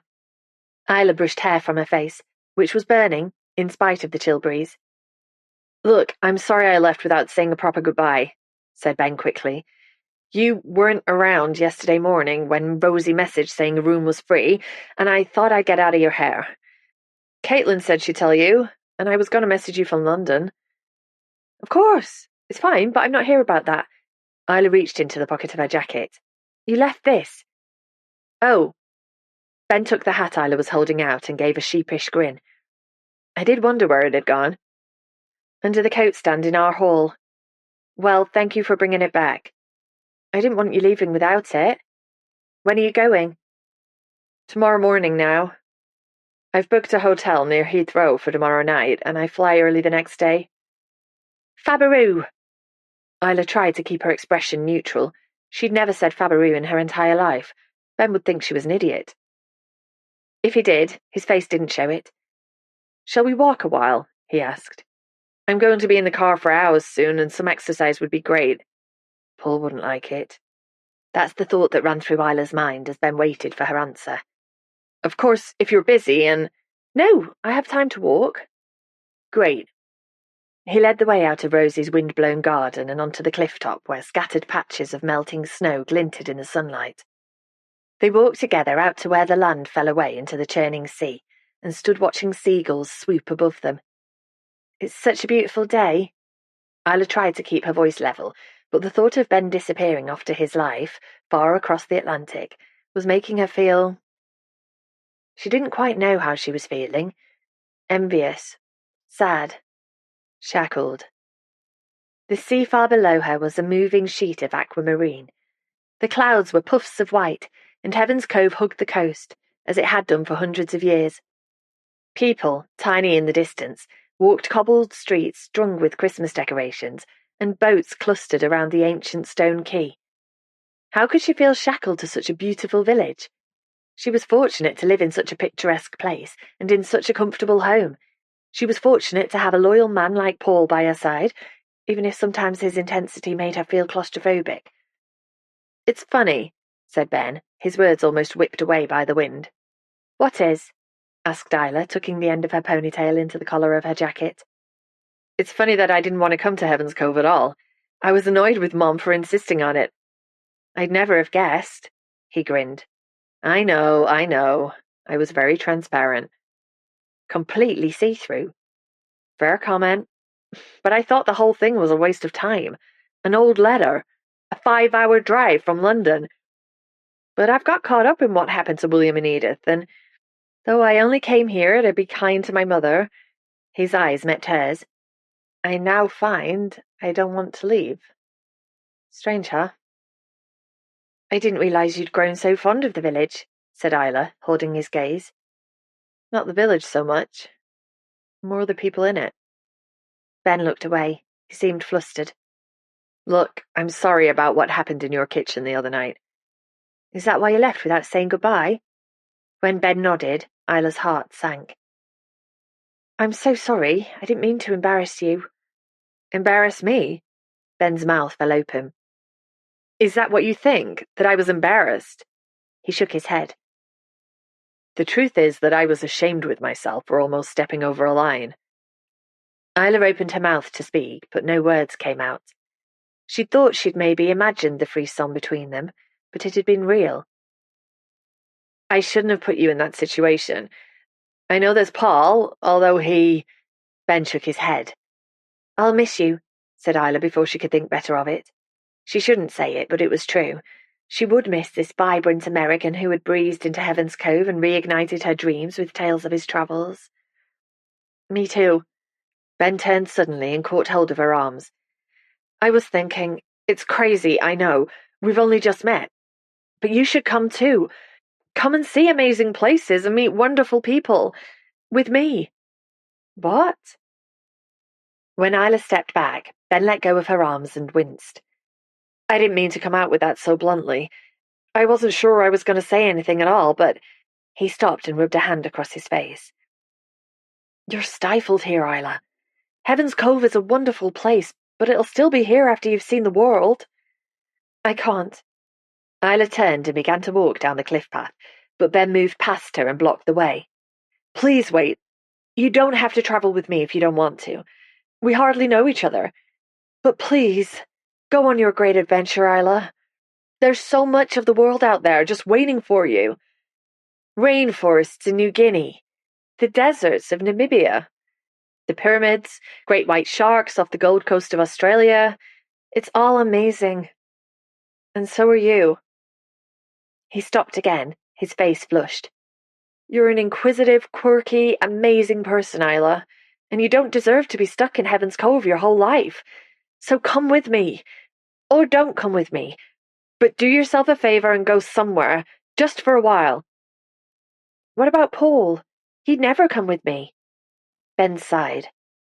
Paul is a decent guy. He stopped, the muscles in his jaw tightening. Actually, I don't think Paul is a decent guy at all. He wants to control you. That's not true. Yes, it is. He comes across as controlling and jealous, and he restricts your life. That's not fair, declared Isla. How dare Ben stand there and criticize the man she loved? You don't know him. You've only just met him. That's true, but I've known men like him, men who abuse women. He doesn't abuse me, said Isla aghast. He's never laid a finger on me. He might not be physically violent, but I bet he tries to control you in other ways. Of course he doesn't, said Isla, feeling so angry she was almost crying. Not that she would in front of this brash American who thought he could psychoanalyze her life after a few days' acquaintance. Are you sure about that? Asked Ben, sorrow etched across his face. Men like that are sly and cunning, Isla. They seem charming and loving, but it's all on their own terms. They love you as long as you do exactly what they want. They're the masters of gaslighting. No, you're wrong. Isla's breath was coming in gasps. She couldn't get past Ben or she would run. She didn't want to hear this. He ruined your mom's dress because I dared to look at you across the table at your grandmother's birthday meal. No, that's definitely not true. I saw his face, Isla, before he knocked the food into your lap. He knew exactly what he was doing. Please stop telling me these lies. Isla pushed past Ben so roughly he stumbled, and she started running towards the village, her feet skidding on loose stones. I'm sorry, Isla. Ben's call drifted past her. I'll be on the quayside at 10 tomorrow morning if you change your mind. Isla stumbled on, tears blinding her. Ben didn't know Paul at all. He didn't know how loving he could be. It was good that Ben was leaving Heaven's Cove tomorrow. Isla would never have to see him again, and she could go back to her perfectly lovely life in this perfectly lovely corner of Devon. Everything's lovely, she yelled, and a flock of startled seagulls rose as one into the air and flew across the sea, towards the distant horizon. Chapter 35. Caitlin. Caitlin couldn't find Isla anywhere. She'd come in after taking Ben's hat back and rushed straight upstairs, but now she seemed to have disappeared. Isla? Called Caitlin, wandering along the landing. Where are you? I have chocolate digestives. That always did the trick when they were kids, but not today. Caitlin glanced into Isla's bedroom again, in case she'd magically appeared in the last 2 minutes. Why are you yelling? Demanded Maisie through the open door of her room. She hasn't been murdered or anything, so why are you so desperate to find her? Have you ever considered that she might be trying to get away from you for a while? Caitlin ignored Maisie's remark. She was trying to be understanding while the teenager was processing her father's news. For the sake of peace, she also didn't insist that Maisie should take off her shoes while lying on the bedspread that Jessie had crocheted. Why do you need to see Isla anyway? Asked Maisie sulkily. I have some news and I'd just like to see her. What sort of news? News about Edith. Maisie's face collapsed into a grimace. Ugh, so boring. Actually, it's not, replied Caitlin, but Maisie was busy phone scrolling, so she left her to it.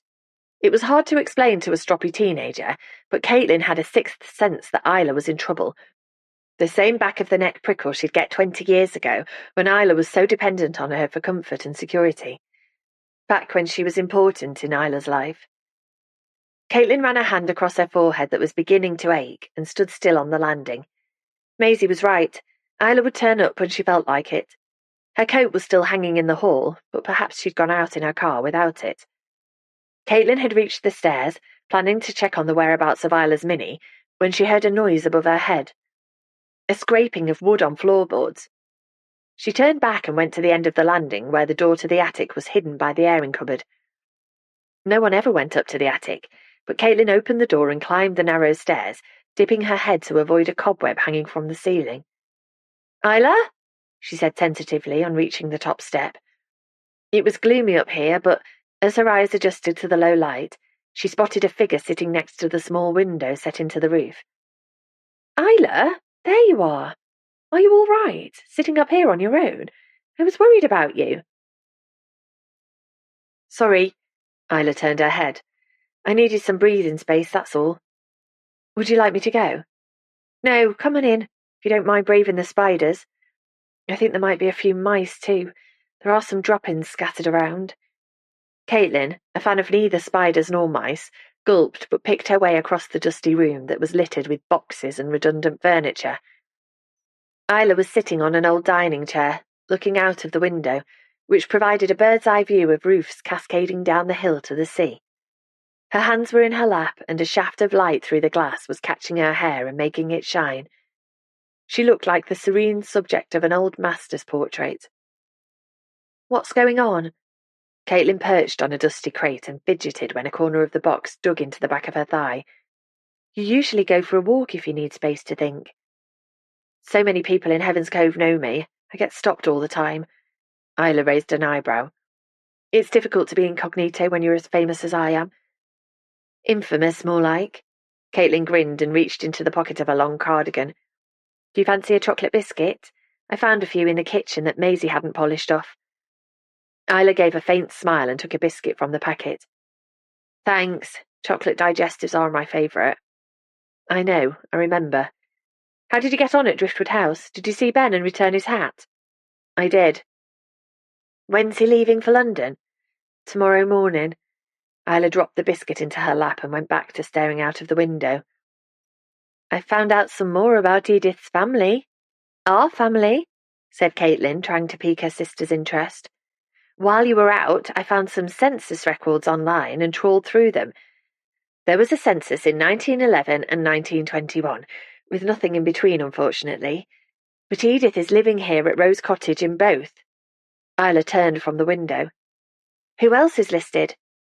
"In 1911, when Edith was 13, she was living here with her mum and dad.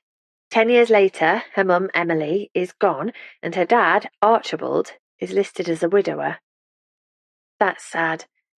The saddest thing is that Emily also left behind 2 younger children, a boy and a girl who were 12 and 13 in 1921. Were Archibald, Edith and her younger siblings all living together in 1921 at Rose Cottage?" "They were, so I looked up to see when Emily died, and guess when it was?"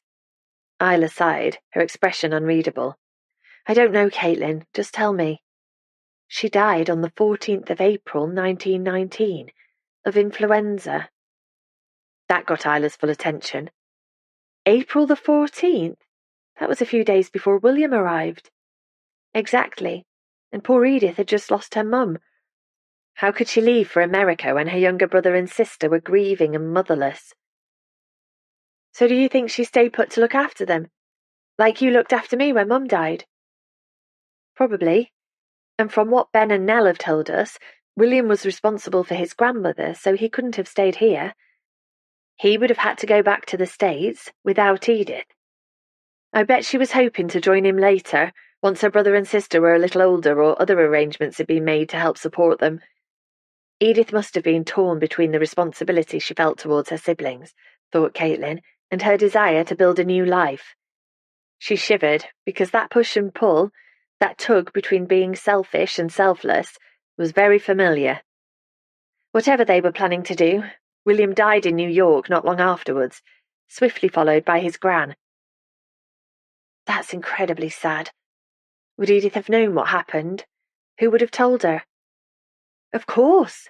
Caitlin ran a hand across her face, bringing to mind what Connie had remembered. Connie's mother said Edith was too sad for this world, waiting for a letter that never came, a letter from William. She must have thought he'd given up on her, but in fact, he was dead, said Isla dully. That's awful. No wonder poor Edith was broken-hearted.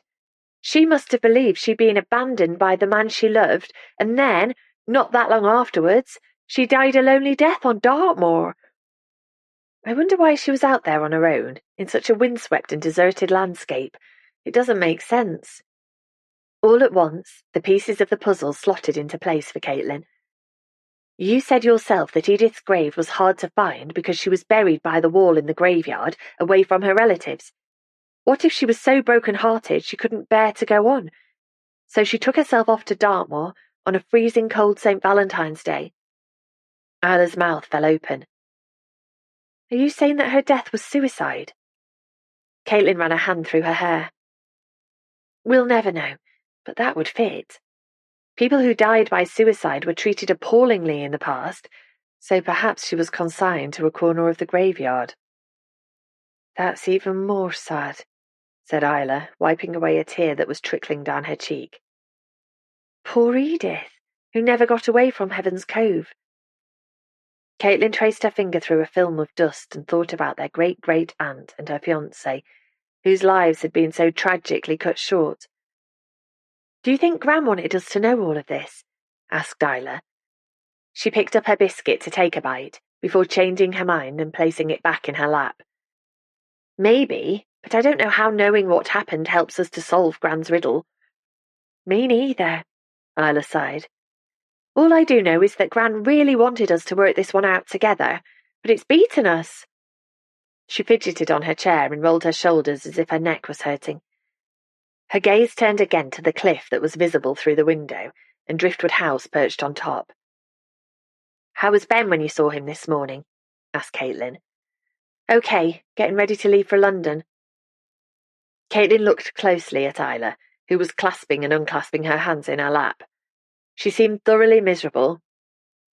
I expect you'll miss him, she said quietly. Why?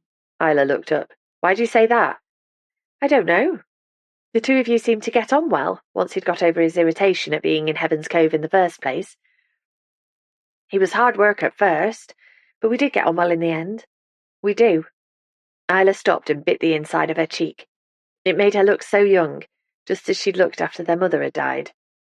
Caitlin reached forward and put a hand on Isla's pale wrist. It's okay to miss people. We both miss Mum, and we miss Gran, especially you. Do you know? Isla stared at the dusty floor. He asked me to go with him. Ben did. When Isla nodded, Caitlin's eyes opened wide. He asked you to go to America with him? No, to go travelling with him. He's leaving his job to go travelling around Asia and Australia, and he thought I might like to go.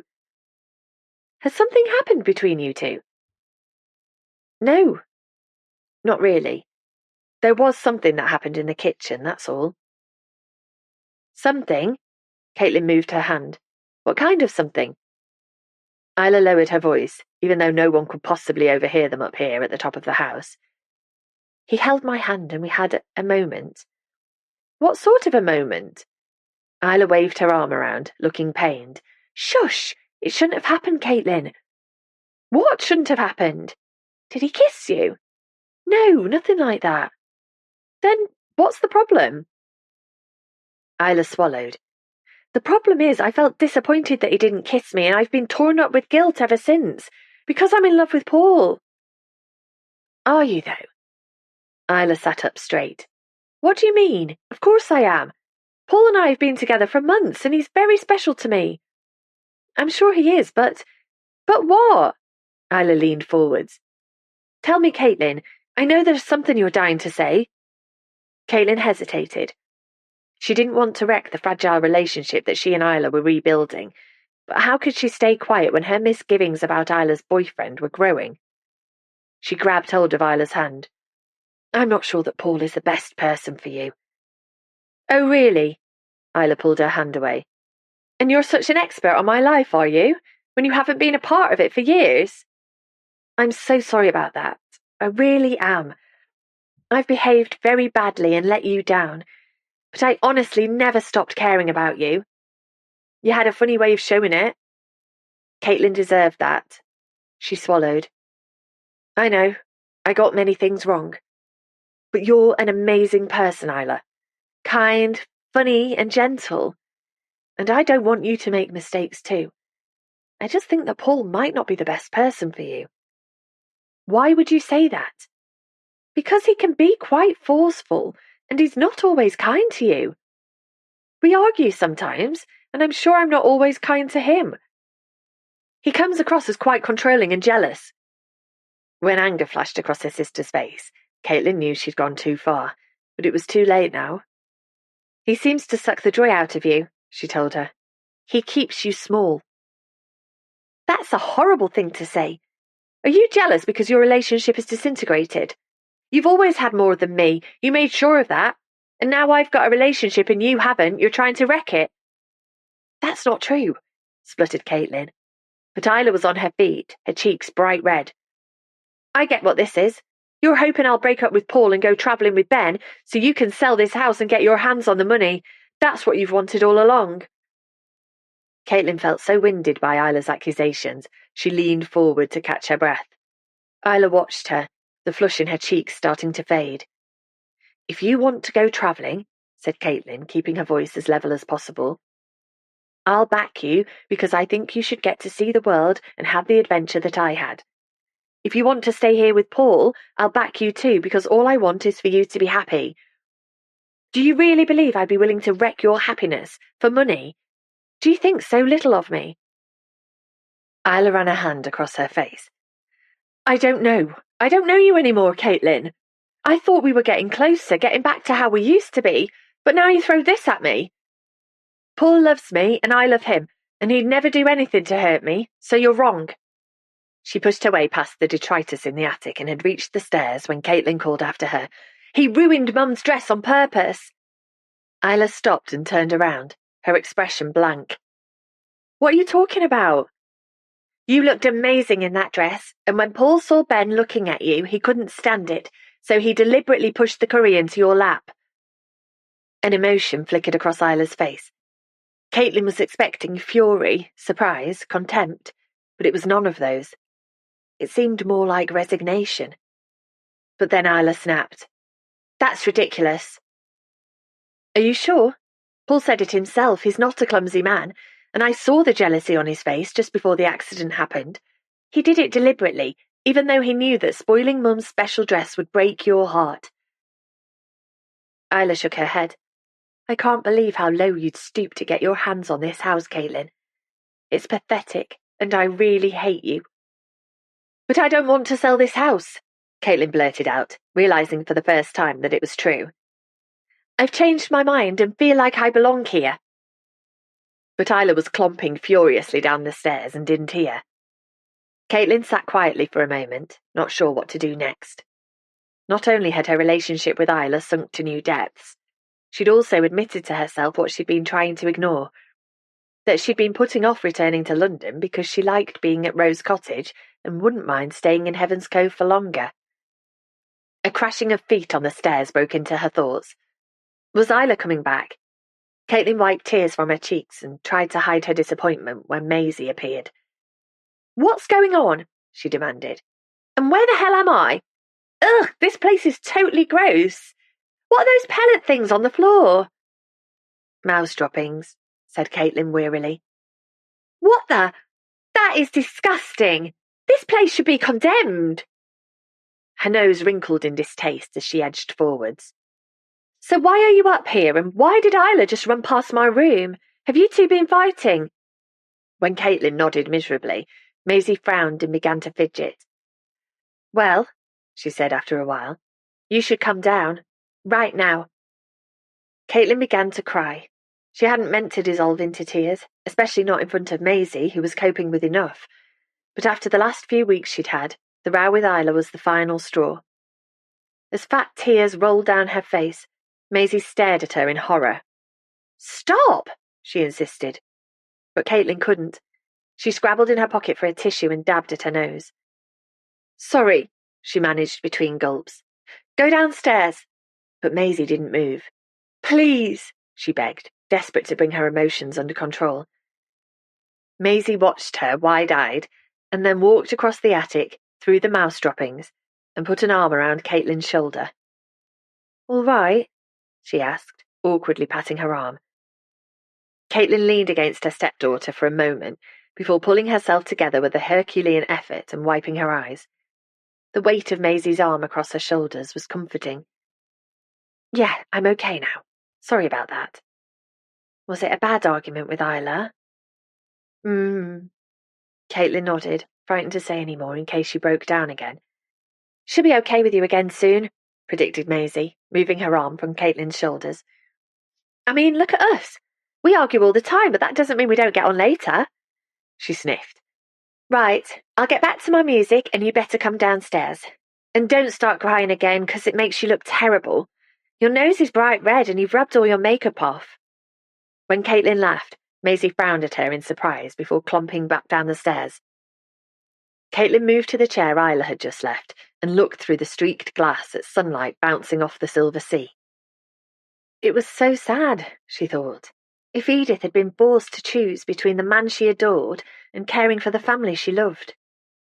It would also be sad if her great-great-niece chose to stay with a rubbish boyfriend rather than take a chance on her American and travel to the corners of the globe.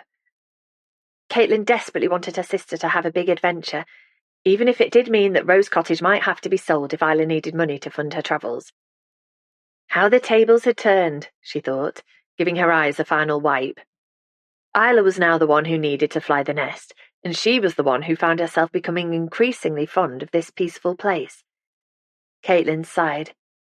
She could almost imagine staying in Heaven's Cove and putting down roots here, but it was too late. 15 years too late. Chapter 36. Isla. Isla was aware of Fizz, Paul's new assistant, giving her a once-over when she walked into the business space he rented on the outskirts of Heaven's Cove. Fizz was sitting behind a desk that almost filled the tiny reception area, tapping away on a computer keyboard. "Can I help you?" she asked, fingers poised above the keys, her nails long and purple. She was acting as if she didn't know who Isla was, even though they'd met twice since she'd been taken on 3 months earlier. "I'm here to see Paul," said Isla, feeling scruffy in her jeans and sweatshirt. "Do you have an appointment?" Fizz asked, smoothing a hand down her cream silk blouse. Was she being dense or deliberately obtuse? Isla wondered. What kind of name was Fizz, anyway? "I don't need an appointment because I'm Paul's girlfriend." "Oh!" Fizz's hand flew to her mouth. "Of course you are. I'm so sorry. I didn't recognize you." "No problem." Isla smiled, even though her appearance hadn't changed in the last 12 weeks. "Is Paul free?" Fizz took a moment to consult her large desk diary before announcing that Isla would be allowed to take up a few minutes of Paul's precious time, but definitely no more than 5 because he had an important call to make to a valued client. She was like a snooty, well-dressed Rottweiler, thought Isla, knocking on Paul's door. Isla knocked again, wondering if she was doing the right thing. She could ignore it all. Forget Caitlin's wild claims about her ruined dress and the mean things Ben had said about Paul. And she'd be tempted to do just that, but an email had arrived from the American 20 minutes ago which simply said, "We parted on bad terms, but it was good to meet you, Isla. Climb that mountain and swim in warm seas. You deserve the best. Ben. Kiss." You deserve the best. Isla knocked once more, and when there was still no reply, she opened the door and went in. Paul's office was double the size of the reception area, with a leather-topped desk, a black filing cabinet, and a window overlooking the headland that stretched into the sea. He was sitting with his back to her and his feet up on the windowsill, but he spun round when he heard his door close. "Hey, Fizz, I was just—" "Oh, Isla, what are you doing here?" "I wanted to see you, if that's all right." Paul looked puzzled. "Yes, of course. What have you been up to today? You said you were going to be in, but when I rang the house earlier, no one answered. I tried your mobile, but it went to voicemail. Didn't you get my messages?" "I saw you'd left me several messages, but I was busy." "Too busy to talk to the man who loves and looks after you?" Charming. He scowled before his features relaxed into a smile that didn't reach his eyes. So what were you busy doing? This and that, said Isla, glancing round the office, which was incredibly tiny with everything in its place, from the pen pot on the desk to the books neatly lined up on top of the filing cabinet. What does this and that mean? Isla turned her palms up to the ceiling. Nothing you'd find very exciting. Only... Paul frowned and closed the lid of his laptop. He peered at Isla over the top of his computer glasses. As I said in my messages, if you'd taken the time to listen to them, you were seen walking up to Driftwood House. Good grief, did Paul have spies everywhere? Isla sank into the chair that faced Paul's desk.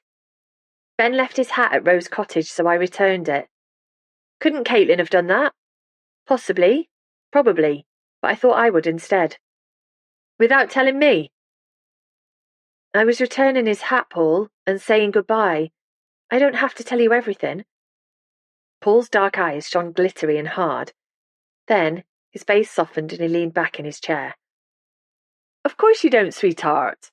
But I worry about you and need to know that you're all right at all times. Isla ran a finger inside the collar of her sweatshirt, which felt as if it was strangling her. So when is our American visitor going back to the States? Paul asked. Thursday morning. He's leaving Heaven's Cove tomorrow. That's good, and not before time. You really don't like him, do you? You took against him from the start. Paul scowled. What's to like about a brash American? He's not brash, Paul. He's confident, that's all. No, he was a bit grumpy at first. He's a nice man, and you'd know if you'd taken the time to speak to him properly. I spoke to him quite enough to make up my mind, thank you. You weren't particularly welcoming. Paul huffed and drew his eyebrows together. I'm perfectly welcoming. I haven't made a fuss about Caitlin and that child being in our house, have I? Caitlin is my sister, and that child is her stepdaughter, said Isla quietly. It's Caitlin's house as much as mine. She was trying to stay calm, but her heart was hammering. It felt wrong to be challenging Paul in this way, in any way. Caitlin had been right when she described his personality as forceful. He rarely shouted or made a scene, but when she thought about it, that was probably because he usually got his own way. But when are they planning to go back to London? Paul moaned. It was awkward enough having your grandmother around all the time, let alone a stroppy 15-year-old banging doors and playing god-awful music. Isla blinked, feeling the prickle of tears. How could Paul be so unkind about her grandmother? She'd do anything to have her around for longer. Have they said when they're going? He repeated. Isla remembered her argument with Caitlin less than an hour earlier. I don't think they'll be staying much longer. Thank goodness for that. Isla shivered, feeling very alone. Her grandmother was gone for good. Caitlin and Maisie would soon return to London and have little to do with her, and Ben was about to fly thousands of miles across the Atlantic, and they weren't parting on the best of terms. Everything was going to hell, but at least she had Paul. Isla studied him across the desk. He'd opened his laptop again and gone back to work. I was thinking, she said quietly. Uh-oh, it's never a good sign when a woman says that. Paul looked up from his computer screen. I've been thinking about what you said about not wanting to go on holiday. Paul gave a theatrical sigh. Not this again, Isla. I know we've already discussed it, but I really need a break, and I think it would do our relationship good if we spent some time together. Which we can do very easily in Devon. Or in Paris, or Berlin, or, I don't know, Krakow. Just for a few days. Paul ran his tongue across his bottom lip. I have no urge to visit any of those places, and I'm far too busy to go on holiday anyway, Isla. That's the end of it. I don't want to hear any more on the subject. He went back to his computer, but looked up again when Isla didn't move. Closing the lid of his laptop, he came out from behind his desk and knelt at her feet. Look, sweetheart, I don't mean to be harsh, but sometimes you go off on flights of fancy and you need me to rein you in. We're fine here, just the two of us. You don't need to go abroad. Isla took a deep breath. Ben suggested I should go to Peru and trek the Inca Trail to Machu Picchu. Paul rocked back on his heels and got to his feet. Did he? Well, that's ridiculous, obviously. Why, obviously? Paul laughed as if the answer was patently clear. Because you're far too timid to go so far, especially without me. Face it, Isla, you're glad your sister never came back for you all those years ago because you feel safer in Heaven's Cove. It's a big, dangerous world out there, and you'd never cope with it. Isla glared at Paul, unfamiliar rebellion stirring in her soul. How do you know I wouldn't cope? I just do. I've coped with a lot in my life. Mum dying, Caitlin leaving, and now losing Gran. I know, sweetie, said Paul, his voice soft and cloying. And look at you. You're a mess, and you'd fall apart without me by your side. He leaned forward and kissed her on the forehead. So let's have no more talk about going to Peru. He walked back behind his desk and sat down. Now, if you don't mind, Isla, I have work to finish, but we can talk later. I'll come round at 7:30 and we'll go to the Smuggler's Haunt for a meal. I don't feel like going out tonight. Of course you do. I'll collect you at 7:30 and we'll have a lovely time. It was a fait accompli as far as he was concerned. Isla shifted in her seat. It was like she was seeing Paul properly for the first time, and there was something she had to know. When we had Gran's birthday meal on Sunday and you knocked curry into my lap, why on earth are you bringing that up now? Demanded Paul. I've already apologised profusely. Did you do it on purpose? Isla felt as if all the air was being sucked from the room when Paul stared at her, his eyes cold. Then he smiled. Of course I didn't do it on purpose. That's a very strange idea. What have Ben and Caitlin been saying? Nothing, lied Isla, determined not to involve them. But I've been thinking about what happened, and it seems to me that you might have knocked the food container on purpose with your elbow. Paul gave a harsh laugh and glared at her. I can't believe you're being so stupid. Why would I do that? You tell me, said Isla, holding his gaze even though every fibre in her body was screaming at her not to. Paul was the first to blink and look away. He whistled through his teeth and slumped back in his chair. All right, it's a fair cop. You've got me. But it was for your own good, sweetheart. You should thank me, really. Outside in reception, a phone had started ringing, but it sounded to Isla as if it was underwater. There was a rushing in her ears and a lump in her throat. Why should I thank you for deliberately knocking curry all over me? It was the only way to protect you. Protect me from what? From making a fool of yourself in that unsuitable dress when we were entertaining guests. Did you think I was making a fool of myself when I wore it to the Residents' Association dance last Christmas? Why are you harking back a whole year? Because it's important. Paul sighed. Okay, yes, if you really want to do this, I thought it was totally inappropriate. Why? Because you're my girlfriend, Isla, and I won't have men ogling you. Ben wasn't ogling me the other night, Paul. He was simply looking at me from across the table. And it wouldn't matter even if he was ogling, as you put it, because I might be your girlfriend, but I'm not your property. I can wear whatever I want. Paul's composure was beginning to slip. He banged his hands down on the desk. Don't give me all that empowerment rubbish, Isla. Of course I don't own you, but I do know what's best for you. I don't feel proud of what I did that night, but I'd do it again in a heartbeat for your own good. You ruined my mother's dress, whispered Isla, her head reeling. I'll get you another dress. But I don't want another dress. I want that one. That's the dress my mum wore the night she met my dad. And I remember her wearing it on special occasions when I was growing up. And I'm sure it suited your mum, but it didn't suit you. He pulled his mouth into a pout. I just lost my head, Isla, and I will admit that perhaps I overreacted. You think? Said Isla, a sick feeling in the pit of her stomach. Okay, I'll hold my hands up to that. But I only did it because I care about you so much, and I know that you believe me. He stood up, walked around the desk to Isla, and kissed the top of her head. You're fragile, sweetheart, and particularly vulnerable right now, following Jessie's death, especially with your sister turning up. But you don't need to worry about anything because you've got me to look after you. And the sooner everyone leaves and it's just you and me, the better. I know you feel the same way. Isla got slowly to her feet, her heart heavy. The thing is, I don't feel the same way as you do about Caitlin and Maisie leaving. I don't feel the same way about my mum's dress or about going to Machu Picchu. I'm not the same as you, and I won't be controlled. Controlled? Paul's cheeks were reddening. Where have you got all this guff from? Your sister, no doubt? Yes, my sister, in part. But she's opened my eyes to what's really been going on here. We've been together for a while and it's been fun at times, but I don't think we're right for each other. Actually, I don't think you're right for me, and I deserve the best. Paul's mouth had fallen open. He snapped it shut, his nostrils flaring. You're not feeling yourself, Isla. That's all this is. You're having a bad day and need a bit of time to yourself. You love me. Isla walked to the door and looked back. Do you know, I'm not sure that I do. Not enough anyway to get over the flaws in our relationship. I'm not the right woman for you. I'm not right, full stop. That's what you imply a lot of the time, isn't it?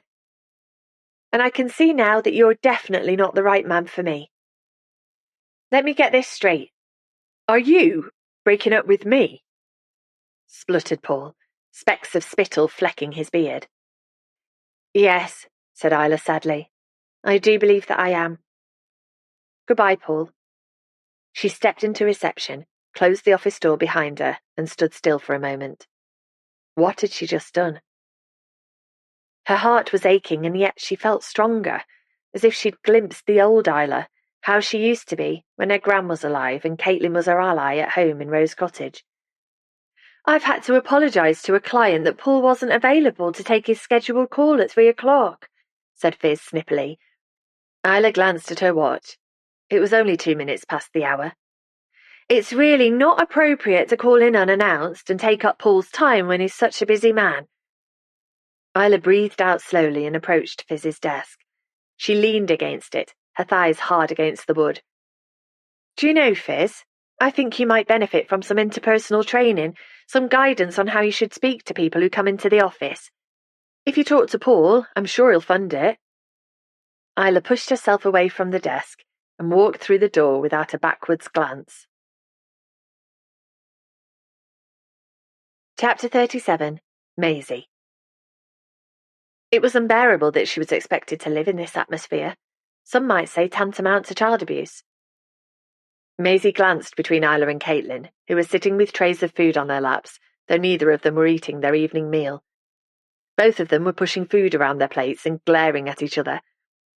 Isla's eyes were red-rimmed, and Caitlin looked drawn and unwell.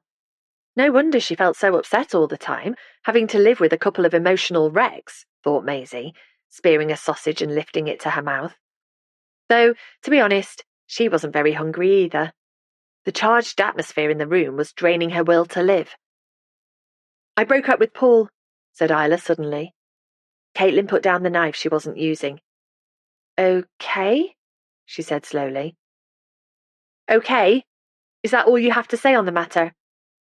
Maisie glanced nervously between the sisters. It was all going to kick off, she could feel it, and she wasn't sure she could cope with much more today. The last time she'd checked, the stupid TikTok video had thousands of views, and comments ranged from people posting laughing emojis to others accusing her of being vile and worse. Her heart fluttered as the more vitriolic comments, forever seared into her brain, began to spool across her mind. Caitlin pushed her tray away, making everything clatter. I don't know what you want me to say, Isla. You could say that you're happy that Paul and I have split up. Happy that you were right and he did knock the curry over me on purpose. Whoa. Maisie put her unbitten sausage back on her plate. This was a piece of information that she'd so far been unaware of, and it was wild. Pompous Paul was even more horrible than she'd suspected. I can't say that I'm unhappy about it, said Caitlin slowly, carefully choosing her words. You deserve better than Paul, but I'm sure you feel sad about the whole thing. Sad? Isla laughed. Yeah, I do feel sad about it, even though it turns out that he's a controlling arse. Looks like I couldn't manage my life without you after all, hey sis? Caitlin frowned, her face caught in the glow from the fire that was blazing in the grate. I think you've managed fine, and I get why you're mad at me. But I think, in this instance, that it's Paul you're really angry with. Are you my psychoanalyst now, Kate? You've come back to Heaven's Cove to sort out my life and stop me from making a terrible mistake. There's no need to be so mean, countered Caitlin, a flush rising across her face. Maisie sighed because Caitlin was right, and although Isla had every right to be annoyed with her, this anger was fueled by her breakup with Paul. Maisie had done it often enough, taken out her frustration and upset on her dad and stepmom when things at school were going badly. How dare you accuse me of being mean? Isla shot back. I've welcomed you into my home, and it's my home too. Not according to Gran, who left it to me, basically, for as long as I want it. You like to keep rubbing that in my face, don't you? Only because you can't wait for me to go off travelling so you can sell this place. I've told you that I don't want to sell Rose Cottage. All I want is for you to do what makes you happy. Maybe I was happy before you turned up. Maisie watched them, two adults bickering like children. Her head was aching with everything going on in her life. Her dad had more or less disappeared. Her home was being sold. Caitlin would be off soon, and school would be a nightmare now the video had been posted on TikTok. At least it must have been taken down by now. She'd finally sent a message to the WhatsApp group, not blaming anyone or being too stressy, but begging them to delete it. And Madison had promised, while not saying who'd posted it, that it would be taken down at once. That was kind of her, wasn't it? They probably hadn't meant to cause Maisie so much angst. Maisie half turned her attention back to the warring sisters in front of her as she grabbed her phone and went to TikTok. Caitlin and Isla were now arguing about the stupid letter that they were obsessed with these days. Gran specifically left this and the riddle for us, but you never took it seriously. Not really, said Isla, grabbing the letter from its envelope on the top of the bureau and waving it at her sister. You only stuck around to try and get me to sell up. How many times do I have to tell you that I don't want to sell this place? And what do you mean I never took the letter seriously? Of course I did. Who was it who got hold of Edith's death certificate? And found out vital information at the cultural centre? I've done loads, and it's not my fault that Gran's riddle makes no sense. It does make sense, but we just can't see it, said Isla through gritted teeth. There must be a reason she wrote it. Don't get in a spin, girls, though mistakes can cost you dear. This one brings good fortune, and, I hope, will make you cheer. Please stop repeating the riddle. What good fortune is she talking about? If Gran had a stash of money somewhere, we'd have found it by now. We've been through her bank accounts, and there's no pot of gold hidden under her mattress. Had they even checked under Jessie's mattress? Wondered Maisie, feeling increasingly hot and uncomfortable as the argument continued to escalate. It reminded her of school, when the WhatsApp girls ramped up their bitchy remarks. Her eyes went back to her phone, and she felt the blood drain from her face because the video was still on TikTok and she'd been tagged into another one. The second video had obviously been shot by someone else in the classroom, from a different angle, and Maisie's face was in close-up as the gloop covered Miss Welby. At first, Maisie was laughing, and then her expression morphed, through concern and horror, into fear. The answer must be in this letter, said Isla, her loud voice breaking into Maisie's thoughts. No, it isn't, Caitlin shouted back. We have to stop kidding ourselves. I know why it's so important to you to solve what Gran... Oh, you know why, do you, Caitlin? You know nothing about me after 15 years away. I can't believe you... Stop it, yelled Maisie, jumping up and grabbing the letter from Isla's hand. Her tray and its contents tumbled to the floor, but she didn't care. Her life was falling apart. Give me the letter, said Caitlin, taking a step towards her. Give it back now. No. Maisie turned and threw the piece of paper towards the fire. Time seemed to stand still as it floated through the air and, like a magnet, was pulled into the flames. The letter curled and crackled as it caught alight. Grab it, quick, said Isla, rushing to the fireplace and kneeling down. But it was too late, Maisie realised as the flames flared higher and the paper blackened, turning to ash. It was all far, far too late. She ran from the room, grabbed her coat from the coat stand, and fled into the night. Chapter 38. Maisie. She had to be in. The good thing about visiting an ancient recluse was that they were never out. Maisie hammered again on the front door and yelled, "Connie!" at the top of her lungs. It was scary out here on her own in the dark, with the wind whistling round the corners of Connie's isolated farmhouse. Upset and anger had carried her along after she'd stormed out of Rose Cottage and marched through dark lanes that led towards the moors. But as the lights of the village had disappeared into the distance and spits of sleety rain hit her face, Maisie's anger had begun to fade. Now all that was left was upset and fear. What on earth was she doing out here, all alone? When the front door was suddenly wrenched open, Maisie let out a scream and jumped back. Connie, in a long white nightdress in the barely lit gloom of the hall, looked like a ghost of Carmichael's past. "Well, that's nice," the old lady grumbled. "You frightened me half to death hammering on my door in the dead of night, and then you scream when I open the door." "Sorry," Maisie managed. "I didn't think you'd be in bed." "Not much to stay up for round here, and I'm always up with the dawn." Connie narrowed her eyes. "What are you doing here in the dark?" Maisie looked at her feet. She didn't know why she was here, not really. She'd had nowhere to go after storming out of the house, and the only place she could think of, her only refuge, was here, with a 97-year-old woman who hated everyone, including her. Connie let out a long sigh that echoed the wind wrapping around the eaves. "I would leave you outside to freeze, but I suppose that'd cause a stir with the authorities, and I'm trying to keep my head down right now. So you'd best come in."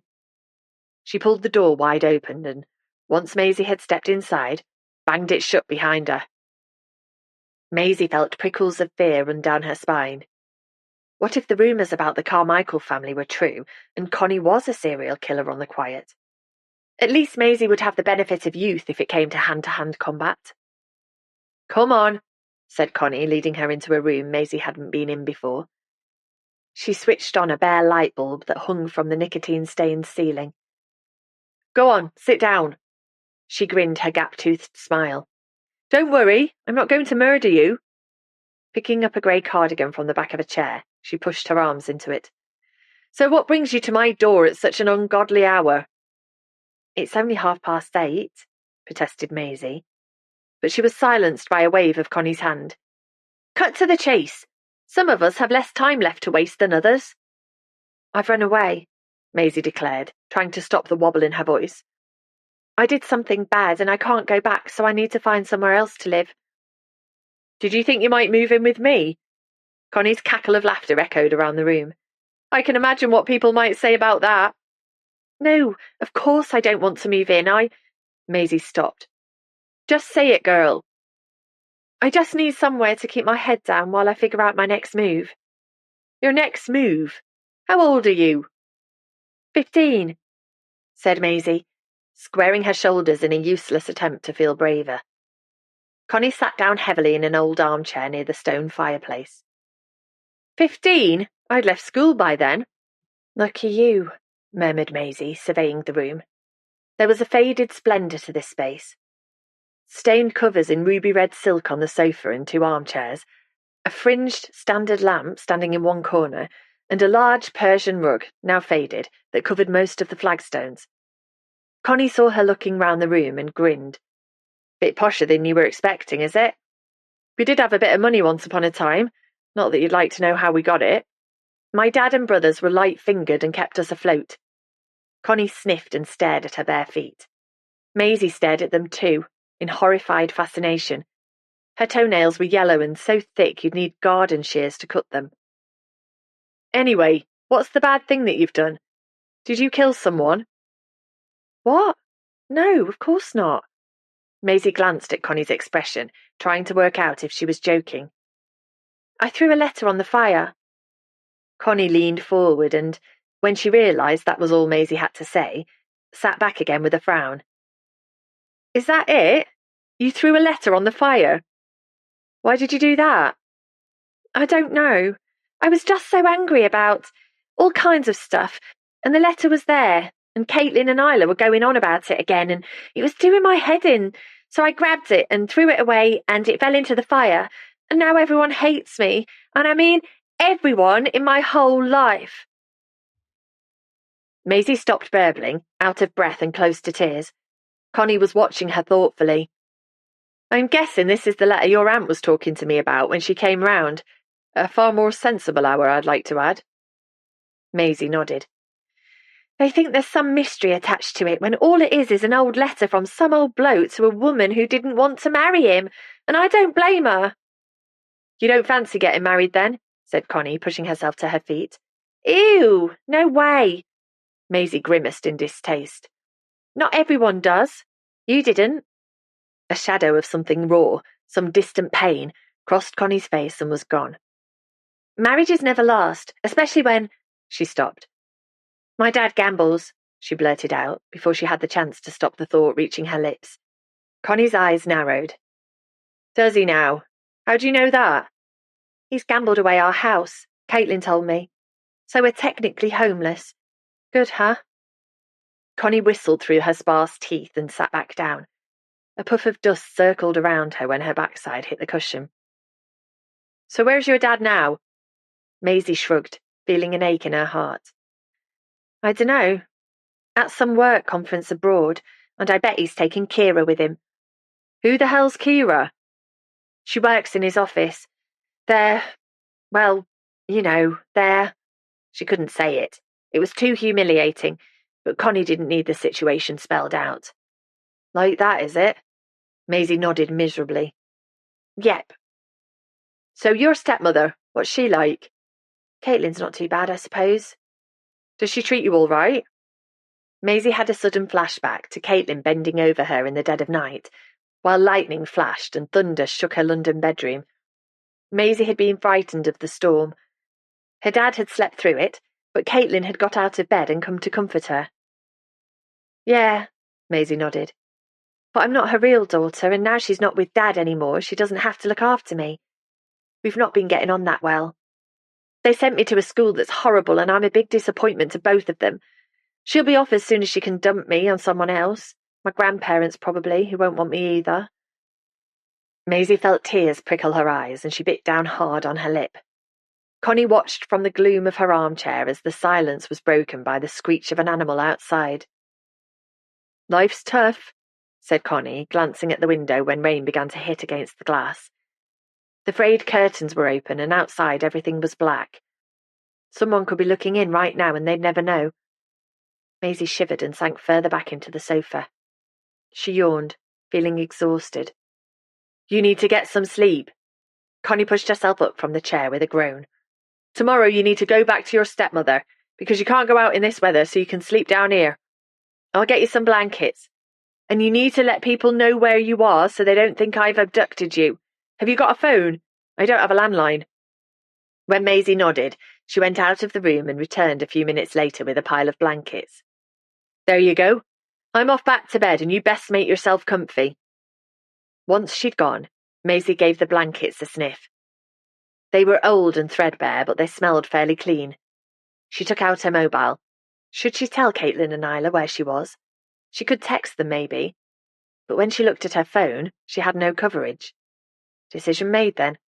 She stuffed the mobile back into her pocket and tried to settle down on the sofa. But the darkness outside, the creaks and groans of the old house, and the memory of what she'd done, made sleep impossible.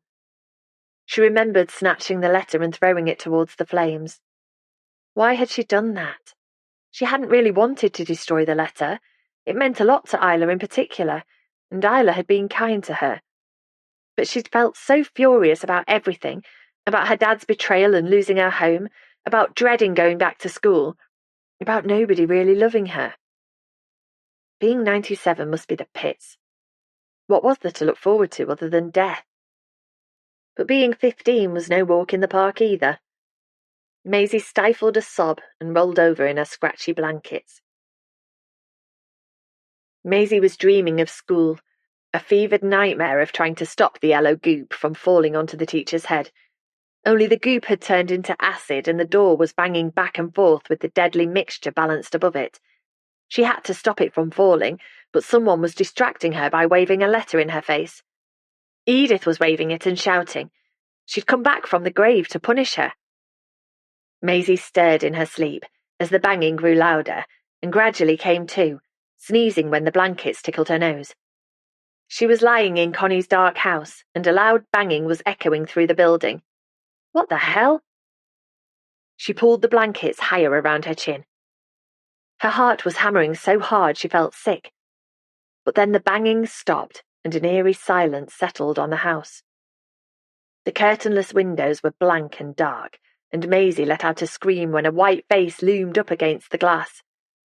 She should never have come to this place that was full of ghosts.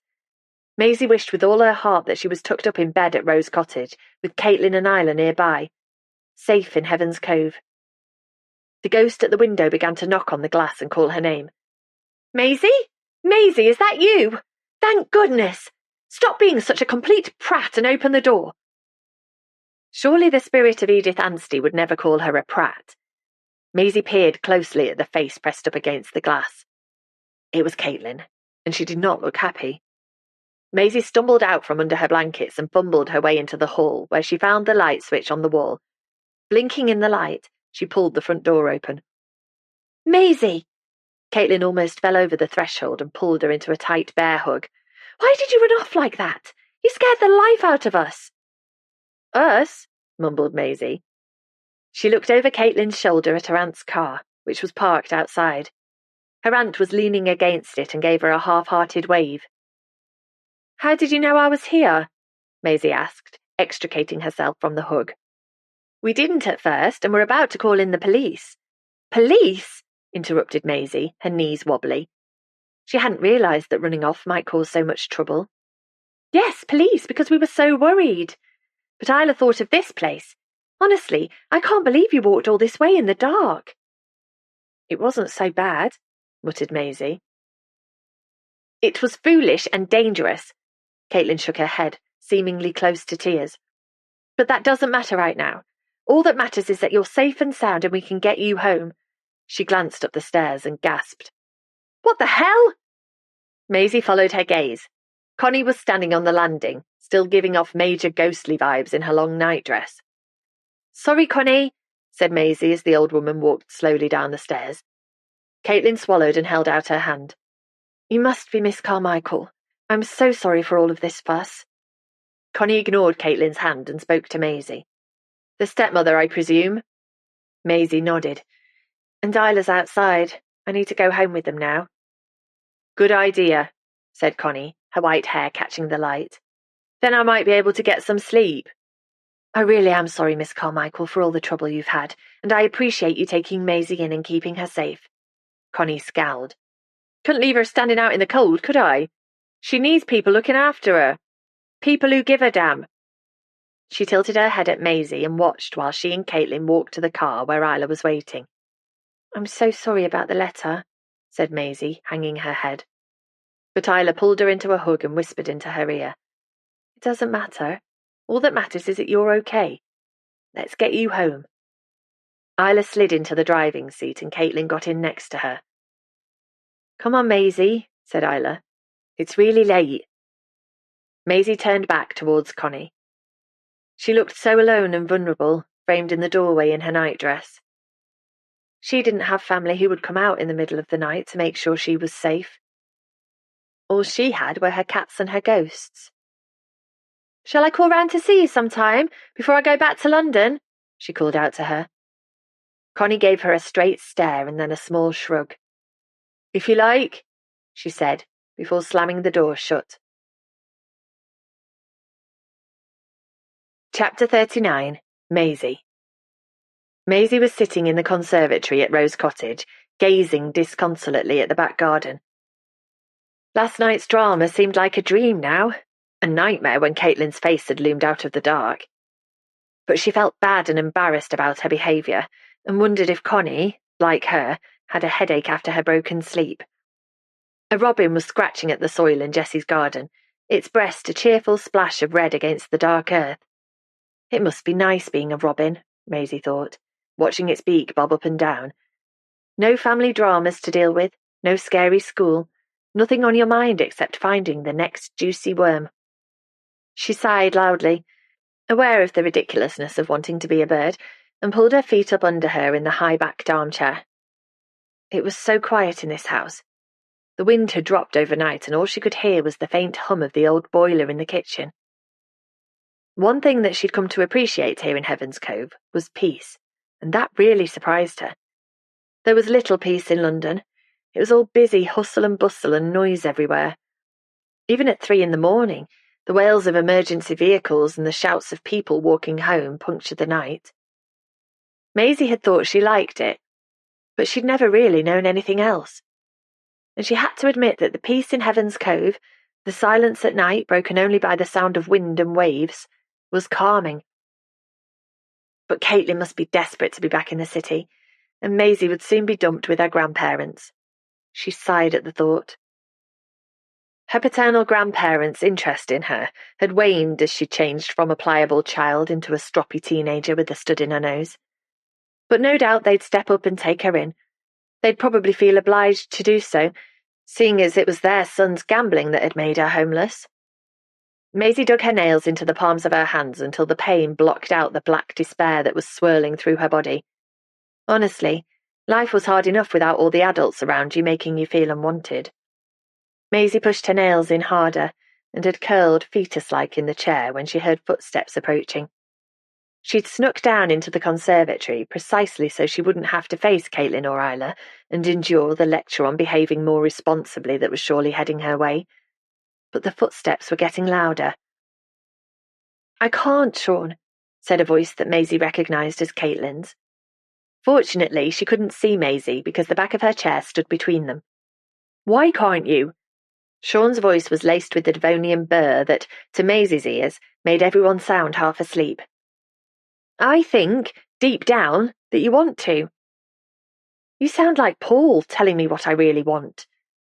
Caitlin sounded weary and slightly irritated, which was fair enough, thought Maisie. Mansplaining was the pits. Sean sighed. "Sorry, I don't mean to be like him. He's a nasty piece of work." "Yes," Maisie wanted to shout that she completely agreed, but she couldn't let them know she was here. She should have shown herself immediately, but it was too late now. It would look as if she'd been eavesdropping. "You should stay," Sean continued. "Not for me, but for you. This place does you good, Kate, admit it. You look much better than when you first arrived. Even a short time by the sea has made you seem more—" When he stopped speaking, Caitlin urged, "Seem more what?" "More yourself." Maisie frowned because that was pretty cheesy. "What I mean is, more how you were when I first knew you."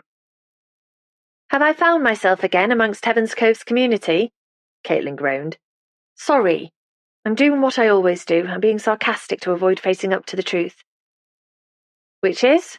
urged Sean gently. "Which is that a part of me, a big part actually, would like to stay in Heaven's Cove. That's ironic, seeing as I couldn't wait to get away. But I'd forgotten over the years what it's like being here, where people care about you and accept you for who you are." "So what's making you go back to London? Is it Stuart?" "No, my marriage is over. It's been on the rocks for a while, before he started gambling big time. Who knows, maybe being unhappy with me helped to fuel his addiction. Or perhaps I'm just making excuses for him." Maisie knew that her dad's marriage to Caitlin was over, but hearing it said out in such blunt terms still made her heart lurch. "So why go back to London?" asked Sean again. "What can possibly be dragging you back to a place where you've been unhappy?" "Maisie," said Caitlin quietly. Maisie's eyes opened wide at that. "Maisie's life and school are in London, and she's suffered enough recently, with finding out that her dad's behaviour has cost her our home. Being 15 is awful, Sean, don't you remember? All those hormones and emotions. I can't add to the disruption in her life. Doesn't she have other people who can look after her in London? What about her dad? He's all over the place and isn't reliable enough to be her sole carer. There are grandparents, Stuart's parents, who would probably have her, but Maisie would hate it there." "You've told me that Maisie hates you," said Sean gently. "I think she does sometimes. I'm the evil stepmother, and I've not always handled things well. I'd parented Isla for so long, and I wasn't sure I was up to doing it again. Maisie and I were landed with each other 6 years ago. She was stroppy, I was scared, and I didn't really know what I was doing." That was true enough, thought Maisie. but the next thing Caitlin said made the breath catch in her throat. To be honest, I love her, Sean. I've grown to love her like a mum, and I desperately want to be a good mum to her. She deserves that, and her happiness is more important to me than anything else, so that's why I need to go back to London with her. Maisie blinked furiously as tears spilled from her eyes and ran down her cheeks.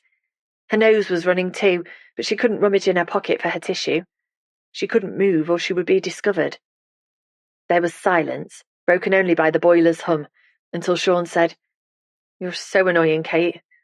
When you left, I was heartbroken, and I'll be sad when you leave again. But you're going for the right reasons, I can see that." Caitlin gave a peculiar gulp.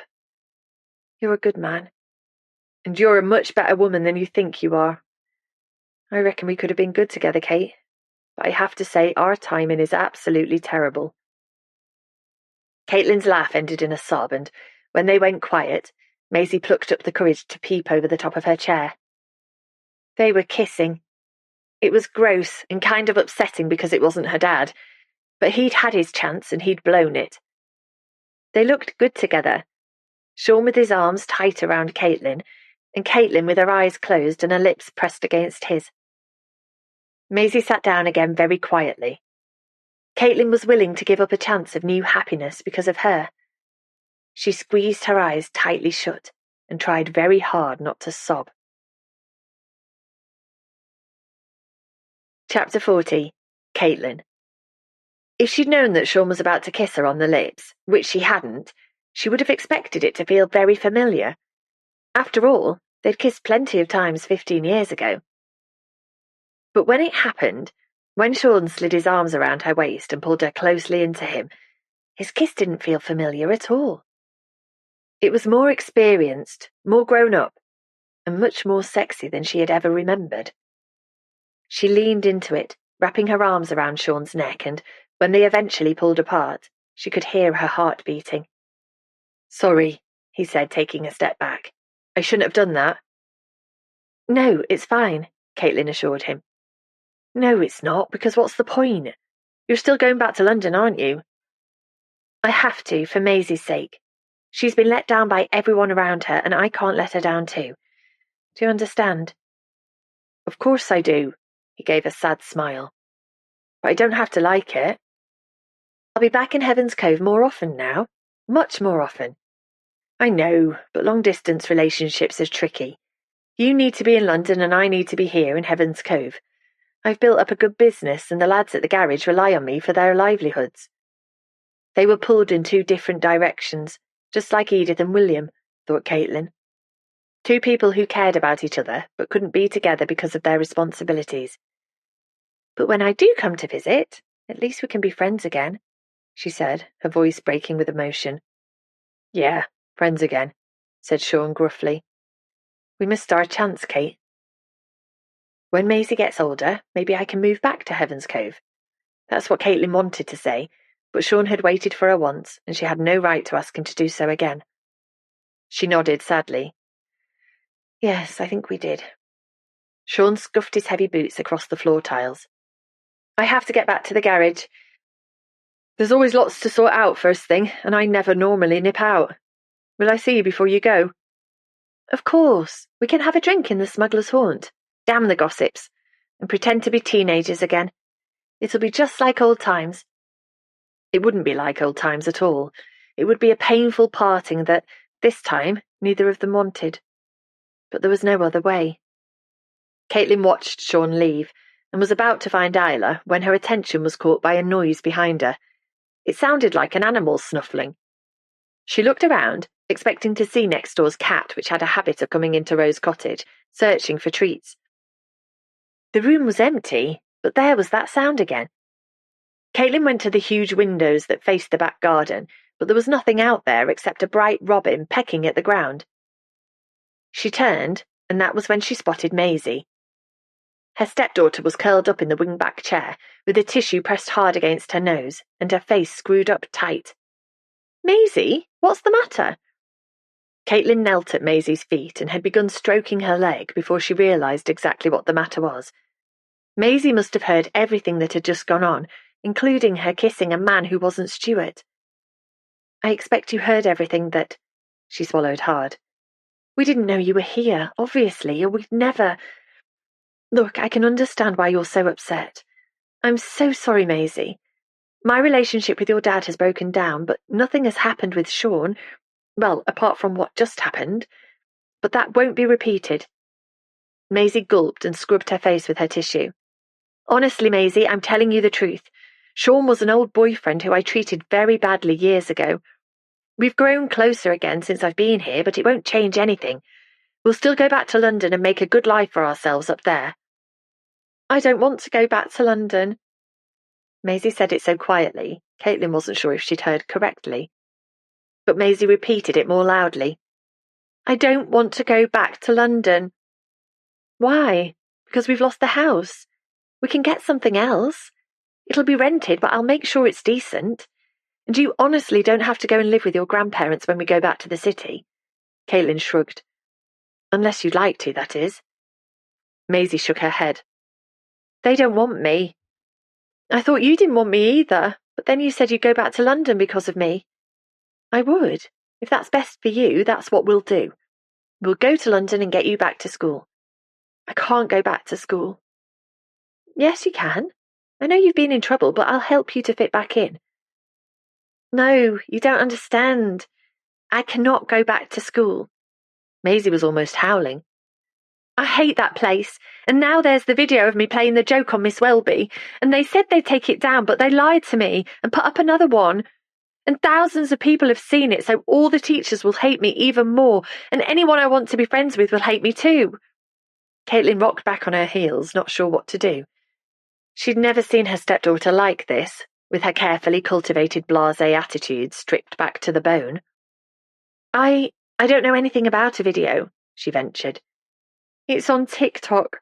Maisie was gasping, hardly able to get her words out. 2 videos now. Madison and her friends posted it. Caitlin knew who Madison was, having been introduced to her at a school event. The girl had looked at her in such a smug, almost impertinent way, she was hard to forget. Then I'll get the videos taken down, said Caitlin, anger bubbling at the thought of her child being tormented by Madison and her pals. I'll contact Madison's parents today and insist that the videos are deleted. Will that work? When Maisie turned up her hopeful, tear-stained face, Caitlin's heart almost broke. I'll make sure it works, I promise, she whispered. I didn't realise that you hated school so much. You never said. Even after the practical joke and your suspension, you told us you were happy there. Because I thought that's what you and Dad wanted me to say. I wanted you to be proud of me. Caitlin's shoulders slumped as she realised that Maisie had been keeping more secrets than her father's infidelity. She gestured for the teenager to budge up and squashed into the chair beside her. Listen to me, she said, running her fingers through Maisie's hair. We are very proud of you and want you to tell us the truth, always. Your happiness is far more important to your dad and me than you realise, and you don't have to go back to that school. There are plenty of others in London, and I'll find somewhere to rent near a school that you like. We won't have enough money to rent anywhere. Yes, we will, and that's my problem to sort out, not yours. Maisie sniffed. Or I could go to school down here. You hate it down here. I know you heard what I just said, but you don't have to stay in Heaven's Cove because of me. It wouldn't be because of you. Not all of it, anyway. The school that Beth goes to sounds pretty decent, and no one there would know what I've done. Her face clouded over. As long as they're not on TikTok. Even if they are, that doesn't mean they've seen the videos that we are going to get taken down today. Maisie grinned and Caitlin grinned back. The chance of a whole new life in Heaven's Cove had just opened up in front of her, but she mustn't leap ahead too quickly. Emotions are riding high after you running away last night and me... Caitlin stopped. Had she really just kissed Sean? Tingles of happiness shot through her body. Anyway, let's have a good chat once we're both feeling less emotional and we can decide what's best. For both of us? Asked Maisie, uncurling herself from the chair and standing up, the damp tissue still balled in her fist. Yes, for both of us. Can I go and listen to my music for a while? I'm tired. Of course you can. Try to get some sleep. Caitlin pulled herself fully into the chair that was still warm from Maisie's body. I think I'll sit here for a while and calm down. Maisie sloped out of the conservatory, but quickly doubled back. I love you too, Caitlin, she said. Then she was gone. Chapter 41, Isla. The snow had melted away. Jessie's garden had reappeared from beneath its white blanket, and tiny green shoots were peeping from the earth beneath the bay window. Were they early snowdrops? Isla wondered, peering through the glass. Her gran had always loved them for brightening up winter and heralding a new beginning. So much had changed in the few weeks since her grandmother had died. There were so many new beginnings and endings for Isla to navigate as this year drew to a close and a new one beckoned. She and Paul were no longer together, which was for the best, but still hurt like hell. Her relationship with Caitlin had become even more complicated, with her sister's confession about her troublesome life, swiftly followed by their bitter argument. And then there was Ben with the smiling eyes and the adventurous soul, who had invited her to leave Heaven's Cove with him. If only she were brave enough. She turned from the window when Caitlin came into the room and flopped onto the sofa. Is everything all right? She asked. There's been a lot happening this morning. First, Sean had called in unexpectedly and disappeared with Caitlin, and then there had been what sounded like wailing from Maisie. Isla had thought it best to keep out of the way, whatever was going on. Maisie just told me that she loved me, said Caitlin, astonishment lighting up her face. Isla's resolve to be distant with her sister, after last night's shouting match, disappeared in an instant as she took in Caitlin's shining eyes. Of course she does, you idiot. That's been obvious to everyone except you and her. Is Maisie okay? She sounded upset. There's been some trouble with a girl putting videos on TikTok, but I've got her mother's phone number from a mutual friend. She's not picking up at the moment, but I'll be trying again later and getting her to sort out her daughter. Caitlin to the rescue. Her sister shrugged. You stand up for the people you love. Talking of which, I'm sorry about yesterday and what I said about Paul. I shouldn't have interfered in your life when I've not been a proper part of it for so long. Maybe not, but like I said, you were right about Paul spilling curry down Mum's dress on purpose. How do you know? He admitted it when I confronted him. According to him, the dress was too revealing, so he did it for my own good. What an absolute! Caitlin pressed her lips together and began to massage her brow with the heels of her hands. Sorry, I know he meant a lot to you, Isla, but that is unforgivable. I know. I can hardly believe it myself.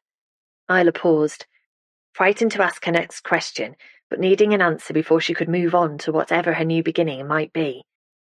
Do you think I'm a screw-up who can't cope with life, Kate? Paul told me that I'm fragile. Caitlin got up from the sofa, crossed the room, and held tightly onto Isla's hands. It suited him to say that, to make you more dependent on him, she told her sister, their faces close. But of course you're not fragile, Isla. You're tough and resilient.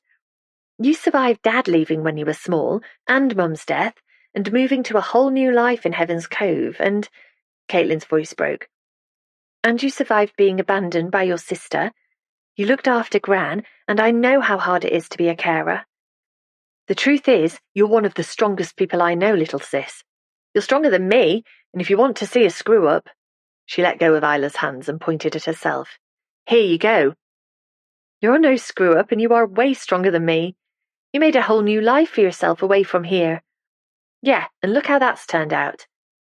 It's just a blip. You'll go back to London and make a brilliant new life for you and Maisie. Yeah, about that. Caitlin bit her lip. I've got something to run by you. A kind of new beginning for all of us. How would you feel about me and Maisie perhaps staying on in Heaven's Cove for a while? Maisie hates her school, so could start a new one here, and I could look for a local job and somewhere to rent so we wouldn't invade your peace for too long, and... Isla didn't give Caitlin a chance to finish. She threw her arms around her sister and hugged her tightly. You can both stay at Rose Cottage for as long as you like.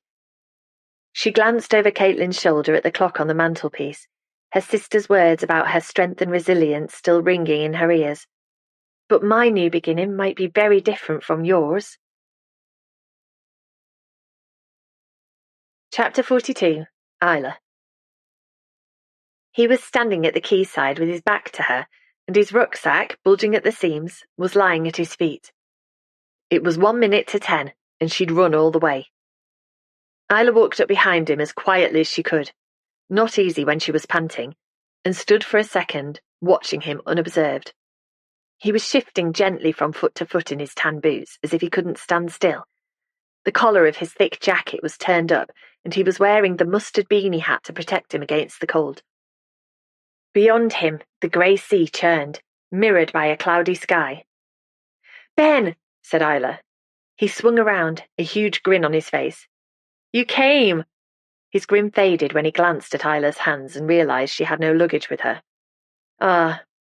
Disappointment crossed his face. "You came to say goodbye." "That's right." Ben pulled the hat from his head and ran a hand through his chestnut hair. I hoped you might come with me, but I was being ridiculous. You have a boyfriend here, and a life, and I'm just a stranger who turned up a few days ago." When he looked down at the ground, Isla felt a rush of emotion. He really cared that she wasn't going with him. "I didn't finish what I was saying," she said gently. "I came to say goodbye because I can't simply up and leave Heaven's Cove today." "No, I get that. Like I said, boyfriend, life, stranger, I totally get it. But maybe I can soon, after Christmas." Ben looked up, confusion in his eyes. "What do you mean?" Isla smiled. "I can't just drop everything and go with you to America and start travelling around the world. There are things I need to wind up and sort out first. But I think I'm overdue for an adventure, so how about I book a flight to New York for early January? I can come and visit you, if that's what you'd like. And if things work out, we can start planning our travels." "What about your boyfriend? He won't like it." "He'll absolutely hate it, but he isn't my boyfriend anymore." Ben frowned. "I'm sorry, Isla. I've caused chaos. You shouldn't have broken up with Paul." "Do you really believe that?"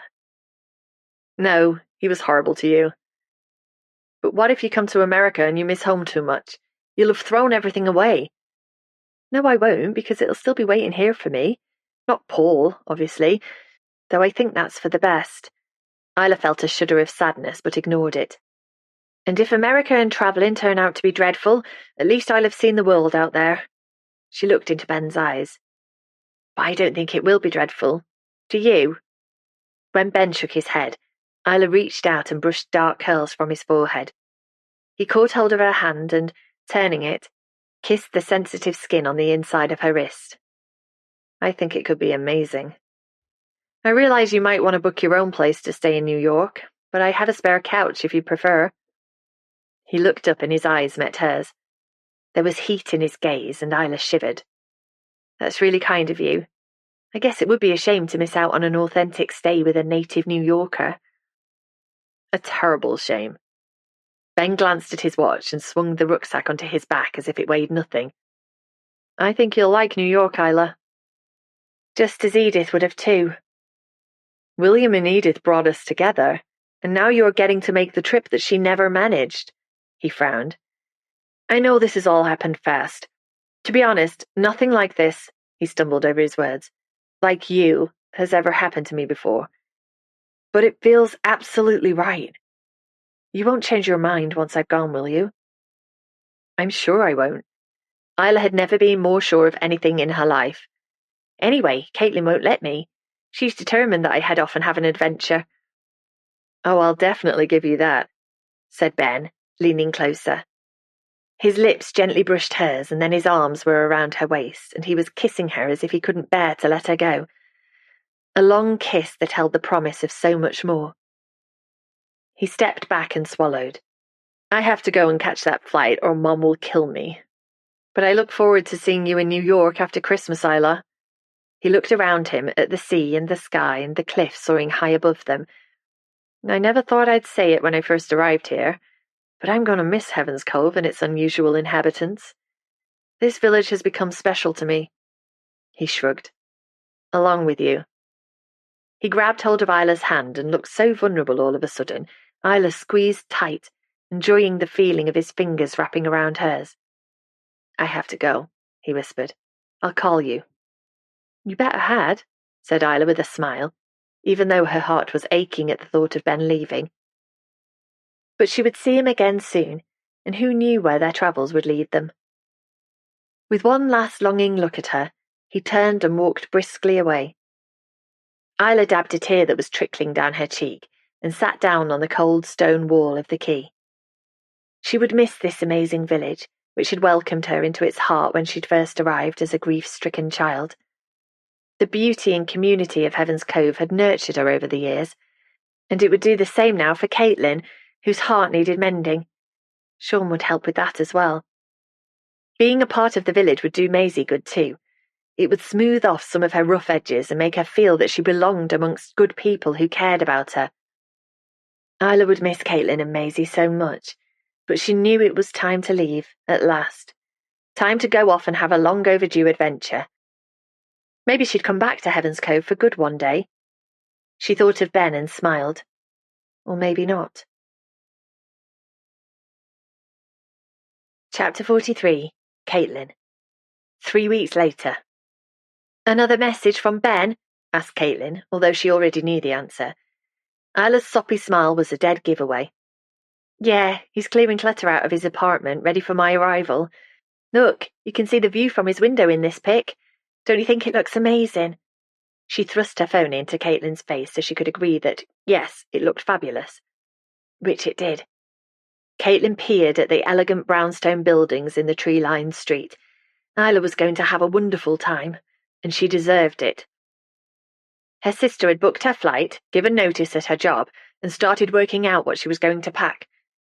She'd spent very little time with the man who would be meeting her at John F. Kennedy International Airport on the 17th of January, but she and Ben were getting to know one another better thanks to a stream of phone calls and messages, and Caitlin trusted her sister's instincts when it came to this new man in her life. She'd also begun to wonder, though she'd never admit it to Isla, if their Gran was watching over them somehow and pushing them along the right path. The letter and riddle she'd left had sparked so much, new beginnings for all of them. Isla was off travelling with a man who made her eyes light up, Maisie would be starting her new school in January, and Caitlin felt at peace in this old house. She had a couple of job interviews lined up, and Stuart had promised to pay his daughter a Christmas visit in a few days' time. Seeing him would be tough, Caitlin knew, but she would encourage him to get the help he needed to stop gambling and try not to say anything too cutting about Kira. She wouldn't mention Sean, who was spending more and more time here, but if Maisie did, so be it. He was an old friend who was fast becoming a lot more. She glanced at Maisie, who was huddled in the corner with Beth. The girls were relaxing after spending the afternoon doing chores for Connie, and were laughing at something on YouTube. Maisie was still giving TikTok a wide berth, even though Madison's mother had made her daughter take down both videos immediately and had, apparently, grounded her for a fortnight. And she seemed happier already, accepting of their changing circumstances and willing to try out a different kind of life. Surely that amounted to the good fortune alluded to in her grandmother's riddle. Caitlin smiled to herself because she was being daft, thinking that Jessie was guiding them somehow. But it was comforting, nonetheless. "What are you smiling about?" asked Isla, pushing her phone into the pocket of her jeans. She was sitting next to the Christmas tree, whose fairy lights were giving her hair an angelic glow. "I was thinking about Gran and the riddle that we never solved." "I still think about it too, and worry that we've let Gran down because it's beaten us. Paul reckoned the riddle was nonsense, but he spoke about Gran as if she was unwell and confused, when, in reality, she was sharp right up to the end." "She was," Caitlin agreed, automatically scowling at the mention of Paul's name. He'd been a pain at first, messaging Isla constantly, wanting to know where she was all the time and sending her flowers. Then he turned nasty when she'd told him she was off travelling. But his mean texts had dried up over the last few days, and Sean had spotted him arm in arm with a woman who, Isla said, sounded very much like Fizz from his office. Romancing your younger assistant seemed to be de rigueur for some men, thought Caitlin. At least we found out what happened to Edith and William. Isla reached into her handbag and pulled out the envelope, all that was left of William's letter. She ran a finger across the handwritten address before placing it on the table next to her. "I'm almost out of drink," Maisie announced, getting up from the floor in one fluid movement. "Do you want another one, Beth?" When Beth said she would, Maisie squeezed past the gap between the Christmas tree and Isla's chair. She spotted the envelope and muttered, "Sorry." "You've apologised already, many, many times, so just let it drop now. We all do things we're not proud of, even me," Caitlin grinned. "I'm afraid that's part of being human." "Suppose," said Maisie, waving her not quite empty can of fizzy orange around. "Could you put the envelope into the bureau, please, Maisie?" said Isla, obviously imagining a flood of soft drinks swamping the only remaining piece of evidence they had that William and Edith had ever been in love. "Yeah, sure," Maisie grunted. She picked up the envelope and studied it as she walked to the bureau. "Shame you couldn't even stick the stamp on the right way round." "What?" Caitlin looked up from the book on her lap. "Nothing." Maisie peered more closely at the envelope. "Nah, it is the right way round. It just looked odd." "Show me, please," said Isla.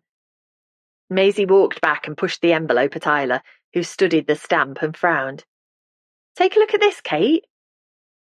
Caitlin went to stand behind her sister and peered over her shoulder. She'd hardly looked at the envelope before. She and Isla had been too busy focusing on William's words in the letter. The stamp had red edging with US postage written at the top in white, and at its centre a simple drawing of an old-fashioned biplane. Only Maisie was right. The plane was depicted upside down.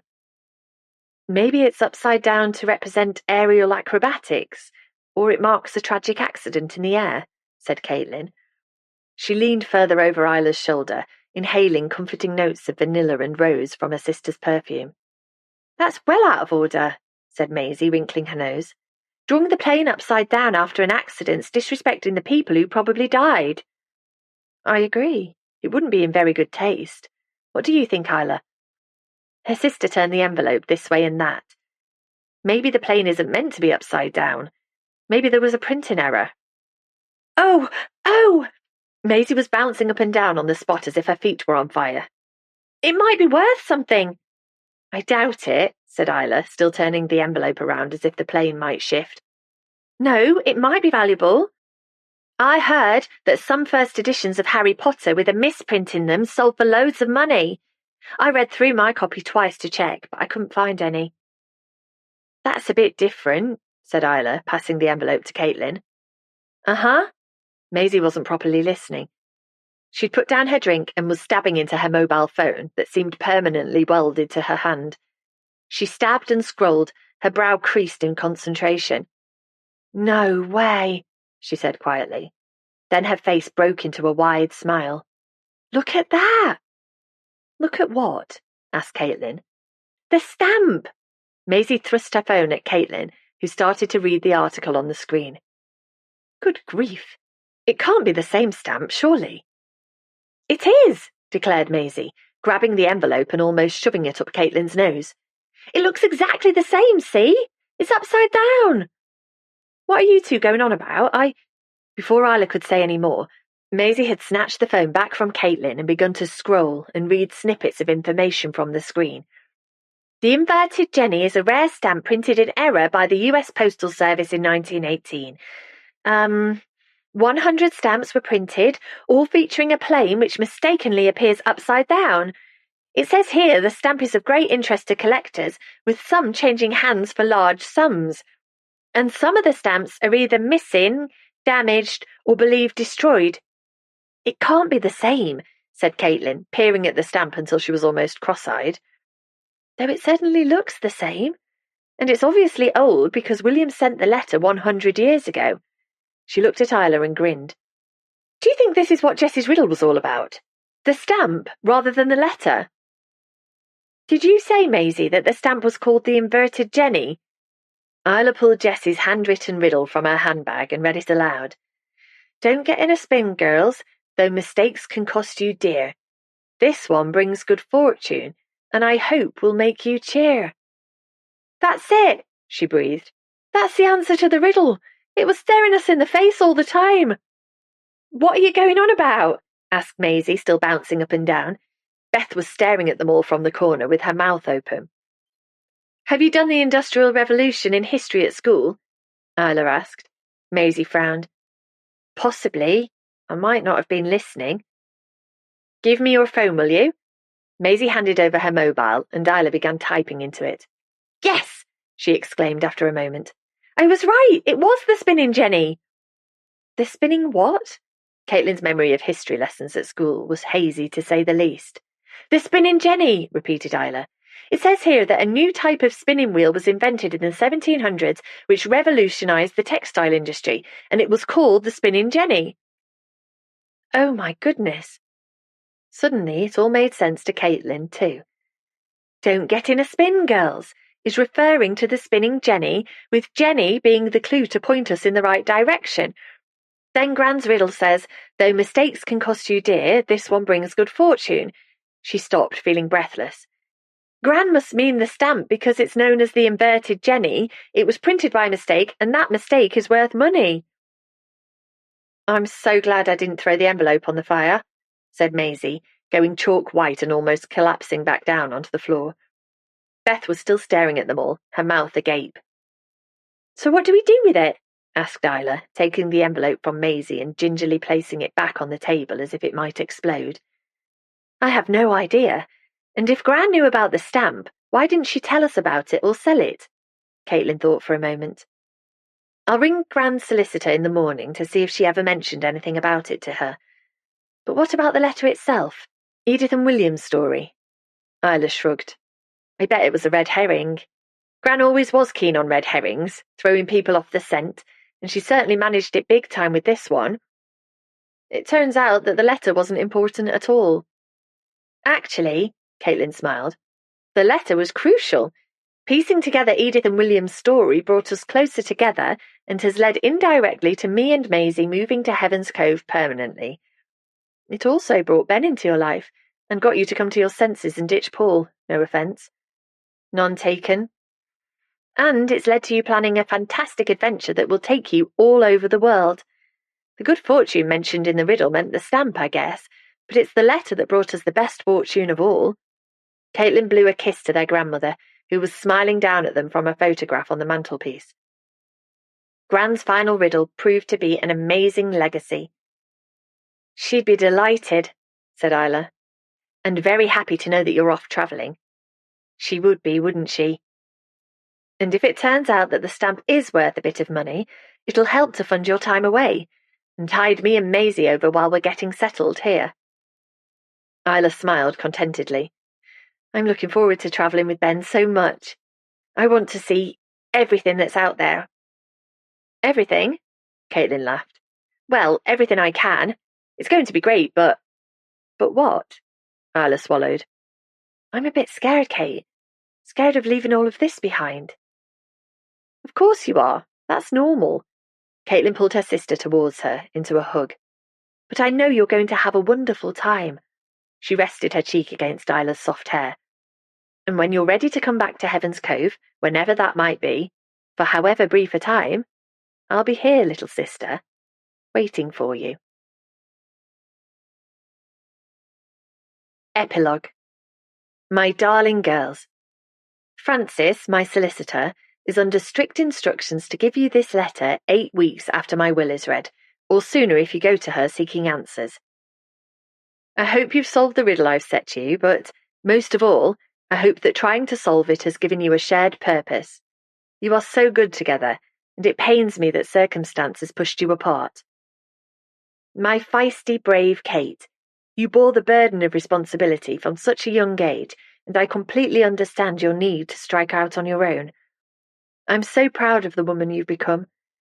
And my kind, clever Isla, who has inherited my love of crosswords. I'm so grateful for your care that has enabled me to stay at Rose Cottage until the end.